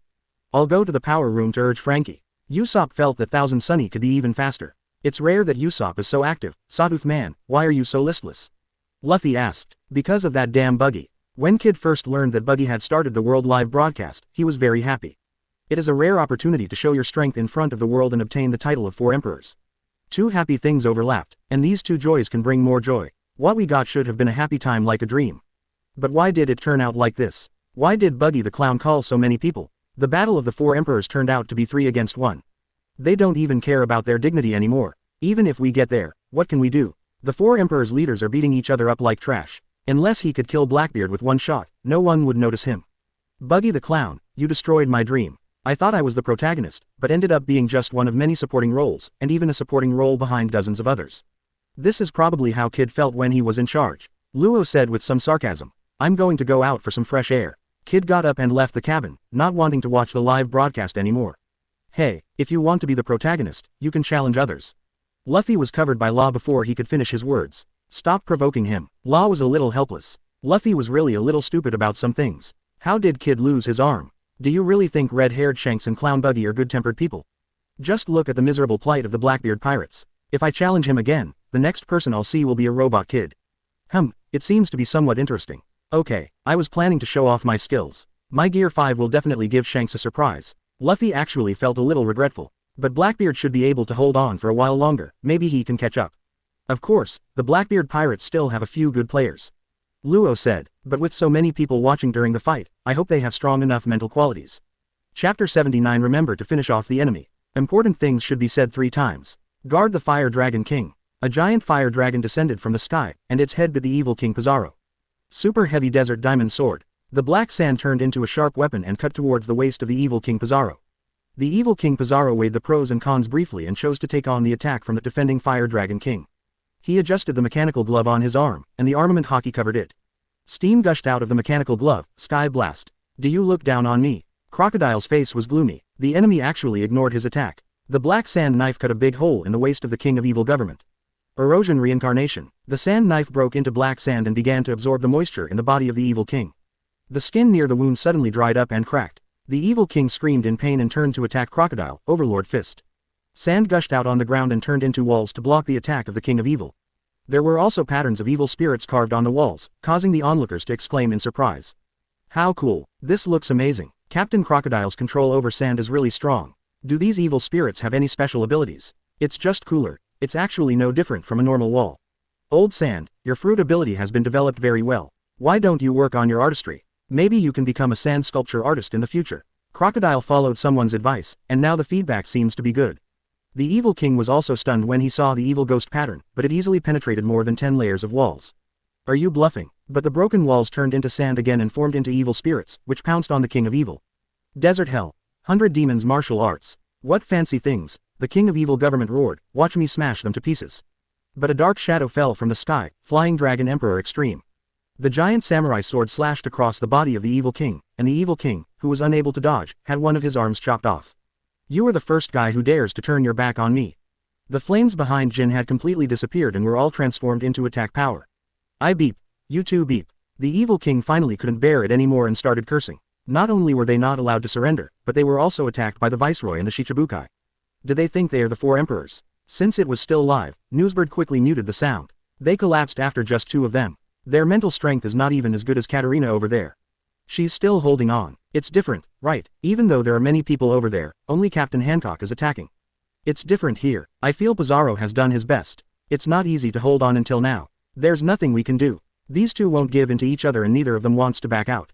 We have no choice but to fight together. It's boring here, let's go somewhere else. A group of onlookers quickly evacuated to look for the next battlefield.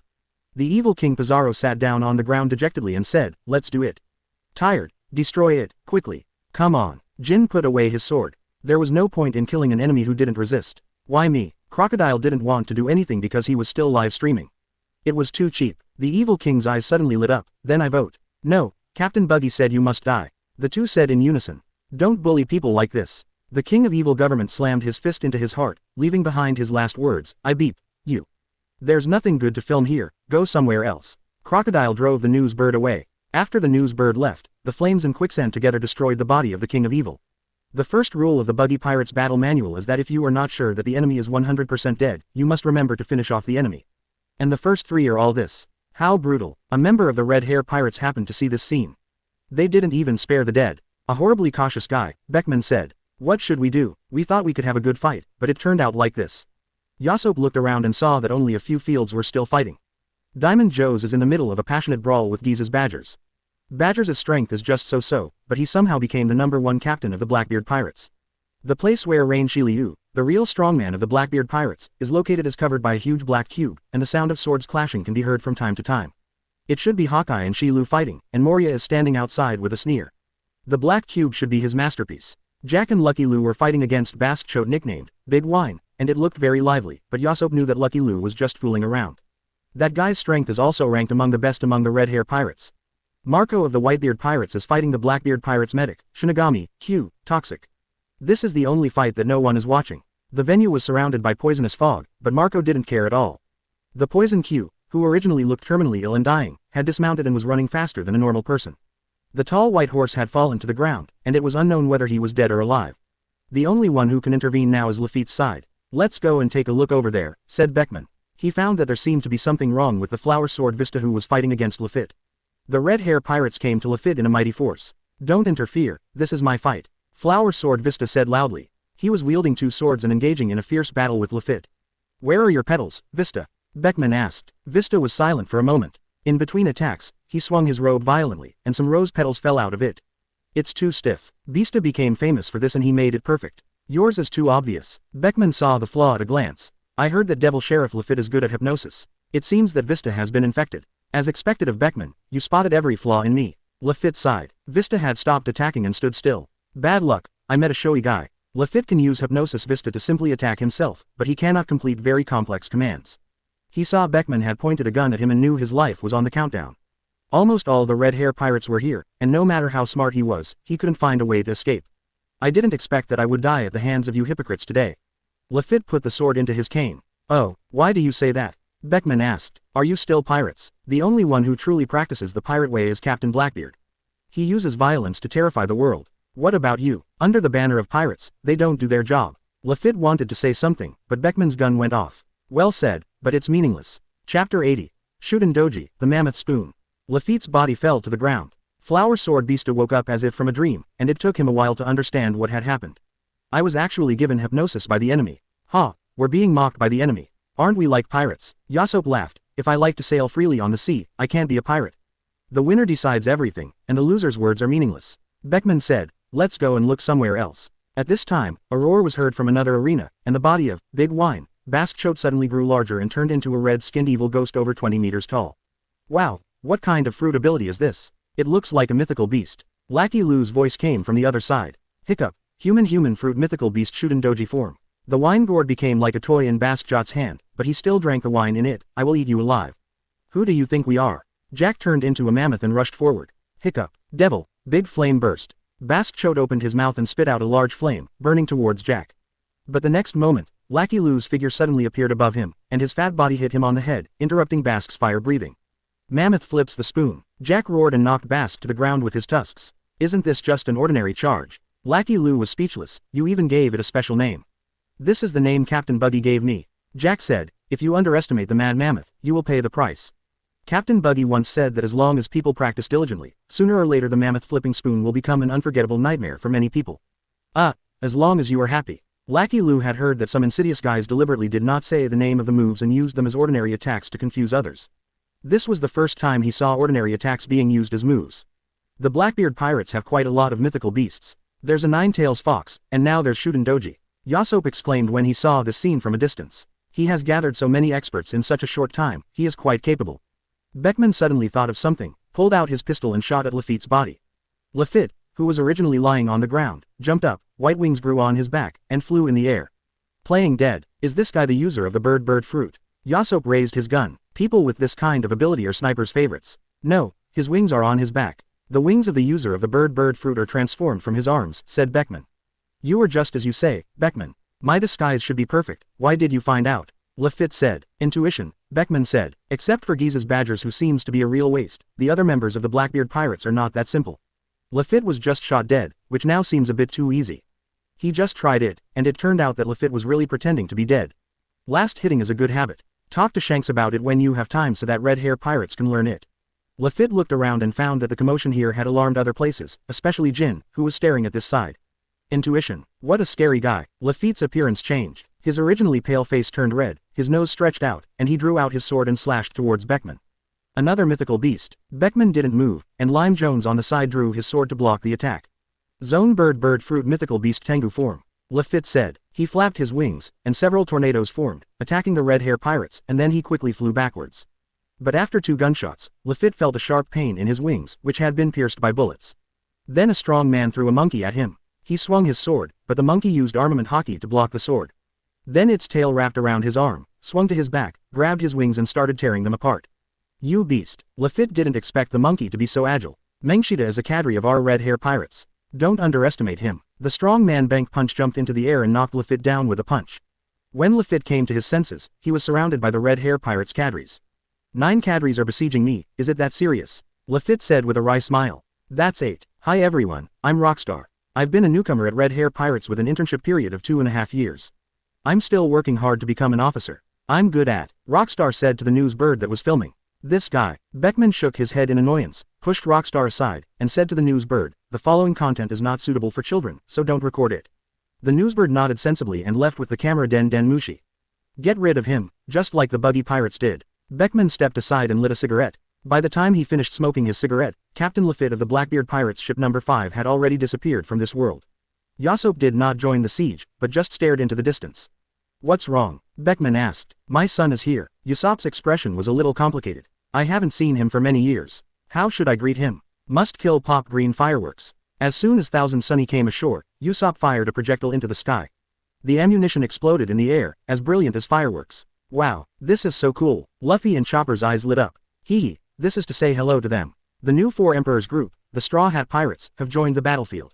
Usopp looked proud. His mission was basically accomplished, and the next step was to see if there was a chance to fire a few rounds at Blackbeard from a distance. Get out of the way, don't waste time. Kid said impatiently, it's already late. If we delay any longer, we will only be able to attend Blackbeard's funeral. No, I can feel that there is still a fierce battle over there. Luffy looked in one direction. There were loud roars from time to time, and black and red lightning appeared from time to time. Let's go over there. Blackbeard should be there. Luffy excitedly fist bumped, and his hair and clothes turned white. His hair turned into burning white flames, and white steam streamers surrounded his neck and armpits. It's too reckless to start in 5th gear. Luo said helplessly, wait, what are you going to do? He discovered that Luffy had turned the ground into rubber. Of course we have to get to the battlefield as soon as possible. Luffy stretched out his arms, grab my arm and let's fly to the battlefield. Actually, we can just walk over there slowly. Usopp felt something was not good. He didn't want to go directly to the main battlefield. Stop talking nonsense. Luffy rolled him up directly, and after everyone grabbed his arms, he took a deep breath, jumped up, and stomped on the ground with all his strength. The ground turned into super rubber and sank deeply, then suddenly rebounded. Rubber spring bed, take off. Chapter 81 Dark Fruit's Weakness. Shameless, shameful, it's a disgrace to the 4 emperors. Blackbeard kept cursing, his hands carrying the power of vibration, resisting the siege of the 4 emperors. But every time his fists and swords collided, the conqueror's entangled power transmitted from the opponent's sword made him suffer. Why can these 2 shameless guys have conqueror's hockey, but he doesn't? Shanks felt a little embarrassed after hearing this, as he had just arrived when Buggy enthusiastically invited him to join the siege, and said that he wanted to regain the feeling of childhood. Shanks didn't think much about it at the time, he just drew his sword and went up. After fighting for a while he realized something was wrong. Since he became one of the 4 emperors, he had only been besieged by others but had never besieged others. Especially during a live broadcast. Shanks, don't be lazy. Your conqueror's hockey shouldn't be so weak. Use your full strength. Buggy keenly noticed that Shanks was not using his full strength at all. Shanks numbly increased his strength, but why am I the one standing in front now? Clearly, when he first arrived, Buggy and Blackbeard were fighting back and forth. I'm the demon fruit power. It will be very troublesome if I get caught by him and lose my power. Buggy said. Blackbeard's body was surrounded by dark water which continuously absorbed Conqueror's entangled destructive power. Now you're not spreading rumors that I'm the user of the face fruit. Shanks was not afraid of the power of the dark fruit and attacked Blackbeard directly at close range. Maybe dark fruit will give you a favor. Buggy walked around behind Blackbeard and waved a few strands of hair. Critical explosion. The hair exploded when it got close to Blackbeard's body, but did not cause any harm to Blackbeard. Black smoke enveloped Blackbeard's body, and all the power of the explosion was absorbed by Blackbeard. Blackbeard's face twitched, and then he laughed wildly. Thief, ha ha ha ha ha, this kind of attack is ineffective against me. My dark attraction ability can absorb all damage. Really? Buggy didn't stop, but continued to use critical explosion. I don't believe that this ability to absorb damage must have a limit.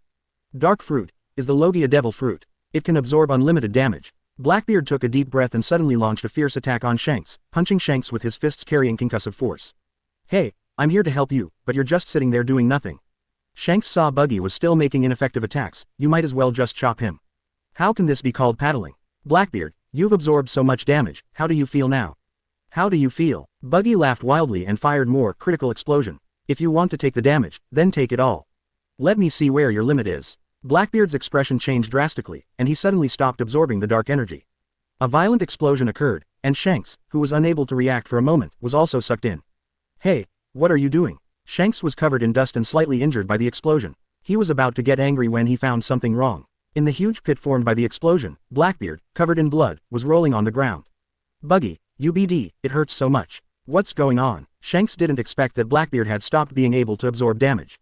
The dark fruit is different from other Logia fruits. It can absorb damage, but the body cannot elementalize when attacked, and it can withstand several times more pain than a normal person. Buggy explained, if it's one-on-one, this ability is quite useful. If it's one-on-many, as long as one person can withstand Blackbeard's attack, the others can inflict endless pain on him. After saying that, Buggy fired a few more critical explosion rounds. Dark cave path. Blackbeard endured the pain, stretched out his hand to create a black hole, and absorbed the power of the explosion. As long as he actively uses his ability, he won't be hurt. But now he is surrounded by two people and he can't use his ability at all. Go ahead, Shanks. Don't give him time to use this skill, and I can torture him to death bit by bit. Buggy said, you know the secret of dark fruit. Blackbeard kept panting. Were you acting all this time? He could still feel the piercing pain. This BD pretended to be ignorant and made me endure the pain for half a day in vain. Although you looked very embarrassed when you rolled on the ground, you were really handsome when you took the damage. Buggy said, your so-called strongest devil fruit has obvious weaknesses. Now that you've recovered, let's continue. Damn it. Blackbeard used all his strength to mobilize the power of shock fruit, trying to destroy Cake Island. There is no chance of winning if we continue fighting, so it is better to disrupt the environment and then look for a chance to escape. The entire Cake Island began to shake and the ground broke into pieces, but a chill came over it and the cracked ground was quickly replaced by ice crystals. Kuzan. Blackbeard yelled angrily, you're still here. As a traitor, I won't feel at ease unless I see your death with my own eyes. Aokiji did not show up, only his voice came, Captain Blackbeard, even if you destroy the entire Cake Island, I can freeze the nearby ocean and you can't escape. Or do you try to escape from the air? Long also showed up with Ivankov, it would be nice if I could take you on your journey. Blackbeard looked around and suddenly thought of Whitebeard during the Summit War. That guy's situation is very similar to mine, with enemies everywhere.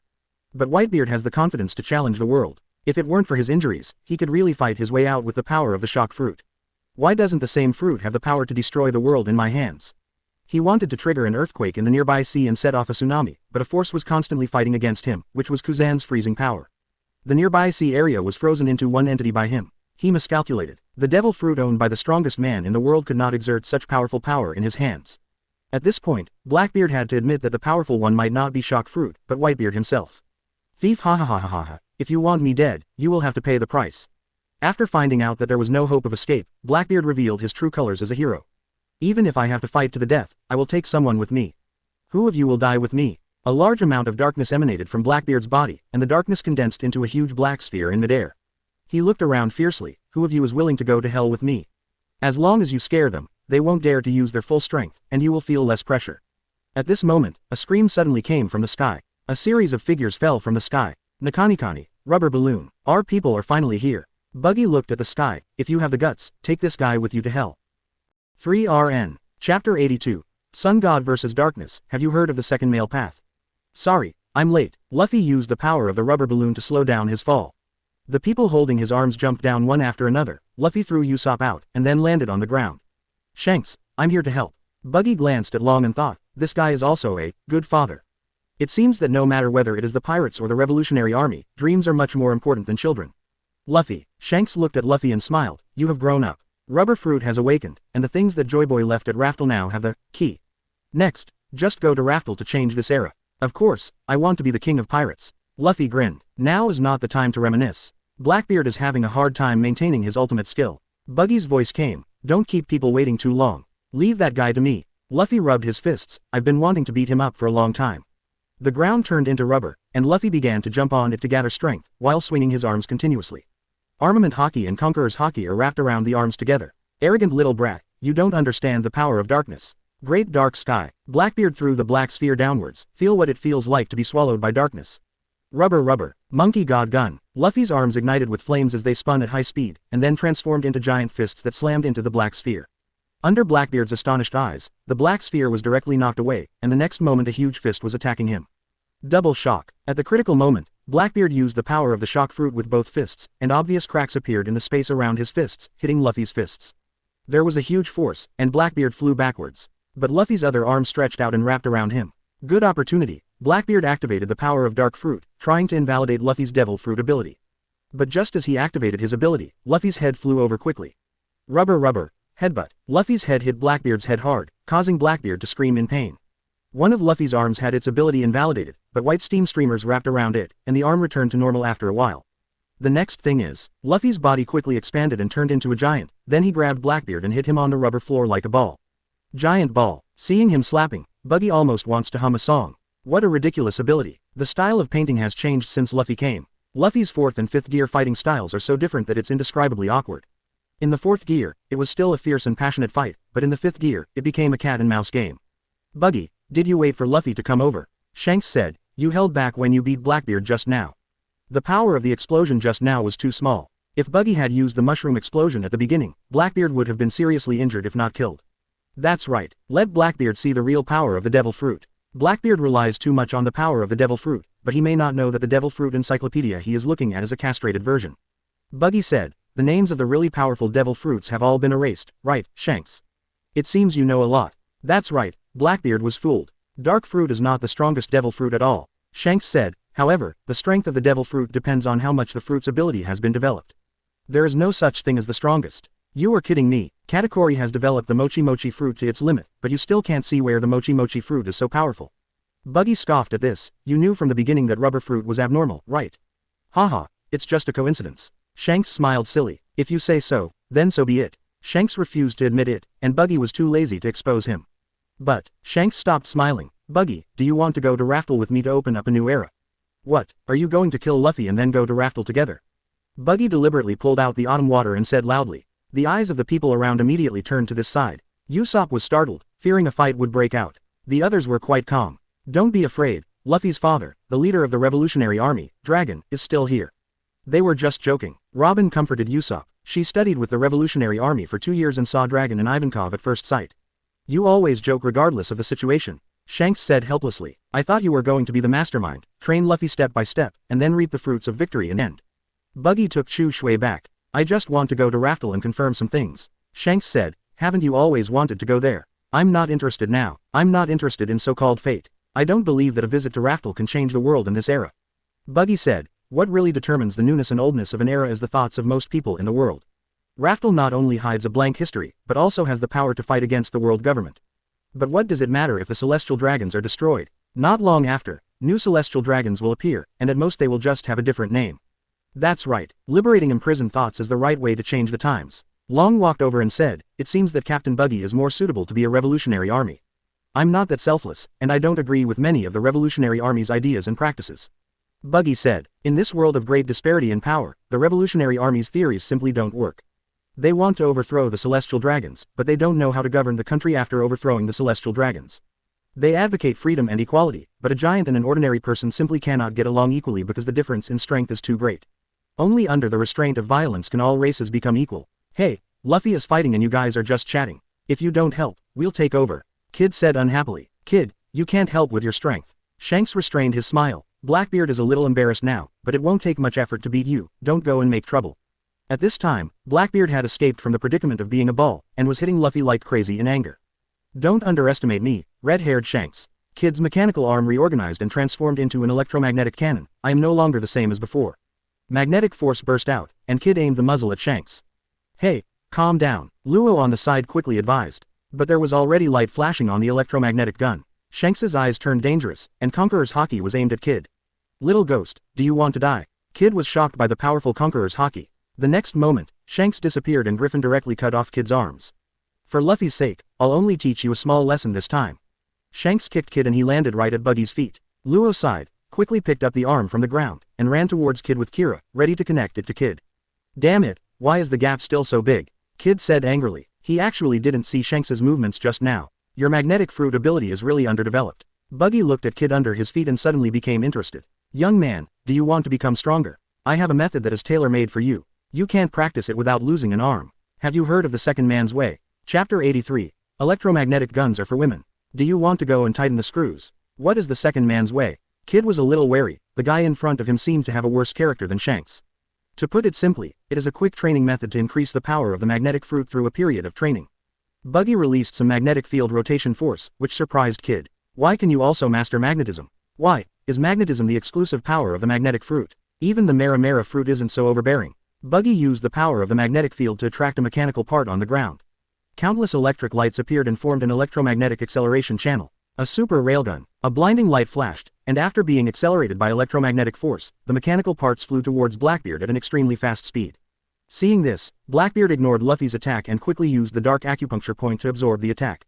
However, the mechanical parts hit Luffy directly. Since they failed to penetrate Luffy's rubber body, they flew hundreds of meters away with Luffy's body. There was sudden silence all around. Buggy directly dissipates the force of magnetic field rotation. It hurts. Buggy, what are you doing? Luffy complained that he had been fighting Blackbeard for a long time, but it was not as painful as this one. His rubber body is not vulnerable to Blackbeard's concussion attacks at all, and can only be damaged by armament haki. Ahem, it was just a slip of the hand. Don't worry about these details. Just continue. After seeing Luffy continue to fight Blackbeard, Buggy whispered to Kid, "Tisk, the electromagnetic cannon is really for women in miniskirts. Real men should grow mushrooms. You just didn't hit it right." Kid couldn't stand Buggy's trick of insulting him. What kind of woman would use a trick like an electromagnetic cannon? I already said that my hand slipped, so you don't want your legs anymore. Buggy's eyes turned fierce. Kid closed his mouth decisively. At this time, Luo had already reattached his broken arm. Kid hesitated for a while, but couldn't help but ask, can that secondary male path really increase strength? Buggy can use an electromagnetic gun, so he must have a good understanding of magnetism. Of course, this has been verified by many people, Buggy said. How should we do this? Kid thought Buggy would put forward some conditions, but Buggy directly told him the method of practicing the second man's way. First, we need to find 4 strong men from the base world. Let's call them the 4 basic leaders. Ivankov happens to be here. See if you can ask him for help. A strong person from the base world. Kid suddenly felt something was wrong. Then let G2C insult you endlessly in the small dark room. You cannot resist. You can only fight against this insult with a will of steel. After this ultimate indignity, even if you are covered in scars and your little kid is shattered, your will must remain as strong as steel. At this time, you must let someone you care about very much see this scene. Do you have a sweetheart? Buggy looked at Kid and said, from the look of you, I guess not. Then let Kira see how devastated you are and destroy the last line of defense in your heart. After your spirit is reborn from destruction and you have gone through the baptism of hell, you will become a qualified lunatic. No, a qualified strong man. Are you kidding me? How can there be such an outrageous way of practicing? Kid felt sick just by listening to the process. Believe it or not, I'm telling the truth, Buggy said. It is true that many magnetic field guys have improved their cultivation by practicing the secondary male way, and their strength has increased by at least 10 times. The power of the magnetic fruit is also the power of the magnetic field, so it should be universal. The little kid is torn to pieces. The price is too high. Kira muttered to himself, isn't there a doctor here? Buggy pointed at Luo, why don't we ask him to help Kid with the repair? Impossible, I don't want to repair that kind of thing. Luo said with disdain, I won't let you touch me either. Kid retorted, why not get a mechanical drill? Drills are also a man's romance. Buggy made a suggestion. No, I won't practice this damn secondary male path. Kid absorbed the scattered parts and turned them into arms again. Whatever, I'm just making a suggestion. You've seen the difference in power between you and Shanks, right? The 4 emperors are not someone you can challenge. Buggy said, in the future, the gap between you and Luffy will become larger and larger, and you may even fall behind Law. It's true that I'm not as strong as Luffy right now, but I will catch up. Kid was a little unconvinced. Really? Buggy pointed at the battlefield, are you sure you can fight against the Nika fruit? After fighting for a period of time, Luffy also had injuries of varying degrees. But as Luffy's heart beat, the sound like a drum spread throughout the entire Cake Island. Drum of liberation. The scars on Luffy's body gradually disappeared, and he became energetic again. This is really interesting, let's continue, Blackbeard. Luffy gave a weird smile. Are you a monster? Blackbeard was a little scared when he saw Luffy's expression. That guy would show that weird smile on his face from time to time, and even when he was beaten and injured, he would keep shouting that it was so funny. Is his physical strength unlimited? I really want to know how Kaido fights him. After seeing Luffy's recovery ability, Kid felt inferior to him. Okay, even if the gap between me and Luffy will widen, I won't lose to this guy. Kid pointed at Law. Luo's op fruit is worth 5 billion, which is higher than his bounty. The upper limit of op fruit development is naturally high as well. Buggy said, in the scope of Operation Space ROM, Luo is omnipotent. Buggy thinks this is also a devil fruit with a hidden name. Kid wanted to refute, but then he thought about how Law's moves were indeed strange and varied during the battle against Charlotte Linlin, which played a big role. In fact, the upper limit of your magnetic fruit is quite high, but it needs to be in the hands of someone like Vegapunk to be fully developed. In your hands, it can only fire an electromagnetic cannon and assemble a magnetic demon. It's the same magnetic force, but in the hands of a big shot it can be used to do a lot of things, but in the hands of a poor student it's just a big magnet. Then I won't practice any secondary male way. How can I face people if it gets out? Kira, let's go. Kid called his friends and prepared to leave. I forgot to mention one thing. To practice the second man's way, you also need to prepare a camera den mushi. It would be best to let everyone in the world know about this, although most people probably won't be interested in it. Buggy added, the guy who practices this kind of thing must be a pervert, right? How can he face people? Kid didn't expect there would be such an outrageous request. When a strong man who practices the second man's way can decide the life and death of the entire world with a single word, would you still dare to laugh at him? Not only that, there will be countless imitators. This is the reality of the world. Temporary humiliation can be exchanged for great power, but by then it will only lead to internal rebellion. I am afraid that even the 4 bases will not be enough. But even if you don't practice, your ability is still quite useful. You can go to the factory to tighten screws. Buggy said, are you kidding? Are you insulting me? I'm a pirate. Kid was a little angry. This sea area will soon have a new order. If you want to be a pirate in the future, get out of here and don't step into my territory. I'm not as easy to talk to as the Marine. Buggy pulled out the autumn water, and Conqueror's hockey was wrapped around it. What do you mean? Kid prepared for a fight. Buggy ignored him and rushed towards Blackbeard. Everyone is here, it's time to end this game. Blackbeard, let your death herald the end of the pirates' era. Chapter 84. The Overlord of the Old Times, Ultimate Conquerors. What do you think of this live broadcast? On a charred hill, Morgans was questioning his men. This rare battle between the 4 emperors must have shocked the world.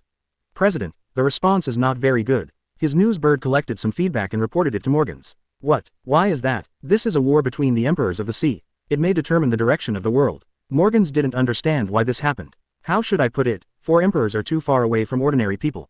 Many people have never even heard of them. They just watch the live broadcast as a fun event. But in terms of excitement, apart from the surprising moment when the bombing of Cake Island started, the situation afterwards was one-sided and it was no longer interesting to watch.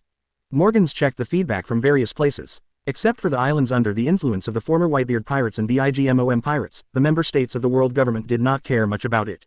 However, the world government and Marine paid close attention to this live broadcast and specially received the signal from him. In other words, the upper class is very concerned about this matter, but more lower-class civilians feel that it has nothing to do with them and are just watching the fun. In fact, everyone misses the last live broadcast. Newsbird whispered, civilians don't care about the life and death of the Blackbeard pirates, but if they can kill celestial dragons to liven up the atmosphere, it will be a show that everyone will like to watch. Quote. Morgans didn't expect the civilians to have this kind of preference. Do we have any information on lone celestial dragons? This live broadcast suffered a loss. Next time I will have to let Buggy the Clown to make up for it.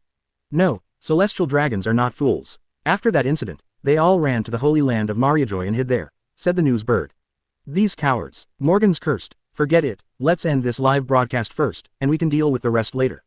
The Blackbeard pirates are finished. At the Marine headquarters, Akainu sees Buggy walking towards Blackbeard with a knife, and knows that the Blackbeard pirates will soon become history.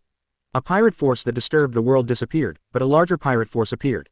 I really don't know whether it is good or bad, Kizaru said. Buggy not only took in the remnants of the Beast's pirates, the BIGMOM pirates, and the Whitebeard pirates, but this time he wiped out the Blackbeard pirates. I'm guessing their territories will also be taken over by Buggy. Crane drew a large circle on the map. With Buggy and Shanks' relationship, the situation we face is even more serious than before. Have you contacted Sengoku and Garp? The Marine headquarters needs them to be here, Akainu said in a deep voice. We're on our way back, but Garp is very unhappy and says his mission isn't complete yet, Crane said. Now is not the time for him to act willful. Let him come back as soon as possible. We are short of manpower right now, Akainu said bluntly. Even though I've retired, I haven't taken off the robe of justice on my body. Marshal Sakazuki, I think our strength is enough to. Green Bull was about to say something when a finger pointed at his heart. Brother Wangmu, although you are a strong man of the younger generation of Marines, don't underestimate the old guys of the old times. Kizaru smiled and retracted his finger. You still need to practice your strength. Green Bull's face looked very ugly. He didn't even react when Kizaru attacked him just now. Borsalino, stop messing around and just focus on watching the live broadcast, Crane said. Got it, Vice Admiral Suru. Kizaru returned to his lazy look and cast his eyes on the screen. Buggy, I can take care of Blackbeard myself, I don't need your help. Luffy shouted when he saw Buggy coming. But I don't want to wait any longer. Shanks, don't you have something else to do? Hurry up and deal with Blackbeard. Buggy said, why don't you just go ahead? Shanks said, come on, since you've bet the new era on Luffy, at least let him see the power of the overlord of the old era. Buggy said seriously, show me your full strength, Shanks. Let's continue the battle from 30 years ago. This time, it's up to the two of us to take out that fat black guy. Is that what you think? I see. Shanks became serious, invisible pressure spread from him, and the whole Cake Island was filled with black lightning. The news bird couldn't bear the pressure and fell to the ground unconscious. At the critical moment, Morgans flew over and caught the Den Den Mushi, thus preventing the live broadcast from being interrupted. I feel a little uncomfortable, what is this? Usopp felt that his breathing was a little smooth. This is the Captain's Conqueror's Haki. It has a range large enough to cover an entire island. Isn't that an exaggeration, son? A hand was placed on Usopp's head, you need to improve your strength. I guess I'll have to give you some special training. Stimulated by the red-haired Conqueror's Haki, Hancock's momentum surged, and his continuous kicks broke through Katarina's defense. Even if I can't conquer the world, I will always be number one in beauty. Die, ugly woman. Hancock's final kick shattered Katarina's chest. It's a rare occasion for the captain to be serious. I can't miss this good show. Lackey Lou looked at Basque Jot, who was covered in wounds, and asked, Brother Jack, can you still charge? It's the mammoth spoon. Jack said seriously, of course, look at my horns and fangs. The ancient mammoth rushed towards Basque again. Change your name again. Lackey Lou covered both his hands and feet with armament Haki, I'm going to start cooking too. Seeing Basque holding Jack's tusks with both hands, Lackey Lou instantly flashed in front of Basque's huge head and kicked him in the chin, meat hook. Basque's huge body was kicked away, and Lackey Lou's fat body moved quickly, transforming into 5 figures. Dismember. There were bursts of bone-breaking sounds, and by the time Basque fell to the ground, he was completely lifeless. It's done. Lucky Lou took out a piece of meat with bones and took a bite. Come on, Jack, let's go and watch the fun. In Moria's shadow barrier, Hawkeye and Shiryu are fighting in a lightless environment. Are you afraid of my transparent fruit, so you created this environment? Shiryu said, no, Moria set up the barrier because he was afraid that you would run away. Hawkeye said calmly, whether you are invisible or not makes no difference to me. Oh, how arrogant. But Shiryu knew Hawkeye was telling the truth. The world's greatest swordsman, right? He really deserves the title. He lit a cigar and a red dot appeared in the dark space, but Shiryu didn't care. After I die, please help me find a new owner for Thunderstorm. Shiryu said, a bloodthirsty demon sword, I know who is suitable to be its owner. Hawkeye said, but he may not think highly of this knife. Humph. Thunderstorms are very fierce and can corrode people's minds. Don't blame me for not warning you. Shiryu took a long puff on his cigar. It dares not, Hawkeye asserted. Okay, now it's my last move. Shiryu took a stance, maybe I'll be the winner in the end. Thunder walks, blood rain. 2 figures began to charge at the same time. As the sound of swords tearing flesh and blood rang out, a figure fell to the ground. I've been waiting for someone who can defeat me, but that person is not you. Hawkeye picked up the thunderstorm on the ground and said, you can open the barrier now, Moria. The shadow barrier opened, and Hawkeye looked in the direction of the final battle. Shanks, how long has it been since you last took this seriously? Chapter 85 Roger Pirates Gemini, God Killer. Luffy, you have grown a lot. But please step aside for now. You new sprouts of the new era will have a bigger stage. Shanks drew out the griffin and pointed it at Blackbeard. Luffy was reluctant but still stepped back. Come to think of it, I've never seen Shanks take a serious action before. The incident with the King of the Near Sea does not count. Damn it, Straw Hat is the new sprout, and Lousy is the old sprout. Kid cursed in a low voice. Don't do stupid things, if you lose your arms again, I won't care about you anymore. Luo saw that Kid was always on the verge of death and didn't want to waste time on reattaching his arm. Shanks turned to look at Buggy. Buggy, it's your turn now. Let me show you your courage. Don't let me outshine you. He once thought that Buggy didn't have Conqueror's Haki, but now it seems that Buggy has hidden it. How could I lose to a guy like you, Shanks? If you accept fate, you might as well grab the throat of the goddess of fate and FK her over. Can't the remnants of the old era create a new era? Shanks, my dominance, my ambition, feel it. Buggy's Conqueror's Haki immediately increased dramatically. Buggy's momentum is stronger than ever at this moment. The 2 Conqueror's Haki intertwined, and the entire Cake Island was shaking. The sky split open. Black lightning struck from time to time. Beckman stretched out his hand to feel it. With his physique, he could feel a slight numbness. Luckily the newbies are on board, otherwise it would be unbearable. These 2 guys are monsters. But Shanks, what Buggy said is right, with your strength, you can definitely join forces to usher in a new era. Is Raftel really that important? You guy, Shanks didn't expect Buggy's Conqueror's Haki to reach this level. Don't underestimate the world government, the enemy is stronger than you think. So what, my strength won't stop here. If the enemy isn't strong enough, what fun is there in this world? I will only be stronger than them, and then I will smash their teeth one by one. Under the influence of faith, the power of magnetic field rotation was integrated into Conqueror's Haki, and the black lightning on Cake Island became 10 times denser. I can't hold on any longer. Usopp felt like he was about to faint. Wake up. Usopp was slapped in the face more than a dozen times. Hold on, face the pressure from the strong, it will be good for you in the future, Usopp said. No, Usopp said slurredly. Are you sure you are Usopp's biological father? Nami has released Zeus to block the black lightning that may fall at any time. But Zeus tried it and ran into Nami's arms. This is not edible. It's numb. Zoro felt a sour feeling when he saw the black knife Chu Shui making an excited low sound in Buggy's hand. Green algae head, why does your hair seem to be brighter in color? Sanji exclaimed on the side. Shut up, you idiot, Zoro scolded. Is this the true power of the four emperors? Then what is Charlotte Linlin? Kid felt his arm starting to hurt again. Ha ha ha ha, incredibly domineering, incredibly crazy. Such a horrible demon god. Is there anything in the world that can resist him? Damn it, is there anything in the world that can resist him? Crocodile laughed. Whitebeard, if you had this ambition, it would have been great. Why can you two shameless guys own conquerors? Blackbeard's face was full of madness. He was already so strong, but two people were still attacking him alone. Didn't their conscience hurt? A hyena complains that he can't become a lion, why don't you look at what you have done? Buggy sneered, you and your men are just a group of hyenas huddled together for warmth. Do you still want to be the overlord? Why did it turn out like this? Blackbeard still couldn't accept it. I've tried my best. Because your efforts are a joke. Even without eating the devil fruit, Blackbeard's power is still high, and he is also a veteran of the Whitebeard Pirates. If he didn't hide his strength, he could even compete for the position of vice captain of the Whitebeard Pirates. Marco's character simply wouldn't compete with him. Even if you want the dark fruit, you may not be unable to get it if you honestly talk to your friend Saki. Saki is a chef. What does he want dark fruit to do? Deal with kitchen waste. Whitebeard is getting old, and sooner or later he will hand over the Whitebeard Pirates to someone else. Would Whitebeard choose the young and reckless Ace over the powerful Blackbeard?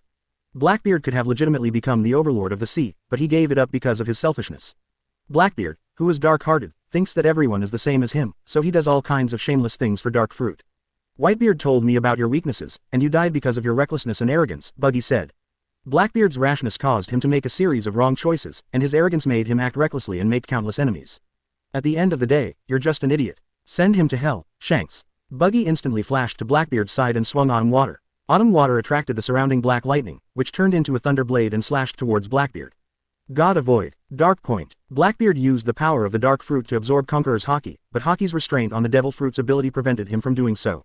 Blackbeard's palm was cut and he screamed wildly in pain. It hurts so much, but I don't want to die, I still have dreams. But the next moment, Shanks used the same move and slashed Blackbeard on the back.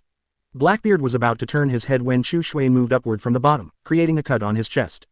God's enemy. If you don't let me go, then let's die together. Swallowed by darkness, Blackbeard wanted to turn himself into a black hole and die together with the others. The power of the dark fruit devoured the power of the shock fruit in his body, and a small black hole was forming in Blackbeard's chest, which first devoured Blackbeard's body. Endless suction came from the black hole, let's destroy the world along with it. Blackbeard grinned. What are you dreaming about at this hour? Buggy poured his strength into Chu Shui. Final blow, Shanks. You even learned the trick. Shanks saw what Buggy was going to do. The world no longer needs pirates like the Blackbeard Pirates. Pirates who only know how to plunder should disappear. The era of pirates started by Captain Roger can now come to an end. Buggy said, you're going to mess up the world, starting with Blackbeard's life. Shanks asked, no, I'm already messing up the world. Do you want to come with me? There's still room on my ship. All the black lightning on the entire Cake Island gathered on Chu Shui and Griffin. You rejected me before, and I won't say yes to you this time. Regret it, Buggy. What do you want to do? Blackbeard wanted to make the black hole expand rapidly, but he had already lost control of his body. Dark Fruit's power has gone out of control and no longer obeys his commands. Roger Pirates Gemini, we'll send you on your way. Shisui and Griffin swung at the same time, and the attacks infused with all of Buggy and Shanks' Haki collided with each other. God Kills. X2. Chapter 86 A New Order at Sea. Under the combined attack of the two Overlord forces, the black hole that had not yet formed was directly annihilated, causing an earth-shaking explosion. As the world watched, one of the four emperors, captain of the Blackbeard Pirates, Marshal D. Teach, fell. Morgan suddenly discovered something. The vacant position of four emperors could not be replaced by any new pirates force.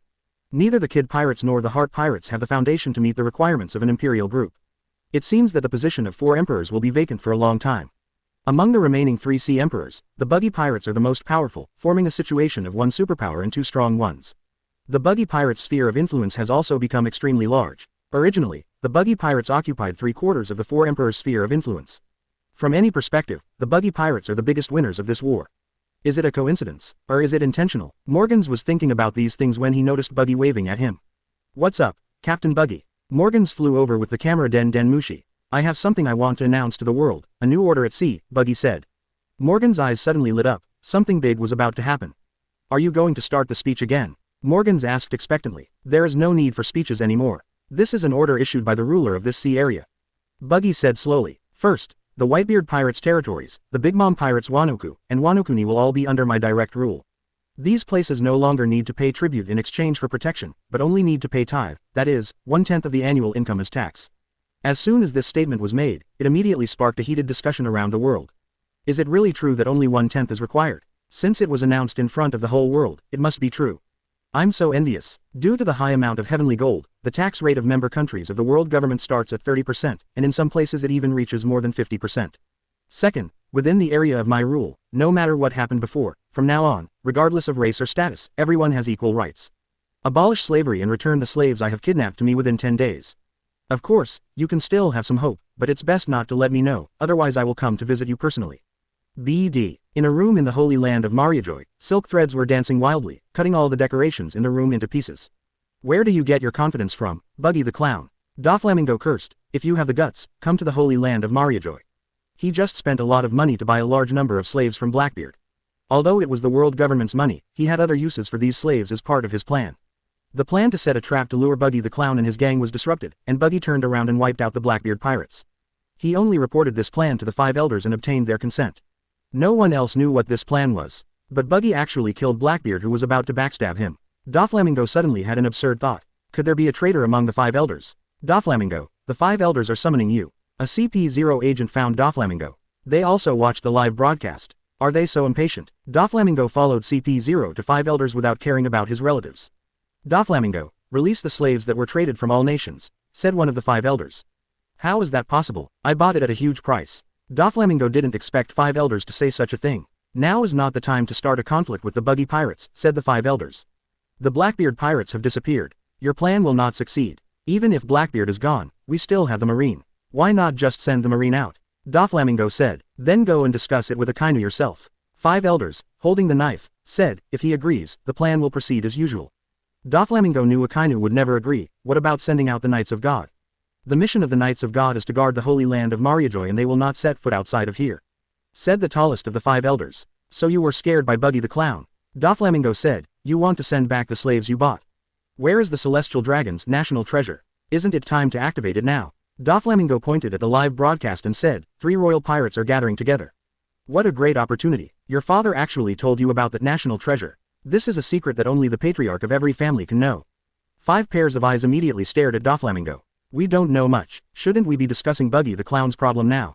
Doflamingo asked. That's not important anymore. It's just a question of where a group of slaves belong. But you, Doflamingo, I remember that Luo was your subordinate. He is an op fruit user.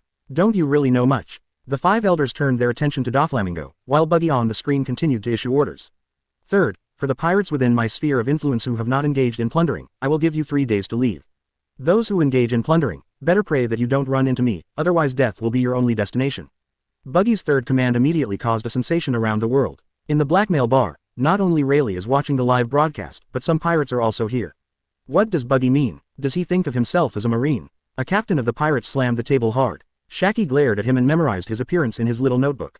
It doesn't matter what you do, but you really can't enter his territory anymore. One of the pirates said, what else can we do besides looting? Performing arts. Are we only able to operate in Marine's territory? I always feel something is weird. Buggy betrayed his pirates. Who's going to teach him a lesson? The Blackbeard pirates can't even hold out for a day. Who dares to go?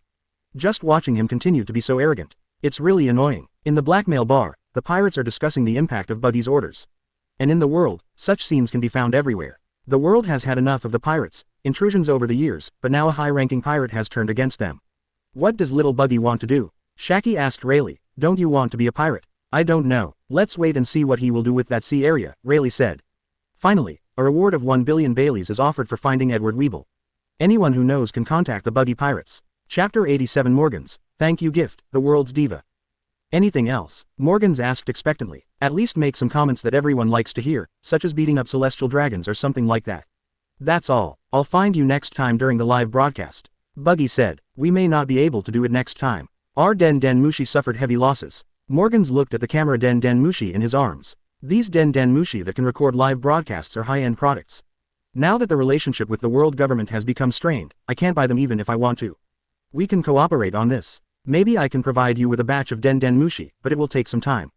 Buggy said, really, thank you for supporting journalism. Morgans said happily, you need money, what are you dreaming of? Buggy didn't expect Morgans to want to get it for free. But our funds are also very tight. Morgans said, you monopolize the world's news industry, and you tell me you have no money. Buggy was really shocked. Journalism is expensive, Morgans explained. See that reindeer over there? What happened to Chopper? For a long time, the reward for it was only 50 Baileys, which was not as valuable as its reward order. But based on the seriousness of the news, we had to print it. There are a lot of these cases, and the sales of newspapers aren't very good, so you can't really make much money selling newspapers, Morgans said. So the reason for not making money is Chopper. Why don't you raise the price? Buggy asked. The pricing power of this monopoly business is entirely in the hands of Morgans.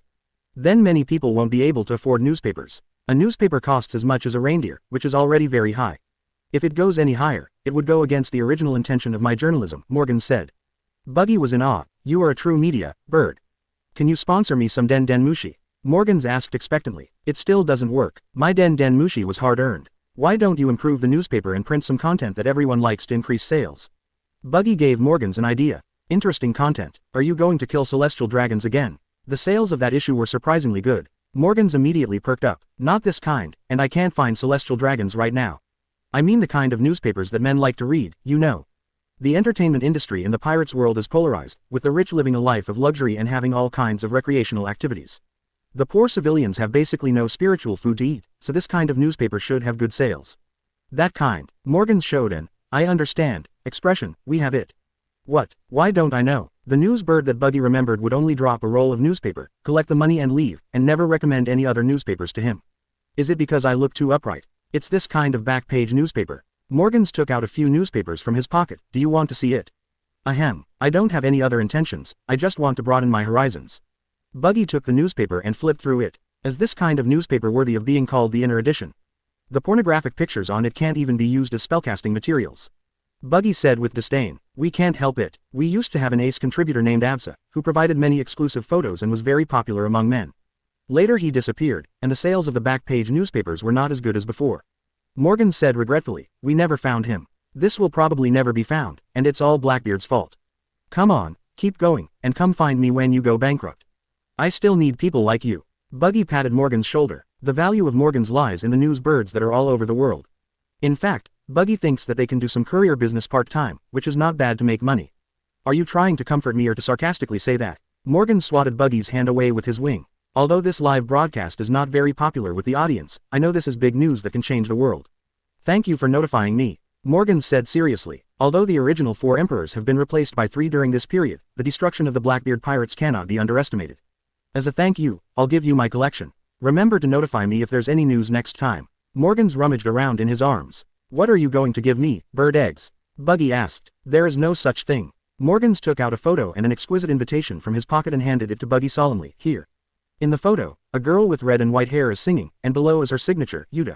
This is. Buggy didn't know what to say for a moment. The world's diva, Yuta. Surprise. Morgan said, this is her autographed photo and concert invitation. I got it with great difficulty. What a surprise. Isn't this just a smaller version of the colorful Nami? Why would I need her photo? The concert will start on August 6th, and then you can go and enjoy the most beautiful music in the world. Morgans looked reluctant to leave. Remember to notify me next time if there is any big news. After saying that, he left Cake Island without looking back. Hey, Buggy, now that Blackbeard is taken care of, we should leave. Red-haired Shanks came up to say goodbye to Buggy, and suddenly found the photo in Buggy's hand. You old, disrespectful BD. Griffin unsheathed his sword and split Buggy in half. I just received this too. Who would go to listen to a little girl singing? If there's a girl group performing, it's worth going to see it. Just as Buggy gathered his body together, another sword light cut him in half. Don't you dare say that, Yuta. Shanks, you're not done yet, are you? Buggy threw the photo in his hand away and prepared to fight back. But Shanks simply threw away Griffin and took the photo. Oh, man. Buggy split his hand apart, picked up Griffin, and inserted it into the sheath on Shanks' body. Is that what you're busy doing? Buggy asked. Shanks hesitated, nodded and said, yes, I received news that Yuta wanted to do something bad. The pirates' version of Eyes of the Moon builds a world where everyone is happy, full of middle school power. It would be a good idea if Yuta herself didn't have to be sacrificed. Most of the civilians in Pirates have unhappy lives. If they could find happiness in a fictional world, I guess a lot of people would sign up voluntarily. Unfortunately, She didn't know that everyone has a different definition of happiness, and she was destined not to make everyone happy. For example, Buggy wants a fantasy world full of 2D wives, if Yuta can do it. Damn, I'm really a little moved. Chapter 88 Allies leave, Nuka-Cola. Seeing Shanks put the photo in his arms, Buggy raised the invitation in his hand. Do you want this? No need. I didn't go there to listen to music. I went there to stop something. Shanks sighed. He is not afraid of how strong the enemy is, but he doesn't know how to face his own daughter. Just let me know if you need any help, Buggy said. Just mind your own business. By the way, when you clean up the pirates, clean up my territory as well. Shanks suddenly thought of something. If we run into the Bardo Club pirates, help me teach Bartolomeo a lesson. I don't have time to look for him. How do you teach me a lesson? Cut off my arm. In that case, Bartolomeo's devil fruit ability will be basically useless. It would be fine if he just took off his legs, so he wouldn't have to run around chasing stars. When Shanks found out that Bartolomeo was also a fanatical fan of Yuta, he really wanted to kill him. Having such crazy fans is not a good thing for Yuta. They might be causing troubles and having a bad influence on Yuta.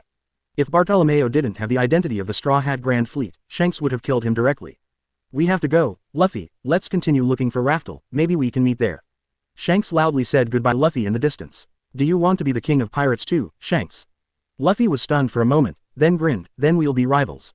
I'm also interested in the stuff on Raftel. Be careful, don't end up losing to us. Shanks called to Beckman beside him. Let's go. Raftel has all of our dreams. Even if my opponent is Shanks, I won't give in. Luffy threw his hands and said excitedly, I will knock you down when the time comes. If you have ambition, keep going. Beckman gave Luffy a thumbs up and left with Shanks. Usopp, I don't have time to teach you this time. I'll make it up to you next time. Usopp gave Usopp a hug. I was just a child when I left, and now I'm a man. No need to teach. Usopp's cheeks were red and swollen, and his voice was lisp. He would rather not accept such teaching. Is this how all pirates raise their children?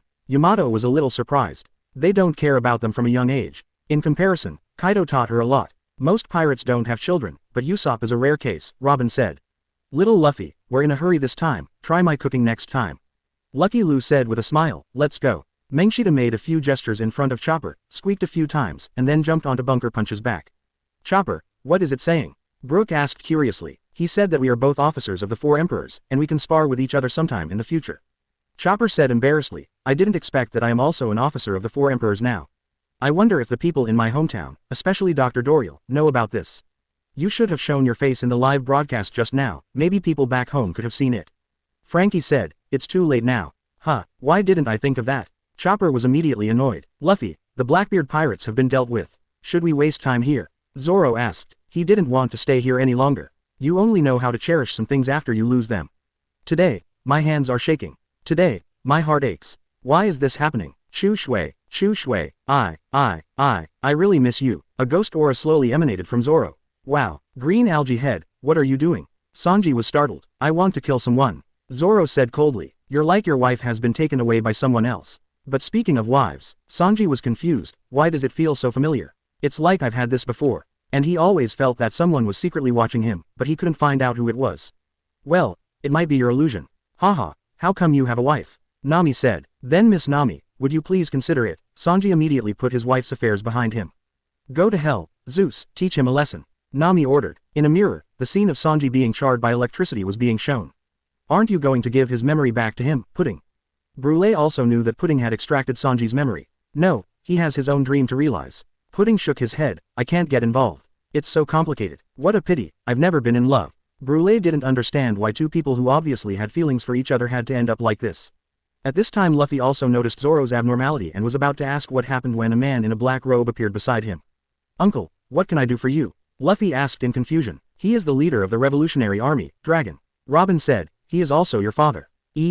Really? This is the first time I see my father. Luffy looked at the dragon, so ugly. You little brat. Long punched Luffy on the head. Is this how you talk to your father? Your temper is very similar to Grandpa's. Luffy covered his head. How can you hit someone the first time you meet? Yamato discovered an even more outrageous father and son pair. Does the outside world allow children to grow up freely on their own? Compared to them, is Kaido still a competent father? It's the second time. If he hadn't saved you in Logue Town, your playing house journey would have ended before it even began. Buggy walked over. Logue Town. I remember now. Luffy suddenly realized. Thank you, uncle. Oh no, it's father. Quote. Long found that he didn't know how to communicate with Luffy. The scene was not as he had imagined, and Luffy acted very indifferent. Then I'll leave too. The Revolutionary Army still has a lot of things to deal with. Long said, Luffy, your grandfather has always wanted you to be a Marine, but I know you won't be able to stay there with your personality. I'm not a good father, but at least I can let you do what you want to do. After saying these words, a strong wind suddenly arose, and the dragon took Ivankov away riding the strong wind. So handsome. Luffy looked at Long Yufeng's departing figure with shining eyes. It was much better than Moonwalk or something. It looks like everyone is very busy. I was thinking of throwing a party to reward them, Buggy said. Banquet. In this place. Luffy looked at the burnt cake island. The environment is too bad. Besides, there's nothing to eat. Eating isn't a problem. Smoothie, use your ability to squeeze out some juice first, Buggy instructed. But there is nothing here anymore. Do we have to squeeze juice out of the soil? Smoothie asked doubtfully. Give it a try. This is not ordinary land, but a cake island made of food.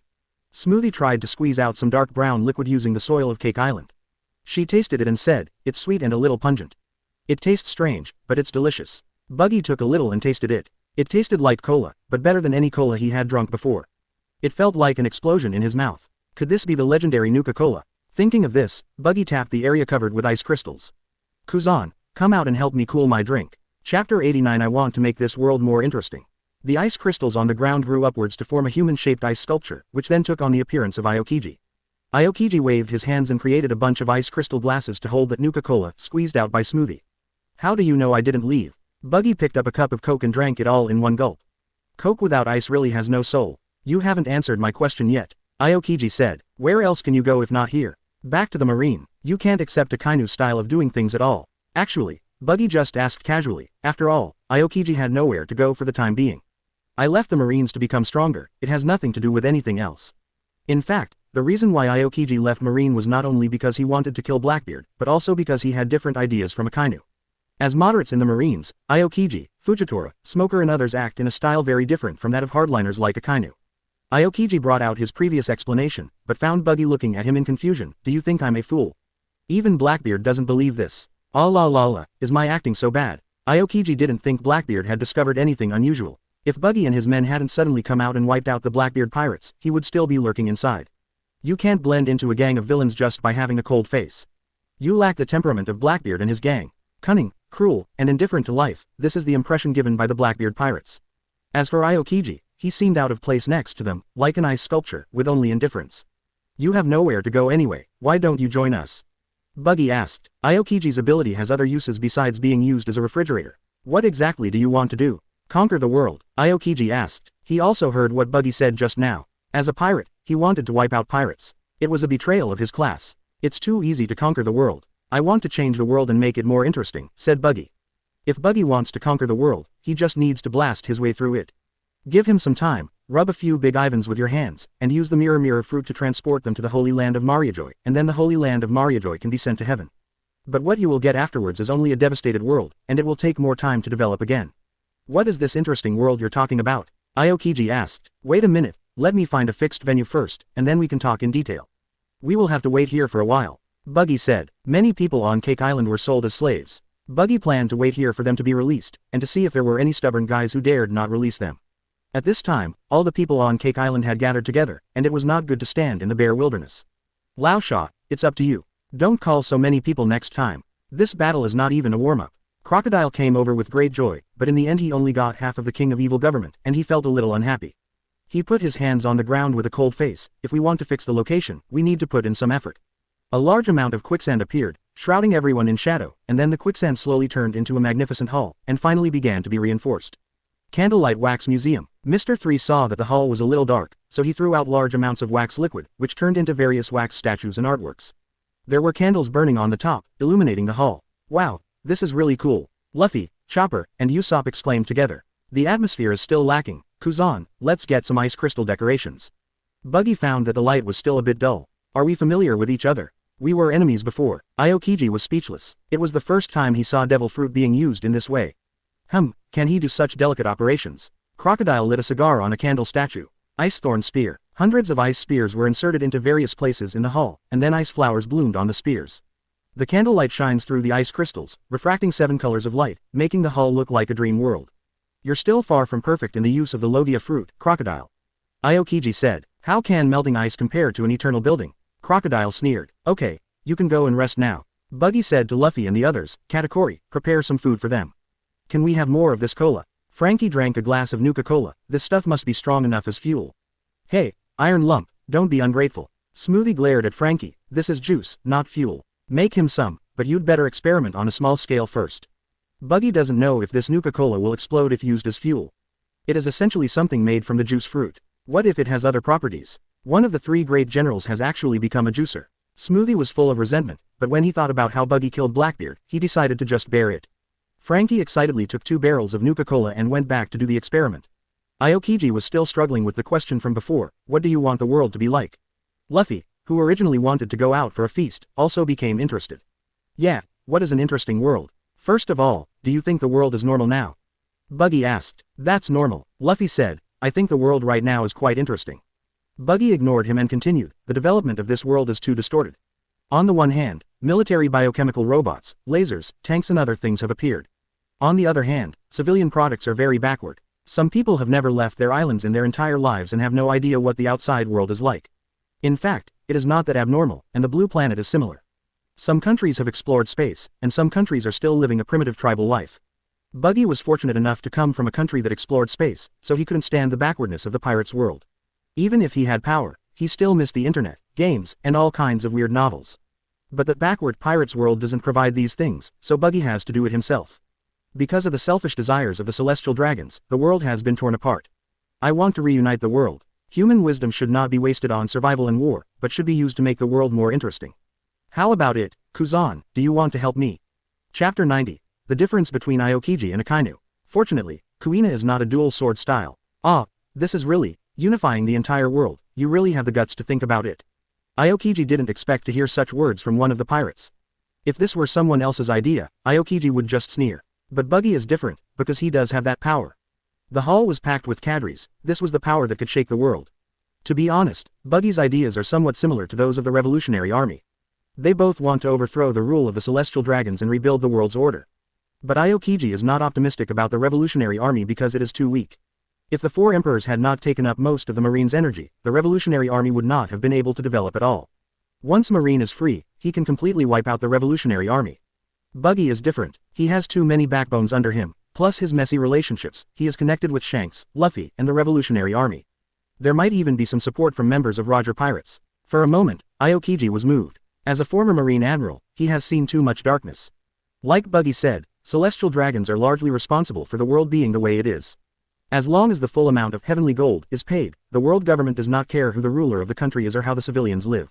Marine tries desperately to maintain order and justice, but can only put out fires here and there and cannot solve the root problems. It's not that Marine's top management is unaware of this problem, but they simply can't think of a solution, or they dare not think about it. Confronting the world government will only plunge the world into endless war. But if Buggy can really eradicate the celestial dragons, the world may go in a different direction. But this is also a bloody road. Aokiji can't even imagine how many people will die in the process of unifying the world. You want to prevent human wisdom from being wasted in survival and fighting, but you have to start a war that affects the entire world. Aokiji said, is it worth it? This is a necessary price to pay. Otherwise, what else can we pay? Will those vested interests just give up their rights? Buggy said, as long as we are strong enough, we can negotiate with them. Aokiji had just offered his opinion when he was interrupted by Buggy's sneer. So you moderates will never achieve anything. All you think about is compromise. You are kind but stupid. If you become the Marine Marshal, you will only make the Marine worse. Between Aokiji and Akainu, Buggy appreciates Akainu more. Akainu knows that justice requires sacrifice, and he will lead the way. He knew that compromise would not bring about understanding, but would only make the other party more aggressive and directly confront the 5 elders. You know what the cancer of the world is. It's not the pirates, but the celestial dragons. There are a lot of pirates, but I can kill them so that they dare not go out to sea. Then what? Will the world change? Buggy asked. No, Aokiji knew the nature of celestial dragons. Without pirates, they would just cut down the size of the marine and save money for their own enjoyment. But Aokiji still couldn't make up his mind. This time was different from joining the Blackbeard Pirates. He joined the Blackbeard Pirates just to betray. If you join the Buggy Pirates, it means you really want to change the world together. But can what Buggy said really be done? Aokiji couldn't accept the consequences of causing bloodshed in the world but not getting any good results in the end. Go to Wano Kuni, it's a test site for me to transform the world. Buggy knew it would be difficult to convince Aokiji because he was a marine and his ideas were different from those of the pirates. If you can't accept Wano Kuni's policies, just leave. If you plan to join us, be prepared to have blood on your hands, said Buggy. I need like-minded companions, not those who are indecisive and fussy. I understand. I'll go to Wano Kuni and give you an answer. Aokiji made up his mind. What you guys are saying is so complicated, I can't understand any of it. But if you want to go to Wano, I'll come with you, Luffy said. What are you doing there? Buggy asked. See if you've kept your promise and made sure everyone has a meal. Luffy swallowed the food in his hand. I don't understand the rest, but as long as everyone is well fed, then it's a good job. Go ahead. Denjiro and the others are on the boat too. Let them take you back to Wano so you'll have a guide. Since there were no hostages on Cake Island, Buggy directly carried out a nuclear explosion to wipe out the area, leaving Denjiro and his men with no chance to fight at all. They're still alive. I thought you killed them like Peach. Luffy said. This guy is similar to Roger. He cares a lot about his partners, but he doesn't care about other things. It seems that Momonosuke and the 9 red scabbards are not included in Luffy's partners. Buggy suspected that only Law was included as a partner by Luffy, while Kid was not treated this way. I guess Kid's health lock will be ineffective. Luffy and the others are leaving Cake Island, so naturally Law and Kid won't stay either. Before they left, Hawkeye gave Shiryu's sword, famous sword, Thunderstorm, to Zoro, who was full of ghostly aura. Zoro drew out the thunderstorm, and a bloody smell immediately spread out. This was the dying request of a swordsman. He didn't want this weapon to be buried. Hawkeye gave a rare explanation. A demon sword. Unlike the gentle autumn water, Thunderstorm is a strange demon sword. Zoro didn't care about the strange aura of the thunderstorm, his will was enough to control this demon sword. But I still miss Chu Shui very much. The blade of Lei Yu's blade is relatively long. Zoro tried holding it in his mouth and found it a little uncomfortable. The three-sword style is really weird. Buggy saw this scene. Can the knife in the mouth really play a role in combat? Perhaps this is the persistence of a swordsman. Although Hawkeye was somewhat confused about the three-sword style, it was normal for a swordsman to have some quirks. Fortunately, Kuina doesn't use 2 swords, otherwise Zoro would have to use 4 swords. Buggy said, that's not easy unless he has a well-developed sphincter. Of course, the world of the strong is difficult to understand. The bald guy next door can perform serious fart, and the one with a strong magnetic field has the ultimate bladder sword, a killing move that goes against common sense.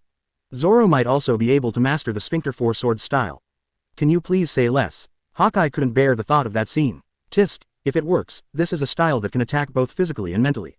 Hawkeye didn't want to discuss it any further, if it wasn't for the fact that the slash attack was useless against Buggy. Okay, it's time for us to get down to business. We'll start clearing out the pirates within our sphere of influence in 3 days, Buggy said. Before that, I need someone to go to the Dark Drum Kingdom and kidnap King Wapol there. Chapter 91. The Elephant Master's Request for Help, Fat Tiger Effect. Joey boy, help me. On the way to Wano, Luffy suddenly heard a voice. Luffy suddenly spoke, attracting the attention of everyone on the boat. What's wrong, Luffy? Nami asked. It seems to be the sound I heard before, that huge elephant. Luffy gestured and said, it's calling for help. The huge elephant, is it the Elephant Master? Denjiro was so impressed by it that he almost destroyed Wano-kuni's existence. He told the people on the boat what the Elephant Master had done, causing them to exclaim in amazement. Kazuki Hiyori quickly apologized, brother was too confused, I'm sorry. Help me, drive away that little bug, my body, feels strange. The Elephant Master's voice continued to be heard, making Luffy irritated. Stop making so much noise. Speed up and get away from this sea, Luffy said. Don't care about the Elephant Master anymore. Nami asked curiously. This is not like Luffy's style. It's looking for Joy Boy for help. It has nothing to do with us. Luffy said, it's giving me a headache to stay here and make noise. No problem, I'll go try Nuka-Cola's acceleration ability. Frankie excitedly went to the power room to prepare. Let's go check it out too. Usopp and Chopper followed immediately. You are not allowed to drink it secretly, it is fuel. Soon, Thousand Sunny emitted a long tail flame and rushed towards Wano-kuni like an arrow. In the corner of the cabin, Aokiji was sitting quietly. On the way, he also listened to Denjiro talk about the changes in Wano-kuni. Even though they were once Buggy's enemies, Denjiro and the others admitted that Wano-kuni had indeed become better than before. But can this model really be promoted? It is not difficult to redistribute wealth in a rough manner. It is more difficult to let demon fruit power do the work. The strong are all a little arrogant. Even the most useless demon fruit power can live a comfortable life by relying on their strength. Will they really be obedient and work hard? Buggy has a group of followers who worship him fanatically, so maybe he can do that. Even so, Aokiji could hear the resistance that Wano-kuni encountered in his reforms, but of course these resistances were wiped out by Buggy with his absolute strength. Street Light Square. If Buggy unified the world, how many people would he kill? Hey, Aokiji, will you come with us when we get to Wano-kuni? Luffy asked. He wanted to go see Xiaoyu. He heard from Jiro that Xiaoyu was living with that Mame and they were doing well. No, I'll go around Wano-kuni by myself, said Aokiji. I heard that if you don't work there you won't get any food. Don't starve to death there, ha ha ha. You should just worry about yourselves. Aokiji said. With his strength, is it possible that he can't find food in Wano-kuni? We have Kiku, and she promised to take care of our food and drinks. Luffy said, pointing at Kikunojo next to him. Don't worry, my daughter's reward is still very generous. Kikunosuke said with a smile. Several of them went out to sea, and although they did not participate in the battle, they did receive a lot of allowances. Master Zoro, where is my father's Yama? Kazuki Hiyori silently observed Zoro for a long time and finally asked this question. She found that Zoro had a new weapon and Yanmo was nowhere to be seen. Broken, said Zoro. That shouldn't be the case. That's a sword that can conquer even hell. Kazuki Hiyori exclaimed. Can you tell me why Chu Shui ended up in Buggy's hands? Isn't it your Wano-kuni's national treasure? Zoro was more concerned about Chu Shui. Respect and meaning do not need to be placed on dead things. It is enough for them to exist in thoughts and memories. What I lack is a weapon. Kazuki Hiyori said. After saying this, Buggy took the Shisui away and beat up Onimaru. Is it that simple? Zoro was stunned. If you had thought of this earlier, why would you have taken Chu Shui back? Actually, it's because Buggy is stronger and a bad guy, so we can't resist him. Kazuki Hiyori said, and you, Zoro-sama, are a good person. Should I suffer because I'm a good person? Zoro, who was given the nice guy card, felt helpless. This is called the fat tiger effect. Kazuki Hiyori took out a small notebook. When a good person does a bad thing, he will be overly criticized, while when a bad person does a good thing, he will be extremely praised, and even his past bad deeds will be ignored. I'm very sorry, Master Zoro, good people just have to suffer some losses. Kazuki Hiyori bowed. That sounds reasonable, but who is Fat Tiger? Luffy immediately became interested. I don't know. This is what Buggy said. Kazuki Hiyori put the little notebook away. So he never calls himself a good person, and he doesn't care about other people's evaluation of him. Pirates aren't good people, Luffy said. But I think you are all good people. Kazuki Hiyori said. We are just a group of passers-by to Wano-kuni, you may have misunderstood. Luffy said carelessly. Real good people should be like that. Luffy pointed at Aokiji. Ms. Hiyori, I'm different from them. I'm a good person. Sanji came up. Zeus, leave him alone and stop being a fangirl here. Nami took out the weather stick and released Zeus. It's ironic, but this is reality. Aokiji stood up. I'm not a good person. Being a good person requires a lot of things to bear. When Aokiji was a Marine Admiral, he rarely even wore the justice coat, because the word justice was too heavy. Let's say goodbye now. I want to go to Wano-kuni alone. Aokiji said. He walked out of the cabin, and when he passed by Robin suddenly asked, if you were given another chance, would you kill Saul again? I don't know. Aokiji said. Buggy is right, I am a fussy person. If you want to seek revenge on me, now is your chance. My enemy is not you, but the world government. Robin said. I should thank you for letting me go. Aokiji looked at Robin in surprise. Your idea is very dangerous. Don't worry, it's just an idea. My goal is to find the historical text. Aokiji didn't believe it at all. He saw the flames of revenge in Robin. He seemed to see the ghosts of Ohara looking at him in the flames, including Saul. My friend, the little girl you protected has grown into a remarkable person. Live well, this is what Saul wants to see. Aokiji said and flew away from Thousand Sunny. I will live well, and one day, the holy land of Mariajoy will burn like Ohara. Chapter 92 Doflamingo's plan. The three generals gather together. On the route to Cake Island, several world government ships are breaking through the waves. Doflamingo, this is your chance to redeem yourself, don't do anything unnecessary. The voice of the five elders came from the bald Den Mushi. Fu. Don't worry, I know what to do. I will definitely hand over all the slaves to them. Doflamingo hung up the Den Mushi and showed a playful smile. You will be free soon, third prince of Flipstar. Behind him was a huge fish tank with a fat mermaid in it. What are you going to do, Doflamingo? Rollover Star stared at Doflamingo fiercely. It means exactly what it says. I'll take you to a good place. I wonder if they like eating fish. Doflamingo lay on the sofa and looked up at the ceiling of the cabin. We, the Fishmen Island, are also a member state of the world government. Why are you treating us like this? The Rollover Star roared. Fu. Killing each other is human nature. You mermaids don't even understand this, and you still want to move to the ground so that humans and mermaids can coexist. It's really ridiculous. Doflamingo uttered a harsh laugh. Humans are cruel to their own kind, so how can they coexist peacefully with mermaids? You are not allowed to laugh at your mother's dream. The overturned star hammered the fish tank hard, making a dong sound. What a naive dream. Why are there so many stupid rulers? But without these idiots, the world would be a lot less fun. Those 5 idiots clearly have the ability to solve all of this, but they let the situation continue to deteriorate. What were they planning? Celestial Dragon's national treasure can be activated by consuming some lifespan. There must be an immortal among the Celestial Dragons, so why not activate it? Doflamingo doesn't know who the immortal in Celestial Dragons is, but it's probably not one of the 5 elders. He could sense the 5 elders' desire for the op fruit, but they only wanted to take the op fruit back and had no intention of performing the immortality surgery. Why was that? Doflamingo fell into deep thought, and was thinking about his next plan. The Blackbeard pirates have been destroyed, and the only way to cause a big dispute is to provoke a fight between the Buggy pirates and the world government. Now the world government has chosen to back down for some reason and can only rely on Buggy the Clown to provoke conflict. But when he thought of Buggy the Clown, Doflamingo felt a headache. He had no idea what that guy was thinking. It was even possible that he would kill him as soon as they met. But Doflamingo still chose to come and return the slave, and by the way, gave Buggy a gift which was the rollover star in the fish tank.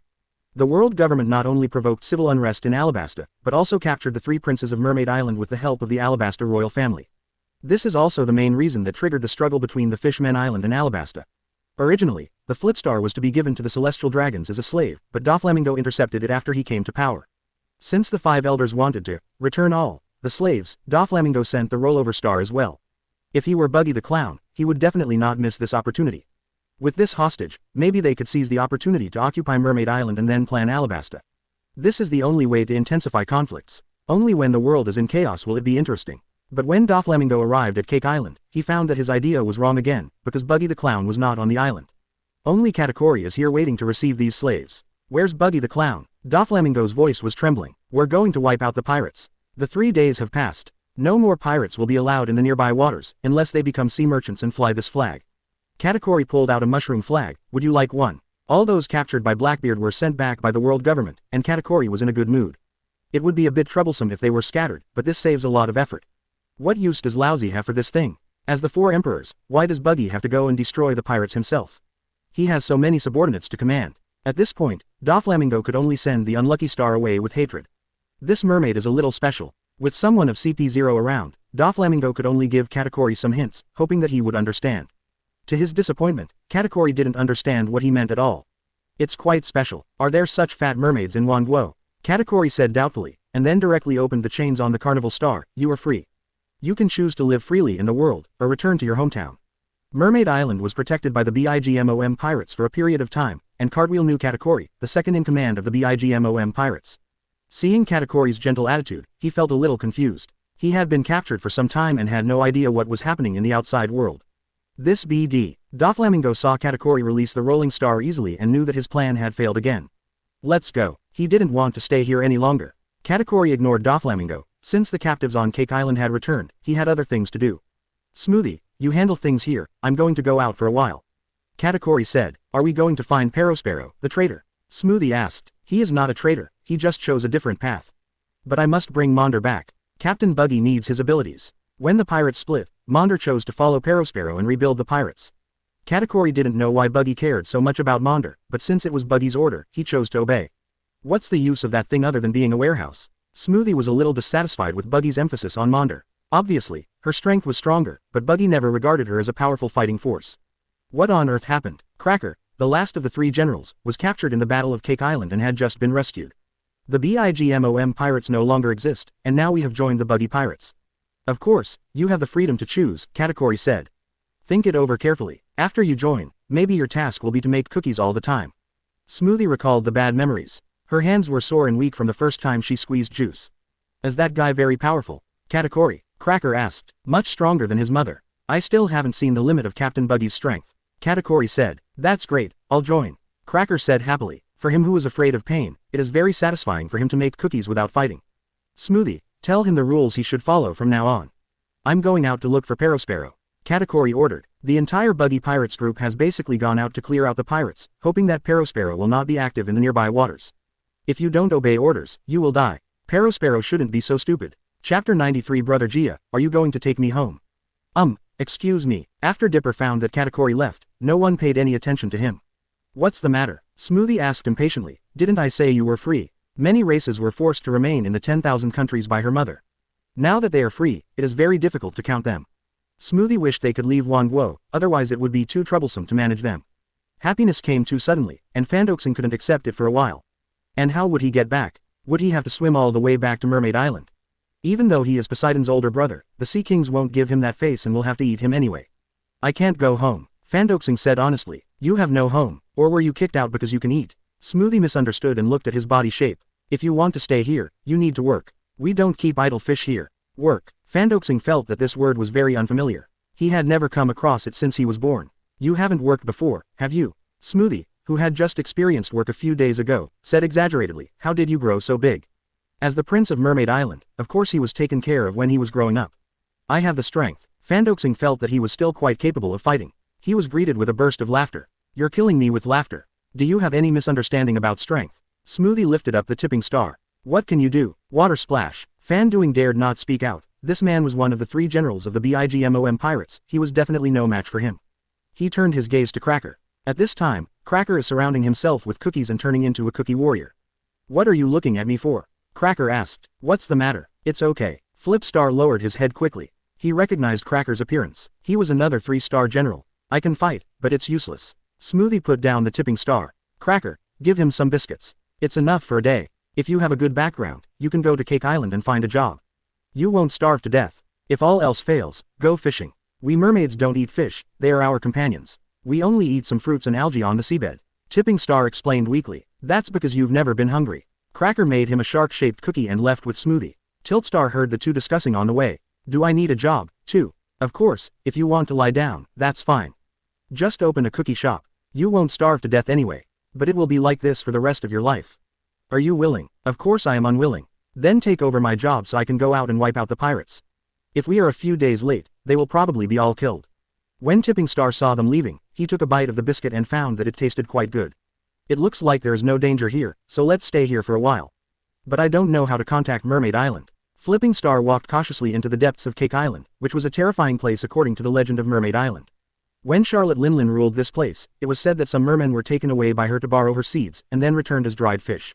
Instead of seeing the rumored scene of food all over the ground, there were black buildings rising from the ground, like a magnificent city. The city was quite lively, and Fandoxing saw all kinds of races. Most of them, like me, seemed confused, not knowing what to do, and walking around aimlessly in the city. Fandoxing tried to find a job in some shops, but he was stumped by the first question they asked. What would you do?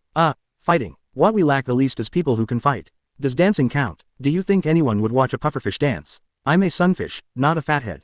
That's about the same for us. Fandoing was a little depressed after encountering repeated setbacks. As the third prince of Mermaid Island, he couldn't even find a job. Until he felt the breath of his own kind, it was a fishman. Not a mixed-blood fishman like Katakuri, but a pure-blooded one.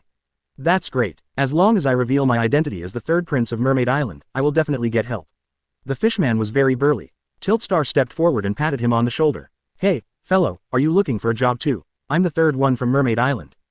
Jack turned around and looked at the mermaid who greeted him. Do we know each other? Jack. Tiltstar looked at the wanted poster and recognized the fishman as Jack the Drow from the Beast's Pirates. No, I recognized the wrong person. What on earth is this place? It's so scary. Then why are you looking for me? What did you say you were from Mermaid Island? Jack asked. Three idiots. Tiggering Star quickly smiled foolishly. I'm very famous on Mermaid Island. Indeed, such ugly mermaids are rare. Jack nodded. Mermaids are generally very handsome, and this guy must have suffered a lot of discrimination for looking like this. Then I'll take my leave. Fandoxing wanted to stay away from this vicious man. Wait a minute. Jack suddenly stopped Tumbling Star. Your home is on the Fishman Island, right? Do you want to go home? Of course I did, but just go home if you want. Jack carried the Tipping Star on his shoulders. I'll help you. Gia, bro, don't do it. Fandoxing has never seen anyone help others like this. Jack carried him and found Smoothie who had just left. I want to send my brother home. Get me a boat. Didn't Captain Buggy forbid you to go out to sea? Smoothie felt a little headache. And where did your brother come from? That's him. Jack put down the Tipping Star. Isn't this the merman from before? Merman and merman are two different species, right? When did he become your brother? Smoothie still has some impression of the Tipping Star. Merci and merman can intermarry. Don't you find that our temperaments are very similar?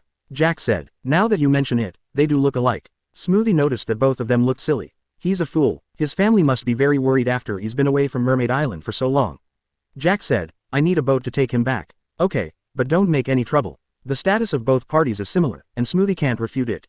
It's just sending a Murloc home. Nothing should go wrong. We only have a small boat now, and the crew is very tight. No need for crew. The mermaids can command large fish to help tow the boat, said Jack. Can a fool do it? Smoothie looked at the Tipping Star. I can do it. With the hope of returning home, Tipping Star was full of motivation. I can summon whales to tow the boat. With Jack, he is no longer afraid of those large Sea King's creatures. Jack got the ship approval from Smoothie as he wished, and headed towards the port with the Tipping Star. By the way, how did he come back? Smoothie suddenly remembered something. Never mind, it's not important, he should have a way. Head in that direction. On the boat, Jack pointed in a direction. But that's not the direction of Mermaid Island, said Doing. Of course I know. Let's go find some pirates to relieve my heat first. My two swords are thirsty for fire. Chapter 94. 38 That year, in Logue Town, running around like a minion. On the sea, a pirate ship was fleeing in a hurry. Captain, we can't run away. What should we do? Surrender. The crew members were ready to take off their pants. I want to, but the other side won't accept it. The captain of the Baguette Pirates, Ryder, yelled, run to the Marine's territory, everything should be fine there. The Marine won't let us go either. The crew member was a little confused. Is it better to be locked up and impelled down by the Marine, or to be killed by the guy chasing you? Reed asked. Of course he was locked up and impelled down. The crew members understood immediately. Then run. Reed cursed. There is a Marine warship ahead. Captain, we are saved. The crew suddenly made a discovery. Hurry, hang up the white flag and move over there. Reed was overjoyed. Many pirates took off their pants at the same time. They were all white underwear, which could be used directly as a white flag. You won't need so many. Reed shouted angrily. One side is enough. Have you chased him to Marine's territory? On the Baikudopu, Buggy looked at the Marine warships that appeared in front of him and said, these guys can really run. They seem to be running very fast. Mr. 3 said, should we continue chasing them? Of course, it's just right to make them into landmarks. Buggy said, do you want to eliminate the Marine as well? Crocodile sneered. Let me see, it seems to be someone I know. Buggy saw a white-haired man with a cigarette in his mouth on the Marine warship. It's Smoker, said Alvida. Is that the guy who told the Marine that Vice Admiral defeated me? Crocodile looked at Smoker. It's really annoying. At least find a stronger person. After Luffy defeated Crocodile, the world government, in order to cover up the fact, claimed that it was Smoker who defeated him. His record is so impressive that no one will care about you, Lao Sha. I was 38 that year, running around in Logue Town like a minion. Smoker was in high spirits, playing with the two future 4 emperors in the smoke. Now that they meet again, Smoker himself has become the minion. Although his promotion speed is not slow, he is now Marine Vice Admiral. But compared to the others in Logue Town, Smoker's improvement in strength is like standing still. Could it be that there was a backlash? One is the destined protagonist, and the other is the conqueror's luck holder. Smoker has offended both of them at once. It is not easy for him to live such a comfortable life. Smoker Vice Admiral, that's. 4 emperors clown Buggy's ship. The Marine on the warship also discovered the Baikutop and exclaimed in surprise. I know. Smoker clenched his teeth. He was more familiar with the Baikudorp and had once chased them all over the world. What should we do, Smoker? Asked Tashigi on the side. What else can we do? Get ready to fight. Even if we can't win, we can't lose Marine's momentum. Smoker said loudly. The Marine under his command barely perked up. They may not be coming for us. Tashigi looked at the pirate ship approaching with a white flag. I remember Buggy said in the last live broadcast that he wanted to wipe out the pirates. Do you want to? This is our territory, not his sphere of influence. Smoker knew this, of course. Now that the pirates are here, they should be judged by the Marine. Well, now that you've made your decision. Tashigi drew out his long sword. I'll capture those pirates first. In the end, there was no need to capture him. All the pirates from the Baguette Pirates raised their hands and actively cooperated with the Marine's capture. You seem to have a lot of experience in surrendering. It was the first time Tashigi had seen pirates so cooperative. Sir, please keep us safe. By the way, we are from the same hometown as Marine Admiral Aramaki. With his hands raised high, Reed was still trying to get close to Smoker. When you have time, you can come to our country. We are known as the country of romance. That's enough. Smoker hit Reed directly. What's going on? Ryder shuddered. The Buggy Pirates are going crazy, killing pirates everywhere. By the time we realized something was wrong and wanted to run away, it was already too late. Fortunately, we met you. So you, as a pirates, seek asylum from the Marine. Smoker never thought that such a ridiculous thing would happen. Then we can't just wait to die. You haven't seen that kind of scene. Reed was about to describe it, but he found that Smoker was looking into the distance. The Baikutop was approaching slowly. Hey, isn't this Smoker? Long time no see. Buggy took the initiative to greet Smoker. The Marines on the warship were all stunned. Did you hear that? 4 Emperors. Buggy actually took the initiative to greet Smoker Vice Admiral. I heard that. Smoker Vice Admiral actually has such a big face. He is the 4 Emperors. Shut up, Smoker shouted. Buggy the clown, you've crossed the line. This is not your sphere of influence, said Smoker. Oh, so what, said Buggy. You gonna hit me? Smoker clenched his weapon 10 hands. This guy is so annoying. What exactly do you want to do? Smoker asked. Catch them. Buggy pointed at the Baguette Pirates. These guys are committing robbery in my territory. We didn't, Ryder said quickly. There's no point in lying. Buggy snapped his fingers. Pudding, go extract his memory. Wait a minute. Smoker was about to stop him when a golden hook appeared at his throat. How dare you claim that you have defeated me? Crocodile appeared behind Smoker. Damn it. Smoker turned into white smoke, trying to escape from Crocodile's control. Crocodile sneered and turned into yellow sand, tangling with the smoke.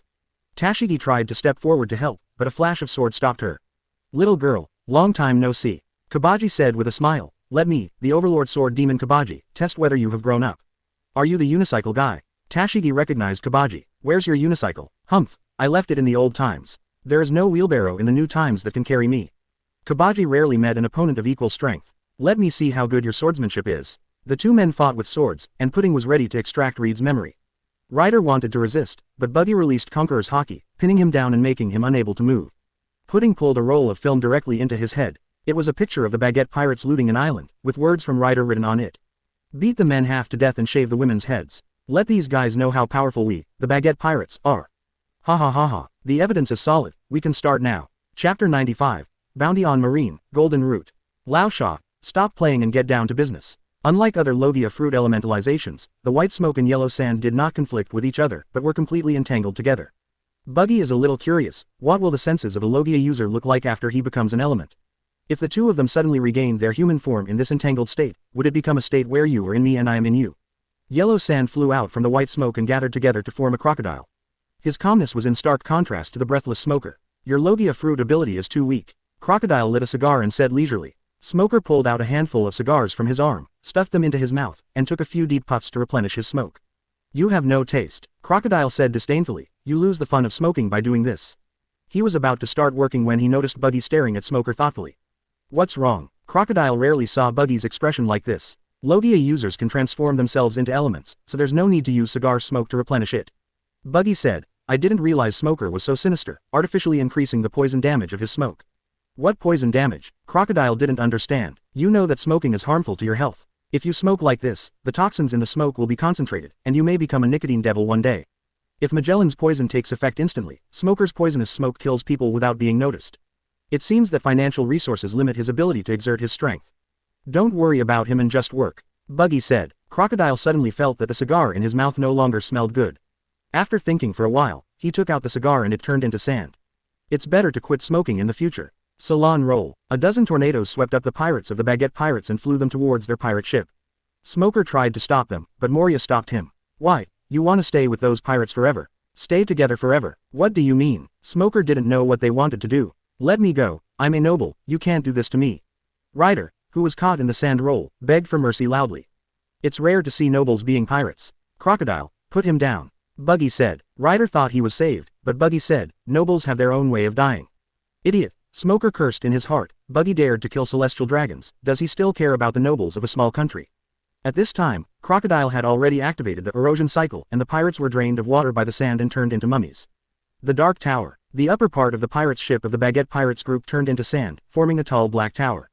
On top of the tower is a tattered pirate's flag. The mummies of the pirates were inlaid on the tower like reliefs. But these reliefs look so hideous that they make people afraid. Mr. 3, since this guy is a noble, let him die as honorably as a king. Buggy said, leave it to me, Captain Buggy. Mr. 3 threw a pile of wax in front of the tower, forming the shape of a torture device. Candle guillotine. He pushed the desperate Reed under the guillotine. Reed's constant struggle made Mr. 3 frown. Hey, you kicked me. As a noble, shouldn't you say sorry? Not only did Reed not say sorry, but he kept cursing. Hey, noble, Mr. 3 sneered and activated the guillotine. The wax guillotine covered with armament hockey slashed down. Just before Reed's head fell, Mr. 3 activated his ability, wax artwork. A thin layer of wax sealed everything, and Mr. 3 even left a wax figure of himself at the back. Captain Buggy, how did you do this time? Not bad. Moria, it's your turn. Buggy felt that they were becoming more and more proficient at their job. Shadowland. Moria injected some shadows into the black tower. The tower on the ship suddenly became gloomy and the surrounding air dropped several degrees. This warning sign is stronger than the previous ones. Buggy observed it for a moment. Let's leave it here as a boundary marker. Smoker finally understood why the Baguette Pirates were so eager to surrender. It would be better to spend the rest of their lives in Impel Down. How cruel. You could have just killed them, but why did you desecrate their bodies like this? Tashigi, who was fighting Kabaji, also saw this scene. Naive. Most pirates are bullies who only care about the weak and fear the strong. Otherwise, they wouldn't turn their knives against civilians. Cabbage said, only by being more vicious and evil than them can we make them afraid. Buggy, what do you guys want to do? Smoker couldn't understand Buggy's idea. What good will this do for you? Of course it's for the sake of order at sea. Buggy said, Kabaji, we're leaving. Okay. Kabaji kicked out several times in an instant, forcing Tashigi back and back to Buggy's side. Tashigi didn't expect that the so-called tyrant sword demon's kicking skills were more powerful than his sword skills. Smoker didn't expect that the Buggy Pirates would just leave and just let them go. He was ready to die in battle, so what was the point of maintaining order on the sea? Is this what pirates should say? Goodbye, Smoker. Please tell Akainu a message. There are too many pirates in your sea area. He is a useless marine marshal. Buggy led the group aboard the Baikudopu. Ask him if he needs our help in cleaning up the pirates. The price is very favorable. You are the biggest pirates yourself, why are you doing this?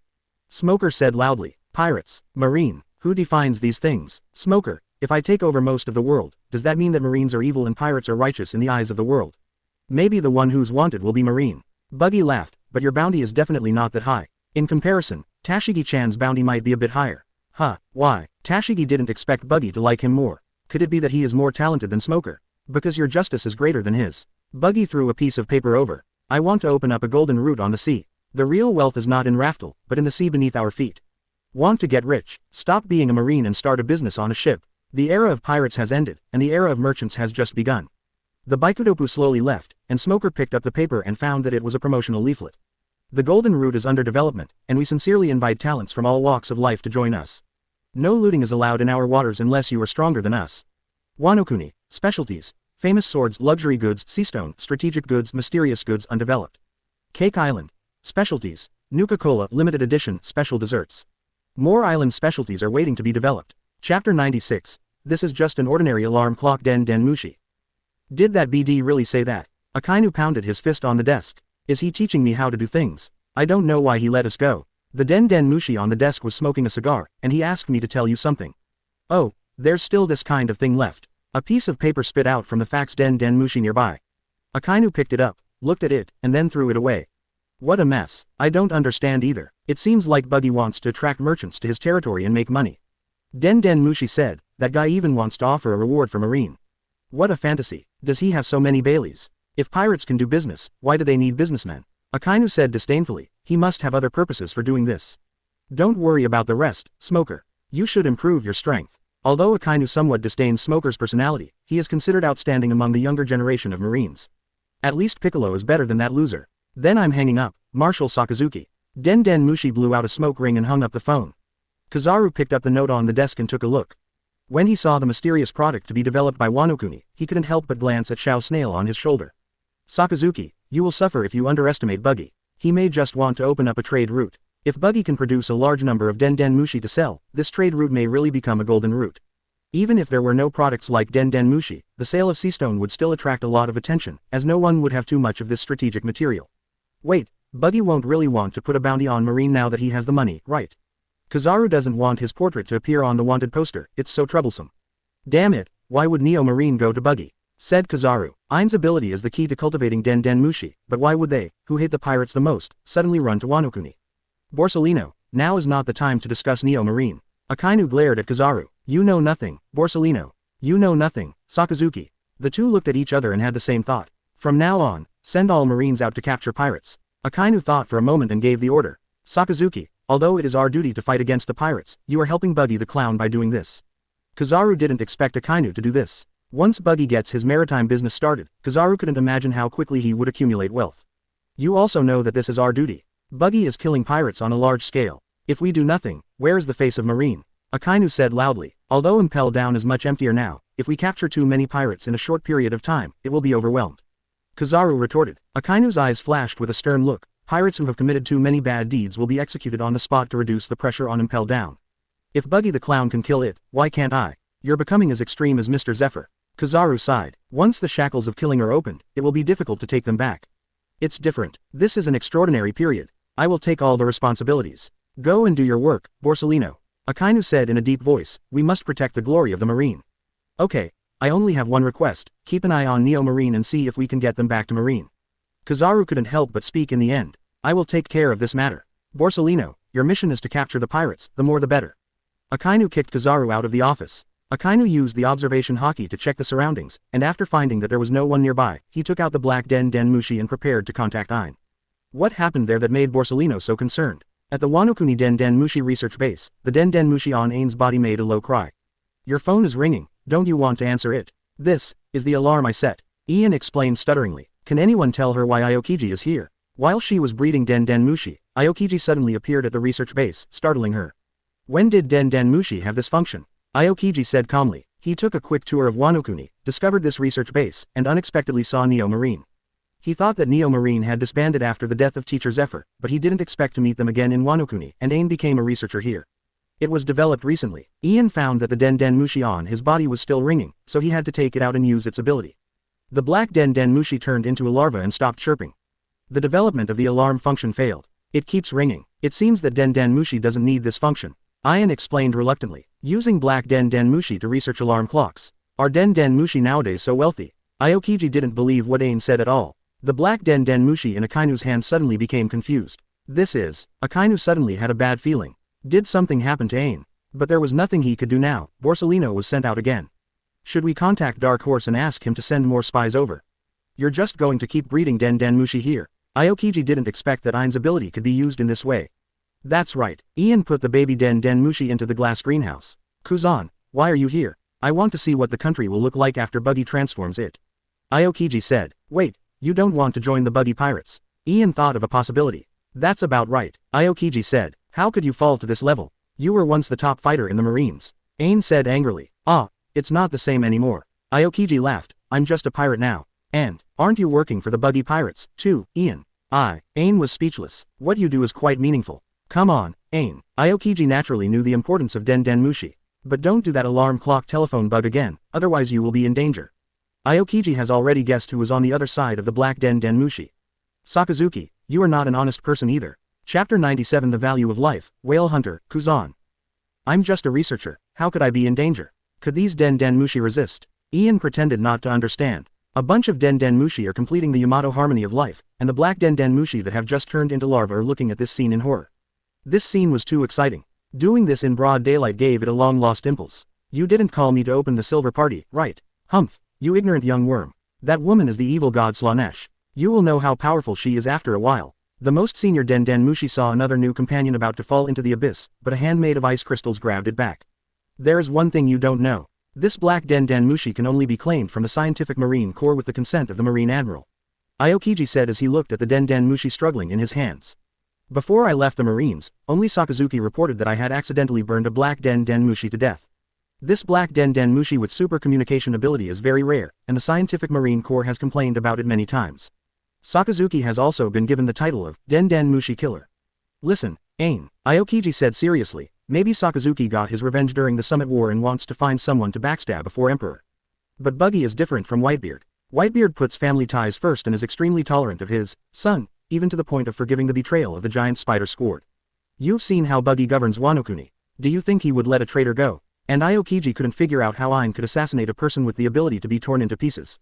Swordplay has no effect on Buggy unless she uses her Devil Fruit ability. But Ain's ability of the retrograde fruit can only go back 12 years at a time, and the strong will not give her a second chance to use the ability. I'm not here to kill Buggy, I have another mission. Since Aokiji had discovered him, Ain removed the time reversal effect on the black Den Den Mushi. The black Den Den Mushi stopped struggling. Its body had turned back into that of an old man and was no longer subject to worldly desires. It had transcended. Aokiji dialed Den Den Mushi and the call was answered immediately. Ain, what just happened? Den Den Mushi made the sound of a kainu. Sakazuki, it's me, Aokiji said. Sure enough, it was Sakazuki who was behind it, but when did he get in touch with Noe Marine? Kuzan, where are you? Marshal Sakazuki, Admiral Kuzan also came to Wano and found us. Ian explained on the side. I've left the Marine, Ian. Aokiji didn't expect Ian to call him Admiral. We've discussed your situation, and everyone thinks you left the Marine in order to assassinate Blackbeard, Ian said. Aokiji suddenly felt that his leg was lost unfairly. I told you that your plan might not work, Kuzan. Den Den Mushi said, why are you going to Wano? Now that Blackbeard is dead, do you want to come back and help me? The Marines are very short of people right now. I don't want to go back. I feel more relaxed than ever after being away from the Marine, said Aokiji. You coward. Den Den Mushi cursed unceremoniously, have you given up your justice? No, but I can still achieve my justice elsewhere, said Aokiji. You didn't believe Buggy's words, did you? Den Den Mushi glared at Aokiji, what's wrong with your brain? He's a pirate, Sakazuki. The day before yesterday I met an intelligence agent under Dark Horse in Wano. He also defected. Do you want to hear his story? The day before yesterday, Aokiji came to Wano most famous street lamp square with an empty stomach. There were countless mummies hanging on the densely packed wooden poles, which made Aokiji feel a little scared. I don't know who dehydrated these corpses, otherwise this scale would have caused a plague long ago. If you just look at this, anyone would think Buggy is a cruel ruler. But the rest of Wano was peaceful and full of laughter and joy. Are you, Mr. Kuzan? A voice interrupted Aokiji's thoughts. Aokiji didn't expect that someone in Wano would recognize him. Who are you? I used to be an intelligence agent for the Marine Criminal Investigation Bureau. The young man in the blue hat said, but not anymore. Wait a moment, Mr. Kuzan, let me finish the work on my hands first. The young man added a new decoration to the street lamp. What crime did he commit? Aokiji asked. He is an official of Wano and he is corrupt and accepts bribes, the young man explained. Is this going to result in the death penalty? Aokiji was a little surprised. This crime wasn't punishable by death, right? If it were the old Wano, you would just need to bow and apologize. But times have changed, and the rules here are very strict now, Mr. Kuzan, said the young man. You were a Marine, don't you think this rule is unreasonable? Aokiji frowned. Although they have committed a crime, it is not fair to sentence them to death. Fair, Mr. Kuzan, this is the greatest fairness. In the outside world, some people are dying of heatstroke while others are dying of exhaustion from working so hard. But there are still people who are bragging that the money they spend on a meal is more than the money the people in front of them can earn in their entire lives.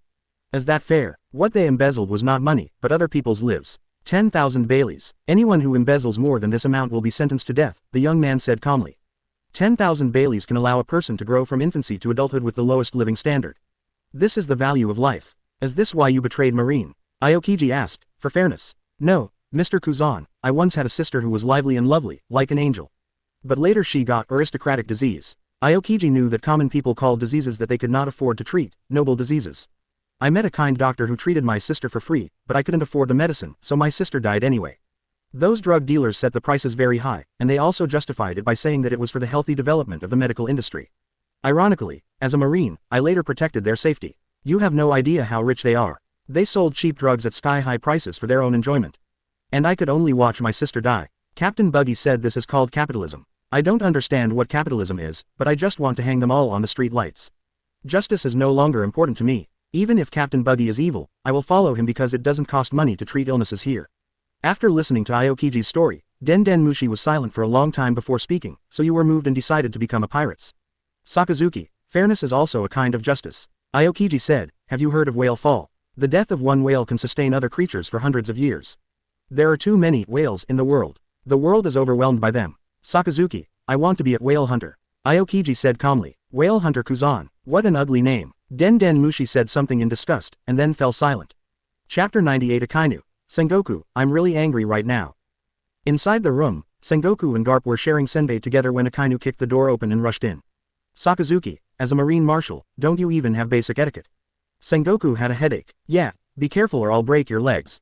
Garp said, pinching his nose. Politeness. Akainu put one foot on the table in front of Sengoku and looked down at Sengoku. You know, I'm really angry right now. Quote. Sengoku looked at Akainu, when are you not angry? Just now, Kuzan, whom you have high hopes for and regard as your successor, became a pirate in the true sense. Akainu said, Wahahahaha. Sengoku was still in a daze, but Garp was already laughing. Is this true? Sengoku, I'll see how you can talk about me again. Shut up. Sengoku yelled, you train too. Sakazuki, what the hell is going on? Akainu relayed Aokiji's words, isn't this what the Revolutionary Army does? Garp was very sensitive about this. It's much more radical than the Revolutionary Army. Sengoku said solemnly, the key is that this method can really solve many problems quickly. Then why didn't anyone use it before? Garp threw a senbei into his mouth. Because powerful people are themselves whales and there are enough fish and shrimp to eat, why should they kill each other? Sengoku said, and now there is an outlier. Buggy the Clown. Garp said, that's right, as a whale instead of hunting fish and shrimp, it attacks its own kind. Sengoku said, what's even more terrifying is that he can also attract some powerful people to join this group. This is the most terrifying force on the sea. After listening to Akainu's description, Sengoku knew that Aokiji had made up his mind and would not come back. Now is not the time to talk about this. Akainu said, I have to go out for a while, you will act as the marine marshal. I'm already retired. Sengoku pointed at his white hair, don't embarrass an old man. And the 5 elders won't agree. Ignore those 5 idiots, they could have just removed me if they had the guts. Akainu glared at Sengoku. Once the news of Kuzan joining the Buggy Pirates gets out, you know what kind of impact it will have on Marine. The Marines are divided into radicals, moderates, and a group that just wants to eat and wait for death. The radicals originally regarded the previous Marine Marshal Sora as their spiritual leader, but Akainu gradually replaced him. The spiritual leader of the moderate faction was Sengoku, who later became Aokiji. After Aokiji left Marine, most of them followed Fujitora. Even though radicals are the mainstream now, the power of moderates cannot be underestimated. If Kuzan is determined, he can cause a split in Marine at any time. Even if only 1/10 of the moderates choose to follow him, it will cause great damage to Marine's vitality. Akainu said sternly. In fact, he was more worried about Fujitora. What if that guy suddenly had a brain attack and didn't want to be a Marine anymore? What would he do then? With the addition of Aokiji, the strength of the Buggy Pirates is almost the same as that of the Marine. If another one leaves, he would simply have to give up his position as Marine Marshal. What do you want to do, Sakazuki? Sengoku asked. You stay at the Marine headquarters, and I will lead the rest of the Marines to attack and wipe out the pirates. Akainu said, now we can only rely on this to strengthen the cohesion of the Marine.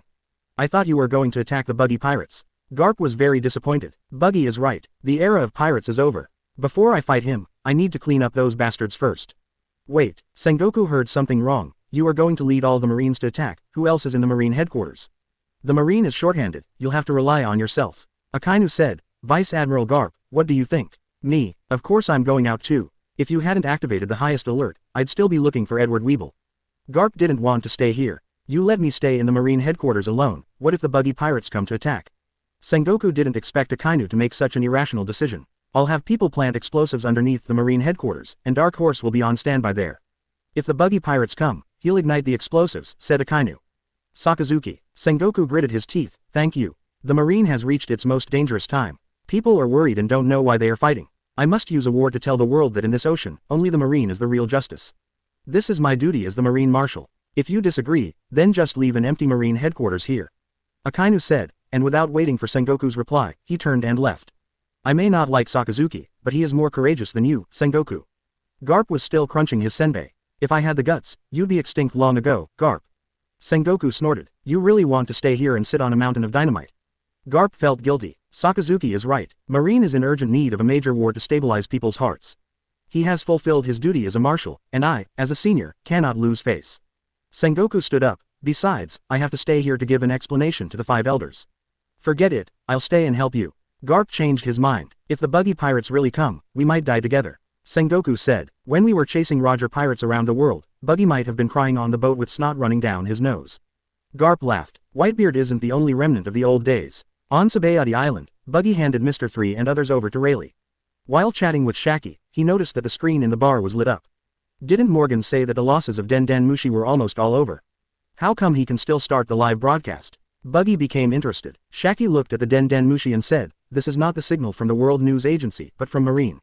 There was already an image on the screen. In front of the towering Marine headquarters, hundreds of warships were neatly lined up, ready to go. What a grand occasion, Buggy exclaimed. Marine still has money. Although he has many strong men under his command, he cannot gather so many ships. We still need to raise some small sums of money and start the large-scale construction mode. On the leading warship, Akainu, wearing the uniform of Marine Marshal, stood at the bow and announced to the world, since the death of Galdi Roger, the pirates' era that has lasted for more than 20 years should come to an end. Let us, the Marines, end this era. At the Marine headquarters, 3 old men were watching this scene. I worked so hard to save up my fortune, but it was Sakazuki who stole the show. Sengoku said, I'm a little unhappy. Live streaming wasn't popular back then, otherwise we could have recorded the battle in God Valley. It would have been much more exciting than fighting Blackbeard. Garp also sighed, you two stop being sour here. He rolled his eyes at the two of them. We are old now. Now is the era of the young. HMPH, if the 3 of us join forces, even Buggy.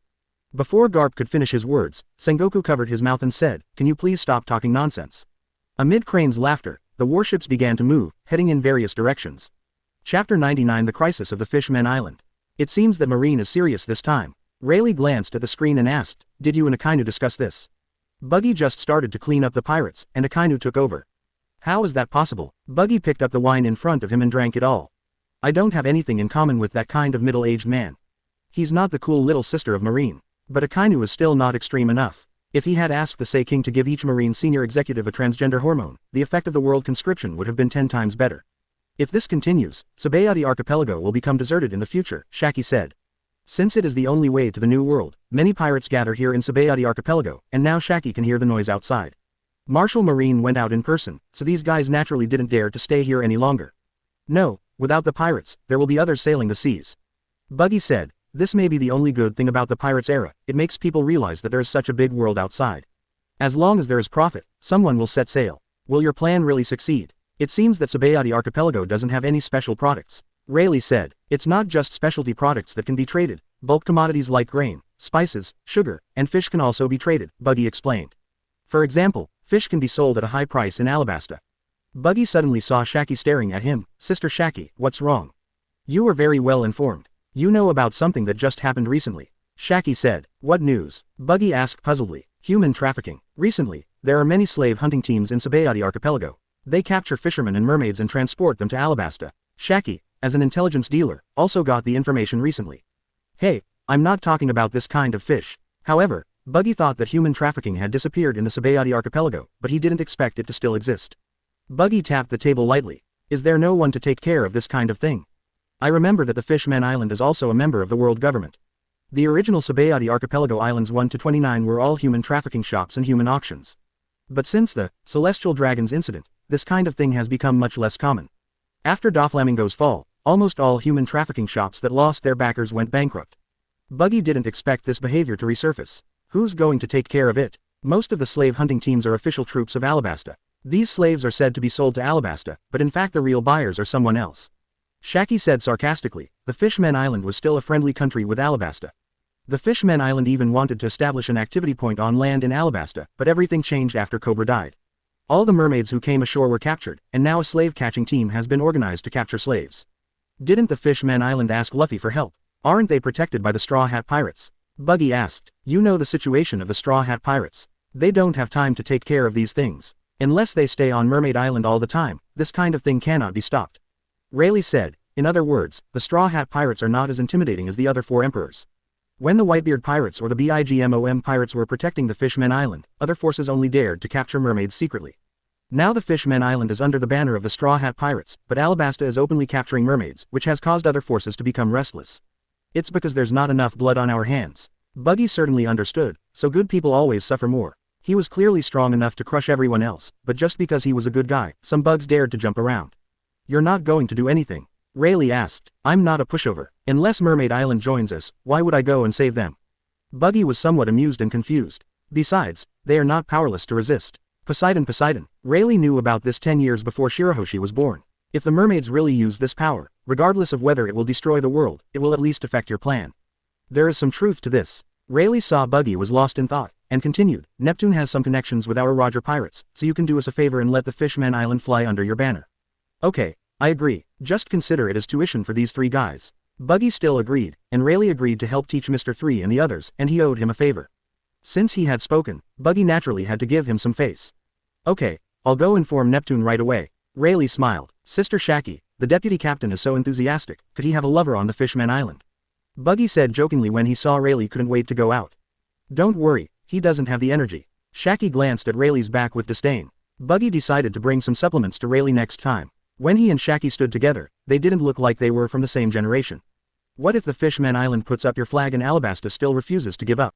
Shaki asked. What is happening in Alabasta now? Who is in power? Buggy only knew that Cobra was assassinated and was not clear about the other circumstances. The army is controlled by the royal family's side branches. Although the legitimate heir Nefeltari Vivi wants to go back and take back power, there is probably no hope for him, said Shaki. I see, if they don't know how to live or die. Buggy paused. Old Sand, then you have to tell them the price of offending us. Crocodile was stunned, then overjoyed. Now he just hoped that those people in Alabasta would be ungrateful and give him a chance to go back. I will let them know what a real desert emperor is. Crocodile grinned. Originally, considering the attitude of the world government and the marine, he chose to erode Alabasta step by step. But now with the support of the Buggy Pirates, he is fully capable of taking down Alabasta alone. But what Buggy doesn't know is that on the Fishmen Island under the sea, his people have already clashed with the Alabasta slave hunting team. Inside the barrier of the Fishmen Island, the Alabasta slave hunting team looked at the man in front of them with fear. The 2 shortle knives in his hands were still dripping with blood, and the 2 ivory-shaped decorations on his head and shoulders indicated his identity. Jack the Dro, why are you here? Chapter 100. Hero appears, Jack the Murloc King. Jack and Tipping Star wandered around the sea for a long time but didn't find any enemies. Finally, at the request of Tipping Star, the unwilling Jack decided to go to the Fishmen Island. The Tipping Star summoned 2 whales to pull the small boat, and they arrived near the Fishmen Island at a very fast speed. Tipping Star invited Jack to his home, but Jack didn't like the feeling of being weak all over after coming into contact with seawater. But you can't go back, brother Jack. Tiltstar said, without my command, the whale won't take you back. Quote. Jack was silent for a while, then grabbed Tipping Star and lifted him up. Why didn't you say so earlier? I thought you knew, said Doing with a sad face. Jack was thinking about how to get back, and Doing made a suggestion. Why don't you go to my house first, and then I'll ask my family to take you back. Okay. Jack jumped directly into the sea and sank to the bottom of the sea. Wait, the swimming coating hasn't been applied yet. Tipping Star didn't expect Jack to be so decisive, and hurried into the sea to chase Jack. After applying the swimming coating on Jack's body, a bubble separated Jack from the seawater, allowing Jack to move freely in the sea. What is this? Jack asked in surprise. The swimming coating is somewhat similar to the ship coating. Boss Jack, haven't you seen this thing before? Asked Tipping Star. Wano-kuni doesn't have such a thing. If it did, many things would be much more convenient. Jack recalled the unbearable experience of being tied up and thrown into the water again and again. We'll be fine once we get to the Fishmen Island. There's a bubble film shield that separates us from the seawater, said Tipping Star. Jack ignored him and swam happily in the sea. He found the feeling he had before eating the devil fruit. No matter if you are a mermaid or a fish man, you are happiest living in the sea. Why do you have to go to land? Flipping Star does not understand the dream of his mother, Princess Otahime, and wants to migrate to land in order to allow humans and fishmen to coexist peacefully. But the reality hit them hard. They had originally agreed with Alabasta at the World Congress to exchange resources for a piece of land on which they could live. But after Alabasta and other mermaids came ashore, they also captured them as resources.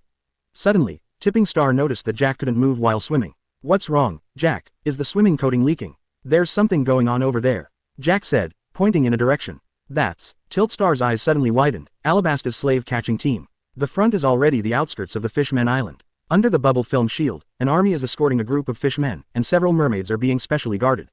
"Is it the enemy?" Jack drew out his scimitar. "Yes, but..." Just as Tiltstar was about to explain, Jack rushed out. After coming into contact with the bubble membrane shield, the swimming coating on Jack's body automatically merged with it. A huge figure dropped from the sky, and the scimitar in his hand marked the beginning of the massacre. By the time Alabasta's slave hunting team reacted, about a third of them had already fallen under the scimitars. Looking at this Shinigami-like figure, someone recognized Jack's identity. "Are you Jack the Drow? Why are you here? Do I need to report to you ants?" Jack swung his knife at the person who was speaking, but the person dodged it at an extremely fast speed. "Is this Marine 6 Styles?" Jack recognized the man who dodged his attack by shaving. "Marine? When did Alabasta get in touch with Marine?" Flipstar, who followed closely, heard Jack's words. "Not Marine, they smell familiar." Jack was trying to recall when the man attacked with a Tempest Kick. Jack ignored his attack and the Tempest Kick didn't hurt him at all. He swung his scimitar and slashed at the man fiercely. Iron Body. At the critical moment, the man used the Iron Body skill, preparing to take the scimitar attack head-on. But under Jack's extraordinary strength, Iron Body didn't work at all and he was directly chopped and seriously injured. "I remember now, you guys smell like CPO." Jack had dealt with CP0 on Onigashima, and the enemy in front of him gave him a similar feeling to CP0. Outside the Fishmen Island, there is a coated ship waiting to pick up the slave hunting team. Inside the cabin, several people wearing pure white clothes with the emblem of the sky-soaring dragon's hoof on their collars discovered the changes below. After watching for a while, the leader gave the order, "Let's go." "We won't help them." The others were puzzled. "We should be able to kill Jack if we work together. But it will take time. Since Jack is here, it means Buggy wants to interfere in the affairs of the Fishmen Island. I'm worried that he will have helpers later," said the leader. "That's Lord Yim's order." Someone took out a photo. In the photo, Shirahoshi was smiling happily, but there was a gap in the middle of the photo, as if it had been pierced by a sharp weapon. Lord Im should be able to understand. After all, our opponent is the 4 Emperors Buggy. But that guy was able to detect our plan. Is there something wrong? The leader in white looked at Jack, who was going crazy, and felt a little confused. Could something have gone wrong with the 5 elders? They are the only ones who know about this operation. Someone made a guess. Let's go back and investigate more carefully. I didn't expect that our Night of God's first mission outing would be sabotaged by Buggy. The coated boat left the Fishmen Island and floated upwards. The abandoned Alabasta slave hunting team collapsed and wanted to surrender, but Jack ignored it and chased them regardless. A captured fishman was watching this scene, and suddenly bent down to pick up the weapon on the ground, and joined the pursuit with chains. The other fishmen cheered and followed suit. After all the enemies were eliminated, all the Murlocs faced Jack and knelt on one knee. "Lord Jack, thank you for saving us. Please accept our loyalty." The first fishman who resisted shouted. "Not interested." Jack put away his weapon. His opponent was too weak, so he didn't enjoy the fight to his heart's content. "Please, Lord Jack, our Murloc tribe really needs a hero and a leader." The Murloc refused to give up. After the death of Fisher Tiger, the fish people lost their leader and became a group of scattered sand. Originally, Sea Knight Jinbei could succeed Fisher Tiger as the new leader of the fishmen, but he gave up this responsibility and followed Straw Hat Luffy.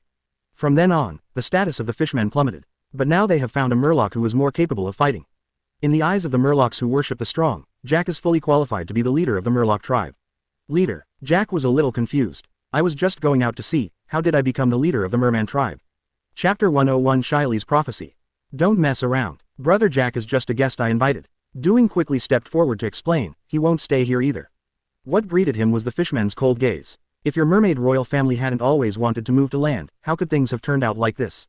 As a member of the royal family, if you can't even protect our safety, how can you have the nerve to speak here? If Boss Jack doesn't want to stay here, then we'll follow him. If we stay here, we'll be taken away as slaves sooner or later." The fish people's rebuke made the Flip Star unable to raise its head, because it was the truth. Not to mention these fishmen, even he felt that it was time to give up his dream of living on land. If it weren't for Doflamingo's sudden inspiration, the tipping star would have become an ornamental fish in Celestial Dragon's fish tank. The commotion here attracted the attention of many fishmen, and many of them spontaneously went to spread the word, causing more and more fishmen to gather here. And their gazes towards Jack gradually became fanatical. This is the fishman with the highest bounty in the world, with a bounty of 1 billion berries, equivalent to 2 jinbei and 50 arlongs. He descended from the sky and saved the captured Murloc. In the eyes of the Murloc, Jack seemed to be covered with a layer of golden light.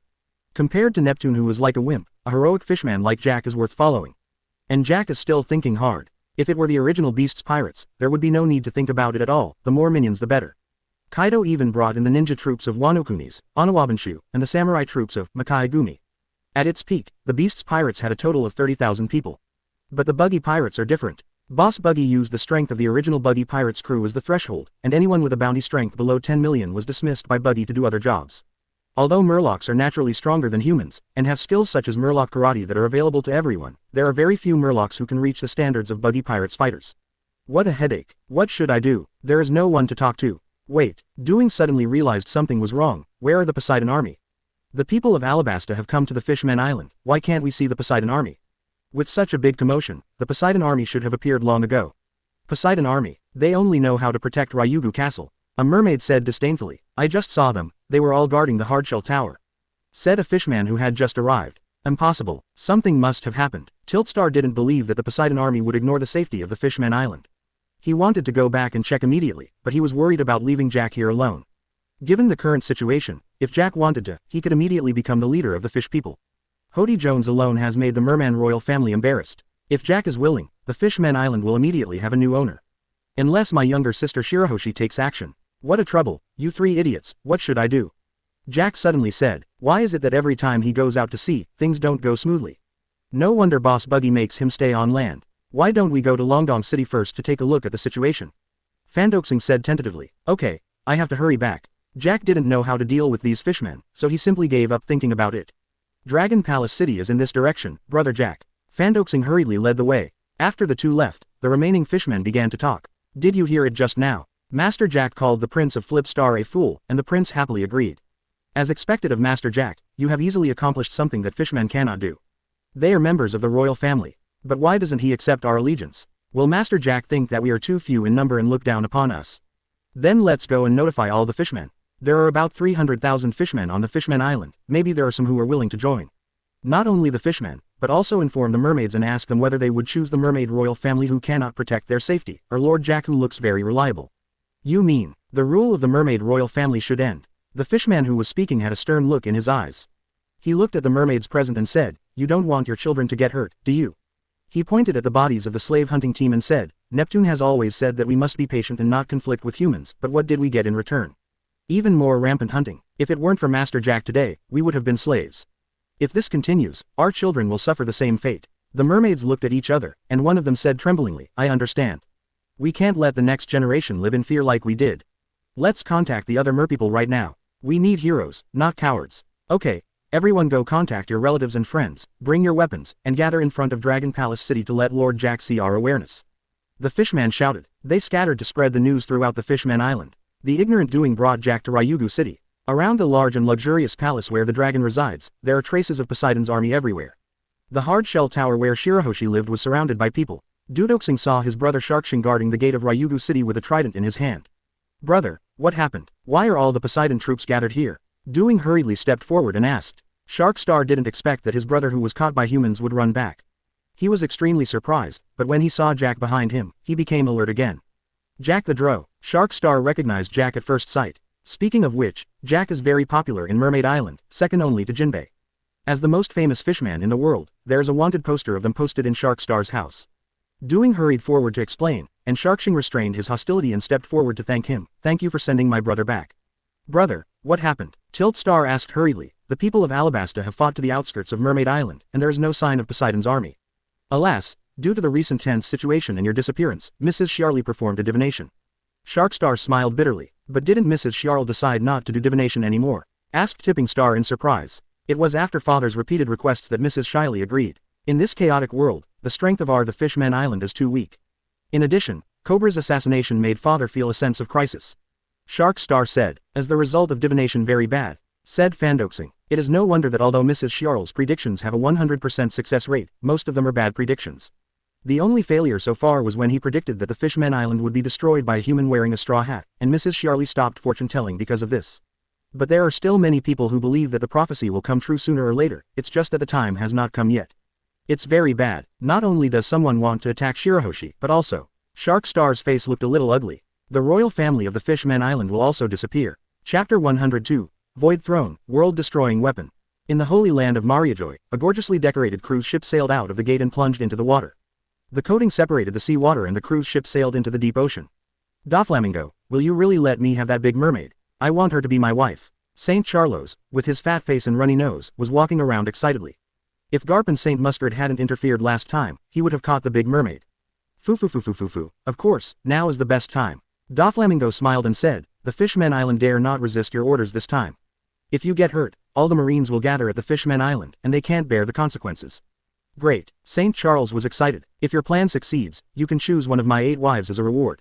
Doflamingo's face froze for a moment. He still underestimated the bottom line of this idiot. Why don't you thank me? Saint Charles noticed that Doflamingo didn't move. Isn't one enough? He sniffed and said, then I'll give you a few more. I'm tired of playing with them anyway. Don't be angry, be patient for a while, I still need to use this idiot to fish, now is not the time to kill him. Invisible threads stretched out from Doflamingo and penetrated into Saint Charlo's body. Doflamingo, you have no manners, you should kneel down and lick my shoes to thank me. Saint Charles was a little angry. He was so generous, but this guy in front of him didn't know how to be grateful. He was about to lose his temper, but he found that Doflamingo exuded a terrifying aura, almost the same as the pariah in the straw hat. Doflamingo overestimated his own endurance and underestimated the stupidity of Saint Charles. He thought about enduring the humiliation, but he still couldn't accept being insulted by an idiot. Calm down, the control line can only control his body, and this idiot's true self will be needed later. I didn't expect that there was, that kind of thing, on the Fishmen Island. I just need to control her and I will have the capital to dominate the world. Saint Charlos, please be patient for a moment. We will get the mermaid princess Shirahoshi. Doflamingo suppressed his anger and patted the resin bubble on his head. Before that, you just need to wait quietly, understand? Doflamingo forced a hideous smile. Okay. Saint Charles was so scared that his snot ran into his mouth. He regretted leaving the holy land of Mariajoy. Although the big mermaid is attractive, the guy next to him looks a little dangerous. Let's wait until we get back to the holy land of Mariajoy to deal with him. Doflamingo sat back in his chair, playing with a bloodline emblem in his hand, which looked like the hoof of a sky dragon.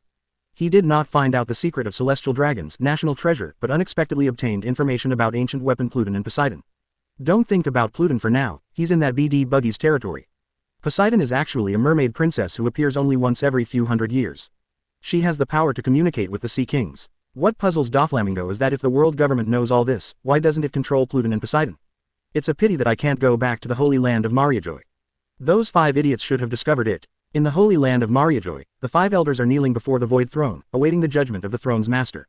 Doflamingo, is he from the Don Quixote family? Yim's voice came from the Void Throne. Yes, we thought that he would be more obedient than the Marine because he has the blood of celestial dragons. But we didn't expect that. The 5 elders did not dare to raise their heads. Hey, sneaking into records, killing record keepers, browsing forbidden history. As expected of a member of the Don Quixote family, his behavior is absurd, either extremely good or extremely evil. Doflamingo should have learned the information about Pluton and Poseidon. What should we do? Asked the 5 elders. Didn't a knight go to deal with Poseidon? Well, I just received a report from the Knights of God that Jack the Drow, under Buggy the Clown, appeared on Mermaid Island. They were afraid of causing a conflict, so they evacuated there. Buggy the Clown. Suddenly became interested. Does he know about Poseidon, too? Roger Pirates once visited Mermaid Island, and the historical texts there recorded news about Poseidon. 5 elders explained, Buggy the Clown is from Roger Pirates. I see. Don't worry about Poseidon's affairs. Go and turn off Alabasta's lamp first. Waved his hand. As you command. 5 elders lowered his head and left the Void Throne. Poseidon. Noah. The ship of the oath. Im's voice echoed in the void. Joyboy, once Uranus is really activated, how many people can your backup plan save? The only ancient weapon that can truly destroy the world is Uranus. A flash of light appeared on the Void Throne. On the moon, Enel, who was repairing the Ark Proverbs, sensed something unusual and stopped his work. Captain Enel, what's wrong? The robots found Enel in a daze. Keep working. Maybe my hard net is too sensitive. Enel said. Inside the blackmail bar, Buggy, who was watching Marine's live broadcast, noticed that the live screen fluctuated. Is there something wrong with the Den Den Mushi? Shaki checked the status of the Den Den Mushi and found that it was healthy. It's not Den Den Mushi's problem, but the magnetic field outside has fluctuated slightly. But there are too many strange things in the pirate's world, and Buggy doesn't know what can affect the magnetic field. There's one thing that I'm curious about. You know Poseidon is on Mermaid Island, so why aren't you tempted? Shaki asked. She had gotten news about Poseidon from Rayleigh and thought it was a secret, but it turned out that Buggy also knew it. Well, being able to communicate and control the Sea Kings sounds powerful, but it's just that for a strong person. Unless the whole world is covered by seawater, Poseidon can exert his greatest power. This is also the reason why Buggy doesn't care about Shirahoshi's ability. How is that possible? Even Whitebeard can only create a tsunami. Shaki said, it's not impossible. Whitebeard relied on earthquakes to trigger tsunamis. Sister Shaki, do you know about tides? They are caused by the moon. We only need to pull the moon down a little bit to trigger a tide that will submerge the entire world. Buggy gave Shaki some basic knowledge about gravity. If that happens, no place would be safe except for Mariajoy, the sacred place at the top of the red line. Shaki imagined the scene. Sky Island should be fine, the mermen and the mermaids will be fine too, the rest is hard to say. Buggy found a few examples that were not affected. But since the pirates' era began, there are many more ships in the world. Maybe people will live on ships in the future. It's interesting to think about it. You are the demon fruit power. If there is seawater all around, then the demon fruit will really become a cursed fruit. Shaki said, forget it. How can the moon be pulled down? It's just a hypothesis. Chapter 103 Dignity is earned through fighting, Jack's way of survival. Shiarly, can you tell my fortune again?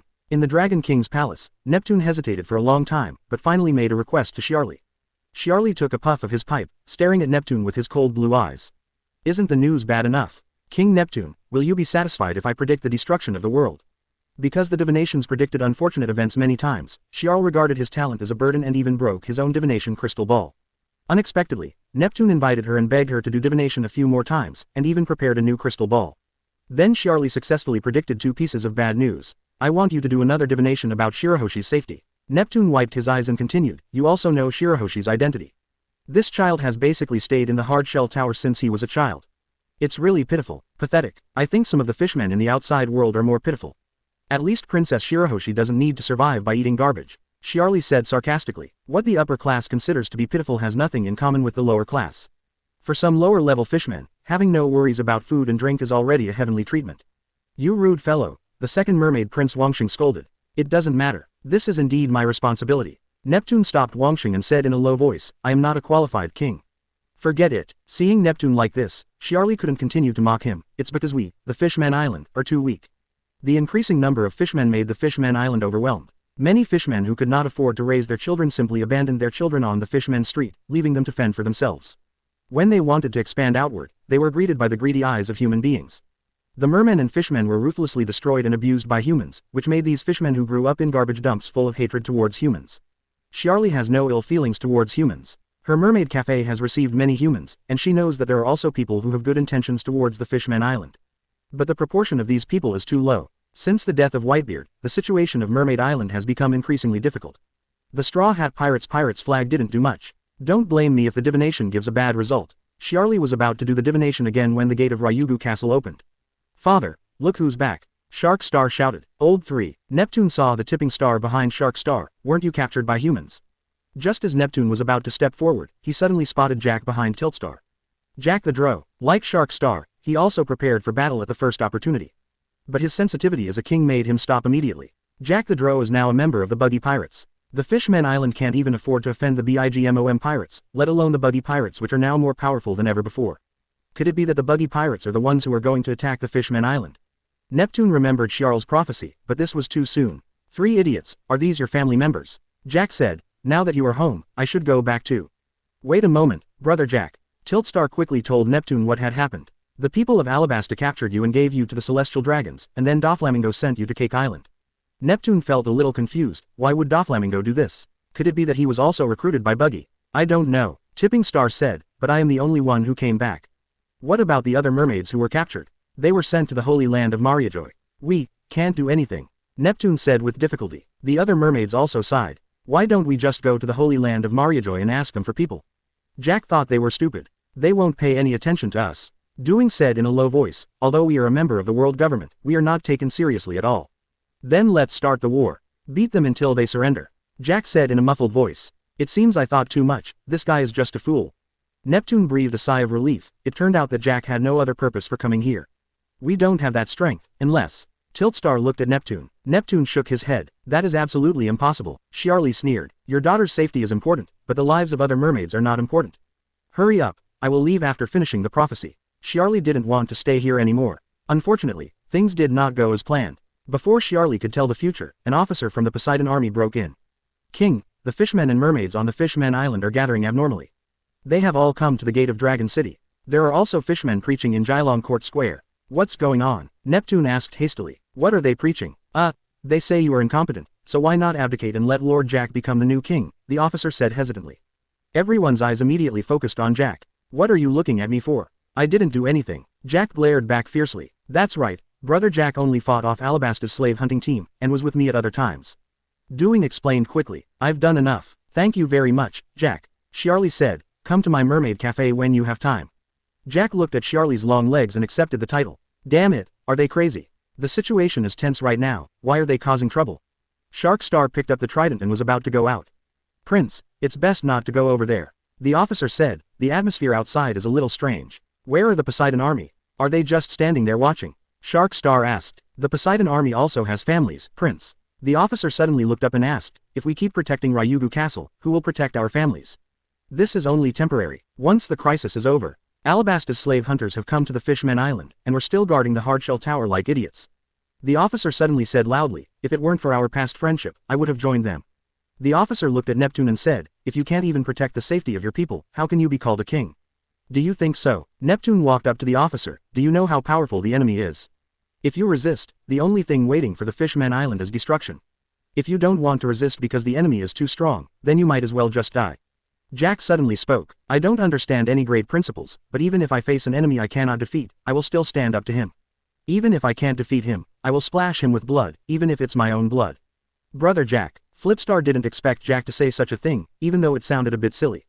You three idiots, how do you think a Madara fishman from Saddlestone became the head of Beast's Pirates? Jack took off his shirt, which was covered with wounds. Lousy was abandoned by his parents when he was young, and he fought his way through. Some people say I'm reckless, some say I'm brainless, but this is how I, Jack, survive. Dignity is earned through fighting. How can others respect you if you don't fight hard? Chapter 104. If we don't commit suicide, can we still be called celestial dragons? After Jack finished speaking, there was silence in the Dragon Palace. You are a good fighter, but not a good leader. Neptune sighed and said, if the weak want to survive, they have to give up a lot of things. Coward, Jack said disdainfully and turned to leave. A crisp sound was heard, and it was Charlie smashing the crystal ball. You abandoned your people, but you protected your loved ones. Charlie said, hiding your strength but pretending to be weak, is this what a good leader does?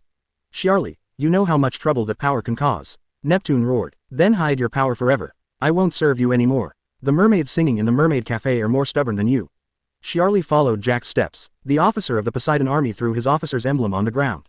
I still have to protect my family. You abandoned them, but I can't just ignore them. Father, Doing summoned up his courage and said, now that it has come to this, why not?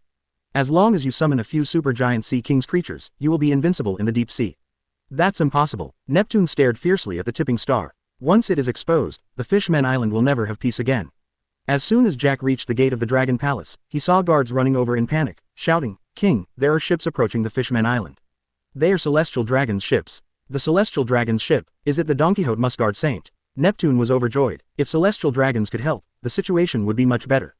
The ship flying the flag of the sky-soaring dragon's hoof approached the port of the Fishmen Island. Doflamingo looked at the noisy Fishmen Island and suddenly had a bad feeling. A large number of Murlocs gathered together, some of them shouting the name, Jack. It can't be that, Jack. There are too many untouchables here, Doflamingo, go clean them up. St. Charlos looked at the fishmen outside with disgust, as if he saw bugs all over the ground. Are you ordering me? Doflamingo looked at St. Charles with a gloomy face. What a despicable fellow. If it were in the holy land of Mariajoy, St. Charles swore that he would make Doflamingo kneel down and beg for mercy. How about we go back? I suddenly don't want the mermaid anymore. St. Charlos turned around and wanted to go back to the boat, but found that he could not move. You can't return to the holy land of Mariajoy without Shirahoshi. Doflamingo raised his finger, and St. Charlos felt a piercing pain, making him wail loudly. When you see Neptune later, you will ask for Shirahoshi like an idiot, or you will threaten Neptune severely, understand? The changes on the Fishmen Island made Doflamingo a little uneasy. He decided to make a quick decision and didn't bother to trick this idiot. How can I act like an idiot? St. Charlos said with tears streaming down his face. Just like you usually are. Doflamingo moved his fingers slightly, and St. Charlos' body moved forward uncontrollably. You bastards, get out of the way, or I'll kill you. St. Charlos discovered that there were Murlocs all in front of him, and was afraid of being contaminated by the stench of Murlocs, so he shouted loudly. Well, that's pretty stupid. Doflamingo behind him nodded and activated Conqueror's Haki. The fishmen close to them suddenly felt difficulty breathing and subconsciously ran to the side. A piece of open space suddenly appeared on the originally crowded road. Conqueror's Haki. Jack, who was about to leave Ryugu Castle, suddenly felt something and stopped. This feeling is Doflamingo. Jack has had many dealings with Doflamingo and even rescued him. When did this guy escape from Impel Down? The fishmen outside the Dragon Palace city went crazy when they saw Jack. Master Jack, look here, I'm your fan. The strongest Murloc in the world, Brother Jack, you are the pride of our Murloc tribe. There was also a female Murloc shouting, "Brother Jack, do you want to have a baby Murloc with me?" The fanatical atmosphere quickly infected the mermaids, causing them to shout along. "What are you doing?" Jack frowned. He didn't like this atmosphere. "As the fishman with the highest bounty in the world, you are already very popular on the Fishman Island," said Charlie on the side. "Neptune also secretly publicized your and Jinbei's deeds, but he didn't expect you to come to the Fishman Island and cause such a big trouble." "Why?" Jack had never seen Neptune before. "Because of your masculinity," Charlie said. "There was a period of femininity on the Fishman Island, and a vegetable merman and an electric eel merman became idols for young mermaids." Charlie said with some disgust. "At that time, young male mermaids became the same as female mermaids, so Neptune came up with a solution and issued a large number of wanted posters for you and Jinbei. As a result, you are not very popular among the mermaids, but the fish people regard you as a hero." Charlie looked at the fanatical merfolk and said, "These merfolk have no other way out. Mermaid Island simply cannot support so many merfolk. When they are released to the outside world, they are hunted and killed as slaves by humans. We once had heroes like Fisher Tiger who caused a big disturbance in the holy land of Mariajoy. Why have we fallen to this point now? Take them away, Jack," Charlie said. "Those royals don't know that these low-level fishmen are not afraid of death, but they are afraid of living in cowardice. I have to ask Boss Buggy." Jack touched his head. "I don't understand these things, but I can't cause him trouble. I've watched his livestream. Is what he said about racial equality true?" Charlie asked. "Does his territory really not discriminate against Murlocs?" Boss Buggy said that all races must be equal, so all races must be equal. Those who disagreed were killed, and the rest are the ones who agree. Jack briefly introduced the policies of Buggy's territory. What a simple and rough man. Charlie didn't expect Buggy's territory to be like this. "Should we open a mermaid cafe there?" At this time, Neptune and the others also came out to prepare to welcome the celestial dragons. When he saw Saint Queen Charlos with a snotty nose, his expression suddenly changed. Why would this disgusting guy come here? Could it be? Doflamingo was also panicked when he saw Jack next to Neptune. Why are Buggy the clown everywhere? Did Buggy also know about Poseidon? Only Saint Charlos knew nothing and said arrogantly, "Neptune, hand over the big mermaid quickly. I can't stay here for a moment." Saint Charles suddenly saw the burly Jack, and the soul of his family suddenly awakened. "This guy is a great mount, give it to me too." Chapter 105, Unexpected Road. For a moment, Doflamingo hated himself for not sewing Saint Charlos' mouth shut. And then he did it. Saint Charlos found that he could not even make a sound. Only his eyes could move. "Was this guy pointing at me just now?" Jack finally reacted. "No, Brother Jack, you misunderstood." Doflamingo explained quickly, "Saint Charlos refers to the merman next to you." Charlie was angry. "You are such a coward. Are you afraid of the strong and bully the weak?" Jack still took out his two swords. "This guy, is it celestial dragons? Boss Buggy must like this kind of prey. Brother Jack, are you really going to do it?" Doflamingo had a headache, but Jack had already rushed over. Shield white line. Several huge lines emerged from the ground to block Jack's attack. "Brother Jack, I don't want to fight with you. How about you give me some face? Hand over that celestial dragons. I can use it." Jack's double sword slashed on the white line of the shield, and under the effect of armament hockey, the thread was directly broken in half, but Doflamingo immediately filled the gap with new threads. "Of course I can give it to you. As long as you get Poseidon, I don't care if you use it to make soup, but not now." But looking at Jack who was attacking intently, Doflamingo felt helpless. He knew Jack's stubborn character and there was no way he could communicate with him. "Now I can only force Neptune." Doflamingo saw that most of the residents of the Fishman Island gathered here, and he had an idea in his mind. "Neptune, Saint Charlos is here to marry Princess Shirahoshi. As long as you marry Princess Shirahoshi, Saint Charlos will guarantee the future safety of the Fishman Island." Under Doflamingo's control, his voice spread throughout the Fishman Island. "There are still many slaves in the holy land of Mariajoy. Saint Charles will also find a way to rescue them." For a moment, everyone's eyes, except Jack's, were focused on Neptune. Neptune would rather die than let Shirahoshi marry this fool. What's the difference between celestial dragons' promises and farts? This is impossible. Neptune refused outright. Foo. As a king, don't you listen to the opinions of the people?" Doflamingo laughed wildly as he released more white lines to block Jack's attack. "All it takes is a mermaid princess to bring lasting peace to Mermaid Island. Neptune, as a king, you must be responsible for the people." Seeing the people's expectant eyes, Neptune felt a lot of pressure. "Your promises are useless. Don't underestimate the determination of Saint Charlos," Doflamingo shouted. Doflamingo's hand moved slightly, and Saint Charles took out a pistol from his arms. In Doflamingo's horrified eyes, he shot his left hand. Saint Charles's tears and snot flowed out, but his body uncontrollably raised his left hand, allowing everyone to see the bleeding wound. Neptune noticed something was wrong. Celestial dragons consider themselves gods, how could they do such a thing? "Doflamingo, what did you do?" Neptune asked loudly. Foo. None of this is important. The key is Saint Charlos's determination to marry Princess Shirahoshi." Doflamingo controlled Saint Charles to raise his right hand and pointed the pistol at his head. If he cannot marry Princess Shirahoshi, Saint Charlos would rather die on the Fishman Island. Doflamingo stared at Neptune and said, if a celestial dragon dies here, what will the world government do? They will immediately issue a buster call, because the marine warships are roaming on the sea. Neptune, do you want to destroy the fish island for the sake of Princess Shirahoshi? Doflamingo, if that celestial dragon dies, I will kill you. Before Neptune could speak, Jack spoke first. How did the dead celestial dragons get given to Buggy Boss as a gift? Jack is angry. He stuck his two swords into the ground, transformed into a giant mammoth and rushed towards Doflamingo. How could I be so unlucky to run into such a guy? Doflamingo waved his hands violently. 16 rounds of holy bullets, divine killing. 16 huge waves of white lines wrapped in high-density armed colors rose from the ground and stabbed towards Jack at an extremely fast speed, trying to pierce him. Mammoth flips the spoon. Jack lowered his head and let the white line cut wounds on his body. He relied on his strong body to break through the killing array of the sacred murderous bullets. The long tusks pierced into Doflamingo's body, but Jack realized something was wrong. Jack, what is your purpose in coming to the Fishman Island? Doflamingo asked in a low voice, ignoring the ivory inserted into his body. Send a friend home, Jack said in a muffled voice. If there was blood in the body, Doflamingo would have sprayed it out long ago. Then why do you have to go against me? Doflamingo said, gritting his teeth. Give me the celestial dragons and I'll leave. Wait a moment, I'll tie him up and send him to you, Doflamingo whispered. No, Jack shook his head, trying to shake Doflamingo off. If celestial dragons die here, the entire the Fishman Island will be destroyed. What does that have to do with me? I just want celestial dragons. Doflamingo was completely helpless and could only continue to threaten Neptune. Neptune, have you made your decision? You don't have much time. Let's get Shirahoshi first, and then find a way to get rid of Jack. The black hand reaching out to Shirahoshi, the mermaid royal family disappearing. What an accurate prediction, Charlie. Neptune suddenly thought of an unexpected path. Since they wanted to choose a new leader, why not help them? Jack is a subordinate of 4 emperors Buggy. If he becomes the king of the Fishman Island, he will definitely be able to protect the safety of this place. Buggy doesn't care whether celestial dragons live or die. Thinking of this, Neptune made a decision. People of the Fishman Island, as you can see, I am not a qualified king. Neptune said loudly. Doflamingo suddenly had a bad feeling. I failed to protect the safety of the Fishman Island. In the final analysis, I am just a selfish father. So, Great Knight of the Sea, Neptune voluntarily gives up the throne of the Dragon Palace Kingdom of the Fishman Island. Neptune's announcement caused an uproar. Then, Jack, I beg you to become the king of our Dragon Palace Kingdom on the Fishman Island for the sake of our kind. This is the best solution. After saying this, Neptune felt relieved. The fishmen were stunned for a moment, then cheered and kept shouting Jack's name. Doflamingo's heart sank. Jack, how about I trade you the celestial dragons for the mermaid princess Shirahoshi? Doflamingo asked in a low voice. You use a fake body to negotiate with me, Doflamingo, do you think I'm stupid? Jack threw Doflamingo away. Where is your real body? The wounds on Doflamingo's body were healed with white thread and became as good as new. If Shadow Knight String is seriously injured again, he will not be able to control this clone puppet. If you agree, in order to obtain Poseidon, Doflamingo is willing to take the risk of letting his true self come out.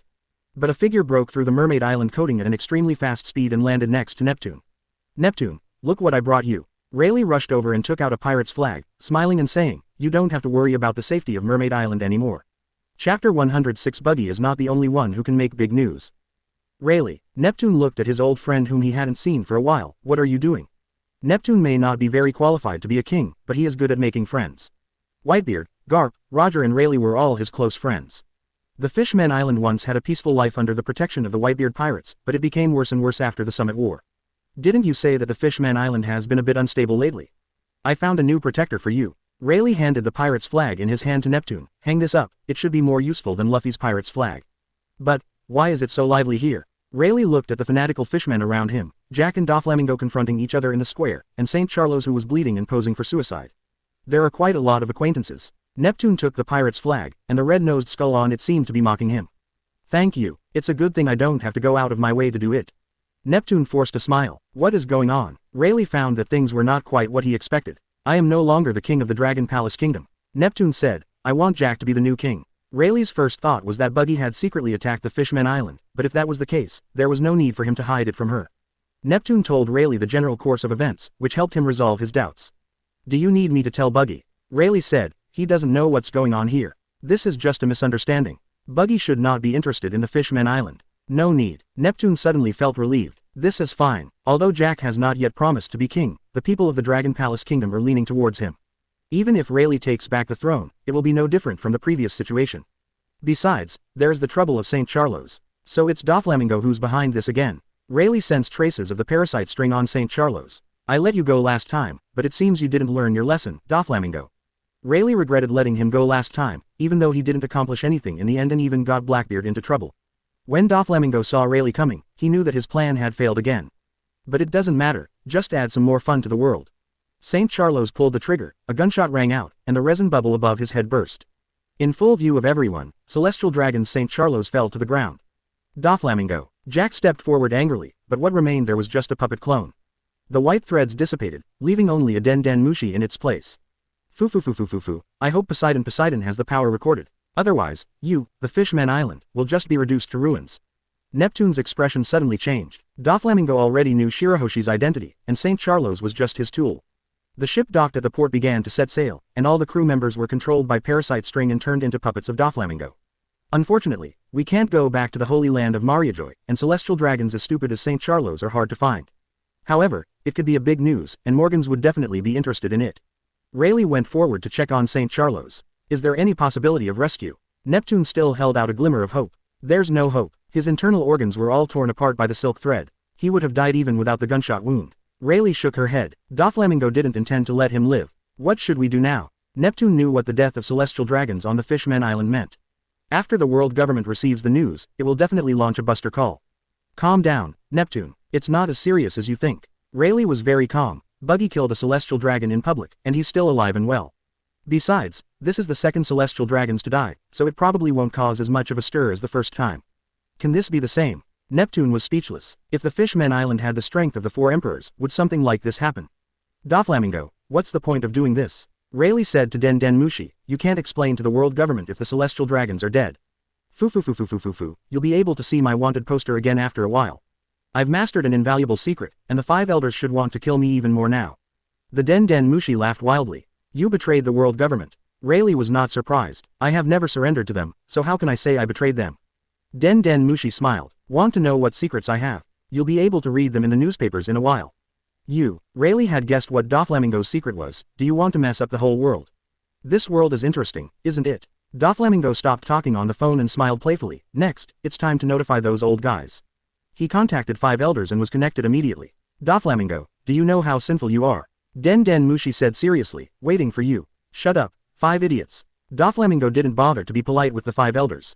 Charlos, that idiot, died on the Fishman Island. You should know what to do. You did it. After the five elders learned that Doflamingo took St. Charlos out, they never thought that he would come back alive. You want us to launch a buster call on the Fishman Island? We won't do as you wish. St. Charlos is just an idiot. Dead celestial dragons are worthless, just like your parents. Your parents are stupid enough, and you are almost the same as them. You insist on choosing a dead end. Doflamingo listened to the five elders' taunts in silence, and only spoke after they finished speaking. The news of Charlos' death on Mermaid Island will soon spread throughout the world. We don't care at all. One of them has already died, said five elders. Also spreading around the world are the locations of ancient weapon Pluton, Poseidon, and Uranus. How did you know the location of Uranus? Den Den Mushi showed a shocked expression. There is no record of Uranus in the records. The celestial dragon's national treasure is Uranus. Doflamingo sneered, isn't it in the Holy Land of Mariajoy? This is just your guess. You have no evidence at all. Den Den Mushi glared at Doflamingo angrily. Fools, as long as the news of Pluton and Poseidon is confirmed, the people of the world will naturally believe that Uranus is in the Holy Land of Mariajoy. It doesn't matter whether it's true or not. Ambitious people will naturally go to the Holy Land of Mariajoy to verify it. I just want to see the Holy Land of Mariajoy become lively. Chapter 107. The Origin of the Fishmen and the Emergence of Sea Merchants. A-hole. With a flash of the knife, the first-generation Kidetsu cut the Den Den Mushi on the table into two halves along with the table. Calm down, it won't help even if you kill the Den Den Mushi, said the tall five elders. I get annoyed just by hearing that guy's voice. The short five elders put away the first-generation Kidetsu. Doflamingo should be going after Poseidon. How come St. Charlos died on the Fishman Island, and he wants to leak the news of ancient weapon to the whole world? Who knows how he did it? Now we should consider how to control the news. How to control the news? Contact Morgans. It's useless. Morgans will not let go of such news. The legendary ancient weapon will definitely sell newspapers all over the world after he knows about this. What should we do? Although Doflamingo is near the Fishman Island, he is so focused on hiding that we can't find him at all. Let's issue a wanted order. If the news about ancient weapons gets known to the world, should we reclaim them? Pluton is in Wano. We can't get him back. But Poseidon can think of a way. Isn't that BD Sakazuki out there exterminating the pirates? Let the Marine Science Corps coat their warships and directly wipe out the Fishman Island and Poseidon. The five elders kept discussing but could not reach a unified opinion. Some people have raised objections to erasing Poseidon, saying, then the newly born Poseidon will not be under our surveillance. Poseidon, like the Nika fruit, has its own will. Over the past 800 years, the world government has captured countless mermen, but has not yet created a Poseidon under their control. Then why not force them to surrender and let them live on land in the future? Isn't this their long-cherished wish? One of the 5 elders made a suggestion. That's worth considering. Even though they have become monsters that can live underwater, they still crave the sunshine on land. It's really ridiculous. Some of the 5 elders still remember that Otahime of the Ryugu Kingdom went to the holy land of Mariajoy and asked humans to establish friendly relations with the fishmen. Isn't this human nature? After all, they were once humans before the blank 100 years, and they can still intermarry with humans even now. Humph, after being contaminated by the fish bloodline factor, they are no longer considered human. It's really harsh. If they didn't do this, they wouldn't have survived the blank 100 years. Enough. Stop talking about these things. If Lord Yim finds out, he will be reprimanded. One of the 5 elders scolded. The room suddenly fell silent, and it was half a day before someone spoke. I'll contact Sakazuki. If the Fishmen Island is sensible, we'll move them to land. If not, we'll execute a buster call. Where to migrate? Alabasta. Kill all the Nefertari and destroy their history. It won't be long before Alabasta disappears into history.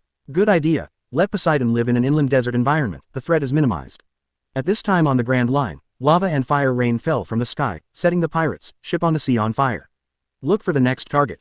Akainu said coldly. Marshal Sakazuki, isn't it a bit too much to kill all these pirates without trial? Marine Rear Admiral Hina couldn't stand it anymore. We don't have that much free time. Since they have chosen the path of pirates, they should be prepared to die. Akainu said, even Buggy, a pirate, has killed them ruthlessly. Should we, the Marines, still hesitate? Hina didn't say anything else, but her expression clearly showed that she disagreed with Akainu's approach. Some pirates should have been impelled down, but Akainu omitted this step.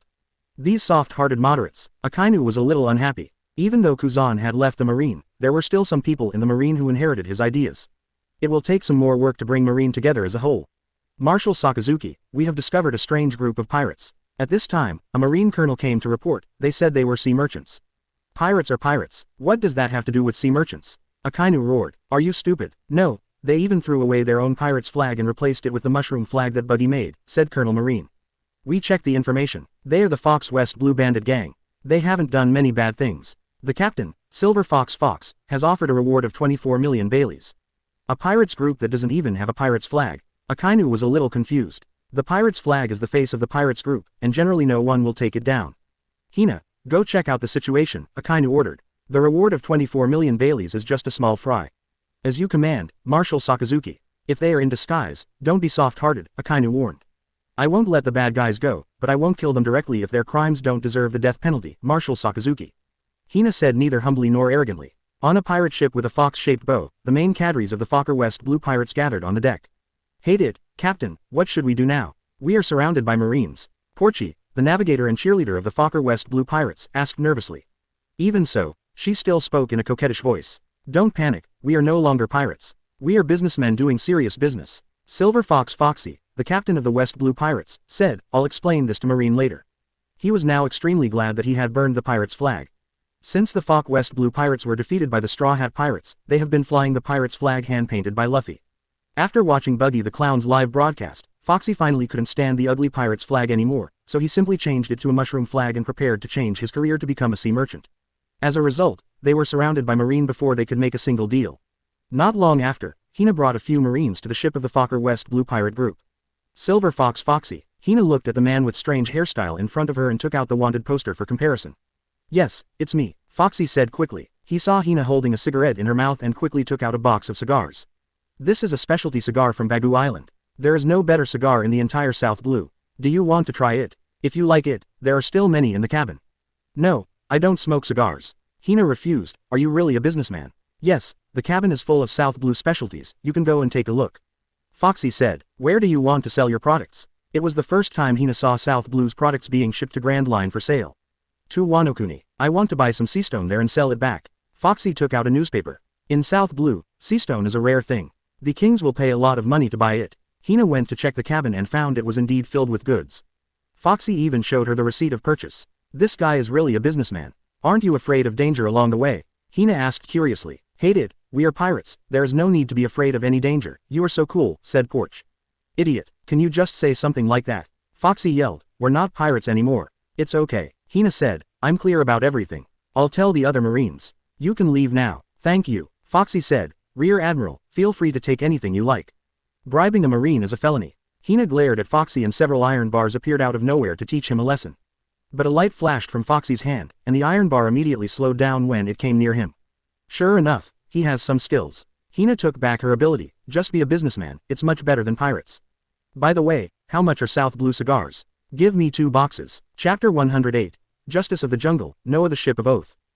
Hina returned to the Marine Marshal's warship and found that Akainu looked unhappy.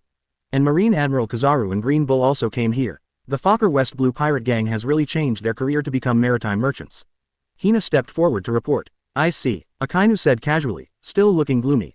Hina, don't worry, Sakazuki is making an important decision. Kizaru was in a good mood and smiled. Borsalino. Akainu glared at Kizaru, can't you be serious? The 5 elders have gone so far as to have the Marines directly threaten the member states of the world government. Are they serious? Kizaru suppressed his smile. The celestial dragons died there. If the death of one celestial dragon is a threat to the member states, then the world government should just disband. These are orders from the 5 elders, not mine. Akainu and Kizaru had an argument. No matter what, I won't go into the sea, said Kizaru. As a demon fruit power, there is generally no need to go to the bottom of the sea. Even with the swimming coating to isolate him from the seawater, it still doesn't give Kizaru a sense of security. Marshal Sakazuki, why don't you let me go? Green Bull volunteered, just let me handle the matters of the Fishman Island. Aramaki, what do you want to do? Akainu asked. If they listen to my advice, everything will be fine. If they don't, let them see the power of Marine. Green Bull looked indifferent. There is no need to be polite to these non-human allies. Can such a guy be a Marine Admiral? Hina looked at Green Bull and couldn't help feeling disgusted. What a terrible statement. Aramaki-kun, is this your idea of justice? Akainu said nothing, but Kizaru asked. This is the justice of nature, Master Borsalino. Nature is divided into classes. The trees high up can enjoy better sunlight, while the greatest value of the lowly weeds is that they rot and become nutrients for the trees. The strong prey on the weak, and only in this way can nature prosper. Green Bull said seriously, but we are human beings, not plants. Kizaru frowned. Isn't it the same? The lower class only needs to obey the orders of the upper class and contribute a little bit of strength. Only in this way can the upper class become stronger and the world will be stable.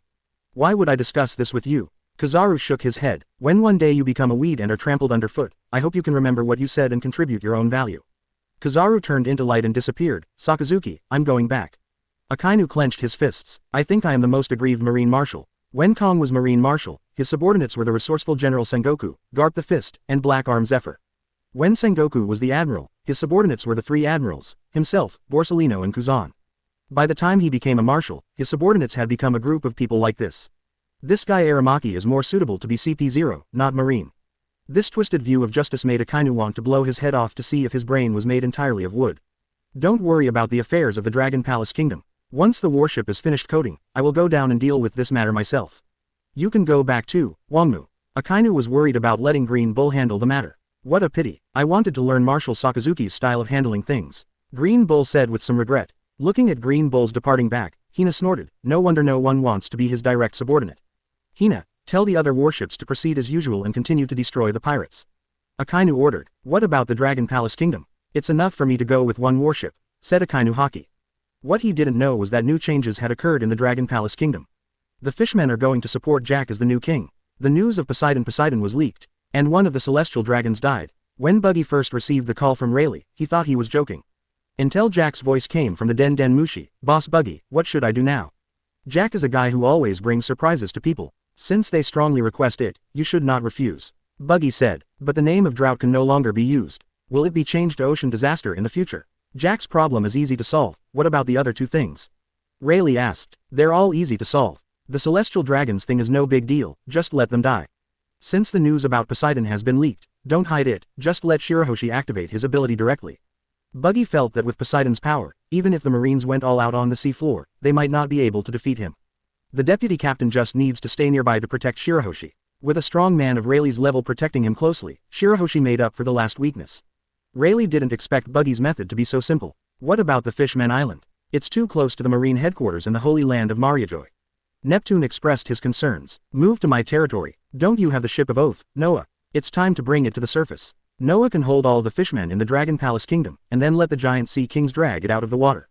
Do we want to rebuild our home? Neptune was reluctant to leave the Fishman Island. I know a good place where Murlocs can live. Jack suddenly said. There is a larger ancient Wanokuni under the water around Wanokuni, which has everything and is perfect for fish people to live in. Is there such a thing? Buggy was also surprised. I seem to have forgotten to tell you, Boss Buggy. Jack was a little embarrassed. In order to find the historical text, I was often thrown into the water, and then I discovered this secret. Then let's drive Noah to Wano. From there, we'll see who dares to attack Poseidon. Wano is Buggy's logistics base. After finishing some tasks, most of the Buggy Pirates combat forces will return to Wano. By then, the defense there will be comparable to that of the Marine headquarters. Buggy stood up and said, but before that, let's go to the Holy Land of Mariajoy and say hello to the world government. Chapter 109 Tears of the Times Golden Lion, Noah's Ark. You're going to the Holy Land of Mariajoy. Shaki heard Buggy's call. There are Marines everywhere outside. What does that matter? I'm not going to ask them for the pirate's bounty, which is a huge sum. Buggy took a look at the live broadcast. The Marines should have received the message. Akainu's warships have not moved for a long time. This is no time to joke around. Marine won't sit idly by if you go to the Holy Land of Mariajoy. Shaki knew that Buggy only brought 2 main players, Crocodile and Moria, with him this time. You don't have enough manpower. Could it be that Buggy has become inflated by the recent string of victories? Shaki decided to admonish Buggy. Do you know Golden Lion? He was originally a strong man like Roger, but because he was too arrogant, he went to the Marine headquarters alone. I know. There's a huge ship rudder stuck in my head, and my brain is affected. Buggy certainly knows Golden Lion Shaki. He couldn't believe that Roger, who was considered the strongest opponent, would be arrested, so he went into the naval headquarters Marineford alone to confirm. As a result, he died when he tried, and was defeated by Sengoku and Garp. Next, he cut off his legs in order to escape from prison, and it seemed that most of his strength was cut off along with them. In the end, he was defeated by Luffy in the 3rd gear form. It's the tears of the times. What supreme rudder? Shaki was amused by this metaphor. That rudder really hurt his brain. It seems that his behavior has become more and more crazy since then. But I see you have this tendency now. Shaki returned to the main topic. Is the Holy Land of Mariajoy so easy to break into? Be careful or you'll end up with something on your head. Don't worry, I'm going there prepared. Buggy knew Shaki meant well. The Fishmen Island is just below the red line. I will then meet up with the floating oath ship Noah and take Poseidon to the Holy Land of Mariajoy. Do you want to go to war with the world government? Shaki didn't understand what Buggy was doing there with the legendary ancient weapon. Since the Fishmen Island has surrendered to me, it is my responsibility to rescue the Fishmen slaves in the Holy Land of Mariajoy. Buggy said, although there will definitely be a day when the world government and I will go to war, it won't be now. Neither of us is ready for war. Buggy's territory has been badly damaged by the Blackbeard pirates, and it will take some time to resume production. And there should be some talented people who can be poached from the Marine side. The purpose of war is to make more friends and fewer enemies. In this regard, Buggy believes in the strength of celestial dragons. That's good. Seeing that Buggy knew what he was going to do, Shaki was no longer worried. Remember to return Rayleigh after you're done with him. Haha, I'll return it to you right after I'm done with it. By the way, Sister Shaki, do you want to make the deputy captain younger? Buggy can ask Ian for help. No, he's fine the way he is now. Shaki knew that some devil fruits had special abilities, and maybe Buggy had such a talent under his command. But what's the point of becoming younger? Is he going to seduce young girls? I heard that a little mermaid named Kami often came to him. Then we're leaving. Maybe you can see us on the live broadcast later. Buggy waved his hand and left the bar with his men. At a depth of 10,000 meters on the seafloor, several giant sea kings were dragging the ship of Promise Noah to the side of the Fishmen Island. The Dragon Palace Kingdom began the busy relocation work. Father, is this okay? Shirahoshi came out of the hard-shell tower and said, can we make these sea kings disperse? Let them wait a moment, we will need them to drag Noah to the surface of the sea later. Neptune said, what an amazing ability. Rayleigh also witnessed Poseidon's power for the first time. No wonder it has such a title. This ability is invincible in the deep sea. If Shirahoshi is willing, he can summon more Sea King's creatures. Neptune said with emotion, my friend, you obviously have this kind of power, why do you? Rayleigh hesitated, but Neptune already understood what he meant. Rayleigh wondered why such power was hidden. Did you know, only once every few hundred years will a mermaid princess with the power of Poseidon be born on the Fishmen Island? Neptune said, according to the records of the Fishmen Island, from the blank 100 years to now, a total of 3 mermaid princesses were born. The first mermaid princess made a promise with Joyboy to return to land, the second mermaid princess lived her life in obscurity, and the third mermaid princess was Shirahoshi. When the mermaid princess is alive, the Fishmen Island can certainly rely on her power to dominate the seabed, but once the mermaid princess is lost, will humans let the mermaid island go? Neptune sighed, this is why I hid Shirahoshi's abilities. Rayleigh didn't say anything. What Neptune said was very likely to happen. He knew what happened in the blank 100 years, and the God Slayer became the new god. The power of the old gods began to spread in the name of demons and became a weapon against the new gods. This is what human beings are like, what irony. Come with me, since we are going to evacuate the Fishmen Island, it's time to take out the treasure of the Fishmen Island. Neptune said. Now that Shirahoshi's identity is exposed, Neptune chooses to join Buggy. Compared to the celestial dragons who regarded them as fish, Buggy, who came from the Roger Pirates group, made him feel more at ease. In order to integrate into Buggy's power, Neptune also needs to prepare some gifts. Didn't your treasure house get emptied? Rayleigh remembered that Neptune gave all the treasures of the Fishman Island to Luffy. No, according to the ancestral teachings left by the royal family, when we leave the Fishman Island and return to land, we can take out the biggest treasure of the Fishman Island. Neptune said, but I don't know what's inside. Only the mermaid princess can open the treasure room. Neptune led everyone to the bottom level of the Fishman Island, where there was a huge metal door. Shirahoshi, you have to go in alone from now on. Don't worry, the previous 2 mermaid princesses have been in there before, so it shouldn't be dangerous. Neptune said, I don't know what treasures our ancestors left behind. The 2 mermaid princesses didn't take anything out, but they said that the greatest wealth was inside. Am I alone? Shirahoshi was a little scared. Go ahead, we don't have much time. Neptune could only harden his heart. Put your hand on the door, you are a mermaid princess, it's okay. Shirahoshi followed Neptune's instructions, and when he touched the giant metal door, a light appeared on the door. A voice appeared in Shirahoshi's consciousness, just like those Sea King's creatures. Hive Consciousness Collective detected, codenamed Poseidon identity confirmed. Do you want to open Noah's Ark? Chapter 110. Ship Spirit Eve, the ultimate biological weapon Leviathan. Open, Shirahoshi said weakly. The metal door opened silently, waiting for Shirahoshi to enter. Can't we follow in? Rayleigh asked. He was very interested in such mysterious places. No, according to the records, there are various certifications, and only the mermaid princess can enter. Neptune said. Shirahoshi entered the metal door, the door closed, and then Shirahoshi felt a falling sensation. When the door opened again, Shirahoshi found himself in a strange space. There are countless crystal jars standing in the space, containing various creatures. They were kept in pairs in crystal jars, and Shirahoshi saw that some of the giant creatures seemed to have been shrunk.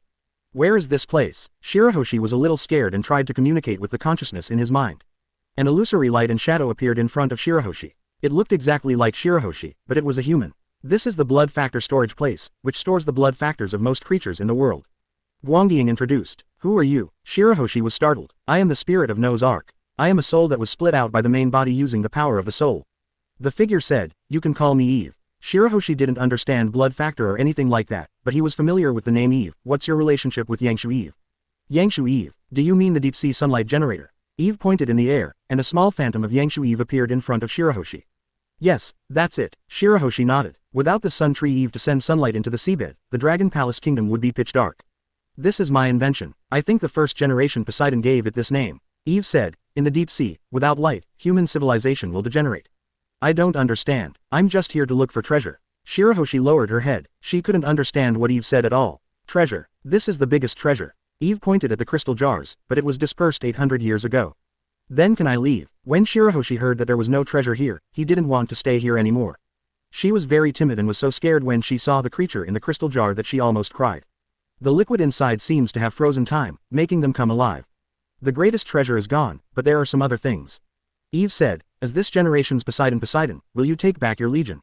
Legion? Shirahoshi asked in confusion. Eve snapped her fingers, and an illusory shadow of a planet appeared in front of Shirahoshi, with large and small white spots on it. Currently there are 53 super large biological weapons, 1,024 large biological weapons, and 25,684 small biological weapons, Eve introduced. There is another ultimate bio weapon. I need to check where it is. Eve tapped the largest white dot on the planet's shadow, and the area began to enlarge. Shirahoshi saw the sea covered with white fog, and a huge, dilapidated three-masted sailing ship floating on the sea. There is also a huge black shadow in the white fog, and you can vaguely see a red light flashing above the black shadow. What is this? Shirahoshi asked. A tentacle of the ultimate biological weapon Leviathan. Do we need to wake it up? Eve asked. No need. Shirahoshi said quickly, I'm here to look for treasure. These have nothing to do with the treasure. With this legion, you can get any treasure. Eve said, this is a force second only to Uranus. I don't need it. The biological weapons you mentioned are those Sea Kings, right? I can communicate with them. Shirahoshi considered those Sea Kings creatures as friends, and felt a little uncomfortable when he heard Eve call them weapons. Without a controller, they won't fully obey your orders. Eve clapped her hands, and a high platform rose from the ground with an ornate trident on it. Pick it up. The hive consciousness is beginning to connect. You are the real Poseidon, commander of the Deep Marine Regiment. I already told you I don't need it anymore. Shirahoshi said, please let me leave here. You made the same choice as the last 2 mermaid princesses. The platform retracted back into the ground. But if you change your mind, you can always come find me. But we are leaving here soon. Shirahoshi heard Neptune say this, I don't think we will come back. Are you lonely here alone? I'm just a fragment of a soul. Eve said, I don't have that kind of emotion. Eve closed the planet's virtual image and clicked on a virtual screen, which showed the scene of the relocation of the Fishman Island. Are you going to leave in that? Eve asked. Yes, its name is also Noah, the ship of the oath Noah. Shirahoshi said, it's also the name given by the first generation Poseidon. I know what you need. Eve tapped a few times in the void, and a platform rose up next to Shirahoshi, with a few seeds on it. This is the deep-sea sunlight generator, which is the seed of the sun tree Eve. As long as they are provided with sufficient nutrients, they will grow up quickly. Eve introduced. Thank you. This time Shirahoshi did not refuse and collected the seeds of the young tree Eve carefully. Not all mermen yearn for life on land, some still hope to live in the deep sea. With these seeds, we can bring light to the deep sea. Seeing Shirahoshi's appearance, Eve suddenly asked a question. Do you still want to turn back into humans? I have a way to do it. Huh, Shirahoshi was a little surprised. I'm a mermaid, why do I have to become a human? Do the other fishmen think so too? I don't know about that. Although being a human is fun, we are born this way. We can't change our race just because of our interests. Shirahoshi said. I see, Eve said. The metal door opened. You can go back now, otherwise the people outside will be anxious. Goodbye then, Eve. Shirahoshi said goodbye to Eve. I will come to see you when I have time. As the elevator took Shirahoshi away, Eve suddenly spoke. You guys, protect this generation's commander well. Several giant sea king's creatures beside the ship of Oath Noah suddenly raised their heads. As you command, Creator. Their voices echoed in Eve's spirit. The rest continued to lurk, waiting for the day when the betrayers will be liquidated. Chapter 111. Killing is not as good as destroying the heart.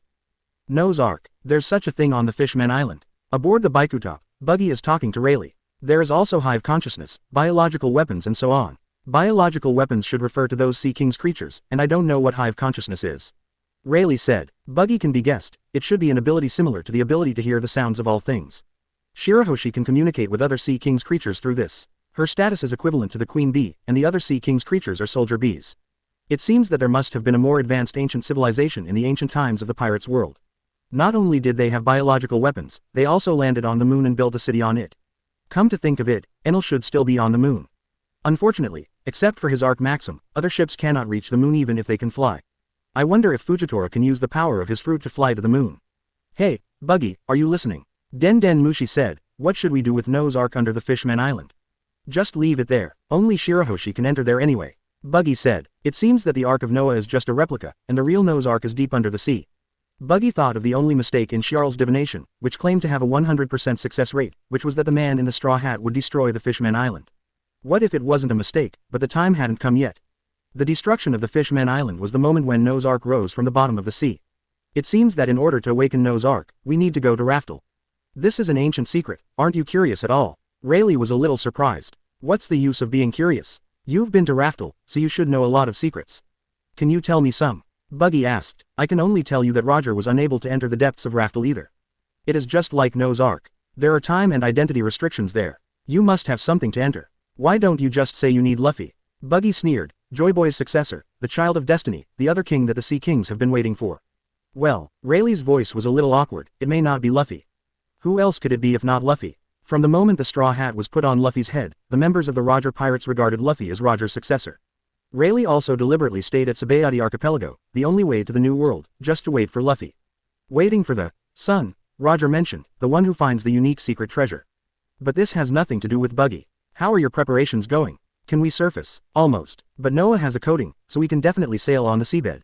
Do you really have to make it float? Especially near the holy land of Mariajoy. Rayleigh didn't understand what Buggy was trying to do. Does the Fishman Island still have the pirate's flag of the Sun Pirates? Buggy asked. Yes, Fisher Tiger is a hero of the Murlocs, and many Murlocs secretly hide the flag of the Sun Pirates. Rayleigh said. Fisher Tiger is a great guy. Buggy exclaimed. Hang the Sun Pirates flag on Noah together with the Buggy Pirates flag. Then we go to the holy land of Mariajoy to free the slaves.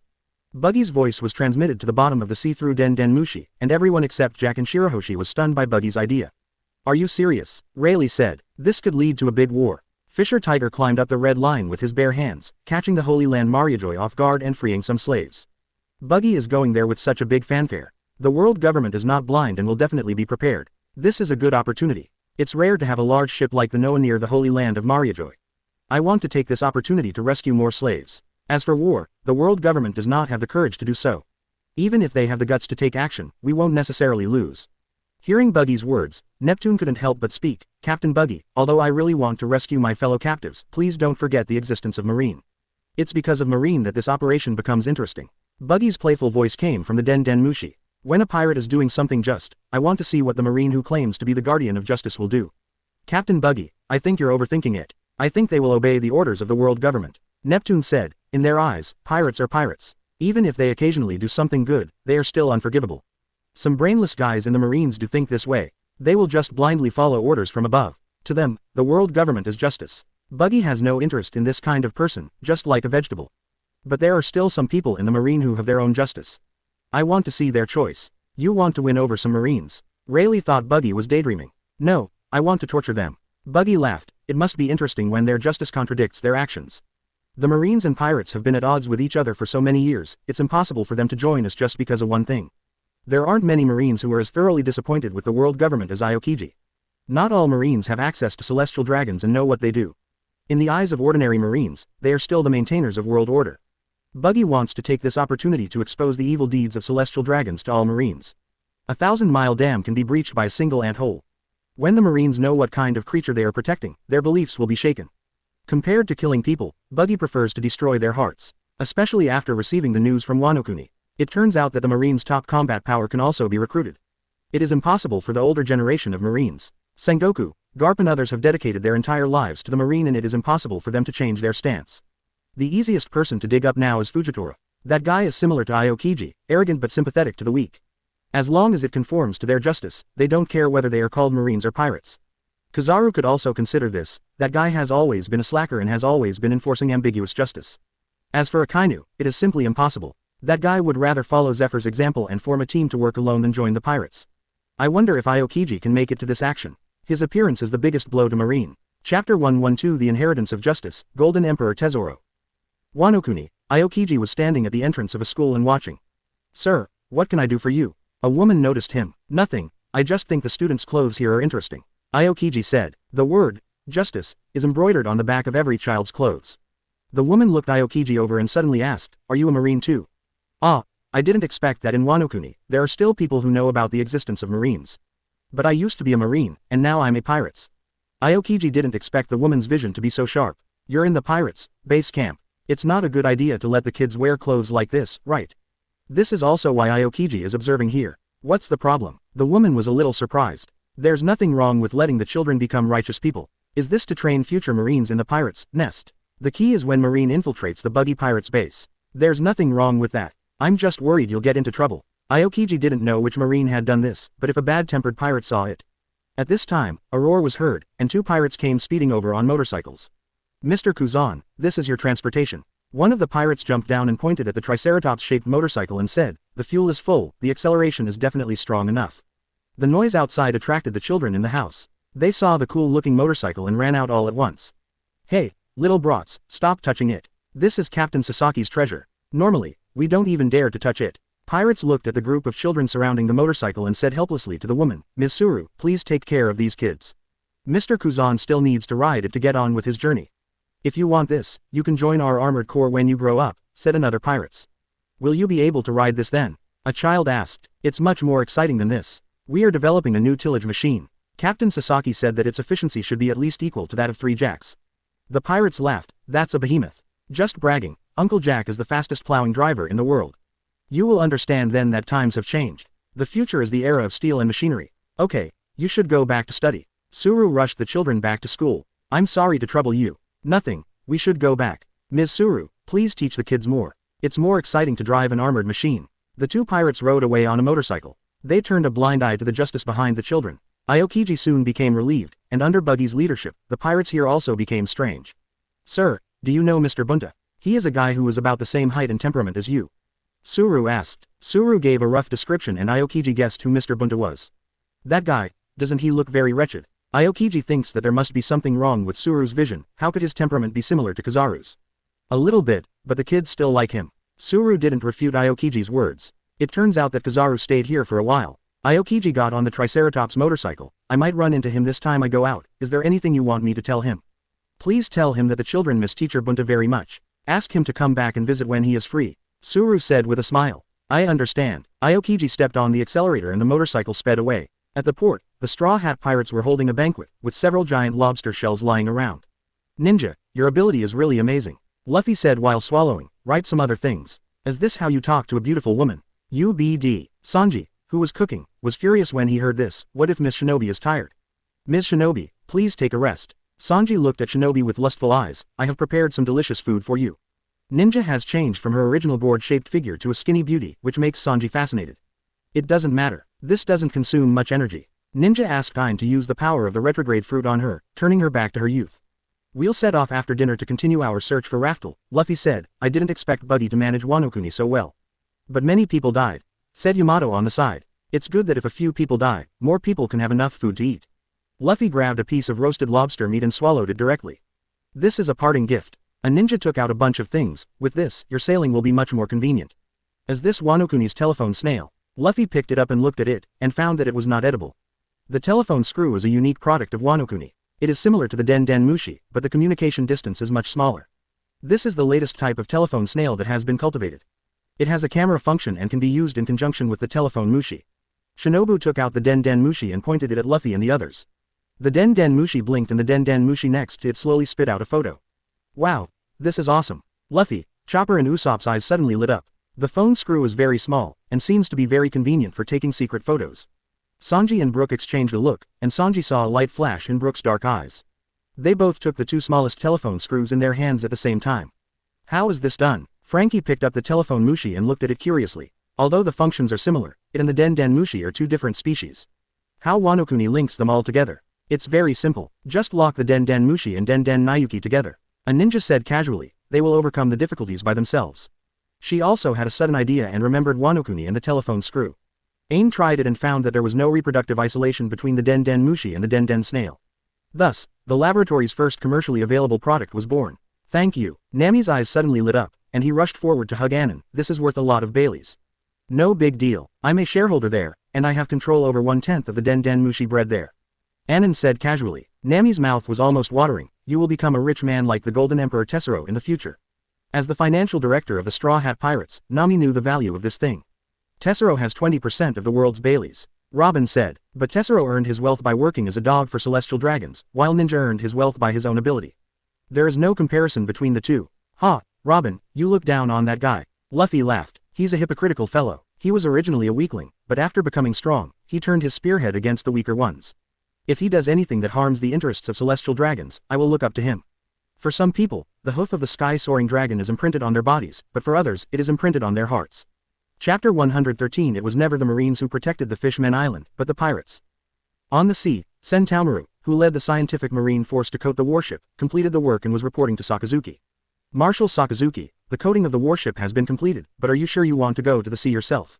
Is there any problem? Akainu had a gloomy face and looked very impatient. With all due respect, despite the latest technology, this coating is still very fragile. Zon Taomaru said, if it breaks. If it were Garp, he could beat the Fishman Island by himself. But Akainu is a demon fruit power. If he goes to the bottom of the sea, not only will he not be able to display his strength, but he will also be in danger of capsizing at any time. Akainu snorted, it's not your business to worry about my safety. Before coming here, the doctor asked me to tell the marshal not to underestimate the Fishman Island. Zon Taoan said, Vegapunk. Akainu immediately became serious. What secret weapon does the Fishman Island have? The doctor doesn't know either, but when he was studying bloodline factors, he discovered an interesting phenomenon. Zon Taoan drew a circle, with Mermaid Island as the center. The closer you get to the center, the more species there are. The doctor proposed a hypothesis that Mermaid Island is the origin of life, and various research signs show that. Zon Taomaru saw Akainu's expression as if he was kidding her, and knew that he didn't believe it at all. Forget it, I'm just a little worried about the future of Marine. Once Marshal Sakazuki dies, the old man will take over. That will be a big problem for Marine. Before Zon Taomaru could finish his words, he suddenly noticed a ray of light appearing in front of him. What is it? Zon Taomaru. The light condensed into a human figure, and Kizaru appeared in front of Zon Taomaru. It's a disaster. Zon Taoan still said it. Then he was kicked away at the speed of light. You little brat, you actually underestimated your old boss. If first become the Marine Marshal, first of all, the Marines' salaries will be doubled. Borsalino, why are you back again? Akainu ignored Kizaru's nonsense. There's good news and bad news. I found the trail of Buggy the Clown. He is heading to the Holy Land of Mariajoy, and seems to be looking for trouble with the Celestial Dragons. Now you don't have to go into the sea. Kizaru said, this is really bad news. I've always wanted to see the scenery under the sea. Akainu sighed, you're showing off, Sakazuki. Even if you hate Celestial Dragons, don't be so direct. Fortunately, the live broadcast has been suspended. Otherwise, if Akainu's remarks were spread, it would cause a lot of trouble. How many people did Buggy the Clown bring? Akainu didn't know how Kizaru got the news first. The world government didn't even know about this, otherwise they would have called him a long time ago. Crocodile and Moria were on the boat, but no one else was seen. Kizaru said, see, Akainu was a little confused. Did you go forward to observe? Ahem, this is not important. The question now is whether we should intercept them. Kizaru knew that he had said the wrong thing and almost exposed his reconnaissance ability. Wait and see the reaction of the world government. Akainu made a decision. Something is wrong. Buggy the Clown is not a fool. He brought these people to the holy land of Mariajoy. There must be some hidden power behind it. Once the world government finds out, they will definitely ask us to go and provide support. Do you want to buy some time? Kizaru immediately understood what Akainu meant. The holy land of Mariajoy is not so easy to capture. The celestial dragons have their own cultivated power. As Marine Marshal, Akainu had access to classified information. Ever since Fisher Tiger caused a scene in the holy land of Mariajoy, world government has been buying up children all over the world. These children have undergone rigorous training since childhood, and some have joined Cypher Pole and are active around the world, while others have joined the Knights of God. Akainu even suspected that Green Bull was a member of the Knights of God. Ordinary civilian masters would not have such twisted thoughts. Only after years of brainwashing would they become like that. You're so cunning, Sakazuki. Kizaru smiled, but I like it. Do you want me to run away? Let Zon Taomaru coat your boat, and we will head to the Fishman Island as planned. Akainu said, why do you have to do such a dangerous thing? Kizaru didn't expect Akainu to still not give up. I want to see what happened on the Fishman Island. Buggy executed celestial dragons in public, and those 5 idiots didn't do anything to him. A celestial dragons died on the Fishman Island, and they actually attacked the Fishman Island directly. This is not normal. Akainu suspected that the Fishman Island had secrets that he didn't know about. What's wrong? If the Fishman Island had the strength of the Buggy Pirates, the world government wouldn't dare to disturb them. Kizaru knew he couldn't hide anymore, so he pulled Zon Taomaru over. Stinky boy, my ship will be double-coated for me, and you will be requisitioned. Follow me for the time being. I understand, old man. Zon Taowen said helplessly, if you fall into the water, I will do my best to rescue you. After all the warships were coated, we dived to the vicinity of the Fishman Island, only to find that the Fishman here had disappeared. The bubble film shield of the Fishman Island was also destroyed by humans, and seawater poured into the Fishman Island. Also disappearing was the legendary giant ship Noah. Sakazuki, it looks like we came up empty-handed. Kizaru contacted Akainu via Den Mushi. I have a feeling that this has something to do with Buggy the Clown, Akainu said. The Fishman Island has taken refuge with Buggy. But that's normal. With him, at least they don't have to worry about being caught and sold by humans.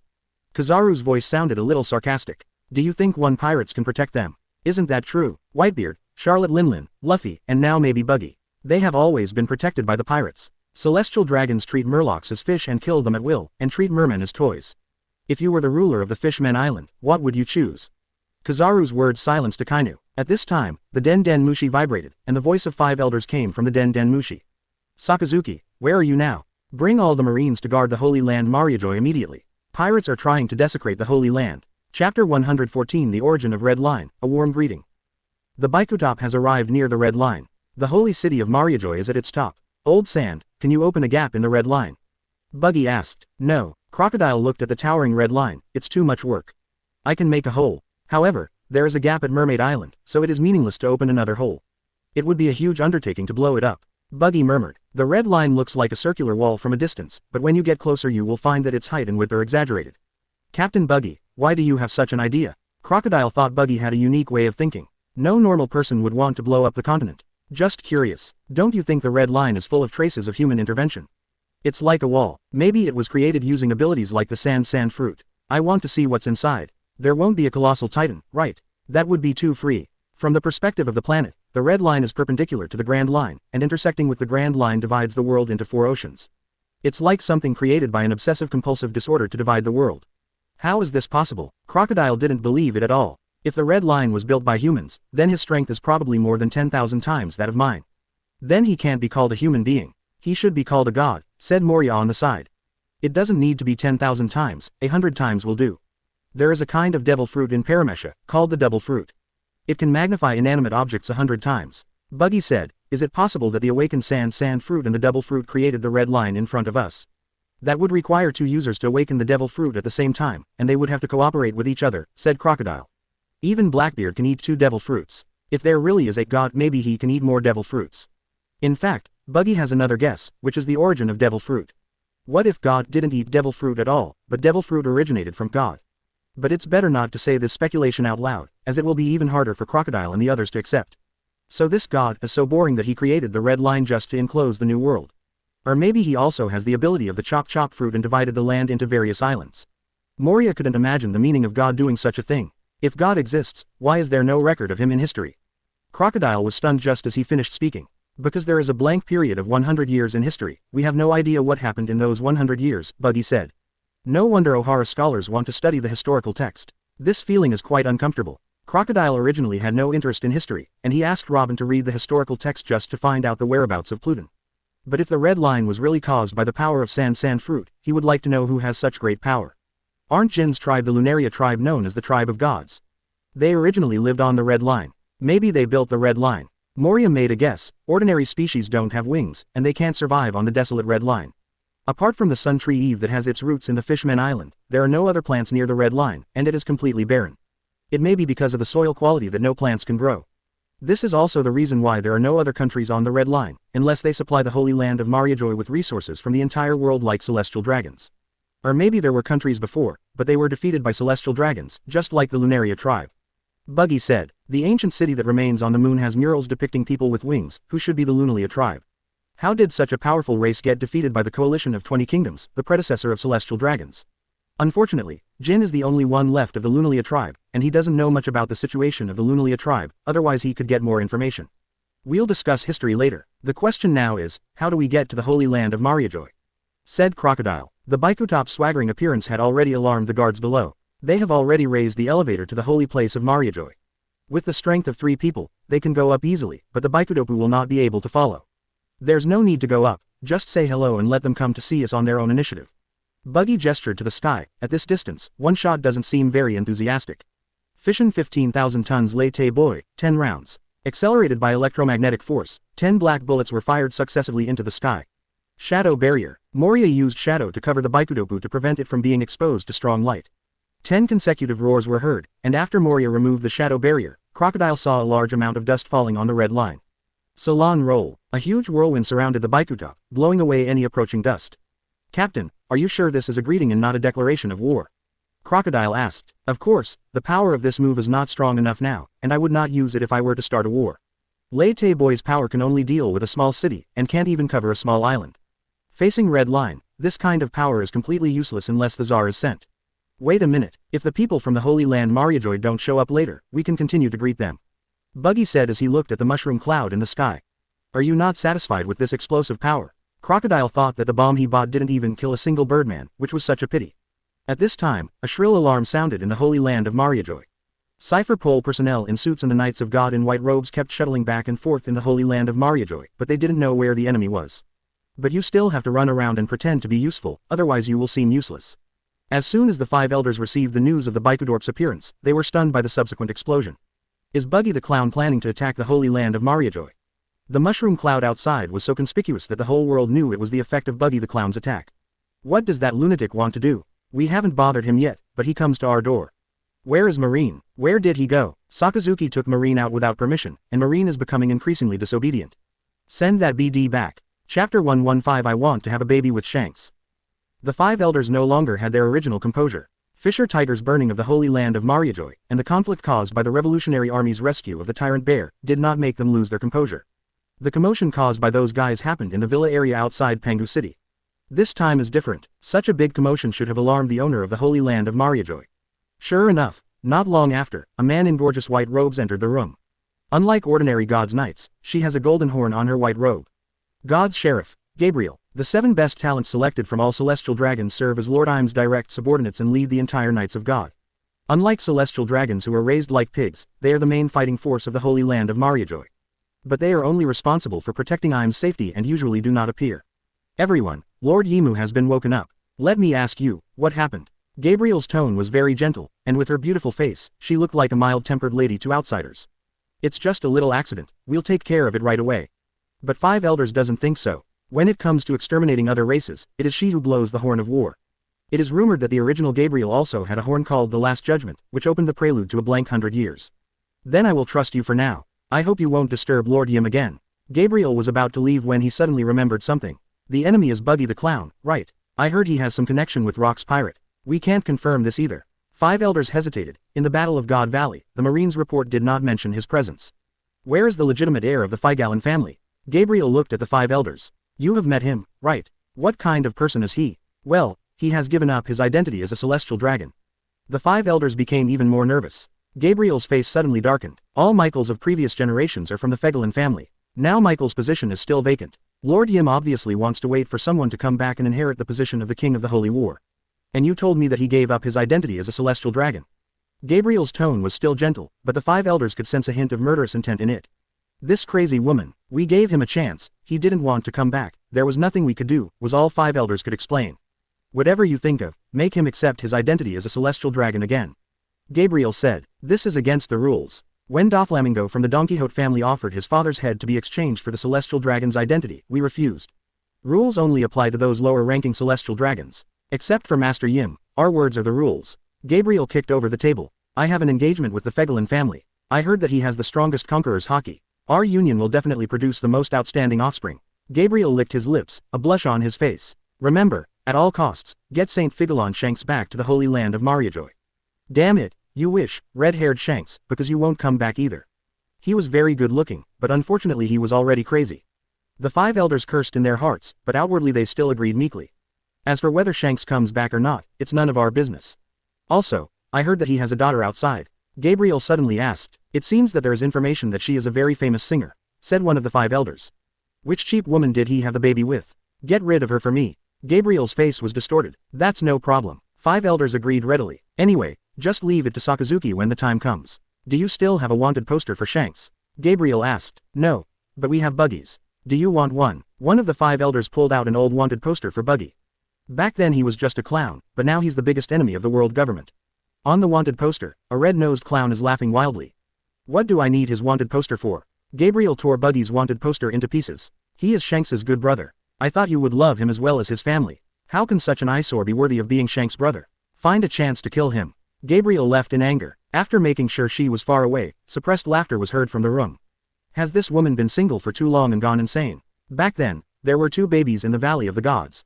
I really hope that the direct heir of the Figalin family is Buggy. Look at her expression. That would have to be the original clown Buggy. The current Buggy is no weaker than Shanks, and his subordinates are even more powerful. Maybe this woman will also be in heat for Buggy. That's right. If you watch the live broadcast, Shanks may not be the one who has the strongest conqueror's haki now. Wait, we still have something to do. Let's get rid of Buggy in the Holy Land of Mariajoy first. The room suddenly became quiet. It'll take a while for that BD Sakazuki to arrive, so why don't we go stabilize Buggy first? Said the tall 5 elders. Let's see what that guy wants to do first. What do you think? If we gather the Marines together, can we leave Buggy here?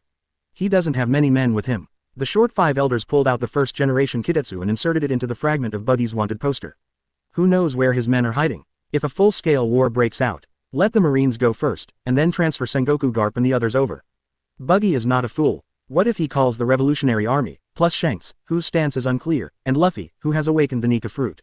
In the end, Lord I Am launched Uranus, and history may have to be recorded again. Even if Noah's Ark spreads the seeds of life again as agreed, it will take 100 years for them to grow. We didn't have an immortality surgery. Time is running out. Do we have to spend the rest of our lives cleaning up the devastated world?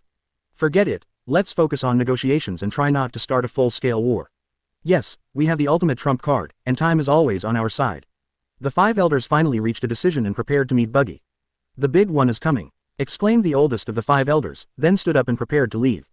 Didn't we agree to resolve the situation peacefully? What do you want to do? The other 4 did not understand. I'm going to take a shit. Chapter 116 We are ready to fight to the death, why do you surrender first? Hundreds of warships were sailing slowly towards the Holy Land of Mariajoy. The rest of the marine warships will seal off this sea area in a while. Borsalino, Aramaki, the 3 of us will go deal with the clown Buggy. Akainu said. Buggy didn't bring many cadres with him. With the help of the Holy Land Mariajoy, we might be able to keep Buggy the clown here forever. Oh, are you going to kill him directly instead of putting him in Impel Down? Kizaru asked with interest. This kind of dangerous person will only cause us trouble if he goes to Impel Down. Buggy had wiped out almost all the pirates in the first few levels of Impel Down, and Akainu would not be fooled a second time. The treasure hunt took place at the marine base, and no one doubted this outrageous reason at the time. Impel Down prison warden Magellan is very powerful, and Buggy just happens to find someone who can resist his venom. Throwing a guy like this into Impel Down, Akainu doubted that he would be able to escape from prison in no time. Sakazuki, don't you think it's a good thing for the world that Buggy the clown becomes the 4 emperors? What he did made the Grand Line a lot more stable, Kizaru said suddenly. So what? He is a pirate after all. Akainu said, even if he did some right things, pirates all have a fatal weakness.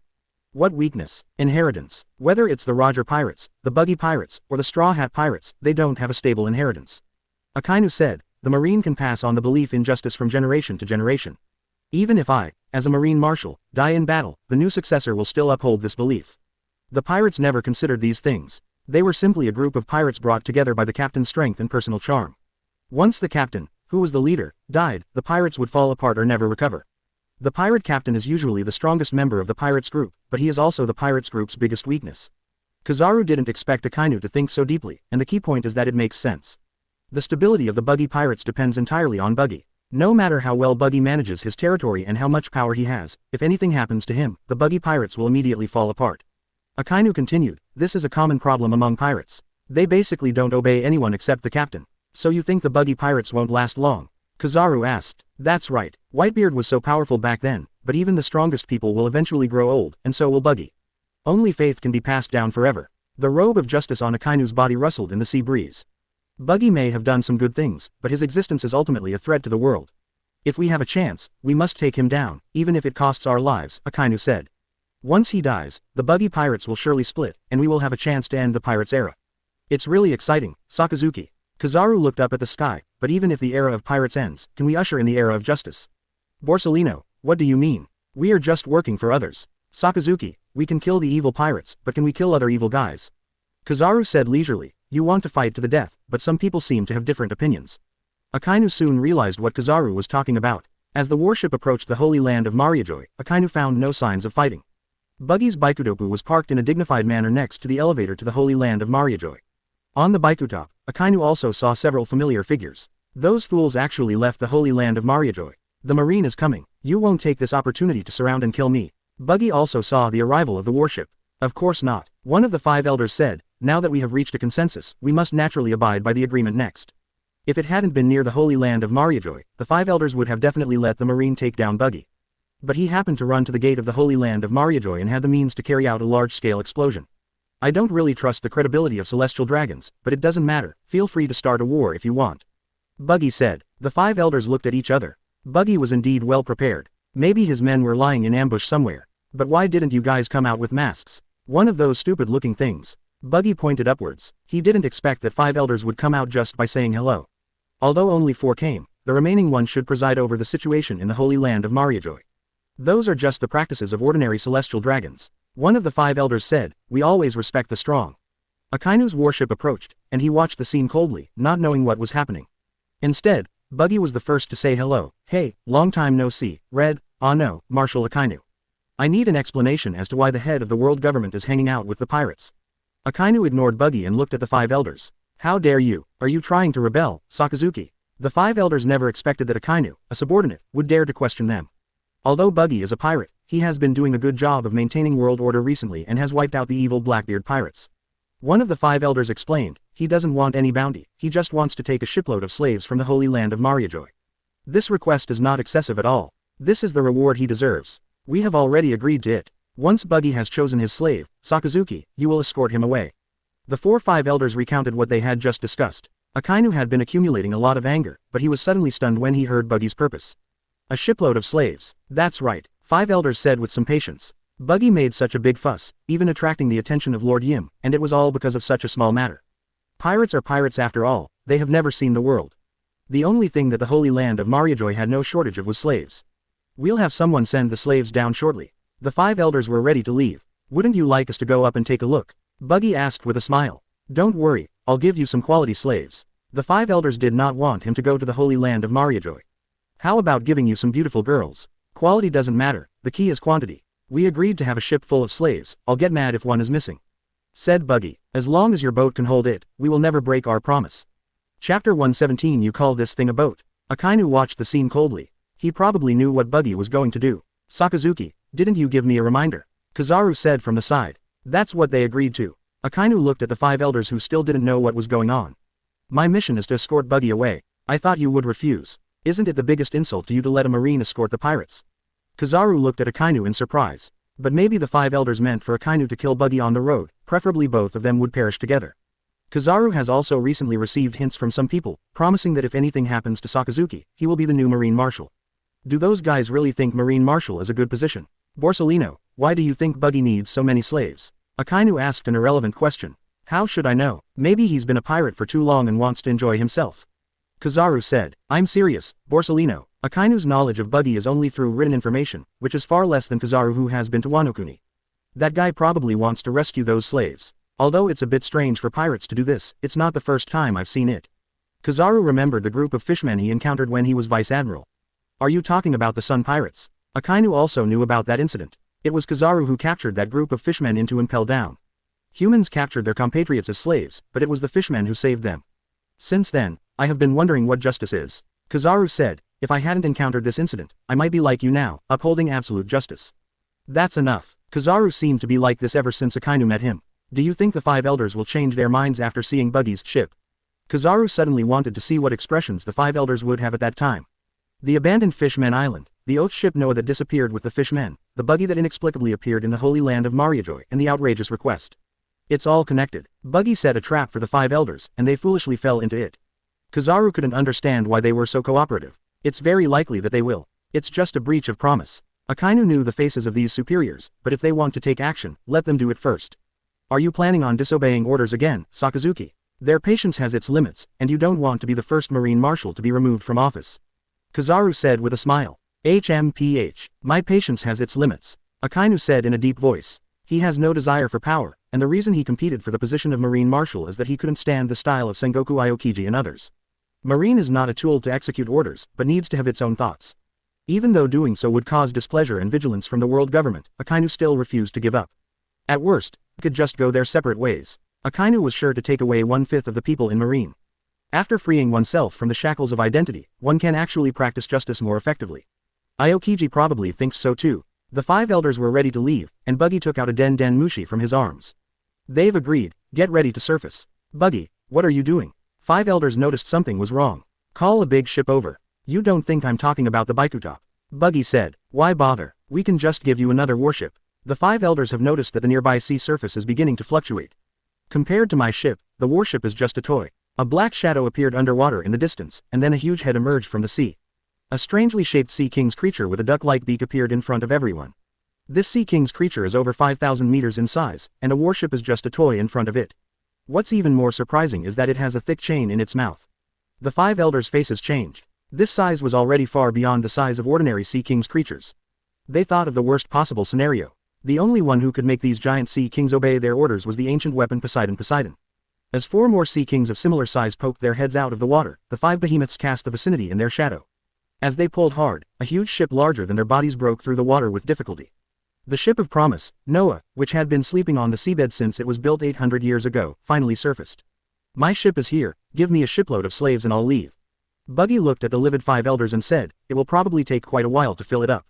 Buggy, now it's not about slaves, but the ancient weapon Poseidon falling into Buggy's hands. Together with Wano Kuni's Pluton, Buggy alone controls 2 ancient weapons. Is this the trump card that makes him dare to come and provoke? What's wrong? Buggy said innocently, although this ship is big, there are actually quite a few mermen and fishmen inside. At most, it can hold a few 100,000 slaves. I won't give you any. 5 elders was already furious. You guys are going to go back on your word now, after what we just said. Buggy said with a smile, Marine is watching us. That's enough, you just wanted to cause trouble from the beginning. The 5 elders knew they had been deceived. The Holy Land of Mariajoy did have so many slaves, but they couldn't give all of them to Buggy the Clown. The short old man had already pulled out the first-generation Kidetsu and aimed it at Buggy. Are you going to take action now? Buggy ignored the first-generation Kidetsu who was pointing at him. Think it through. You forced us to do this. The short old man said, we have been very restrained. You guys are not trustworthy. Since you don't agree, I can go and get it myself. Buggy also drew out Chu Shui. If you want to fight, then fight. Crocodile and Moria stood beside Buggy, one on each side. I have never killed any celestial dragons. Will I be able to do so today? If we turn them into zombies and put them on display, they will surely be very popular. Assholes. Sakazuki, get ready and don't let them go. One of the 5 elders roared. I refuse. Akainu's cold voice came. If we act now, the Marine will suffer too much loss. Akainu doesn't know how Buggy can control these giant Sea Kings, but they are too threatening to Marine. Ordinary Marines are powerless against them. Akainu was even ready to evacuate the Marines in the rear. Marine is not afraid of sacrifice, but it cannot be sacrificed in vain. Besides, you were wrong in the first place. Chapter 118 Let's sacrifice, let's start with you. The 5 elders did not expect Akainu to refuse to carry out the order. Buggy's Conqueror's haki had already wrapped around Chu Shui, staring at them hungrily. I heard that celestial dragons don't eat devil fruit, so you want to fight me with swordsmanship alone. Buggy looked at the 5 elders holding the first-generation Kidetsu and asked, who gave you the courage? The short 5 elders was sweating profusely. Facing Buggy at such close range put a lot of pressure on him. Celestial dragons do not eat devil fruit, but they are the ones who understand the abilities of devil fruit the best. The Chop Chop fruit was originally just an ordinary devil fruit, but it had the innate ability to restrain slashing attacks. But Buggy has developed the ability of his fruit to a point that is incomprehensible. Not only is swordsmanship ineffective against him now, he also has some inexplicable abilities that he cannot be defeated at all. Sakazuki, Buggy has mastered the ancient weapon Poseidon. If we can't kill him today, the ocean will be his. Another tall five elders said, if we let him go today, the Marines will no longer be a match for the pirates on the Grand Line. Ancient weapon Poseidon. Akainu looked at the 5 huge Sea King's creatures thoughtfully. Yes, Poseidon can control all the Sea King's creatures in the world, said 5 elders. I can help, even at the cost of my life. But for the sake of world stability, as the leaders of the world government, you should set an example first. Akainu's arms turned into magma. Let's go together. A-hole, we have a huge responsibility. How can we fight in person? At 2h at carat at plus.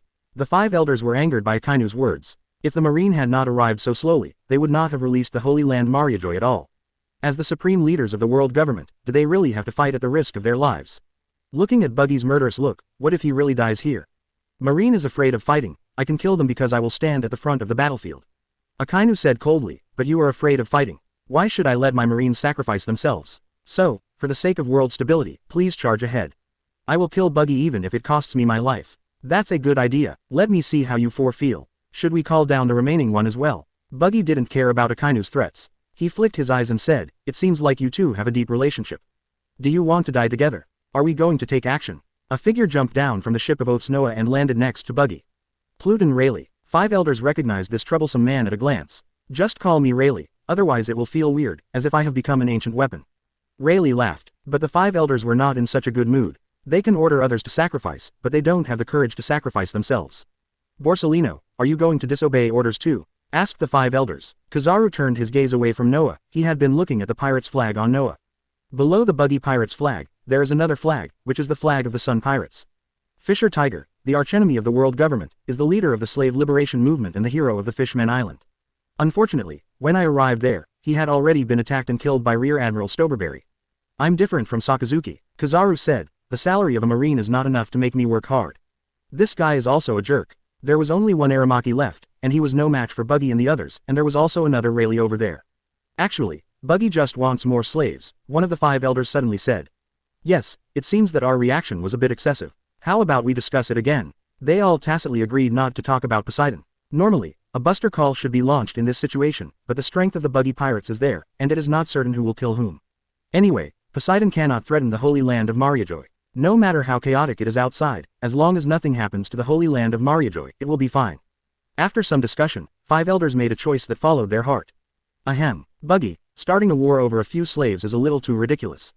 The short 5 elders took the first generation Kidetsu away. We can give you all the slaves from the Holy Land of Mariajoy, but we may not be able to fill up Noah.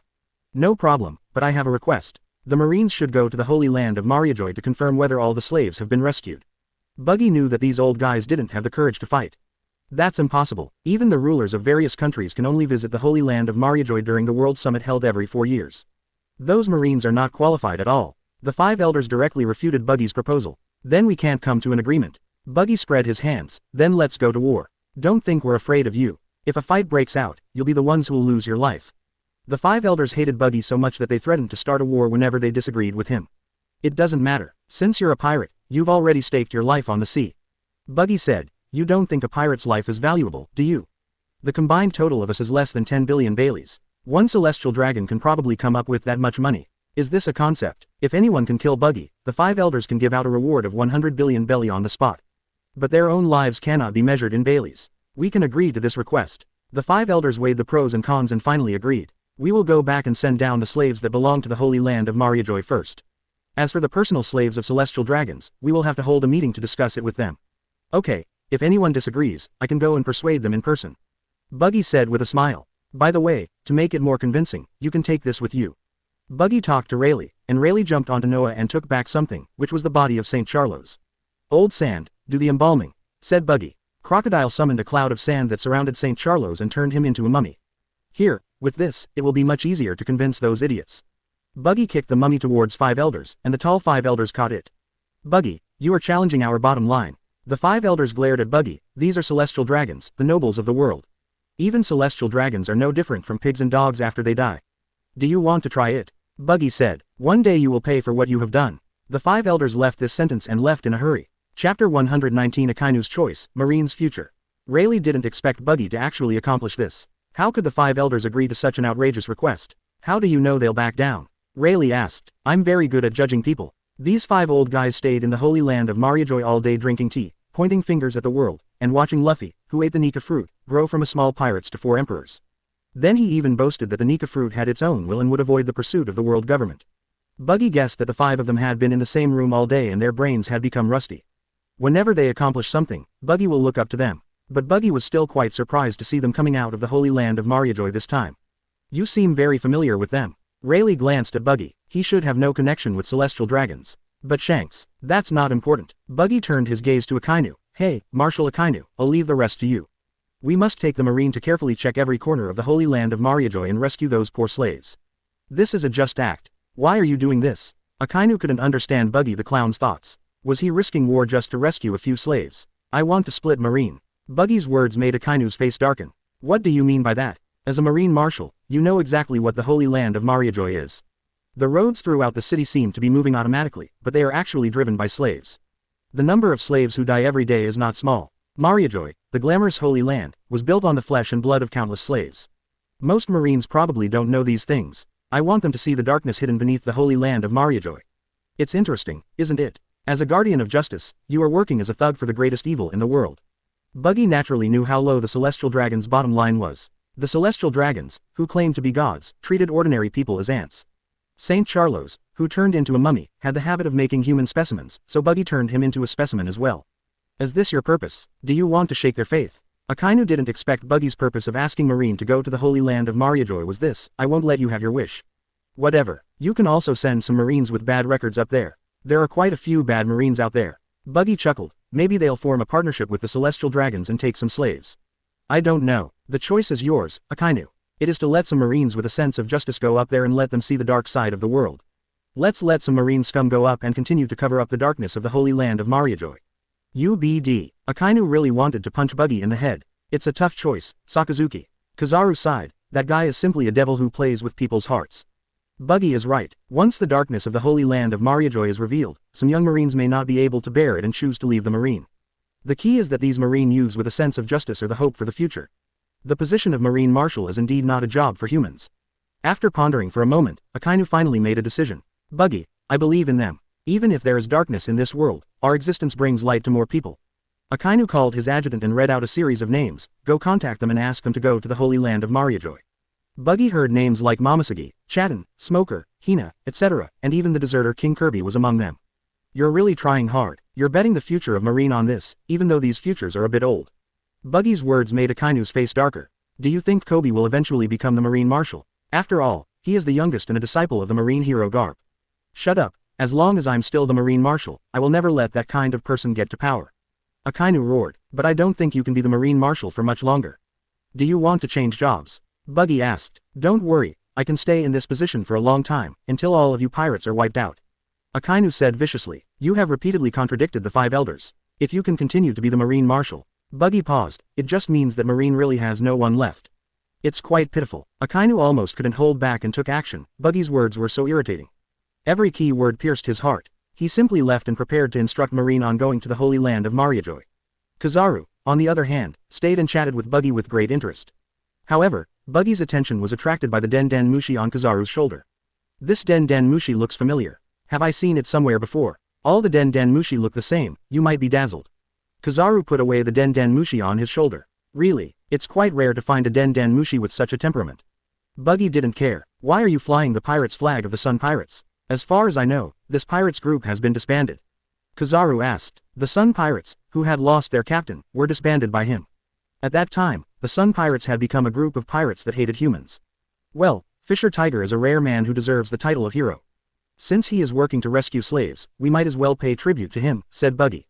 Hero, I once wanted to. Kizaru was about to sigh when Buggy interrupted him. You look so decadent that you don't look like a hero. Aokiji is more reliable than you.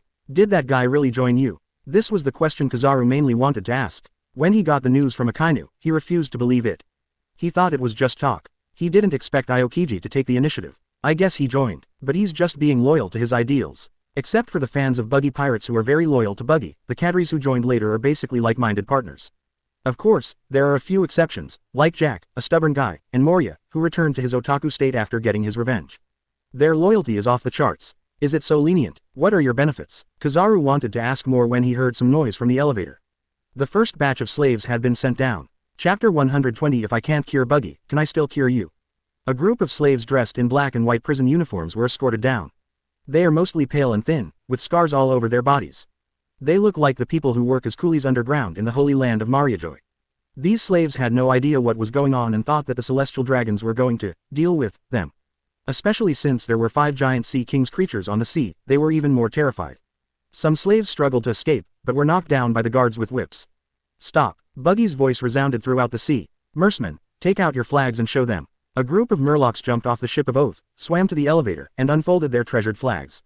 As this, the pirates' flag of the Sun Pirates. Some slaves recognized the flags. Yes, we are from the Sun Pirates. A fishman unbuttoned his clothes. The logo of the Sun Pirates was tattooed on his back. This was originally the mark of the Celestial Dragon's hoof. I was once a slave captured by the Celestial Dragons, just like you. The fishman said, Brother Fisher Tiger rescued us before, and now, we are here to rescue you. From now on, you are free. The slaves were stunned for a moment, then suddenly cheered. This is what heroes are for, Borsellino. Even though Fisher Tiger is dead, his deeds still live on among the slaves, Buggy said. Just taking out the Sun Pirates flag would save a lot of time in explaining. Do you want to be a hero too? Kizaru asked. The heroes' endings are not very good, just like Fisher Tiger and Zephyr. You should feel it more deeply. Buggy said meaningfully. So, I don't want to be a hero. After all, I don't have the ability to master the iron body to perfection. Kizaru doesn't understand what being a hero has to do with Marine 6 Style's iron body. Just as he was about to ask, something unexpected happened in the elevator. The cheering slaves caused displeasure among the guards. Stop making so much noise, you lowly slaves. A guard raised his whip impatiently, but the next moment a bolt of lightning and a ray of light struck him together. Buggy looked at Kizaru in surprise. I'm just afraid of causing unnecessary disputes. Kizaru looked innocent. Borsellino, don't do anything unnecessary. Akainu's voice came from a distance. Although he left, he was still paying attention to what was happening here. You and Aramaki will go to the holy land of Mariajoy with some marines. Although Kizaru didn't want to set foot in that dirty place, he gave in after seeing Akainu, who was obviously in a bad mood. 2 marine admirals and a group of marine officers boarded the elevator to the holy land of Mariajoy. It seems that Sakazuki has great confidence in his subordinates. Your plan to split the marines may fail. Rayleigh smiled and said, but it's a good thing that we can rescue so many slaves.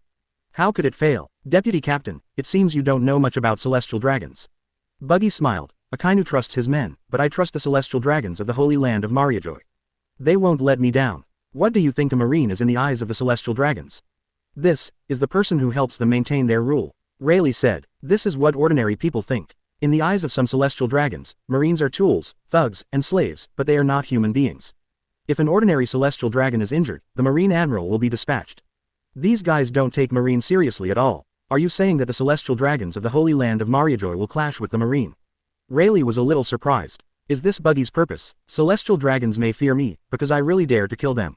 But they will not fear marines, because in their eyes, marines are just some slaves. The celestial dragons can't do anything to me, but they are very brave to deal with the marines who they regard as slaves. It sounds ridiculous, but this is the reality. Buggy's guess was correct. The marines who entered the holy land of Mariajoy soon encountered obstacles. Outside the magnificent Pangu city are various villa areas, which are also the residences of celestial dragons. As agreed, the marines wanted to check the villa, but were stopped by the guards of the holy land Mariajoy. It is forbidden to enter here. We have brought the slaves out. You just need to take them away. Smoker looked at the 3 skinny slaves in the yard and frowned. This is different from the agreement. He didn't believe that a celestial dragons had only 3 slaves. Buggy the clown doesn't know what's going on here. The guard said angrily, take these slaves and get out of here quickly. Don't pollute the air here. My master will be unhappy. It's really infuriating. Smoker lit a cigar, looked around, and found that all the marines were treated the same way. They couldn't get into the celestial dragons' villa at all, and the celestial dragons only handed over a few slaves. The worst thing was that one of the celestial dragons only handed over 1 slave, who was seriously injured and dying. I'll go over there and take a look. Tashigi told Smoker and tried to go forward to save the man, but was stopped by the guard with a knife. Marine, stay out of other people's business. Did you do this on purpose? After getting closer, Tashigi found that the wounds on the slave's body were all new, obviously just caused. You are also human beings, why do you do such a thing? We are different from you. We are God's servants, said the guard proudly. A puff of white smoke sent him flying. Smoker came over and asked, you're still having a sense of honor when you're a dog? Tashigi hurried forward to bandage the slave's wound, but the noise here had alarmed many people. The guards of the holy land of Mariajoy continued to gather here, drawing their weapons and pointing them at Smoker.